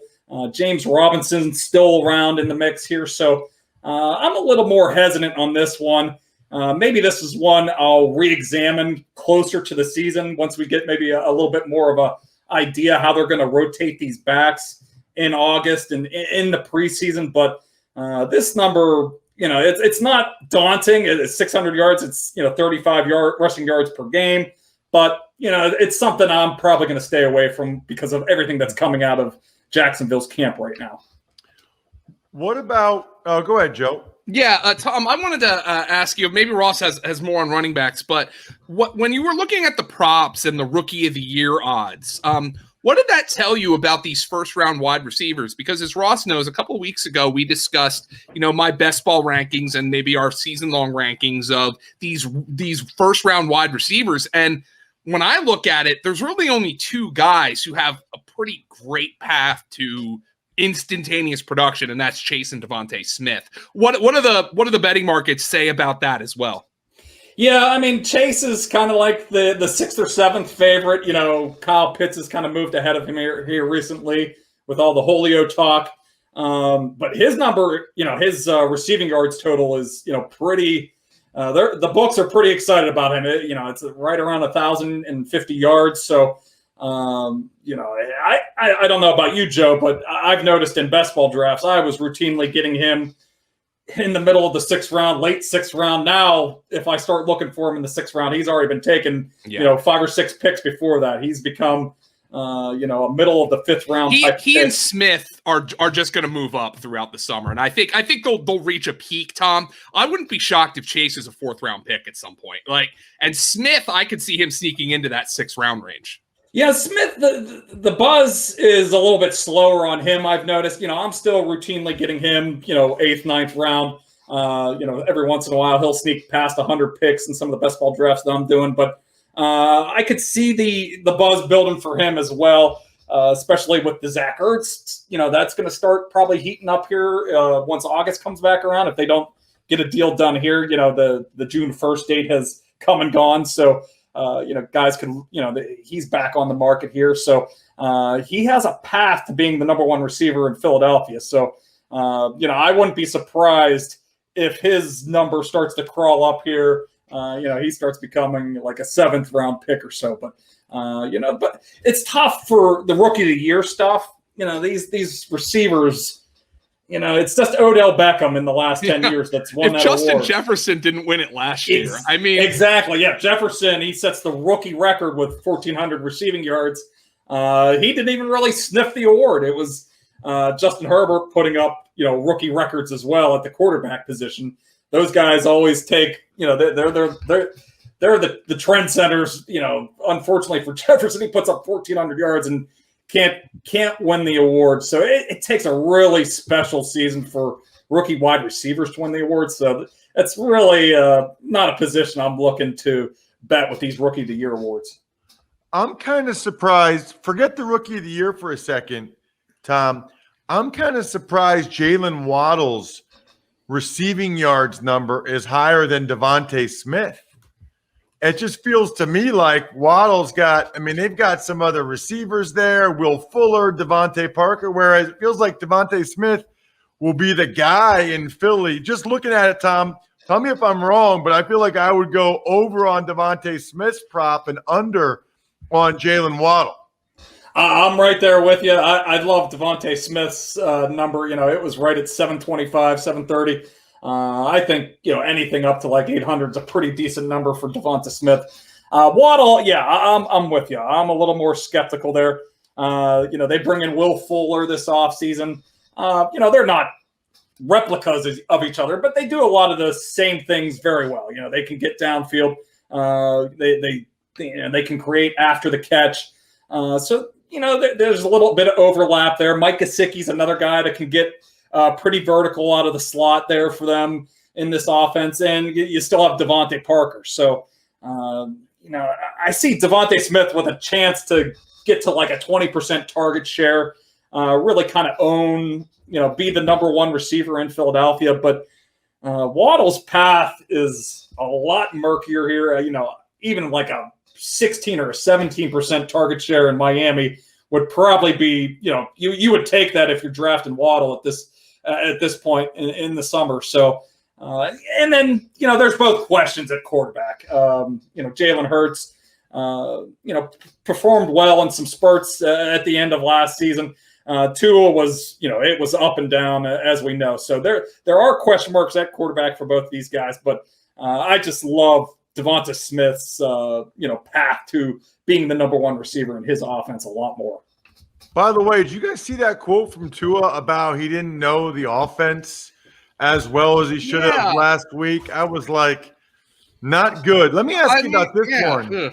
Yeah, first of all, to not know the offense as well as you should, I don't really understand. But then to admit you didn't know it, maybe I'm just a bad person because I would not admit that. I wonder if he's not honest enough. I wonder if it just didn't come out the way he wanted it to when he said that. Believe me, as somebody who does all these podcasts for us, I've said some things on here where I was like, oh, that sounded awful.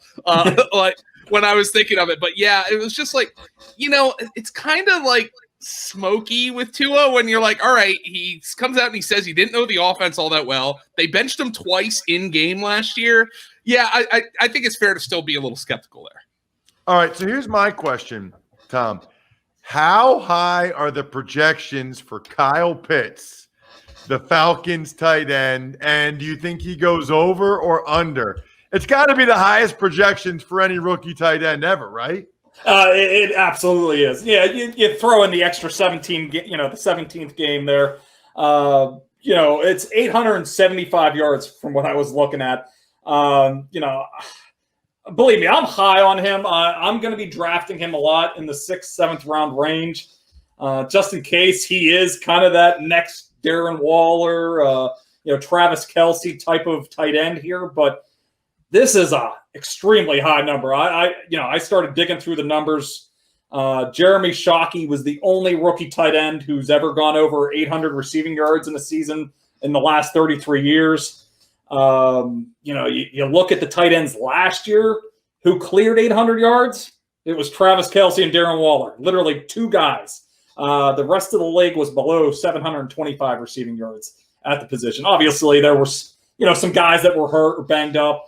George Kittle probably would have easily cruised past that, but it was 2 guys. Yeah, it's 2 guys, and this is believe me, I have very high expectations for Kyle Pitts. He's been kind of a unicorn throughout the whole process. He's the highest tight end to ever be drafted. With the 4th overall pick.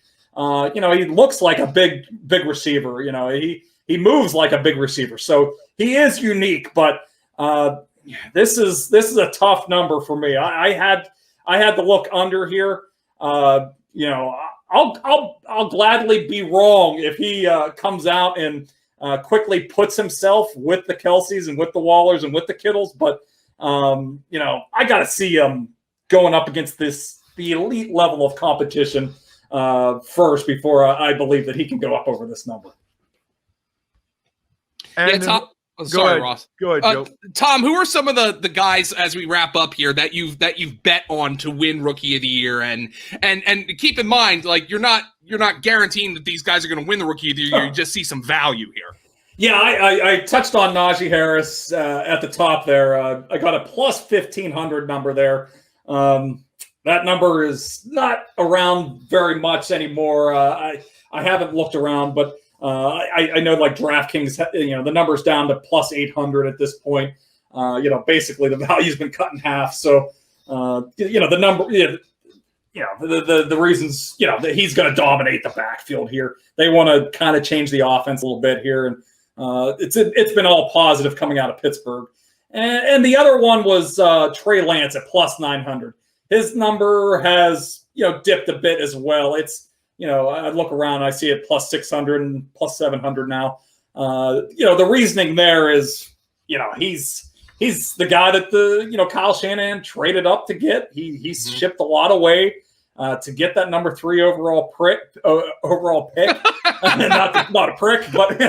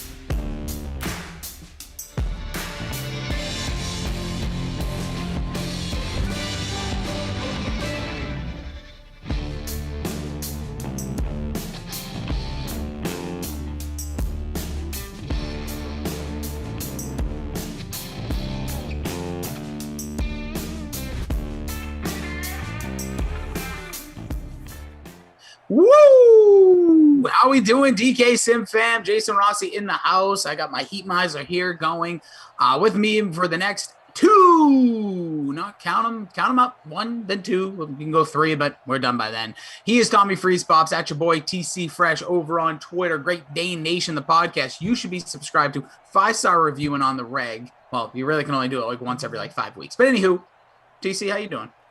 I'm doing well, man. Looks like you were in a convertible or something. Like, what's going on with that? Do you want the truth?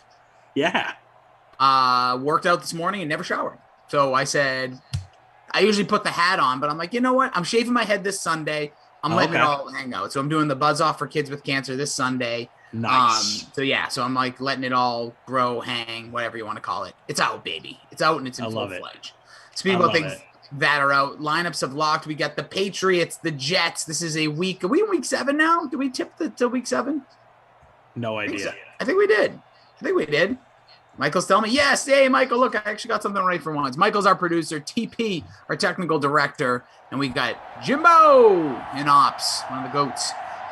Twitch, I want to just start off by saying I see you, but I will not be able to chat with you today because I have you on a computer that I don't know my login. My iPad is all locked in with the Bruins Islanders, so it's going to be emotional. I'm going to be very distracted throughout the Sims tonight, but just being honest. But I said hi. I see it says Rossi stinks, literally. Yeah, Reed's Heat. I probably, actually, not as bad as you think, bro. And I went for a long walk. I don't smell bad, usually. So you're not like a BO sweater. You're just a moisture sweater. I'm like my morning, I take on a good amount of the old Deode, so I know what's like. When I had a feeling this kind of day would happen. I was very busy throughout my day, so I'm like, when am I squeezing in that shower? And I said, nah, screw it. Get it later. Love it. I love it. We'll get to your lineup in a second. First, let's see what's going on with the fam. As I said, Reed Stee in there. We see Mike Bizzle and YouTube, Noah Moon, Ernest, up dude, Freakin' Nature saying, getting ready for a great sim with nonstop energy in the commentary. Yeah. You know it, baby. Ashley Edwards saying I look like Max Keebler. Is that the Keebler elf? No, that's a movie. I don't remember the exact name of it, but it was like a Nickelodeon movie back in the day, I think. Okay. I'll look it up in a second. A boss man says, hey, 2 of my favorites. What's up, Rossi and Freeze Pops? Hey-o! What's up, boss man? Quick, nice little 3 and out there for the Patriots. Ernest says, what's up, Tommy and Rossi? Hey, man. Rossi, you look like a freaking mess, my friend. Mike, that's my life, bro. ATLian saying, exists, says, don't worry, Rossi. Do you, bro? By the way, what's up? And what's up, Freeze Pops? ATLians, what's up, dude? Outcasts, out here. See you. Hold on, let's see. I'm gonna look up this Max Keebler, and if it's some sort of, if I'm about to go to a website not safe for work, even though I'm working, but I'm at home, I'm gonna be upset. Let's see, Max Keebler. Let's see who this guy is. No, Keeble. Keeble. Keeble. Wait, what? That's what the Crowr says. Max Keeble rules. I remember the bully had the name of every victim on. Oh, Max Keeble's big. You're right. Oh, look at that! I see it. I see you. He would unzip the leather jacket to expose the victim of the day. There we go. Good shout. Aha! Good pull by me. Zach Morris is trash. What's up, man? Haven't seen you in a long time. Hope you're doing well. Says, what's up, guys? What's up with you? Bruins are losing. I'm a little sad. And if they lose tonight, season's over, so not great. J.E. says, Jay Rossi, you rolled out of bed or not? That's lettuce is looking wild, bro. No, man. Been up since about 6:30. Just sad life, dude. Yeah, I don't know what to do. Please, that's almost like sleeping in for me. Depends on the day. Son's got the post-nasal drip. It hasn't been a fun day, I'll be honest. But, kids don't even know how to express themselves. Next thing you know, they're a little sick. Oh, man. That's brutal. Lev Bell is feeling a little sick. Okay, is he going to play in the NFL next year? Let's see. So I guess he is a free agent still, if you're asking that question. He is, and he's broken. Yes, he is. I know he's a free agent. Him, Frank Gore, Todd Gurley, AP. Todd Gurley should be on a team. I think that he showed flashes last year. Yeah, totally. I I had him in fantasy for the first part of the year. He was good, like straight up a good draft pick. No, first of all, he wasn't good. He was just scoring touchdowns. So, in fantasy perspective, sure, he was scoring. I think he scored 12 touchdowns last year. But so in football, though, how do you win games? Don't play this. Do you want to play this game? It was Jerome Bettis the year they won the Super Bowl, the best running back ever with games with like 2 rushes, 3 touchdowns. It doesn't even make sense. He was a great goal. He was a above average goal line back. I'm just saying, man, I think Todd Gurley deserves to be on a roster. I mean, there's 32 teams. The dude has skill still. Well, those knees are done, though. That's the problem. And you got to pay people. So usually people don't like, would you buy a bag of moldy cheese? If the price is right, I'm taking Todd Gurley on my roster. I'll bet on Todd Gurley. I need this reference to Pitt. If you go to the store and you get some nice cheese and it's moldy and it's $5, you buying that one or you're buying the one that's not moldy? I'm going to buy the non-moldy cheese, although there's some cheese that's better moldy. So you're going to get yourself some blue cheese. I like your style. That's how to find a loophole. Speaking of blue cheese, I heard that the Lions were interested in Gurley. So they did bring him in. They said Dan Campbell, with his helmet on when he was for the race, said that it has nothing to do with their backfield now. I believe it's Jamal Williams, DeAndre Swift are kind of the 1-2 punch. It's a decent tandem. Yeah, listen, guys can catch a ball in the backfield, hopefully. Well, Jamal Williams can. DeAndre Swift in that first game of the season dropped it, but got better. But we'll see. But yeah, I think Gurley, he'll find a spot. They want to replace Peterson. He had that role there last year, catch by N'Keal Harry. Adrian Peterson also a free agent still, or did he end up somewhere? Nope, he's a free agent. So we got a lot of really good legacy backs without teams. I think Adrian Peterson, if he wants to play, will find a team too. Oh, yeah. These guys are going to, that's a guy who's going to find a job in August. Like somebody who thought they had like a goal line back or had a short yardage running back. We'll pick him up because he's still got it. Frank Gore will get picked up. I think I just want a young running back room to have him in there. Nice run here, by the way. Speaking of, that was actually James White coming out of the shotgun. He's got 12 yards on 2 carries thus far here. We're halfway through the first. It's Freeze Pops, Rossi with you. My new goal in this is to stretch how long we can get to before we talk about our lineups, but we'll get to it in 1 second because I'm gonna Tugboat Tommy Freezepop was up, says JE the Crore. He's in here. Mike Bizzle saying that Matt Harvey's getting lit up by the Mets right now. Is that happening? I didn't realize that was that reunion game was occurring. A little revenge game right now. There's a lot going on in the wide world of sports. As they say, Astros over the Red Sox right now. Reds beating the Brewers. Phillies, Braves, Dodgers, Pirates, scoreless. Rays and Nationals got Rays up 3-2. Got the Suns playing tonight. Yeah. Go Suns. Yeah. Although, look, if I want the Suns to win now that the Celtics are out. But if the Nuggets advance, I root for Jokic. That'd be a cool story. I think they'll get smoked if they made the finals. Yeah, the Nets are insanely good. But I'm rooting for the Suns. I think the Suns are a better team. But got to root for a big man like Jokic, dude. I mean, those pictures from when he was in high school, just an absolute hoss. Come on. That's a win for fat guys everywhere with the MVP. Well, that's not he's just a big guy. I'm not dropping the F word on him. By the way, yeah, Mets are up 7-1 over Baltimore, by the way. So yeah, tough break there. But Boss Man says if the price is right, I'd buy a bag of moldy cheese over Gurley. Yeah, see, somebody's out there. Ha-ha! So here we go. Handoff again in the shotgun. 2.5 It depends left. on the cheese, Rossi. If it's really good cheese that's meant to be moldy, I'm all in. Must be says I'm out on you too. You didn't eat the hard-boiled eggs. Was that a thing? We talked about it, but it was a like poll and nobody liked. CJ over on Twitch says, Rossi, I think you and Billy D need to really, really practice up on your Mario Kart. For some random to beat you both is kind of sad.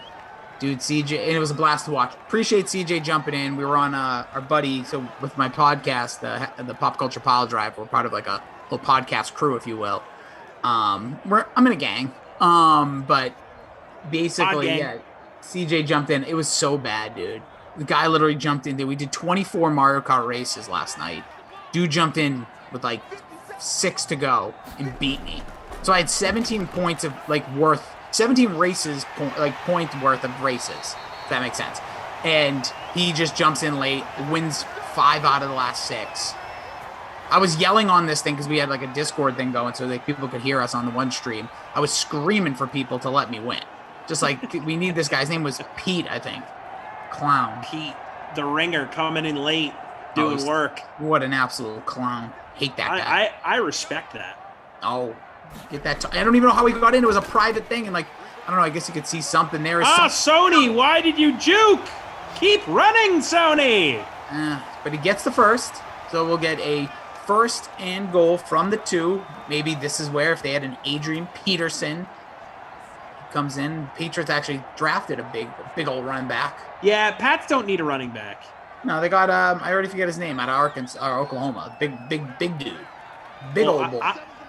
I'm loving myself some Damian Harris. Sony? It's Sony, baby. Gets in. Yes. Hit the button. The PlayStation 5 still somehow can't be found, but here you are in Simland getting yourself a... Oh, wait, did I not put Sony in my lineup? Oh, yeah. I changed it. I put in Edelman. All right, Freeze Pops. What's your lineup? You got it. You got it. Why did I do that? I don't know. You know why? It's one of the... This is why. Because I had so much money left over. Because I stacked the Jets so heavily that I was like, you know what? Why don't I just go with the highest price guy? And for me, that was Julian Edelman. I have Jamison Crowder in the captain spot. Pats, DST, Herndon, Hogan, Newton, and then I went with Edelman instead of Michelle, like an idiot. And we similar-ish. I got Hogan in the captain, Cam Newton, Edelman, Demir Bird, Patriots D, and Jamison Crowder. So I left $3,400 on the table with that lineup. $3,400 left. That's crazy. That might be the most amount I've heard being left for a Madden sim. Must be says we crushed that like set. We set. I rallied the entire chat. Bro, I really think it was much higher, but you know what? For you, Must Be, we'll do it. I will promise in the near future we will do it. I want deviled eggs. I love deviled eggs. Do deviled eggs too. Love a good deviled egg. Yeah, I got a text. I got this. Michael dropped the schedule for tomorrow. It's got the heebie-jeebies. It's got me in that early one. I don't think I'm on that one, so now I got a text. I'm all thrown off. Fourth wall being broken. Oh gosh, hold on. Mike Bizzle saying that the Nuggets still have Porter Jr. listed as questionable. They're really waiting for the last minute on him. I respect that. I mean, look, it's the postseason. You want gamesmanship. You want the Suns guessing. I like it. Yeah.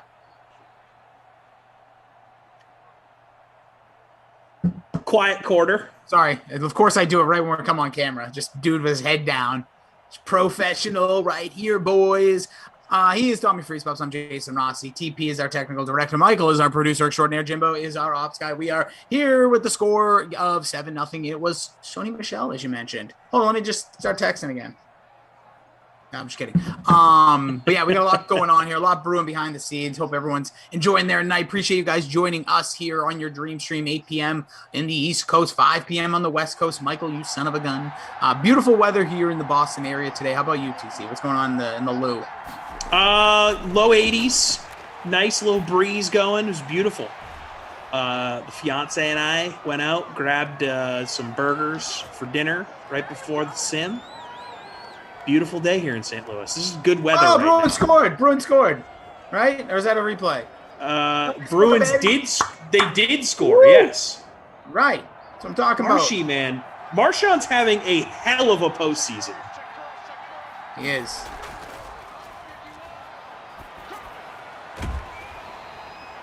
So yeah, it's good times out here in St. Louis. We just opened our pool the other day in the building. Oh, hell yeah. Nothing better than that. Memorial Day pool open. Yep. So we went to, we took a little bit longer lunch on Monday, each of us, a little like 90-minute lunch break. Each had a Diet Coke, as we call them, down at the pool. Felt mischievous. drinking some Diet Cokes on the job, but it was just such a beautiful day. We're like, let's just go take advantage of this, you know? Be the job. Oh, Sean Williams in the chat says tied up 1-1. Let's go Bruins. Yep. Love that. See, we were both so locked into this stream, we didn't notice. Dude, I'm so locked into everything. Right now, CJ had a little muddy water at the end of the Mario Kart tourney last night. Oh, that ball's going to be incomplete. 3rd and 16, going to turn to 4th and 16. Well, shout out to Stone Cold there with the 3rd and 16. Damon says, Rossi, you might be the GOAT for that hair. Dude, I might be an idiot for that hair as well. Kareem says, Kareem asked me, Rossi, did you ride with the head out the window? No, I'm just getting the most out of this hair, boys, because Sunday it's all getting buzzed off. And, if you guys want to, I'm probably going to start really hammering home some donation opportunities starting tomorrow. I'm not a big if you want to donate, do this. Like, I'm probably just going to have people Venmo me, and I'm going to put 100% into the donation because I like to actually, it's weird, Freeze Pops. I don't know if you, I run a nonprofit organization as well. And that's easy to put funds in, but Venmos and stuff like that with an organization, they have to you have to make sure they don't charge you to be, you can do that when you buy something. It's just say it's a friends and family. Okay, yeah. So if you have a business version or a nonprofit version, it's you have to be LMS. So I'm probably gonna have people just send it straight up to me, but I'm gonna make some videos on social over the next few days. And yeah, the buzz offs this Sunday, Kids with Cancer, it's part of the One Mission. Great organization helping out kids with cancer, so we'll be doing that. That's awesome, man. That's the way to do it. If you have enough hair to donate. Well, no, you don't. It's on a donation. The hair's not going anywhere. It's just the hair's coming off my head in solidarity. Okay, gotcha. So it's not like a Locks of Love situation. No, I've never had. You have to have longer than Christian D'Angelo. Okay, gotcha. Okay, I see. I've never had any hair close enough to think about that type of donation, and clearly I'm still nowhere close because I, for a second, thought that that's what you were doing. No. I'm just using what I got here. This gnarliness beard's coming off. Dude, Monday? Oh, you're going full naked face. Oh, the nudie, it's all going to hang out. You're going to look like a naked mole rat. Oh, fumble! Oh, Balls on the ground. Nice. Balls on the ground. My man Edelman picked it up. Thank you for making an appearance, Jules. Got it. You're gonna look like such a child. Your kid is gonna be afraid of you. That's gonna be interesting. Oh, end of the period. So 1-1 at the end of one. Bruins. Few hot puck heads. Watch your mouth. Yeah, you watch your mouth, bro. CJ says my son has been growing his hair out for a donation since he was 14. He's now 21. Shout out CJ's son, dude. That's awesome. What's up, Free Pierce? CC in there. Darwin. Reeds is always lingering. Must be says, just think about it. How could Rossi actually know what his hair looks like? It's true. Can barely see, bro. Gotta get them glasses. Yeah, what's going on with that? It's a pure timing, laziness. I know. Trust me. Can you have someone pick it up for you at this point? I don't think that's how it works. I mean, it's my understanding that maybe I'm wrong. I thought that the glasses were ready for you to pick up. You just haven't gotten to pick them up. No. I just had my eye test. Now I have to go and actually get the glasses. Okay. All right. Then you know what? I give you a little bit more of a pass. Still kind of crazy. Oh, that would have been brutal. This whole time I thought that you just were too busy to go in and pick up the glasses. Oh, that would be next. That's like ordering food takeout and just not going to get it. That's what I'm saying. Yeah. No, I can understand that. Trust me, I do a lot of dumb things too. We have ourselves Jordan Lindenbaum, by the way, jumps in and says on that. He goes, oh, that's awesome, Rossi. My friend Chad used to do something very similar. Yeah, good stuff. Definitely post that information, dude. I definitely want. I'll share. I know people I'm friends with would want to add to that as well. Well, I appreciate anybody who does anything. I'm probably gonna post a little video. I'll probably put my Venmo on there, my PayPal. You can just shoot it to me, and I will prove the donation that goes through, because that's the other thing. I don't want anybody to ever be weirded out by that. I just don't want to do it through my nonprofit because we've just had moments where it's like we're spending like 5 extra. I know it sounds bad, but it's easier doing it personally, if that makes sense. Makes sense to me. Anywho, what's the nonprofit, if you don't mind me asking? My nonprofit is called Frank Says Hi. So we work directly with like Dana-Farber Cancer Institute here in Boston. Some people may be familiar. If you haven't, it's a world renowned. It's like people fly across country, from different, sorry, not cross country, come from different countries across this country and go and get treatment there for cancer. It's literally like the best, one of the best in the world, if not the best. But our nonprofit, we do is we work with people from like 18 to like 26, when you're past the age of the Make-A-Wish Foundation. And we basically help people do like experiences. So with all due respect, like you see all videos of kids getting like all that's the Make-A-Wish, which is obviously a phenomenal foundation, but such a sad like situation. What this does is like, so if there's a college student, like they're out of that bracket for where the funding goes. So we basically do experiences, whether it's sending to a Patriots game, a Sox game, meeting a celebrity of their like that's locally around, going to a concert, send them to New York for a play. Last thing we did pre-COVID was 2 cancer patients were getting married. So we bought their dress and flowers. Wow. So that's amazing, dude. What a great cause. It's just, trying to do your part, trying to make people, take a little stress out of the overall horrid situation they're dealing with, because cancer. That's incredible, man. Seriously, it's that's great. I'm totally on board for all that stuff, and putting your money where your mouth is. I respect that. I try, man. I put a lot of things where my mouth is: food, money, a lot of talking. Must be says Rossi went to McDonald's. Stop talking about the dang eye doctor. Boy, stop. Did you go to McDonald's? No judgment. No, I think that's what he's trying to say. I never went to the eye doctor. He's trying to say I just went to McDonald's. Mike Bisley, that was a pants on the ground nod earlier. Rossi's fat cat. What's up, dude? Haven't seen you in a heartbeat, too. Thanks, Herb Dog. I've seen a lot of Rossi's fat cat. He's always telling me to feed him. Yeah, dude. I'd love to feed him. Rossi's fat cat. He's always in character. I respect it. Gimmick aside, dude, one day, me and you are going to talk, and I'm actually going to feed you. Whether Rossi's going to pull a can of tuna out of his back pocket and open it up. Here, kitty. I'll send him a pizza. Kitty. I'll pull an old school glass. No, he's always in character. You got to keep it in character. Well, I'm not going to go there and scratch his chin and rub his 100%. back. You need to pet him. I do not. Congo Cab. Scratch his little chin. I appreciate that, Congo Cab. That's funny. David Georgie, man, I can play for money. There you go. It's game on. Be getting that 10-9. Let's go, David. Welcome. Let's go. Appreciate you, Jason Pruitt. Am I saying that right? Yeah. That would be Pruitt, yes. Got it. What's the origin of the name, Frank Says Hi? I had a friend that passed away. You can tell the name right there. Ooh, nice catch there. Is that our guy, Hogue? Yeah. His name was Frank, and the last conversation we had together when he was in the hospital dealing with, he had leukemia, and one of the last things he said was, I was walking out the night before he passed, and he's like, hey, tell everybody I said hi. And I looked at him, I was like, I'm 22 years old. I'm like, who? He's like, everybody. I was like, all right, dude, I got you laughing, like not really understanding the moment.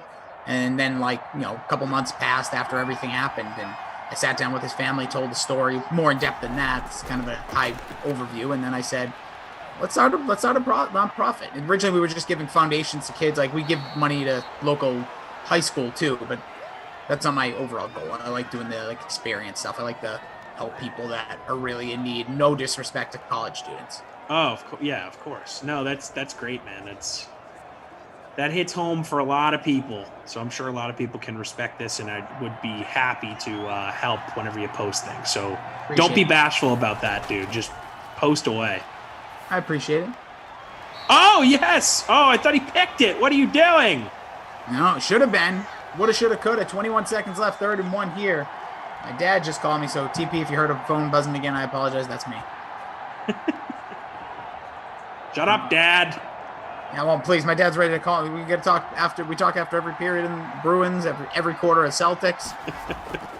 Please, there's a lot of commiseration going on during these past few. Ooh, nice catch, gets the first. Doesn't get. They give him credit for the out of bounds on that. Interesting. Okay. I see what you're doing, Sim. I have a bunch of Jets pass catchers. If we get a Lev Bell touchdown here, I will be upset. I'm thinking that they'll throw it. 17 seconds left. Only one timeout. Keep it in the air, people. Oh, he's open. Scoop and score. Go. Pick up. Go. Touchdown. Get the touchdown.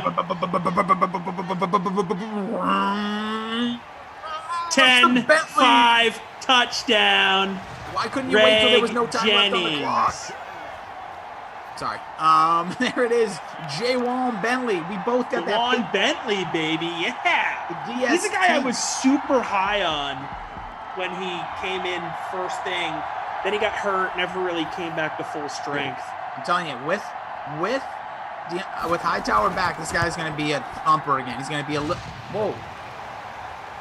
Is that a bird? Dude, I think I'm in Jurassic Park. This bird's legit right at my door. It's an Oriole. It's Matt Harvey. Do you have a door open? Yeah, I always keep my door open down here because it's. I didn't know that. Yeah, let's see if I can show you. You guys can see. And see how far this goes. Oh, something broke. Oh, so it's just. Oh, okay, there it is. Yeah. That is an open. You know why door. you do that? So you can just go pee outside. I got a bathroom right there, dude. You know why I do it? Because I love fresh air. My wife hates it. I'm addicted to fresh air. Whether it's super hot out, super cold, I love open windows. I love fresh air. I feel that. Rich Sharp comes in saying, wow, that should put me in first place. I had New England's defense in the captain spot along with Sony Michel. Must be bringing up a great point. It's a vulture. No. That was a vulture. That's a reverse vulture right there. Defenses don't count as vultures, Mike. It's a joke, Rossi. Oh, sorry. I'm giving Must Be credit for the joke. My bad. I really just jumped all over it. Really didn't let that hit. Come on, man. End of the half here. 16th defensive touchdown, by the way, from the Pats. Shout out to you, Michael. Also, 24% owned in the free and 6% in the captain. But that's a pretty high ownership. Yeah. Before we flap our guns and talk about my hair, and I can come over there and rub your head. By the way, can we see your lettuce real quick? You get a peek? Oh, look at that. Why would you ever cover that? You have like permanently like helmet head. Perfect. I took a shower like right before, so it was wet. And I don't know, man. So you cover. I like the hat. Anyways, earlier today on the Sweat, the guys previewed Game 2 of tonight, as we were talking about earlier. Tonight's NBA playoff matchup between the Denver Nuggets and the Phoenix Suns. Phoenix lead the series 1-0. Suns are heavily favored at minus 250 on the money line to defend their home court. Not the best odds to bet. So what's another way to approach this one if you do think the Suns will get it done, Jules? Well, Emerson, this is why they created spreads. When one team is supposed to win by a lot and you don't want to bet on it, you can bet on the spread at a more reasonable number. This particular game doesn't jump out to me. I liked the Suns a lot in the series. I thought the best way to bet them, I didn't necessarily want to lay any games, but just the Suns to win game 1 and win the series was minus 155. I think Shirag and I gave that out on the show on Monday night, and that's in strong shape. At this point, if you like the Suns, I would back them just on the spread. There have been 49 NBA playoff games so far, and the winner has covered in 46 of them.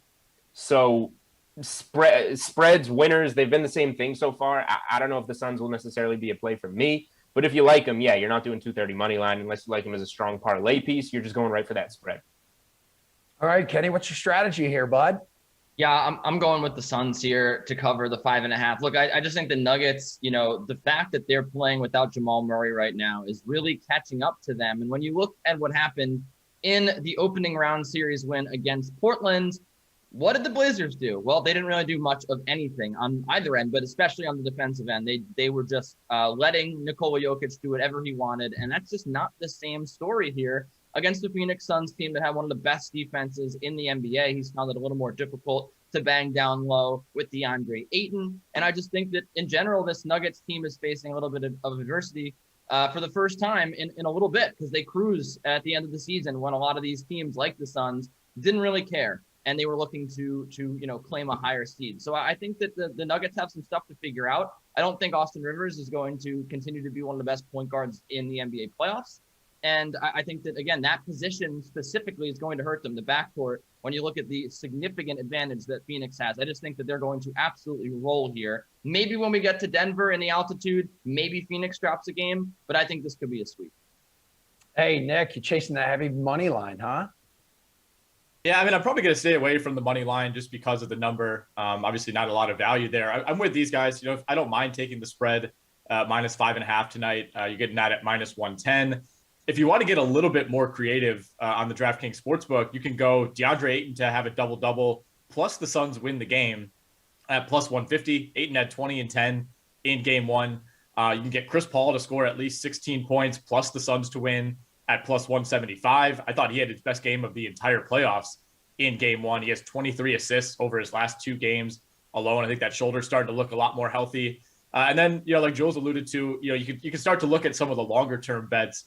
It gets a little dicey when you're trying to, predict the correct score of the series, but you can get Phoenix to win in 5 games at plus 250, Phoenix to win in 6 at plus 425, Phoenix to sweep at plus 450. So if you do have a strong inkling toward any of those results, there is a decent amount of value there on the DK Sportsbook.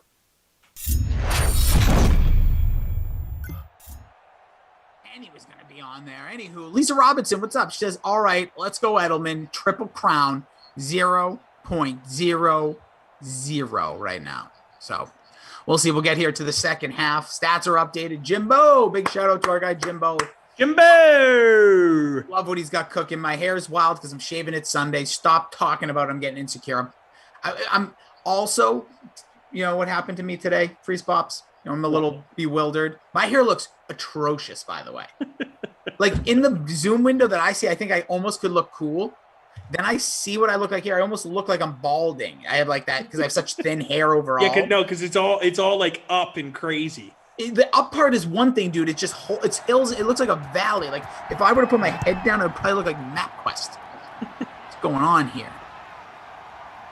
Congo Cab saying that my hair looks like I never put a hat on it. What do I comb it with before I put a hat on? Nothing. I just get out of the shower. I kind of swipe it to the right and then throw a hat on.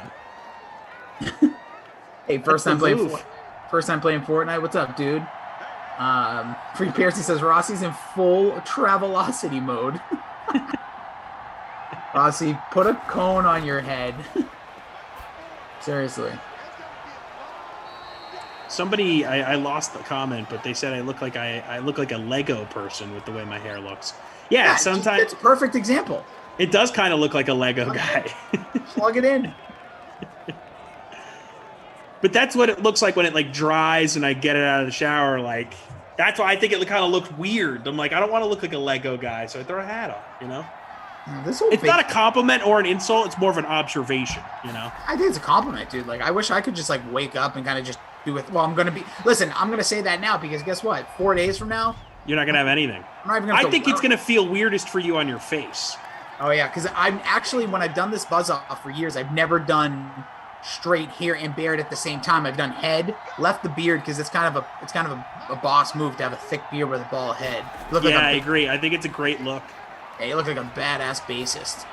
Oh, look at this. Darnold on a 1st and 9. What was that? Couldn't tell if that hit a helmet. Let me see. I got to watch that again on Twitch. No, defense. Nice play. Rossi's Fat Cat asking why I'm the only wise guy that does this from his kitchen. I live in a, well, yeah, true. First of all, Rossi has done that, but I live in a 1-bedroom apartment that's technically just like one big room. It says it's a studio, but it's not really a studio because there's like a hallway that separates the 2 sections. But so my kitchen is a part of my living room. Morgan hangs out in the bedroom, and I get the best Wi-Fi out here. So there you go. You answered all of it. That's why I'm in the kitchen. But I think maybe you asked me once, like, is there a way for me to do a different angle? Yeah. And yeah, there is. Maybe for the 10 o'clock, I'll do a different angle. Whoa. Yeah. Ooh, big market tease. And I was saying, Kaká, you definitely look like a crossover between, I don't know what that, Garfield's, like the cat. Did you mean Rick Moranis? I don't know if I'm going to say that word because I don't know what you're trying to do. It could be a setup. Tuna Tom. Tuna fish. I like the tuna surf there by Fat Cat. I haven't had good tuna in a long time. I had tuna at lunch today, actually. Oh, wow. Actually, former producer Madison once turned me on to this idea. You get the pouch of tuna, put it over salad, and just put everything seasoning. You don't even really need much anything else. Oh. You might want to put a little dressing if you like. I was going to say, no dressing, because that feels like you need a little something. I put a little mayo. I got the light mayo. I'm not a huge mayo guy, but I like it with certain things. And I also put some pickles in there, too. Ooh, yeah, I'm a big pickle guy. Oh, dude. I made some You got to hear about this. So I talk about my burger love. Yeah, the onion burger. I think I'm good. So I did it with turkey tonight. So hear this out. I got the onion soup, turkey meat, poured the onion pack on there, then got chopped peppers because I was too lazy to chop them. And I took about a cup, poured it in there with kicking horseradish mustard, not spicy, but just a little kick. Put a little good flavor. Yeah, and a little cayenne pepper too. Again, people when they hear me say it's like that's going to be hot, it's not. It's flavorful. Little heat, little smoke, if you will. And I molded this all together, dude. One big old ball of meat, rolled them into 4 patties, put them on the grill. Woo! This was good. So it sounds really good. My one concern is that the turkey isn't like strong enough to kind of take all that flavoring, you know? Bro, the flavoring, it absolutely works. Oh yeah.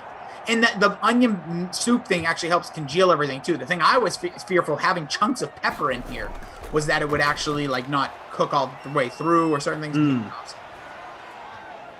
That sounds delightful. Yeah, like I mentioned, we went to our favorite burger spot. It's about a little over a mile away from the spot here in St. Louis. Max Local Eats. Yeah. It's delicious. They very simple smash burger, grilled onions, and they have these homemade bread and butter pickles, which are just incredible. They throw on this burger, ketchup, mustard, cheese. I add bacon. Delightful. Always. It's the thing I'll miss most from a food perspective from the city. Not the barbecue, that burger. Love that. Love that a lot. Love it. Like the barbecue, though. Not going to sit here and tell you I'm not going to miss the barbecue. Darwin says turkey is awful. It's only for Thanksgiving. No, boys, I'm talking ground turkey here. It's just like having any other ground meat, but you just got to flavor it up. That's a solid question, though. Like, is turkey... is it overrated? Like, I know we have it at Thanksgiving, but I think personally, I look forward to the sides more than the bird. Well, if we're talking about on Thanksgiving itself, it's the most delectable turkey you'll get. I get it from a place called the Smoke Shop. I stopped cooking it. I stopped my family from cooking it. We went to a barbecue place. That's right. What a catch. Barbecue place. So you buy it cooked. They smoke the turkey, bro. It's amazing. Yeah, okay, that sounds amazing. It's the best turkey. Most juicy. That and fried turkey. I was just going to say, that's probably so juicy. Yeah. Because that's my big issue with turkey. It's so dry. You just got to drown it in gravy. And I'm just like basically eating a gravy spoon. Yeah. Lisa Robinson asked if I deliver. Well, I hope you're talking about the food, not the other stuff we're talking about. But yes, I do. Well, no, I know I don't deliver. If you want, I can sing a cold version of one. You can heat it up, which is not the same. And there he is. Everybody. Yeah! Julian Edelman. Strike for a touchdown. Sony who? Ha Got him. It's gonna be 21-0 Pats over the Jets. A little less than halfway to go here in the third. Julian Edelman. What is that? I think I just saw his ownership a minute ago. I was just looking. Michael always drops them all in here. I am in 20th. I wonder if that drops. I mean, he's in my lineup, but I wonder if there's people that have him in the captain spot. In the contest, by the way, shout out to you for putting this together. Julian Edelman came in at a little under 30% owned, captained under 4%, 2 catches, 25 yards, touchdown. He's in double digits. Let's go. Yes. 44% is great. And Michael, appreciate you, man. Yeah, I've been trying to get better about making the contests because the other day I think I made one like less than an hour before. Hey, listen, anytime. And I was like, come on. I made a note to myself in my to-do. I have a little to-do list section in my notes. And I was like, Make contests. I have one. I got to make some contests tonight. I'm the contest guy, baby. There you go. Crook says turkey at a barbecue smokehouse is usually delicious. Oh yeah, dude. People sleep on it. You're right. Honestly, most things that are getting That's Morgan's move. She always gets the turkey. Yeah, love her. Marry her. Plan on it. Dream Crusher 6'9", which, by the way, if your number ends in the number 6 and 9, it must be because you were born today, because it is. Yeah, happy 6'9" day. Yeah, so Dream Crusher 69, that means you are born today. He says in first place right now. There you go, Rich.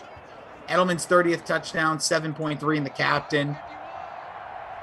2nd and 3 here. Darnold under center. Darwin saying that honey baked ham. Now that's a real Thanksgiving main. Well, I get it, but it's not the main. But you can. I know some people that do a turkey and a ham.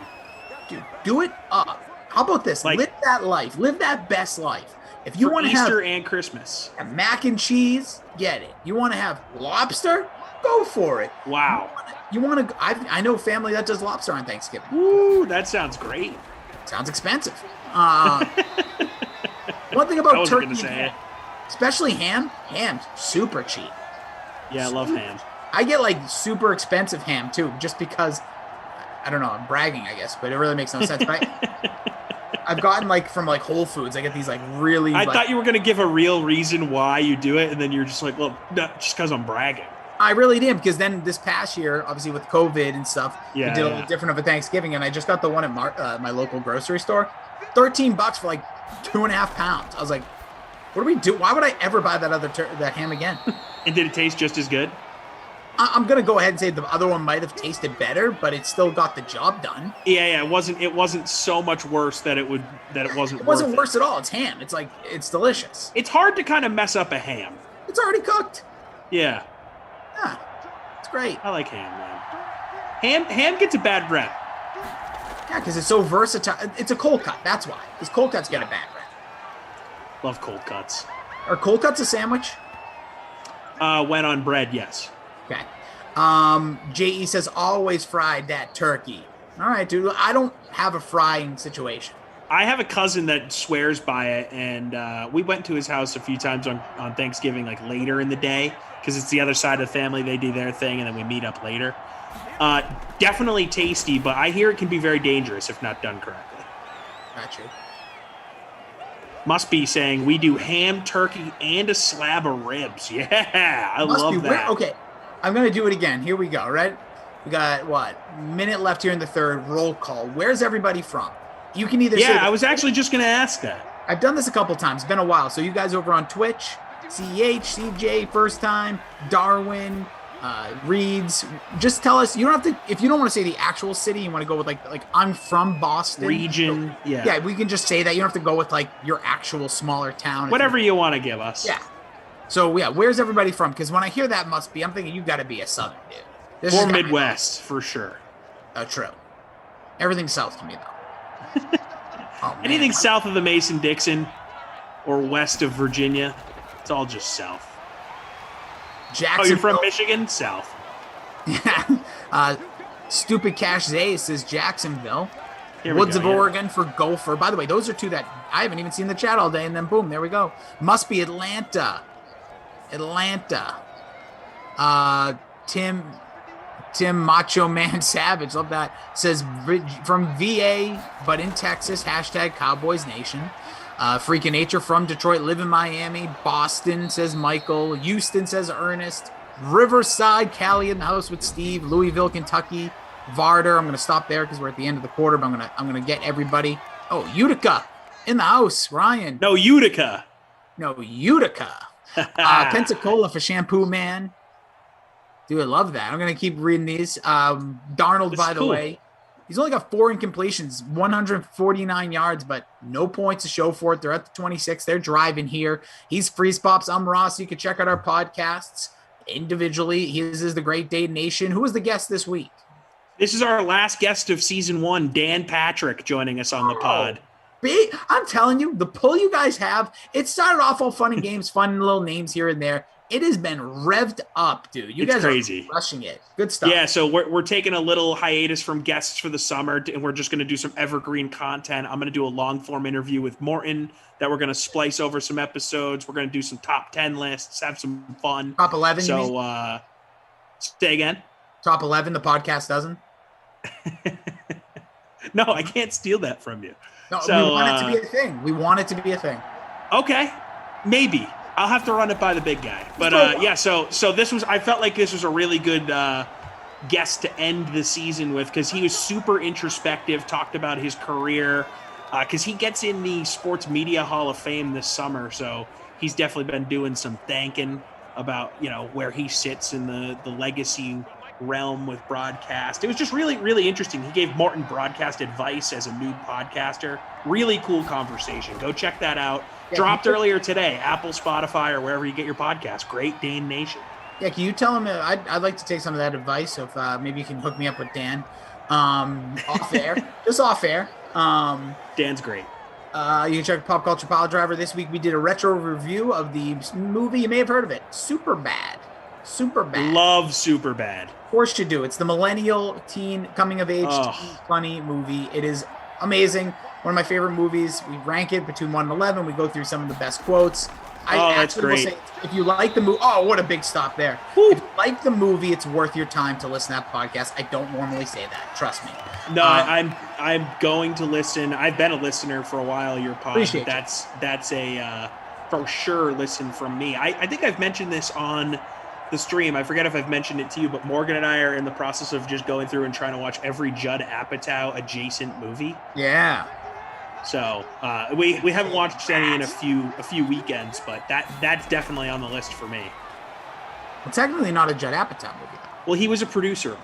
Yeah, but it's just Not because the producer. So basically, we're going through his IMDb page. Darnold, I gotcha. So anything he's touched. Darnold dives into the end zone as we see people. Chi-Town says Robes. Houston says Doji. I think that's how I'm saying that, or Dodgy. Bang, we'll just go with Darwin, who's from West Covia, California. First time playing Fortnite says I'm from the ice cream wooden nickel shop. Oh, you're from St. Louis? You're from Lion's Choice roast beef, baby? New Jersey, native of San Diego, says Meager. Destiny, I'm from Springfield, Massachusetts, home of basketball with a heart. Yes. What's up, Destiny? Auburn, California, says Cobain. Mitch Turbo from Virginia. Dorchester, Mass, Sean Williams. Southeast DC. Oh, I missed who that was. We just did the big jump, and I realized I'm on Top Chat. Oh, no. The Islanders just scored. No, I'm behind. I hate when this happens. Oh, that was a sick goal, dude. Cape Canaveral says Mark. I hate you. Northern Virginia says J.E. Ken is from Motor City, baby, Detroit. Oh, look at this. It's going to be brutal. Oh, it's not going to be good. No. I'm such a delay because YouTube TV is so behind. Uh-oh. It's the only time. They didn't show it on the highlight. Horrible. Awful defense. But they didn't show it on the highlight. The between the legs backwards pass to lead up to that goal. It was sick. What are we doing with that defense? It's sloppy as heck. Oh my God. Just ugly. Gosh. Northfield, Minnesota says Lori. What's up, Lori? Ocean City, MD, go Eagles. J. Mem from Tampa. Holla. Tampa. Superbad versus Dumb and Dumber. What movie wins, says Destiny? Superbad. Not even close for me. Here's what I would say. Superbad would win just because it's so personal to me, because I literally lived that life for a little bit. I was so Babysitter Billy, as you guys know, me and him do the podcast. We kind of were in high school, those two characters, but we didn't know each other. We didn't go to high school together. Interesting. So he was like the Evan, I was like the Seth, but I wasn't that outlandish, and I wasn't that I could see you being like that though to your buddies, the way that he is. I was a immature kid, but I wasn't amongst your friend group. Yeah, I wouldn't be saying some of the things he said. We'll just say, especially in public and two people. But that's why it's a movie. Right. Oh my gosh. Frankville, Jamaica. Oh, Dom. Jamaica in the house. San Bernardino in the house. Ruben. Scott Greer, Branson, Missouri. I went to Branson once. Isn't that the Musical place- little town there. Isn't Branson the location that She's Out of My League? That's like where they're all going to go vacation, I believe. Oh, really? I did not know that. There's a pull for. There's a Glash-esque pull. Very, very much so. I got to be honest, never seen that movie. I think we made fun of Glash in the podcast because Glash, when he does these like sims, you ever notice when you do something with, he'll be like, "And there he goes down the street." Name that movie. You're like, what? And then later he'll tell me, he's like, "It's from Rambo 2." But it's a completely obscure reference. Yeah, it's like barely even like, it's not like the thing from the movie. By the way, Jimbo says from Gainesville, CA, he says, "We do ham and turkey for Thanksgiving." Love Jim. Jim, I'm coming over next year, baby. I'll bring the expensive ham. You know what the move is? You get a slab of ham on your plate, you get a nice piece of turkey, and then you fork and knife, same bite, ham, turkey together in the mouth, covered in gravy. What about delicious? mash? Maybe a little stuffing in there as well. Oh, Edelman, nice catch. Oh, sorry, that's not Edelman. That is Chaboy. That Asi, he was 86. Is that Dalton Keene? Asi, just as I thought. Look at me. Ugh, so often. I hate that guy. Love him. He's going to be such a stud this year. You're so off. Got no reason not to be on the team. He's going to get cut and picked up by another team. Oh, Ryan says no spoilers, which I'm happy. But he says Loki is starting out like WandaVision. It'll be good, but probably needs a few episodes to kick off. Dude, I disagree with that only because I thought WandaVision was good off the jump, but I really hope Loki is like, makes me like want to watch the next episode where that Falcon Winter Soldier, I was like, I'm just going to binge them all at one point because I watched the first 3 and it didn't grip me. Yeah, that's on Disney Plus. What is the, like, where does is that a character? Who does he come from? Like, what? Give me the lowdown. Loki's Thor's brother. Okay. King of Mischief. So he's a bad guy turned good guy, face turn, heel turn a couple times, but he's dead in current. Sorry, spoiler alert. He's dead in reality. Well, reality is a funny way. In current state of the world, but there was like time loops with things. So like a former version of himself escaped. It's bizarre. But I think the show is going to be amazing. And Owen Wilson, the renaissance of Owen Wilson is on. Oh, Owen Wilson. Cool. Yes, sir. So Bruins down 2-1. Patriots are up 21-7 here in Simland.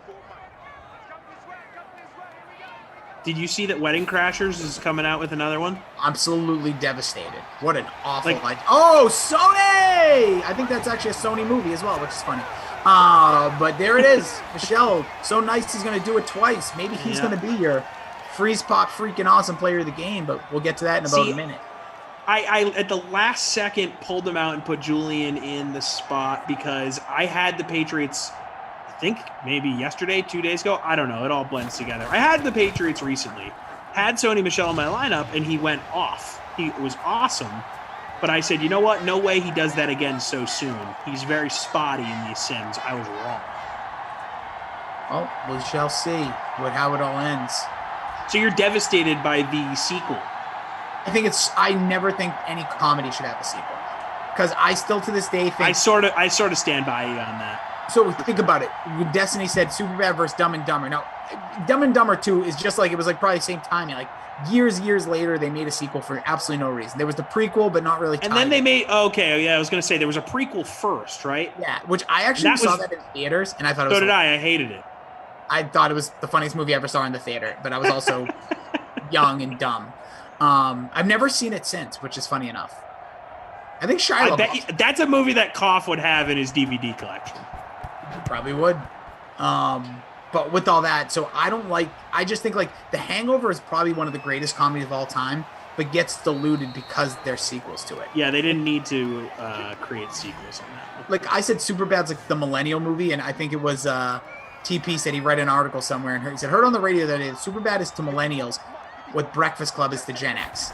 I disagree with that. It has nothing to do with him, but like Breakfast Club was more of like it wasn't like raunchy comedy. I would say like Revenge of the Nerds or National Lampoon's Animal House. But like American Pie was the generation before. Like I was obviously of age. Like no, it's like I would say like Can't Hardly Wait in 16. I'm sorry, he said Breakfast Club. Like those compete in a way to me because it's not as raunchy style comedies. But I just think at the end of the day, Superbad, like to this generation, like the last generation of people would have been American Pie. Like that's your teenage coming of age. Yeah, for sure. End of high school. But like those had sequels, but different. Like it's just a different scenario. This whole thing with Wedding Crashers, I don't need any more from any of the characters. I didn't leave that movie wanting to see more. I actually left that movie wishing that Owen Wilson's love story throughout was erased. It was horrible. I actually felt like that movie was a little too long. It was because they put 35 minutes of love like story, which I didn't have one inkling of emotion, and I actually get uncomfortable, Freeze Pops, by movies where like females cheat on their boyfriends' fiancés because the other guy's cool. Like that's not right. That's not a good message. Is that triggering for you?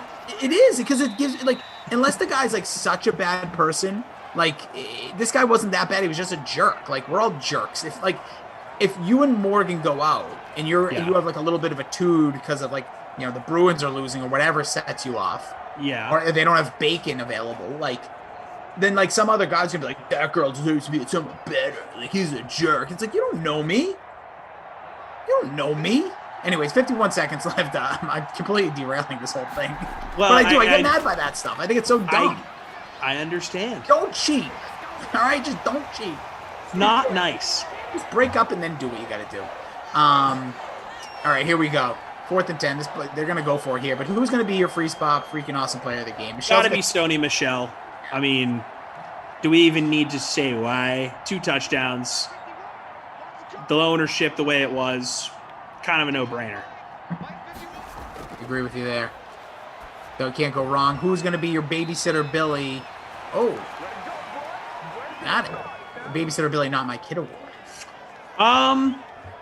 You know, that's actually a good question that I wasn't prepared to answer, but I'll take a look real quick. Should have been prepared. It's on me. Let's see. Chris Hogan, bad game. 24% ownership, 6.7%. Sorry, 6.7 points. Almost 25% owned. Expect more from Hogs. Yeah, I would give it to him too, because he was my captain, so that's a personal. Love the Twitch chat's having a ball over there. You guys are always making me laugh. Talking about Half Baked, talking about some movies, dropping quotes. Good times over there. Again, shout out to our crew here tonight. They were amazing. We have Jimbo and Ops, fast and the furious of doing Ops over there. Michael, our producer extraordinaire. And TP, technical director, making sure things go the way they should. People want me to do a sing-off with Lamarca with Hello by Adele. How about this? One of you does Hello by... Can one of you do Adele and the other one do Lionel Richie? I call Adele. I'm not here. It was just a question. You don't have to do it. Honestly, no. If I'm doing a sing-off against Lamarca ever again, I'm picking my own song. I'm not letting the chat pick for me. I can't. No, you got to go home territory. Yeah, exactly. I let them pick Don't Stop Believin' last time, and balls on the ground. Can we get another one? Pick it up, big fella. Come on, Dion. Oh, Hightower could have done it. Jets have one timeout. That's good for me, though. A little late. If they call this timeout. Fumble to recover. By the way, if they call a timeout here after this knee, I'm throwing my computer out the window. You heard it. No, they won't. They won't do it. Don't. Okay, good. All right. Yeah, we see you, DFS Queen. Appreciate you showing up late. Me and Freeze Pops will be together for the 10. Lisa Robinson was looking for Crowder. Sorry, not tonight. Lie, cheat, and steal the world, baby. I see you, Mad Monk. I need to call the garbage time points as possible. I hear you, Tiger. Sorry, it didn't happen. Mike Bizzle, hello, Lionel Richie. Yes, Richie. See, people want to hear you sing Lionel Richie. Just saying. Maybe that's what they meant. When I think hello, for me, that's Adele, but I didn't think of the Lionel Richie song. Well, of course you don't, because Hello from Adele is taking over the hello game. By the way, Lord, I don't know if you're a great Lord. Song. Oh my God, look at this hair, dude. I'm telling you, it's all going to be gone. Everyone's going to be it's going to be so bizarre come Sunday night when I'm back on here after it. All right. We're going to get out of here. Sony Michel won it all. Almost. Oh, no, he's 56. That was 96. It's because I had to get the glasses. Oh, Bruins almost. All right. Michael, TP, Jimbo, you guys are all awesome. Check out the Great Dane Nation. Check out Pop Culture Pile Driver on your podcast apps. If you could really go check both those out, subscribe to both, leave quick 5-star reviews. It will take you less than 30 seconds. It will take you less time than I'm going to butcher this read. We're back together at 10. Because coming up next on the DraftKings Dream Stream, Pat Mayo, and maybe you've heard of this guy, Moose, Jeff Ulrich, discuss their favorite 2021 Palmetto Championship DraftKings picks, along with their favorite value plays for the week. Mayo previews the course. I love that. Previews the course. Hey, on the 6th hole, it's going to go left. Debates the best roster construction for the week and explains which players are best suited for DFS cash games and which should be deployed in guaranteed prize pool tournaments. Drink that water, keep a smile on your big old face, and we'll see you back here at 10. Bye now. I'd talk about the course with you, but I feel like we all think the same thing, and it might not be that thing. You know what I mean? No, I don't actually. What thing are you thinking about? Well, I'm just saying that there's like 2 articles about this course, and everyone has read the same 2 articles. yeah. So everyone just thinks the course plays a certain way, but it might not actually play that way. No, yeah, absolutely. I mean, there's no exactly. We don't have a bunch of experience, or we haven't seen the course played differently. We've all just read a couple of anecdotes about the course, and we think it's going to play a certain way. I mean, from what we've seen, it's an Australian sand belt design. It's a little bit more open in design, and there's some waste areas. And I've seen people compare it to Pinehurst number 2. That's all fine and good. I mean, this thing could play super easy. There's some rain in the forecast. It could play hard too. I mean, I don't know. I mean, these greens are supposedly fast. If it's anything like Pinehurst number 2, it's going to be tough, but it's also like the first time it's hosting a PGA Championship, and this course, was created in 2018. So I don't know. I don't know how it's going to play. I would assume that it's probably going to play on the easier side because we've seen newer courses, TPC Craig Ranch, Trinity Forest. They just tend to be just a little bit easier their first time on tour. I would probably lean that direction, but I'm not going to pretend like I'm some sort of expert here. I really don't know that much.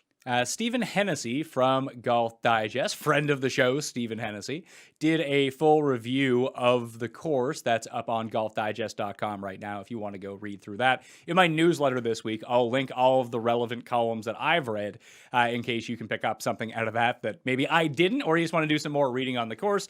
The newsletter is free to join. It's in the comment section and description of the video and podcast. And plus, there's always like promos in there and everything like that as well. So you might want to take advantage of some of the free money that's offered to people. I mean, you just hit up the email in the newsletter. Maybe you can get your hands on some of that free money just to go and bet. You'll get some free money to go do that with. So you probably want to go check that out. Let's go to the 10K. You mentioned the 2 guys. It's Brooks and it's Dustin. They're the 2 highest priced players in the field, 11-4 and 11-1. Then you got Fitz and Hatton at 10-4 and 10-2.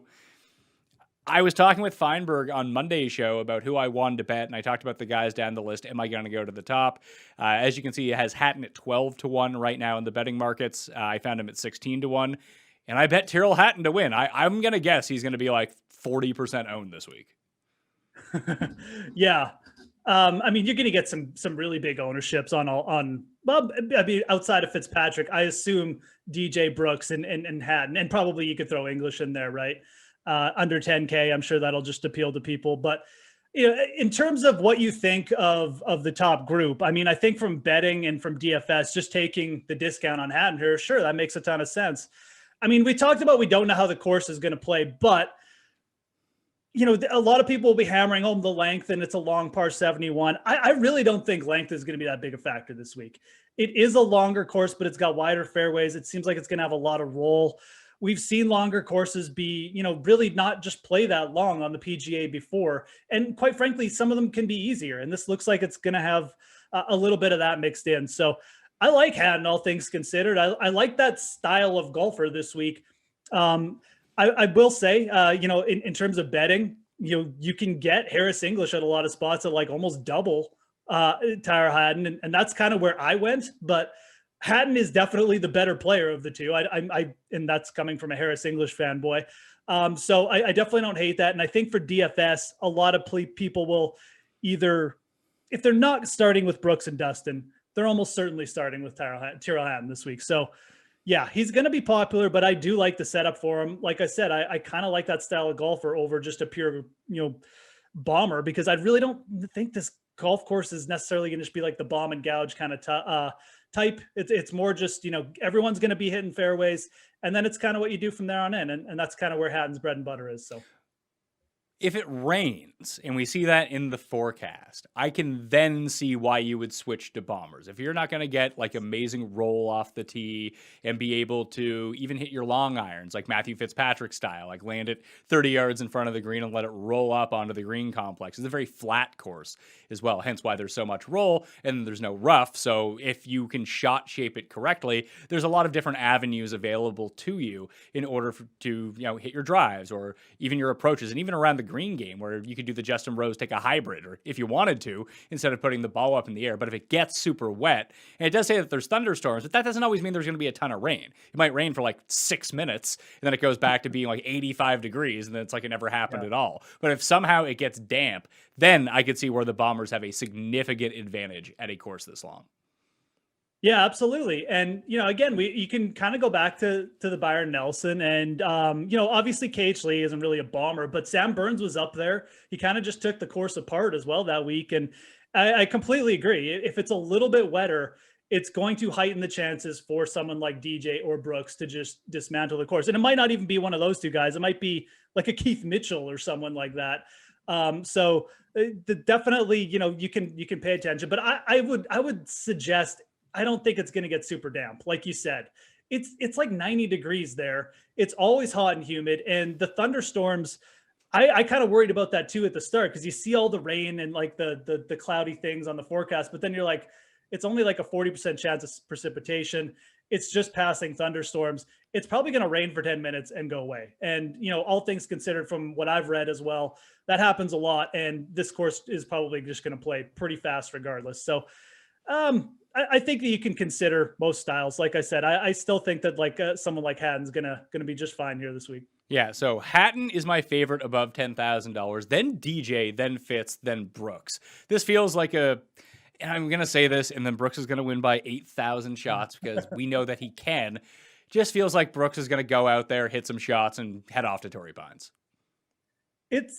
Yeah, that is exactly how I feel about Brooks. But I mean, with the complete acknowledgement, like you said, that if the knee is feeling good and he starts off well and he shoots like, maybe 4 or 5 under in the first round, he'll probably just keep rolling and just try and blitz this course. We've seen him play very well the week before majors in a lot of spots. I believe he won the FedEx St. Jude one year. I know he had no, Jeffrey, I'm going to stop you there. He was going to win the FedEx St. Jude last year, and then he lost to Justin Thomas. Didn't he win it, though, the year before that? Yeah, but I don't think it was before a major then. You are correct. That is correct. It wasn't before the major. So thank you for correcting me. He did finish second at the Byron Nelson a couple of years ago. So he does have a pretty good track record before majors. So again, I'm not necessarily touting him as a bet or anything, but there's definitely the possibility. I would rank them pretty much exactly the same way you ranked them. I really like picking between Dustin and Brooks. I'll take Dustin this week. South Carolina, there's just got to be more urgency for Dustin Johnson right now. I mean, the dude hasn't been in the heat of battle in like 6 starts.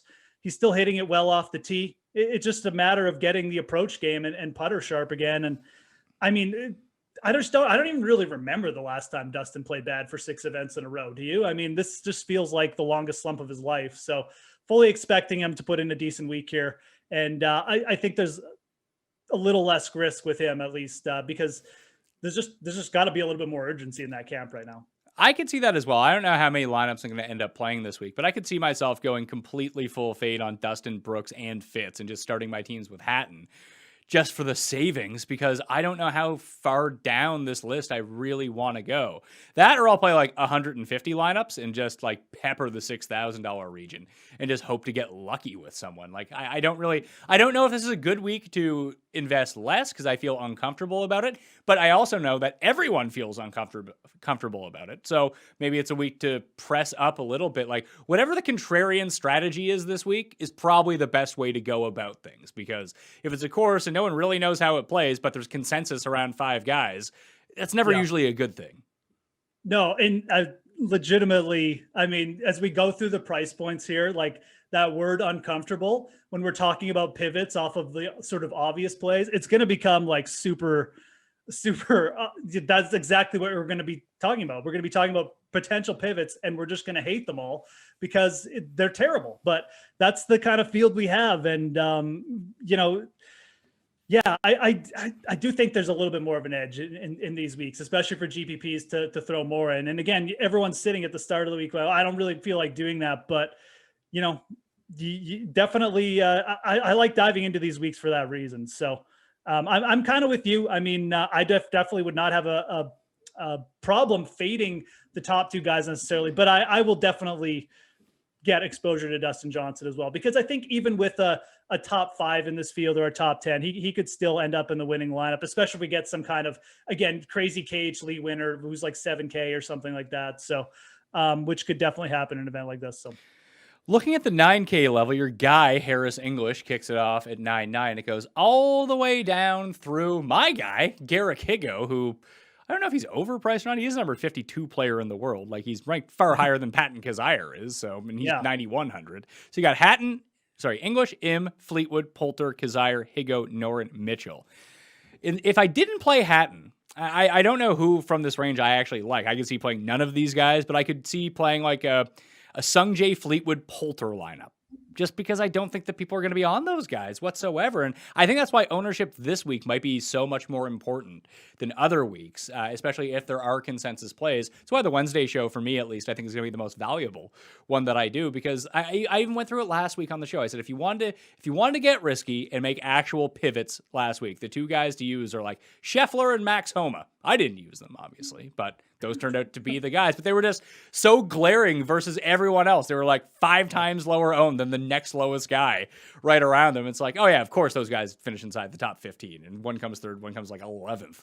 So this week when I'm looking at it, I don't know how many people are using Higo, but I can't imagine that many people are going to use Fleetwood. He went from like Xander chalk every single week. Him, Finau, and Xander were the 3 guys everyone used every week. Now no one wants to play him anymore.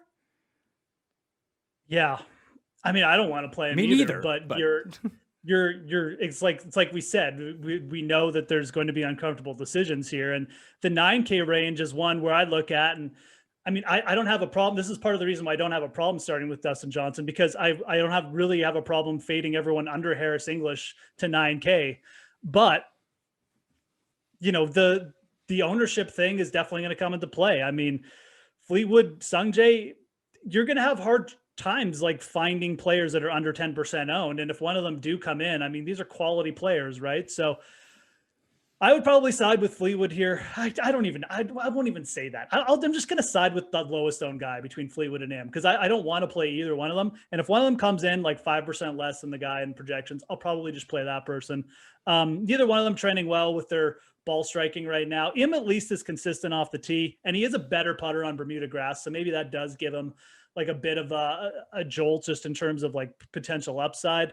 But I don't know, both players just kind of doing the same thing right now, which is not very much, but they're going to come in at lower ownership. So yeah, absolutely. In a field like this with 2 top guys focused on the US Open next week, there's a potential one of them breaks out here for sure. Is Patton Kizzire a complete trap at $9,100? Because I didn't think that people would be like, oh, Patton Kizzire, $9,100. No way. But it feels like people want to be on Patton Kizzire. Yeah, I think that, people in this field, like Kizzire, I mean, his top 5s were only a couple events back. He was gaining strokes on approach. People are more lenient with players like Kizzire. They say, okay, well, he missed the cut. It wasn't that big a deal. I don't think that many people played him last week either. I can't remember what his ownership was. So I don't think it was a huge chalk bust. And you just look at the players around him, right? Like, Poulter, he's playing well, but people really don't want to play a 45-year-old that's 9,200. And then Garrick Higo, who most people, will learn about this week, I'm sure, from people like us, who's a very, very quality player, but still aren't really going to trust, considering it's like his second ever PGA Tour start. You better believe I'm playing Higo at $9,000. I'm in on. Oh, I'm all about it too. If anything, it feels like he's under-owned. He's like the 50th player in the world right now. So, I think Kizzire will be owned in this range. I think he'll be more popular than Poulter and Higo for sure. I think Noren will get some ownership for the same reason. Again, these are players, they make cuts. People feel comfortable playing them. And there's just like, again, the uncomfortable pivot is just like the entire theme of this week. People people may even just like Higo. People who like Higo might feel more uncomfortable playing him, right? So yeah, I think Kazire will be the chalk in that range. Yeah, I think that it'll go Kazire, then Harris English is the top two guys in the 9K range. And I am perfectly fine with fading both of them. Do you know who's Anderkirst this week, by the way? Oh, no. Guess. Take a guess. Is it Harris English? It's Harris English. Oh, I mean, I really like Harris this week, and that's unfortunate to hear because the dude's from this part of the earth. He's played well at Seaside, which is another Fazio design. It's I feel like it's a good setup for a guy like Harris English. He can get really hot around the greens and stuff too. But yeah, he's going to be popular, absolutely. I still kind of slightly prefer him over Haddon. Does suck that he's Anderkirst now, though. So I guess factor that into your models. Strokes gained cursed or whatever. So. Yeah, he'll get some ownership, but I still like Harris English. I would put him at the top of this range for me. A guy like Kazire would be a fade, and I would much prefer trying to get up to one of those lower owned guys over I just don't want to be on the chalky players in this range, basically. Yeah, I'll take Higo. I'll take Higo. I'll probably take, like you said, whoever is lower owned between Fleetwood and Im. Maybe they're both lower owned. I split up the shares because I can't make a decision. And I'll think about Poulter because Poulter, like you mentioned, is actually playing pretty well. But it's Higo for sure. $8,000 range. It's going to be fun on DraftKings when you see all the guys that are like out this week because they didn't quite get everyone. Actually, no, Danny Willett is $7,900. He is out for this event, by the way. After I bet him on Monday's show, both Jeff and I, we were so fired up for Danny Willett, and now he withdrew from this tournament. So that's always a lot of fun. In the 8Ks, you got Noren Mitchell, Kisner, Glover, Varner, Sneds, Vegas, Knox, CT Panimal, Doc Redman, and Scott Stallings. The ones I have interest in are Keith Mitchell, Lucas Glover, weirdly, Scott Stallings, who I know no one is going to use. I just like Scott Stallings. Yeah, I mean, Scott Stallings is like the guy you point to this week. It's like Scott Stallings is AK. That's what kind of event we have, right? But we've seen him get in some decent form before. I mean, he was third like 2 events back at, again, another longer golf course. So those are the type of pivots you make. I mean, you look at that range. I'm sure there's going to be a couple chalky guys. Like Vegas will probably get a bunch of ownership again because he's been making cuts. We could talk about a couple guys under him, but like no one's using Scott Stallings at AK. You know what? Maybe they are, and we just have a bad read on this early in the week. I would guess if it was me that people are going to use Glover, Varner, and Snedeker. Those would be the 3 highest owned guys. Absolutely. And look, I like all 3. I mean, I think Snedeker is a good fit for this course, just the way it plays. He's sneaky around the greens. He's creative. He can do all that stuff. Like I said, I'm not like I don't think length is going to be a huge deal, assuming the course doesn't get super damp. So I'm kind of in on Brad Snedeker. Like I like it. I really like Harold Varner. I bet him this week at 50-1. Maybe I'm just a sucker, but I bet him at the Colonial. He does seem to be playing better. He's a South Carolina guy. So we'll follow that narrative. And hey, if this is an Australian Sandbelt course, Pat, well, he's got to win in Australia. So I'm playing that narrative regardless of how stupid it is. But I do like Varner. He's been playing better. I like all 3 of those guys. At the same time, they will be probably the 3 most popular players in the range, if we're being honest. Kisner's interesting. I mean, he finally made a cut. He's from South Carolina. I don't think he's going to get a ton of ownership. I don't mind playing Kevin Kisner on like a Bermuda grass course like this, weaker field, where he's definitely going to be going after points considering how bad his season has been. Yeah, he missed 5 straight cuts. Then he made the cut at Charles Schwab, and he still lost 6.5 strokes on approach.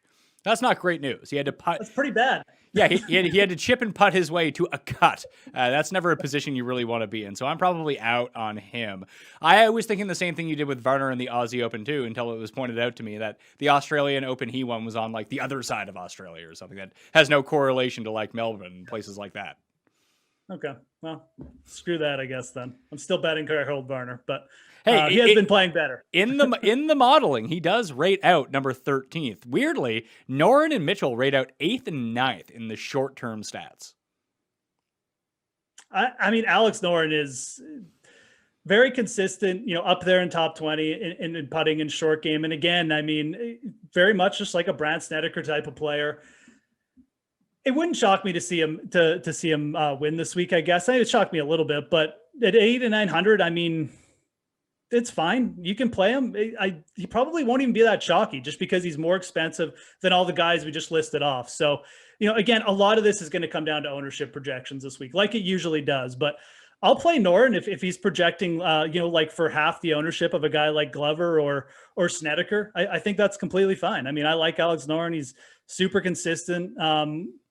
Just needs to have like a decent week with his approach. We know he can certainly get it done around the greens and on the greens. So yeah, and if that comes into it, although with the way that these greens are constructed, without much rough around the green side, that there's going to be a lot of roll, a lot of putting from off the greens, or you can really take any sort of approach that you want. Like I was looking at someone, that's another kind of feather in the cap of someone like Scott Stallings. Stallings has gained on approach in 11 in his last 12 events. It's just he stopped being able to drive the ball. Still can't chip, but he's never been able to chip. But maybe this is a place where he could get that going. I don't know. Interesting to me to see him up there and at his price point. Because now that Danny Willett's not playing at $7,900, I need to put my money somewhere else. I don't know. Maybe I should just hold on to my money. What do you think about that? I mean, that's probably what a lot of people should do this week, but it's too fun not to dive into these events. So, I mean, Stallings, I'd like him more as a DFS play than a bet, obviously, but there could be something to that. Just, again, I think approach and putting is going to be a big thing. I think that the lack of rough around the greens and around the fairways is just going to make chipping a little bit easier for guys like Stallings. In theory, if the greens play like 15 on the stimp or something, then I mean, Stallings is probably just as the next guy. But I can definitely get behind that. He's playing well. I'll play Doc Redman from this range just because I always play him, and the putter is working for him. So if he can have a little bit of an uptick, I think it's a similar situation. Around the green is his Achilles heel too. So very much in the Stallings mode this week. It could help him, just the style of course. We're spitballing here, but Stallings has been way more consistent if we're being honest, than Redman lately. So at the very least, I like it as like a 2% play. Those are the kind of guys, again, in this field, like you should just be trying to feel uncomfortable with some of the guys this week that you're playing. And Stallings like fits that to a T. So $7,000 range. I don't think we need to name everyone in here because there's some names like if we go to the very bottom here, there are guys like I legit don't know. No, I know them, but they're not good by any means. Here are the ones I have stars next to already. Luke List, who holds the course record at this course. I don't know if I can get there. Just poor Luke. Does he seriously? Yeah, he does. Luke List. Yeah, Luke List is 79. I like Rafa Cabrera-Bello. I am not alone in that at $7,800. I actually kind of like Matthew Neesmith. He's from the area. Has not been putting well whatsoever, but after just decimating people at the Charles Schwab, losing 3.5 strokes on approach, after gaining pretty consistently with his irons for the better part of the year, everyone jumped off, and he missed the cut at Memorial. Yes, but he gained almost 4 strokes on approach in 2 rounds. The rest of his game was god-awful, like really, really bad. But if this is going to be at least he has the irons part figured out. If he can just start, maybe because he's from this part of the country, maybe he knows the greens a little bit. But it seems like everyone's just done with Matthew Neesmith. And he was a guy that was pretty popular earlier on in the year. So I don't hate him at this spot. I don't love him, but he's just someone whose numbers kind of like popped out to me. Like everyone's going to play Vince Whaley. Maybe they should because he's been amazing. But if you did want to pivot off of him, like Neesmith is right there. Even Martin Laird. Maybe this is just one of those years where like Stuart Sink got the swing season win. He's an old man. And then he gets the win coming back over again. So if guys are like Cantlay just doubled up from the swing season, maybe it's time for Party Marty to double up as well. He is first in this field in approach over the past 12 rounds. I mean, if you're playing big GPPs this week, like I know everyone, Vince Whaley was the guy last week and he paid off at the min price. And people were making fun of other people. Oh, you can't believe you played 10% on Vince Whaley. And then he went and finished T20.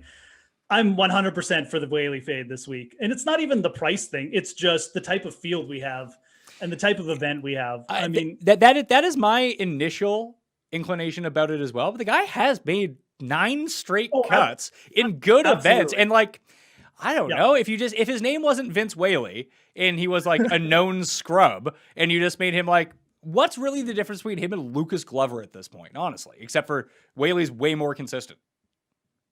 Yeah, no, I mean, pretty much nothing. I mean, I guess you could dive into the stats and be like, well, Lucas Glover is a better ball striker or something, but Whaley's clearly playing with confidence. It's just one of those things where we know for certain he's going to be the most popular play in this range. Like, I feel very confident in saying that. And you do look at his performance. He's doing like everything okay. He's not doing anything great. So maybe that's a good thing, but maybe it's also a bad thing where if he just starts to fade a little bit on the greens, like everything fades. And even if he just becomes T40 this week, because again, this isn't a player who we've seen pop with a T10 yet. So there's more to come from Vince Whaley, or we've already seen the top here with the T20. And I'm more of the opinion that you've probably seen the top, and maybe he does come T25 again, but I think there's players in this range, and you brought one up in Neesmith. They have a much better chance of grabbing a top 10, or maybe not a much better chance, but their top end is better. We've seen Matthew Neesmith grab like 7 strokes on approach. I'll go with that. I'll go with the guys who are, crazy variants, but, offer slightly better upside, especially in an event like this. So yeah, this is what I mean by feeling uncomfortable. There's really nobody here that you're going to feel comfortable pivoting off of Whaley, because Whaley's playing well. He's consistent. He's still relatively cheap considering he tops 30s every week, but I still think there's better upside with a lot of these names. And Neesmith would probably be, Sepp Strack is a similar type player. He can just go nuts, tee to green for a week or something. So that's how I'm playing it. I like rolling the dice in these situations, especially with these new type of events with the weaker fields. So how about a guy no one is going to be using in this range? He's made 7 of 8 cuts since the Players Championship. He's been gaining on approach in each of his past 4, gains a ton around the greens. We know he can get hot with the putters. Can he drive the ball well enough to stay afloat? It's Pat Perez, desert golf specialist, Pat Perez. Ooh, Pat Perez. I thought you were going to go JD Post in there, but Perez has been playing pretty good. Yeah. Again, if I like guys like Snedeker and I brought up Kisner, although now that you mentioned he lost like 10 strokes on approach or whatever his last time out, I might not play him. But Pat Perez fits this type of golfer to a T. He's for the fact that he doesn't hit it very long. Again, you see Pat Perez pop up sometimes at these longer courses too. He's not intimidated by playing these longer courses, which I kind of really just respect about Pat Perez. He knows his style of game. He's very consistent when he gets in these zones, kind of with the putter in the short game. So yeah, if you're not going to go after the elite ball striking, why not go after Pat Perez, who could just light it up on the greens here? Maybe he gets comfortable just putting in these type areas. Again, I'm all for it. I'm all for targeting these guys in this range, because I think, again, I can say confidently Whaley will be the guy with the highest ownership. And even if it's not like a huge discrepancy, although I do think Pat Perez will be like 2% owned, I'm okay pivoting to guys like that. Yeah, I think it's going to be either Whaley or Rafa would be my 2 guesses at who are they're going to be like 20 something, 18 to 22% owned a piece, thus leaving everyone else pretty unowned in the same territory. Going down, I like Lipsky at $7,400, a guy who's popped over in the Middle East. He's only $7,400. He won in Texas on the Korn Ferry Tour last year. I think it's a pretty decent price. And after that, man, you can talk me into like a bunch of these losers. Like, okay, Bramlett. I'm going to talk you into a couple guys. You got Bramlett at 71. I'm going to play. I made the bets on them as well, but I'm going to play Davis Thompson at $7,200. I didn't even see what John Pack's price is. John Pack is $6,900. I'm going to be playing that too. Okay. Davis Thompson, obviously I can get behind. At 7,200. It's funny you bring up Lipsky. Someone asked me about him today, and I don't even know. It was like the most random thing. And I looked at, I'm like, I don't know why David Lipsky's 7,400. But then you look around, and like Lipsky does have win on the Korn Ferry Tour. He's won over in Europe. Like he's a pretty good golfer.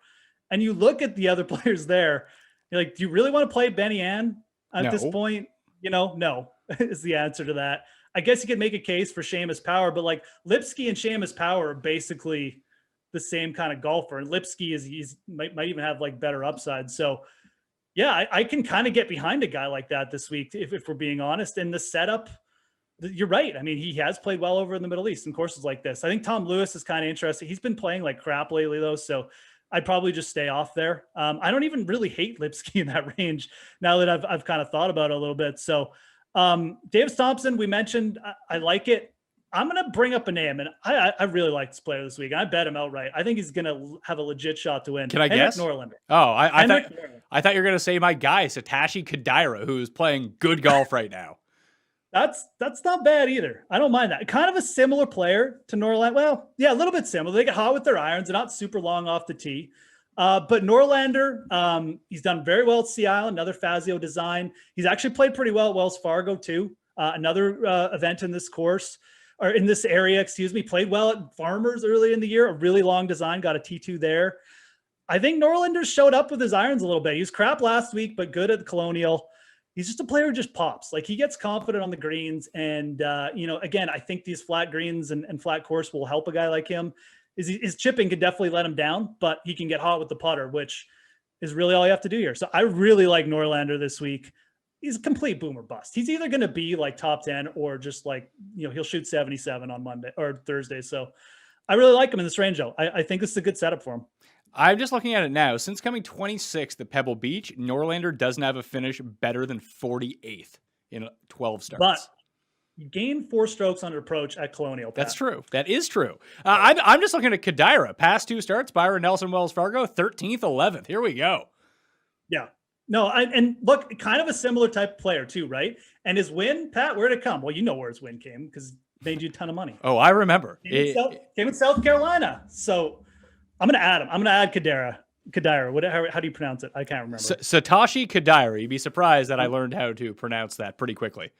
I'm surprised you don't have like a picture of him hanging in your... Kadira 125. I was like, now I'm looking to go bet this guy. I'll definitely add him. 150 to 1. All right, so you're going to take the place of Willett here. 150 to 1 with the each way. There we go. Place bet. It's definitely an each way bet. We're going to get like the top 8 or whatever, or top 5, whatever is available to you. But I like it, man. I mean, this is the type of event you've got to have at least a couple 150 to 1 odd guys on your card here. Well, it would be a good time to have DraftKings Sportsbook. It's not available to me. It's 225 to 1 at DraftKings Sportsbook this week. Yeah. DraftKings putting out some big numbers on outright guys. Yeah, well, Davis Thompson's 300 to 1. That's a good number. I'm saying, man. I bet him at 150, and I thought it was like, oh, that's not bad. Do you have any faith in Duffner? Can he putt? Okay, hasn't he? Yeah, he has been playing okay. The ball striking's really good, but the guy's putting is like an abomination. He's lost in 6 straight. And the one time he gained, he missed the cut, and he gained 0.3 strokes putting. And when it gets, he's sort of pulling the Ben Ann, but without the consistent ball striking over and over. Like when it's bad, it's really bad, and when it's when it's normal, it's still kind of bad. Yeah, this probably isn't like the type of course I'd love for Duffner. With smallish greens and. He's got to play those little run-up shots, which I don't know are really his bread and butter anyways. He kind of just likes to, hit darts into the green and really get the irons going. I just don't see it. I mean, he's playing okay, but like you said, the putter, it's just not there. So I'd rather take a shot with, a couple of guys we've already named there rather than Duff, man. No, I was just looking at James Hahn, my guy, James. He's missed 5 straight cuts. That's not great. Bramlett, that came 7th at the Byron Nelson. Dude, that's really good form for James Hahn. That's what we need. We need 10 straight made cuts, and then he just pops in, grabs the win, and goes and does nothing for a year. Bramlett has played well recently. He struck the ball well. Even if you look at the Charles Schwab, I mean, he opened with a 69 and then he shot 77. So he just had one blow up round. I'd be fine going back to him. I mean, he's shown he can pop tee to green. I said, I mean, I like the 2 guys we kind of brought up. But. You know who's a genius? Pat Mayo, because I played Danny Lee last week in a few lineups. Yeah, I think he was plus 17 or something. That's usually a time to get back on Danny Lee, though. Did he withdraw? Oh, no, he actually... Yeah, what's funny about Danny Lee at the Memorial? I went really heavy on him there one year. And then I think he tweeted out, he's like, this is the toughest course I've ever played. Ha, ha, ha. Or something crazy like that because he's Danny Lee. So I learned my lesson never to play Danny Lee at the Memorial. I should have DM'd you that last week, I guess. But yeah, it could be a time. He's been all over the place, man. Danny Lee is just the type of guy who will do that. Just pop up with a top 10 right after a bad event like that. Yeah, he's gone miscut 21st, miscut 40th, miscut. So first maybe for Danny Lee this week? Maybe. I don't think so.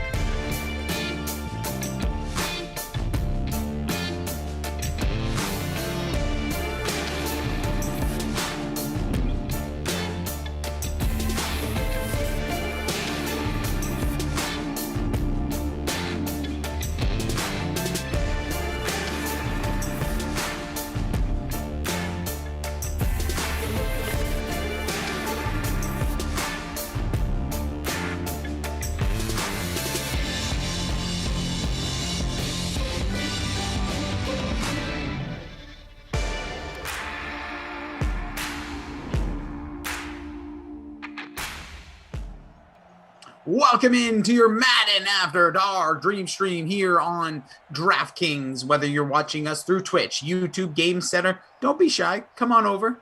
I took a shower. Isn't that cool?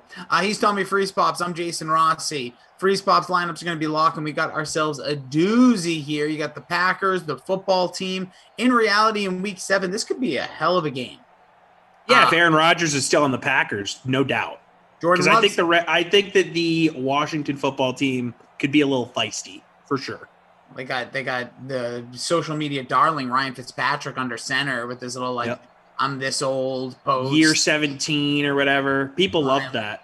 Yeah, he's a cutie.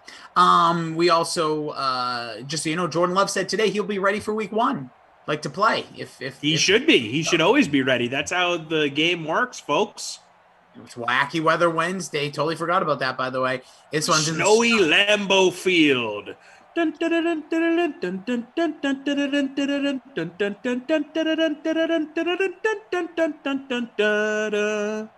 NFL Films music for you.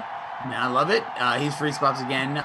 We have Michael, TP, Jimbo. We got ourselves a great crew. Lineups have locked. Maddox asks, yo, Rossi, what happens if the flea flicker doesn't fill? I don't know. I don't know. I think it's okay, right? I think it's okay. If it's like a Kaufman contest, it doesn't play, but I think flea flickers play. I really don't know. I apologize. Maybe if someone, TP, Mike, if you know, Jimbo, God, Jesus. How we figure that out? Dun dun dun dun dun dun dun dun dun dun dun dun dun dun dun dun. Love that. Love it. Freaking Nature says snow in June. Yeah, bro. Get with it. It's crazy times. Rich Sharp says, hopefully we're off to the races on the ice. We'll see. Pepe Silva says, say Rossi and Tom, I always call you guys fun and funnier when you're together. Hey-o. Appreciate that. Funnier isn't a word, but I like it. Or funny. Oh, funny and funniest. Obi-Wan, Free Piercy, CEH, our crew over on Twitch. We see y'all. I can't be chatting with you because I'm on a laptop, but I see ya. Pulse Be Like. I've never seen that name over there before. What's up, dude? Or peeps. I call everybody dude. Have you ever seen the movie Game Over, Man? No. What's it about? So anyways, here we got the Packers. We got the football team. That's what are we doing here? Should be okay, says Michael. Don't think there's a limit to them. So there you go, Maddox. Game Over, Man. I really don't know the best way to explain it, but basically it's the Workaholics crew. I don't know if you ever watched that show. I never like binged it, but I've watched episodes. It's funny. Yeah. Never really watched the show, but Adam Devine, I do find him pretty funny.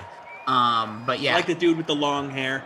Yeah, see, like they all have their individual gifts, but that one part of that movie, the long-haired guy, your boy.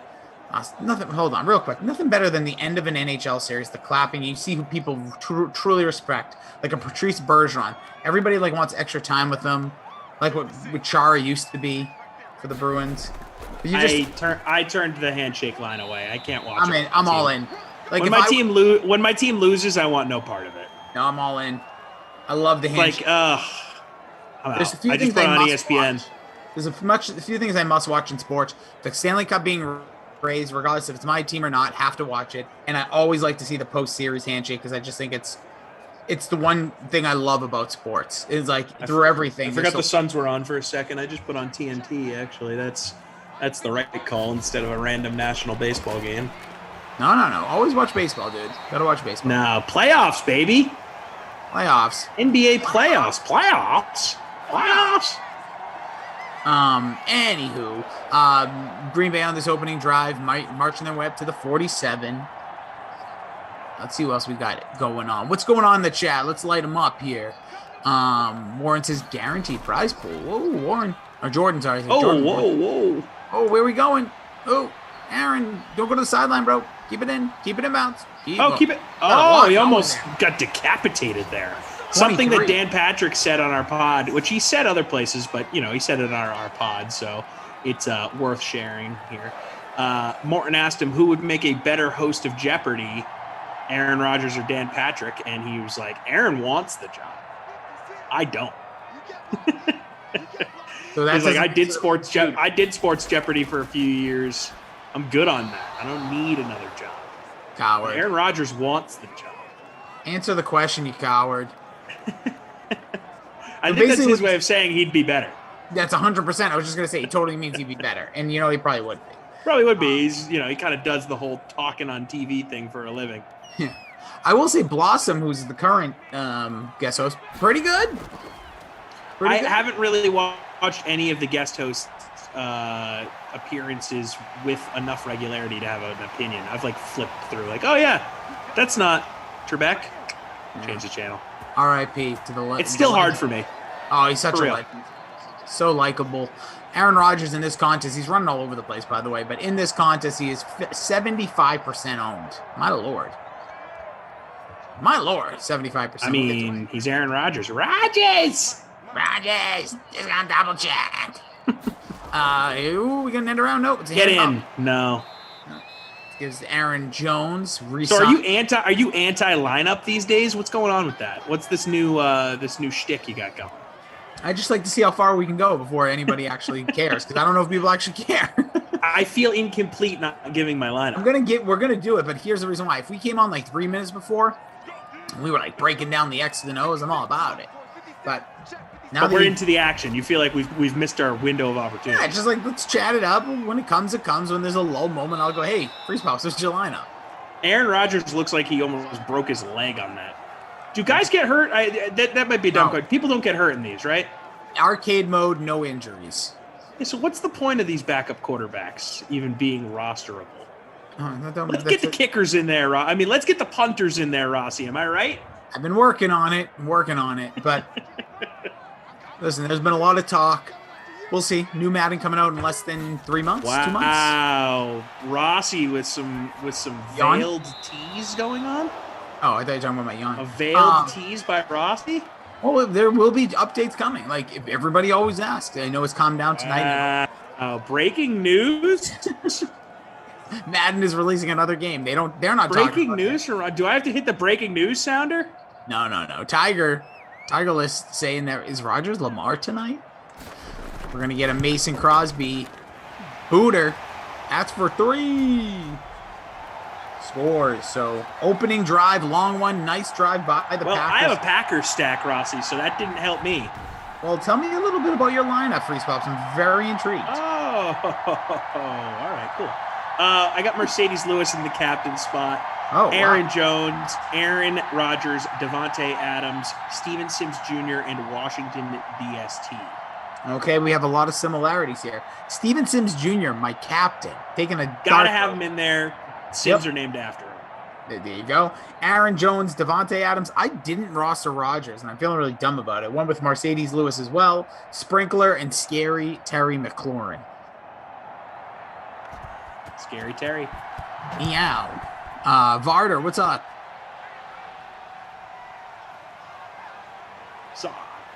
Seeing who else we have in here. Rich, Derek. Washington D isn't even close to being on the level of Green Bay's offense. Don't think their D will be an issue of the story at all. Guess they held so, yeah. Naomi says Jones, Sims, MVS. Oh, big run here. Out of a shotgun, Dwayne Haskins runs it, the new Pittsburgh Steeler. The future of the Pittsburgh Steelers, according to Adam Kaufman. You know what? I think he stole that from me, and I'm not kidding. Oh, I was kind of making a joke because he was like, his career's not done yet. Don't give up on Dwayne Haskins. Oh, that's 100% my belief. Oh, you have some Dwayne Haskins stock that you haven't sold yet? Yep. I think that the Steelers... Cut your losses, bro. Nope. Steelers are a good organization to, for him. I've said this before. Listen, who was young and made some mistakes early in their career but had more success, obviously? Ben Roethlisberger. Yeah, so but that's a talent thing, man. But if Ben Roethlisberger, look at the team around him, even though, I think a certain player that's on a 1-year contract stinks. But the talent's there. I think there's weapons to be had. If he just, can play, you perform and worry about on the field, I think he could be the future of the Steelers organization in 2 years. But we shall see. Yeah, I think there's a chance. Sure, of course. Yeah, I'll give him a 5% chance. My thing is, Big Ben, yes, he was kind of a problem child off the field early in his career, but the dude was an absolute force right away. I mean, remember when he took over from Tommy Maddox, they went on a crazy winning streak, won the Super Bowl in his second year in the league, 2 Super Bowls in his first, 4 or 5 years. I mean, the guy was a leader from the get-go, at least on the field. Dwayne Haskins was never that. It never showed that he wanted to be that. And I know it's early. There's not a huge sample size. So, yes, people can have redemption stories, but typically in the NFL, if you get dropped by your team within the first few years, it's rare that you're going to come back and be a productive starter at another point in your career. And, of course, there's examples. Yeah, Brett Favre got traded from the Falcons to the Packers. That changed his career. Whatever. There's a bunch of examples, but, like, the reason why there's only a handful is because there's only a handful. Yeah. No, it's going to be very fascinating situation as we are here in the wrapping up the first quarter, less than a minute to play. Appreciate you guys being here. Smash that like. Never really said that during the 8, but let's end the night with some positivity. Let's get them likes up there. Boom. I already hit it. I didn't hit it actually, so I'm going to do it on my application on my cell phone. Let's see. Mike bringing up a good point. You are a big Mike Tomlin fan. That's not even touching it, Mike. That's bait. That's bait, bro. Got to bring Dwayne Haskins into the Mike Tomlin system. That's bait. Help develop him as a quarterback. Oh, no. Not touching it. Not touching it.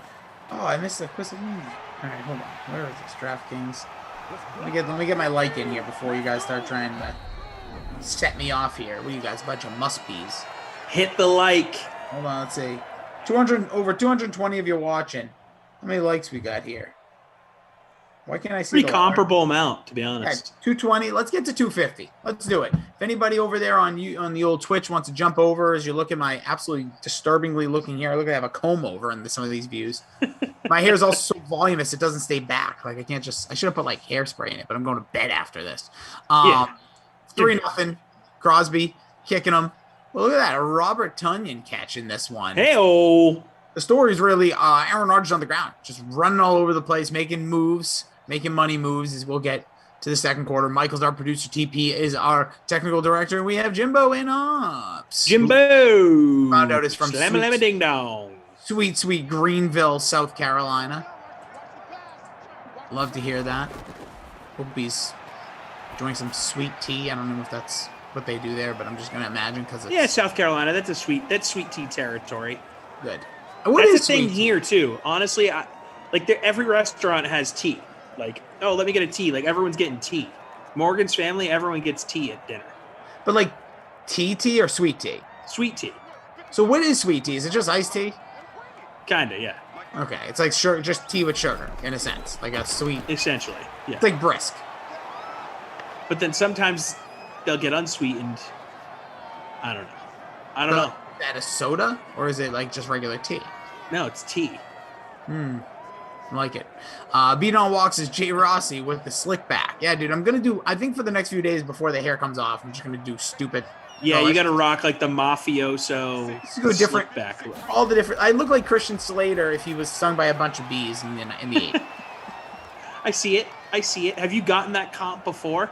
No, I'm trying to think of who I think of when I think of slick back hair. I think of him or like Skeet Ulrich in the Scream days. I just think of Italian people. That's on you. Executive Session says the talk and TC Fresh talking us to the finish line. We'll get you there, baby. Is that a nickname for you? The talk? Yeah, that's Executive Sessions. That's my guy. I like it. It's a good nickname. Yep. Beat on Walks is brisk. No. All right, I don't know. I'm just asking questions. No, it's not brisk. No, I know, but I'm saying brisk-esque. Like it's just like a sweet, like a tea with like with sweetness to it. Not saying it's brisk. I'm saying it's brisk-esque. Like to someone who doesn't know what sweet tea tastes like. Yeah, similar. Darwin says Rossi the Guido. Freak saying Rossi's a true greaser. Yeah, I should have worn a white leather t-shirt jacket with a leather jacket. But yeah, tough. Bruins lost, by the way, so I'm reeling off of that. I was watching stuff, looking at some Yeah, I was gonna ask before the broadcast, like, should we just not talk about it? Because it just bummed me out. I'm bummed out. Had so much promise coming into this series. The beginning of the series went well. But yeah, I'm over here now. Watch, I'll have Nuggets and Suns. I'll dip into it. That's what I'm into. Yes. Low scoring game so far. Yeah, the snow, the elements, baby. You never know. Oh, I was talking about the basketball game, but yeah. Me too. You don't see the elements, the snow? Oh, Dwayne has. No, it's in Phoenix. It's in Phoenix, dude. Yeah, I know. It snows. It's Wacky Weather Wednesday across the world, man. Doesn't matter where you are. What do you think about these Valley jerseys?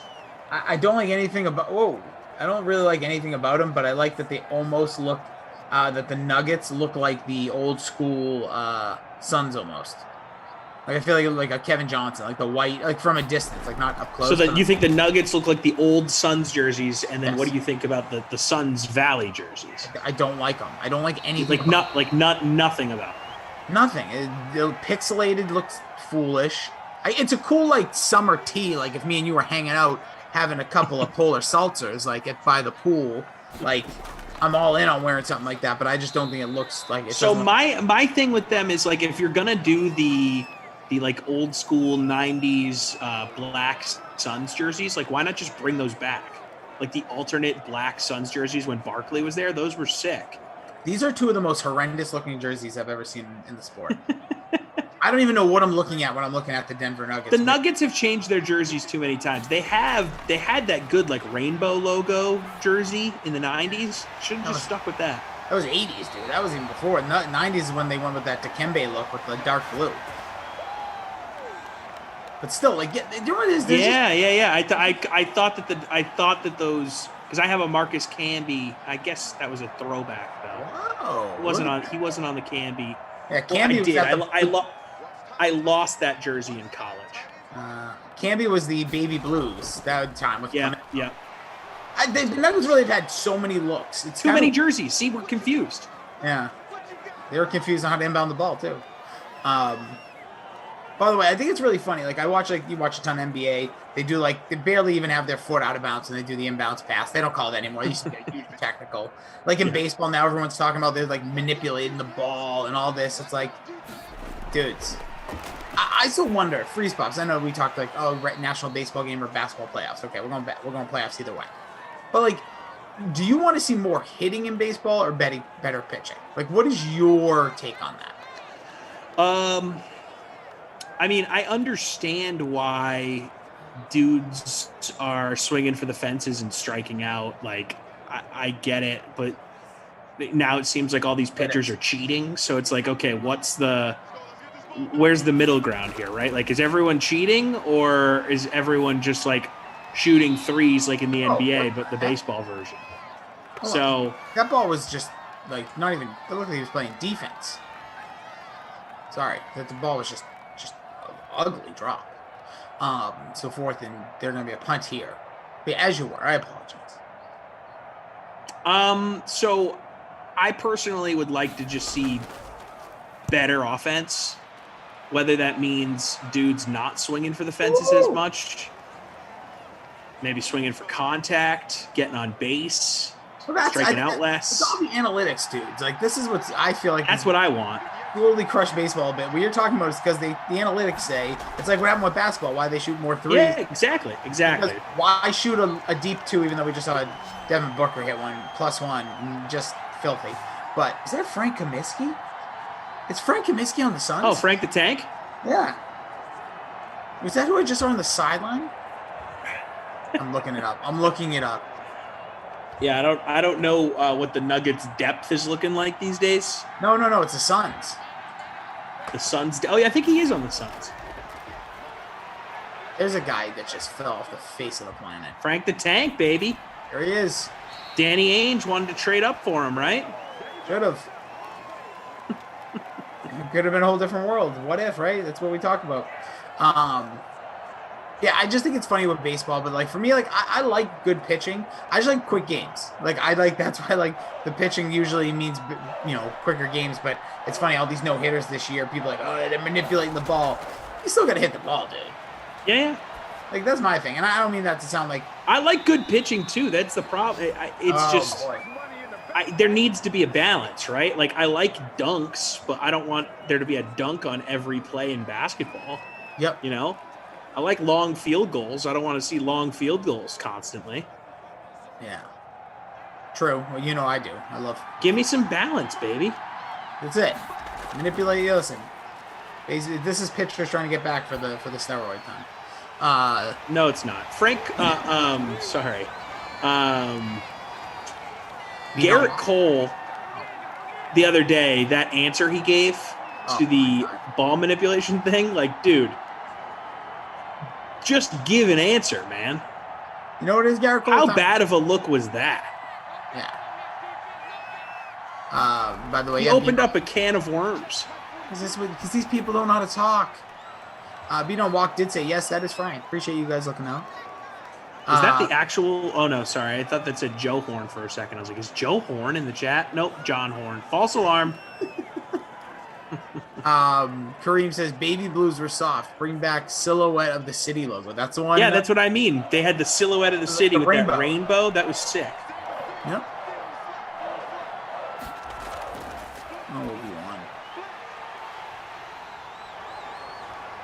Oh, that's right. Look at this.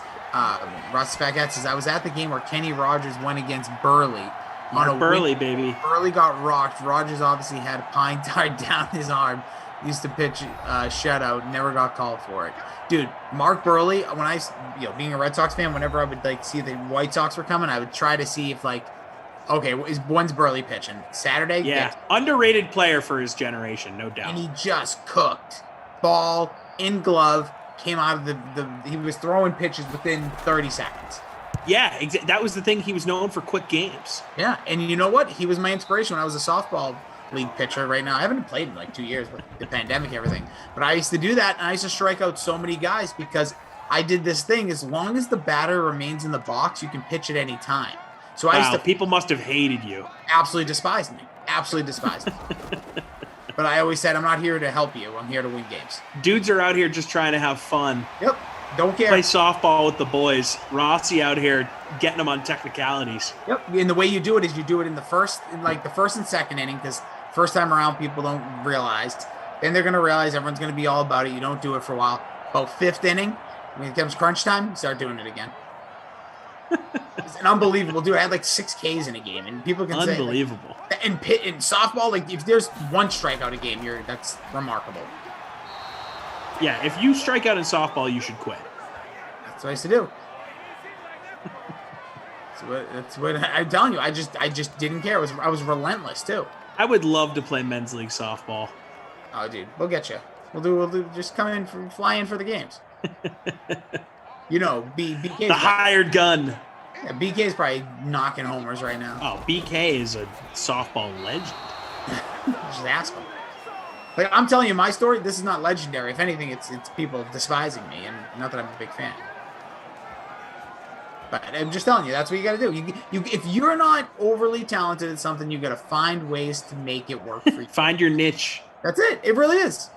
But you tell your catcher, listen, this is my advice to anybody out there that's ever going to pitch in softball. You want a couple Ks? You want a couple Ks coming up? You go to your catcher and you have them, because most catchers in softball are way back fraternizing with the umpire. You tell them, I want you almost in a real catching position. So as soon as I throw that pitch, you catch that ball and you get it back to me as soon as possible. The sooner you get it back to me, I'm throwing it right back straight too. I would throw straight peas down right down the middle. So if that batter was ever prepared, they would hit him. You just get absolutely rocked. Yep, but they're always doing this weird thing where they're tapping their cleats and standing around and talking to somebody. Strike 3, gone. See ya. Bye-bye. Michael says, I would love to hit off you, Rossi. Ooh. Wow. In your face, dude. You can listen, Michael, anytime, brother. I'll fly out to Cali, throw a couple little softies to you. Couple of softies? Yeah, because I'm telling you, you just lull them to sleep. You throw a couple of eat-fisses. Listen, you got to mix up your. I hated when there was the leagues when there was a unrealistic roof to how high you could throw a pitch. You couldn't throw it higher than the person's height. I'm that doesn't even make any sense. The whole thing about softball is supposed to drop it in. Offensive guard 79 saying, okay, please give the PlayStation controller to someone else. This game is being played by computers, people. Yeah. All right. Listen, we don't do this a lot, but I'm gonna go ahead and do it. I'm gonna break down the fourth wall again. You have Michael's our producer, Jimbo's an ops, TP's the technical director. TP is directing this game. By directing this game, is he hits start on it, puts a controller down, and we play ball. No touching it, no manipulations, no nothing. Because first of all, that's why we always joke about like why aren't roster updates? Why don't we do certain things? There's so much that needs to go into this. This is DraftKings. This isn't the Jason Rossi Hokey Doke Club. That is, the big membership. Ah, yes. The Jason Rossi Hokey Doke Club. Yeah. It's something I hope to gain membership to. It's very exclusive. It's an exclusive membership, the Jason Rossi Hokey Doke Club. Yeah, you got to be very, very exclusive. Reed Steve says Rossi gets in the 3 and under league. Seriously, dude. If it's height, I wouldn't even be able. They wouldn't even allow me. That's why I pitch it so fast. I'm like the guy in GoldenEye that nobody could beat, Gadget or whatever his name was. But yeah, that's the reason why. So that's a game goes the way it goes, and so much goes on behind the scenes. And for us to do literally anything, so many people need to pass off. And I'm not talking about people within the company. We're talking the lawyers, the other people. So again, the Jason Rossi Hokey Doke Club, we get wild. We do stupid things, but that's only because there's legit one member.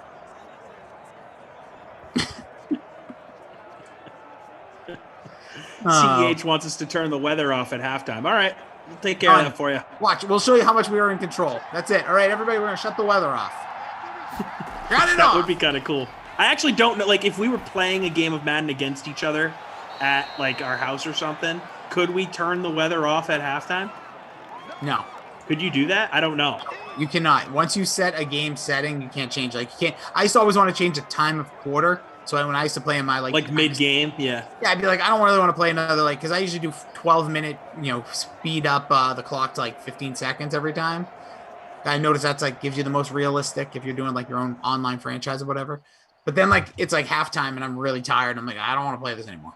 Can I do like 4-minute quarters? What I liked when EA Sports added the like save your game feature mid-game, that was good because if you're playing late and you're tired, you're mid-game, just press start, save it, pick it up another time. Here it is. Listen, dude, you get it. You get it. By the way, earlier today, I don't know if you know about this, Tommy Freeze Pops, but every day there's the thing called the sweat, Monday through Friday at 11 a.m. Set your freaking watches, clocks, and or what did I call it? The Jason Rossi Hokey Doke? Yes, the Hokey Doke Club. Set your Hokey Dokes. Because earlier today on the sweat, Reed and Moose, man, what a pair of those two. What a bunch of brains. Went PGA chase or fade on Alex Noren in this week's event. The Palmetto Championship at Congaree? I don't even know how to talk. Golf club in South Carolina. It doesn't matter. Here's the clip. Alex Noren has had top 25 finishes in 3 of his last 4 tournaments, including last week at the Memorial. Plus 110 to go top 20 here at the Congaree Golf Club. Chaser fade, he does it for me, man. Dude, this tournament sounds like, I keep on wanting to say like the pimento cheese sandwiches that you get at the Masters. Well, they're big. The pimento cheese is a big thing down in that neck of the woods in the South. Yeah, so I have to like keep on telling myself it's palmetto. But with Alex Noren, the one thing I worry about with him, and Jeff, you might have a different opinion on this one, is when he gets on longer courses and courses that might become birdie fests, I think Noren struggles a little bit. Like if you take a look at his last finishes, like you mentioned, Emerson, 3 of the last 4 with solid finishes. And most impressive was his most recent, right? His 13th at the Memorial. It got difficult. Like he shot -3, right? Because it was a difficult course, difficult conditions, and that's what got him to that top 13. When you take a look again on the longer courses, and just recently, right, the PGA Championship, and you also look at API, where Arnie's course is at Bay Hill, he didn't have good finishes, and both of those courses are similar in length. So, look, he's hitting the ball great, he's putting great, and so you could see that he does have a chance here to get a top 20. That's not too hard in this field, but give me guys like Tommy Fleetwood in the same range. Like Harris English is, I believe, a little bit longer odds than Noren to finish in the top 20, and that seems better. Even a guy like Keith Mitchell at plus 163, I'd rather take those guys in the same range over Alex Noren because, again, if that putter's not going and the length actually plays to that 76.55 that it is right now or close to it, I fear that Alex Noren might have he might struggle out there a little bit this week. Jeff, he's been pretty consistent here recently, a streak of 6 made cuts. And look, Reed nailed it as usual. Like, Alex Noren is great. He's consistent. He's probably a great to make the cut bet this week. He makes a ton of cuts. He makes cuts in majors. What he doesn't do is hit a lot of top 20s and top 10s. So, for him to be plus 110 and then have guys who Reed, some guys that Reed has already mentioned off, like Harris English at bigger odds than him, it's just not a good bet. Alex Noren. Nothing better than getting a little extra time with Moose, Reed, and a little Emerson tossed in there. Look at him pretend like he still does Sims. Here we go. We're heading into the third quarter. It is 3-0 Pack over the Washington football teams. He's Tommy Freeze Pops at your boy TC Fresh across all social medias. I am at Jason D. Rossi, also across same social medias that he's on. Except he was talking about LinkedIn earlier. It's weird.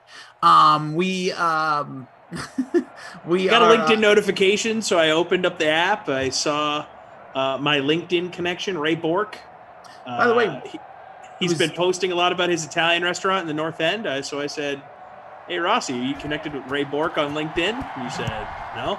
He said he's been posting a lot about his Italian restaurant in the North End. He 20 years ago, by the way, won the cup for the Colorado Avalanche. Today is the anniversary of that? Today is the anniversary. Wow. Poppy Herb says, Rossi, did you comb your hair? No, Poppy, that's just my natural flow, bro. Yeah, of course I did. I went to town on this thing. My hair does not want to stay down, does not want to do anything. It is a big poof, but it will be gone by Sunday, buzzing it all off for the kids. Hey, Ernest. What's up, dude? CEH, I see you there. Let's see, what was the other thing? Oh, there was someone else who said something. Now I can't remember. What's it? Oh, here it is. Lisa Robinson saying Adams getting the triple crown. 0.00 this sim. See, Lisa, you said that about Edelman last time, and he ended up turning it on the second half, so maybe we'll get more out of Devontae Adams, as here are the Washington football team on offense here, though. Askins drops back, has a man, is caught. And that looks like, is that our guy? That's our boy. Oh, no, that was Dontrell Inman. Darn it. I did not expect this to be a low-scoring sim. Now, I get it. It's cold. There's snow on the ground. But when the Packers are involved, I want fireworks, And honestly, Washington, because their defense is feisty and they have some dudes on offense that do things in Madden, they can put up points too. I'm a little surprised by this game. Yeah, I agree with that. Jordan Lindelof says, Rossi needs to stick to the 12 p.m. only, since this is usually an auto fade for me. Come on, bro. Last game was good. You got some points. Yeah, that was a good game. Come on, man. River Rat, you are too funny. That's all I'm going to say. See you guys Twitch. See you everywhere. Poppy Herb says, McKissick is poo-pooing my lineup. As long as he's not poo-pooping the yum-yums. Oh, I wanted two things. You wanted me to remind you of the text you sent me, but I have to tell you a funny story about the text you sent me. Because on my phone, you are Tommy Freeze Pops. Let me see if I can show you this. If you could see. Oh, is this where it's on the laptop or whatever? I'm listed as something else? Yeah, Ari. It says maybe Ari.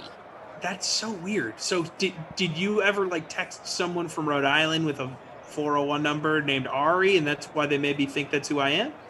To be honest, dude, I have no idea. I have no idea. Strange. Yeah. So, but before you get to that, I just want to go. Remember, we're going to talk a little bit about what you sent me. But Country Boy 77 says, raises his hand, says Rossi. First off, I like when people do the raise hand emoji. It's going to get my attention all the time. He says, remember the Nintendo game called Classic Track Meet, and you use the power pad to compete. Sometimes you would cheat and use your hands as feet to run. Dude, 1000%. That game was super hard. I couldn't beat Cheetah, the guy with the hurdles. It was really hard. Did you ever have that game, Freeze Pop? No, it sounds amazing. So, yeah. Was it on Super Nintendo or N64? Or? Original Nintendo. So it was like this. Oh, that's before my time. Yeah, so the controller. No, listen, you got to go back to the classics, bro. You plug in this big folded out plastic mat, and you'd run. The buttons were on there. You'd run. You could have 3 people on each side. It was wild, but the game was super hard. So what a callback, Country Boy. Oh my God, you deserve star of the day, dude. That's Chat VP status. I'm locking you in. But I totally Speaking of going back in the day and playing old video games, I did go through a phase probably about 5 years ago. I broke out the old Super Nintendo, hooked it up to my TV, and just crushed Donkey Kong from start to finish. Wait, the whole game? Whole thing. Well, not in one sitting, but it took me a while. Good for you, dude. Yeah. Not all heroes. When I first moved to Connecticut, didn't know a lot of people. Yeah. So I was like, you know what? I'm just going to crush Donkey Kong. Dude, not all heroes wear capes. Some of them hop on. Some of them throw barrels dressed as a gorilla. Ashley Edwards, I feel like says Sims Jr. TD, please, Sim Gods, please. I'll take that. Yeah. I'll take that right now. Let's see. Nope. McKissick makes the grab. Oh, nice move. Oh, another one. Woo! Nifty driving there, McKissick. Yep, I love it. Yeah, CH saying that track and field original arcade was the best. Must be says World Classic Track Meet, the name. Okay, thank you. Don't remember the name myself. Mike Tyson Punch-Out was my favorite. Oh, yeah, dude, that's Bubbles. Come on, dude. That's the game. Tough but fun to play. Not tough in the beginning, but as the game gradually went on. Ashley Edwards. Who's your Super Smash Brothers character? So that's another one I think we're going to be doing as part of this little Nintendo thing. I've always been I'm a Kirby stan, dude. I'm all about Kirby stealing your power. Yeah, I like that too. I like to steal the powers. I would do random. Never heard of him. With whatever. Just kidding. I liked Seamus too. Oh, look at you. Samus, you mean? Yeah, but it's Seamus. It's a girl. It's a female, actually. Yeah, but you still pronounce it Seamus, no? That's how I was raised, Rossi. I don't want to say anything, but in a good Irish town. I guess so. Samus, though. But that's okay. Nonetheless, Metroid. Metroid is the game she is from. Which was a big reveal back in the day when you found out it was a female. That's going to be down at the 1. It's a first down here. Threatening the football team. First and goal from the 1. Pikachu always felt out of place to me. No, get him in there. No, who's the other one? Jigglypuff, dude. You can just put people to sleep. He's out singing tunes. Jigglypuff. I don't know enough about Pokemon. I play Pokemon. That's what I mean. It just felt out of place to me. Like, oh yeah, keep the Nintendo characters going. Wait, is Pokemon? Is that a dumb question? Is Nintendo the creator of Pokemon? I don't believe they're the creator, but I know they have the gaming rights. Like TP says, Game Freak is the creator of Pokemon. Well, is that the card game, people? You know what? I'm going to look this up. I'm sure the chat will tell me before I find it, but we'll just give him a minute. I'm just going to look at the Pokemon Wikipedia page. Oh, did he get in? He does! Finally! Wow, muscles it in. We're talking Pokies. He's evolving up there. It's JD McKissick. I think that's the term you use for Pokemon. They evolve.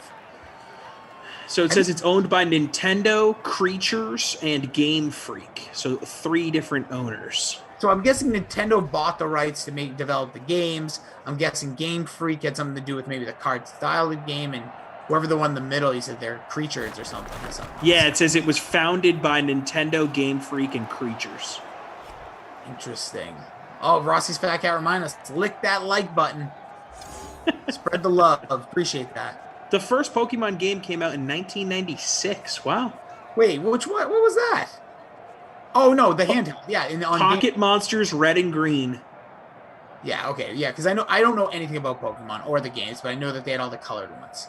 I had Pokemon Red growing up. I'm with you there. I never had them. That's my contribution to the conversation. I had a stretch, all the kids love Pokemon cards, but I never got into it like deep. Like I was always the kid that was like, yeah, I like Pokemon, but like never actually like went home and like super obsessed over it. Yeah, I didn't know how to play. I know there was a card game with like the little rocks that would come with it. I have no idea. You're talking to the wrong guy. I never saw the card.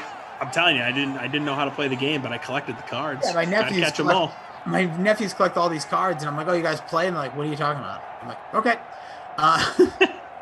Bubbles brings up Battletoads on Sega was fun. Dude, I had that for Nintendo. I didn't even know that one came out for Sega. You ever play Magic the Gathering? Nope. A summer camp I went to, dudes were super into that game. I never played any of those like card games. Yeah.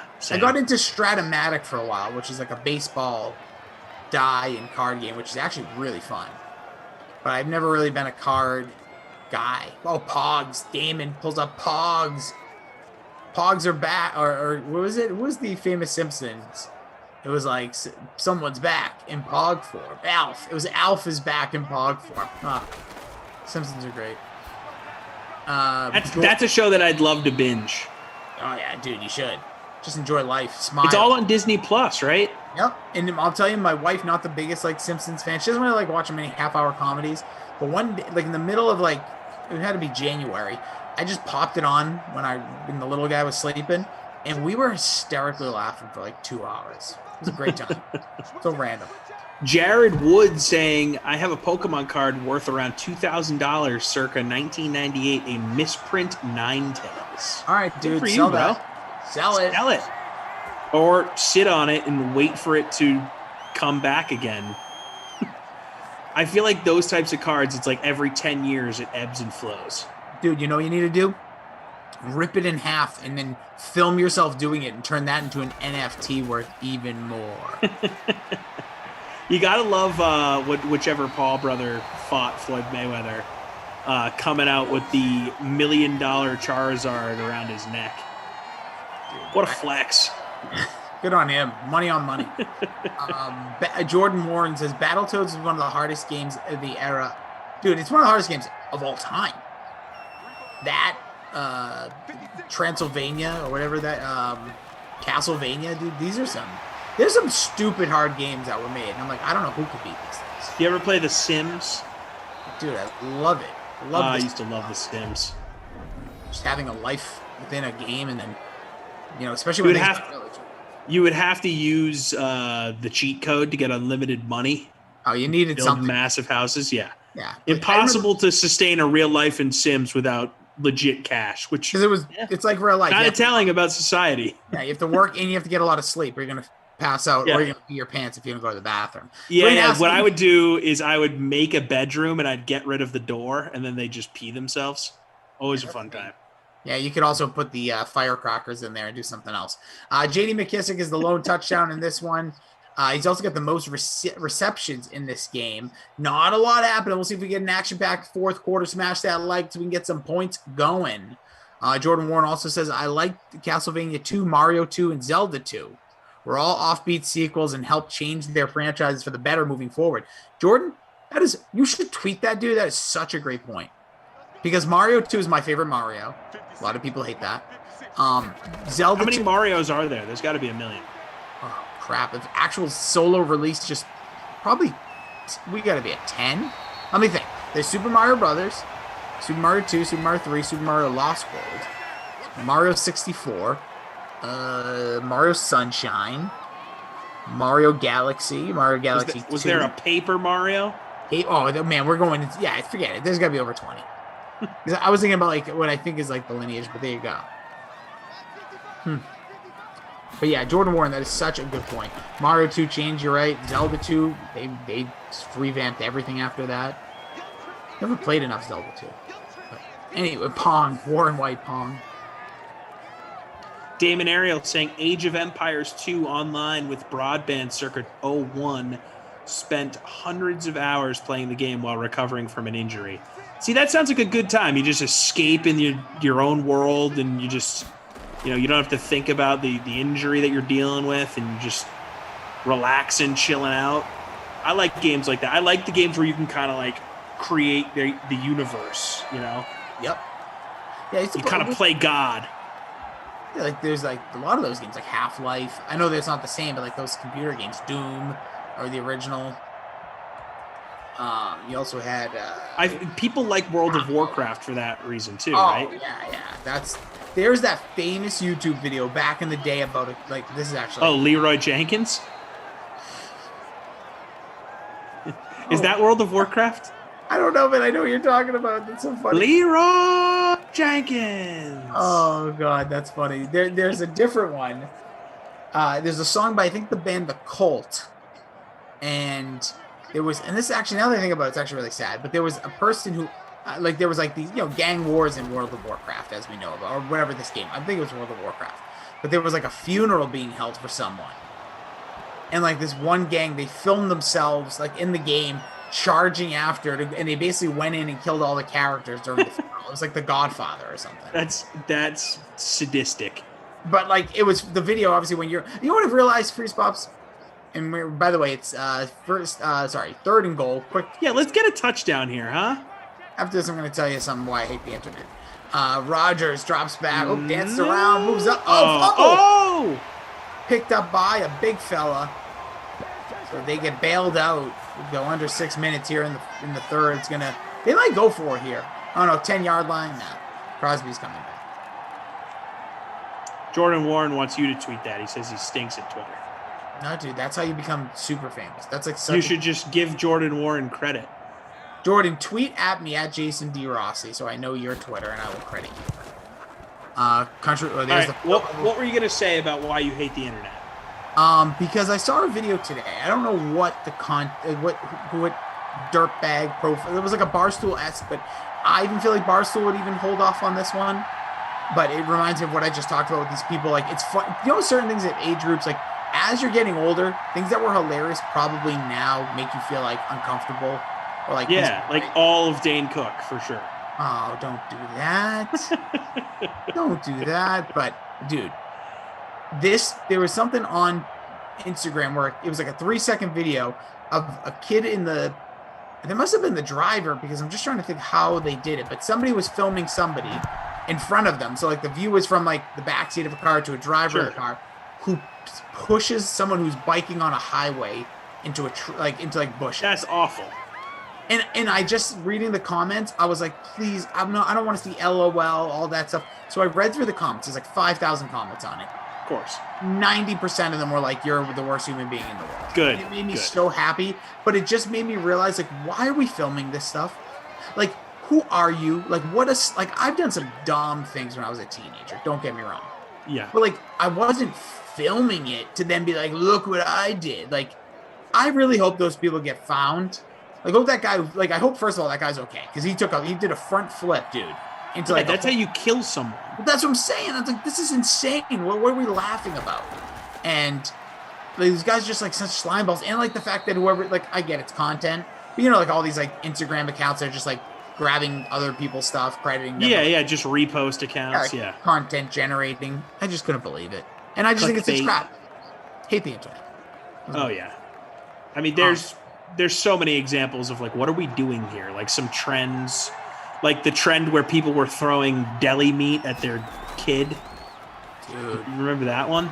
The kids would cry. It's like, what are we doing? Like, stop throwing meat at your kid. Put the camera down. All right. You realize you're traumatizing your child for clicks. Yeah. The one that was funny was there was a big man who used to sing songs in his car with like his kid in the backseat, and sometimes he'd grab him from the backseat and like throw him in the front seat. I don't know. That one always made me laugh. Yeah, the kid probably liked that one. Yeah, it was probably dangerous. So Mac Lyons says, Rossi, the hardest game I ever played was Dick Tracy for Sega. You walked around almost the entire game. 2 things I'm going to say about that. One, again, I had that for Sega. I didn't even know that was for, I had that for Nintendo. I didn't know they had that for Sega. And second, that was like the original GTA. Like before GTA, Dick Tracy would drive in a car sometimes. People would be shooting at you. You walk on the street. People will shoot at you. It's cool. I love GTA. Oh, yeah. Dude, like that's a game you can just zone out and play. There's another one you hours. can. Yeah, the online is another one now. They kind of make your own world. Country Boy 77 says last one. He puts his hand up again. Appreciate that. Last one. He says, Rossi, I had a major 80s cartoon crush on Jem. Oh, remember that? Jem, that's hilarious. Teen high school girls days. Hot rocker, superhero by night. Jem is truly outrageous. Truly, truly outrageous. Singing the tunes. To get a sack here from Haskins. I might play GTA tonight. Sure, dude. I haven't played video games in a long time. Did I just hear a guy Kyle in here? Flying around. Lisa needs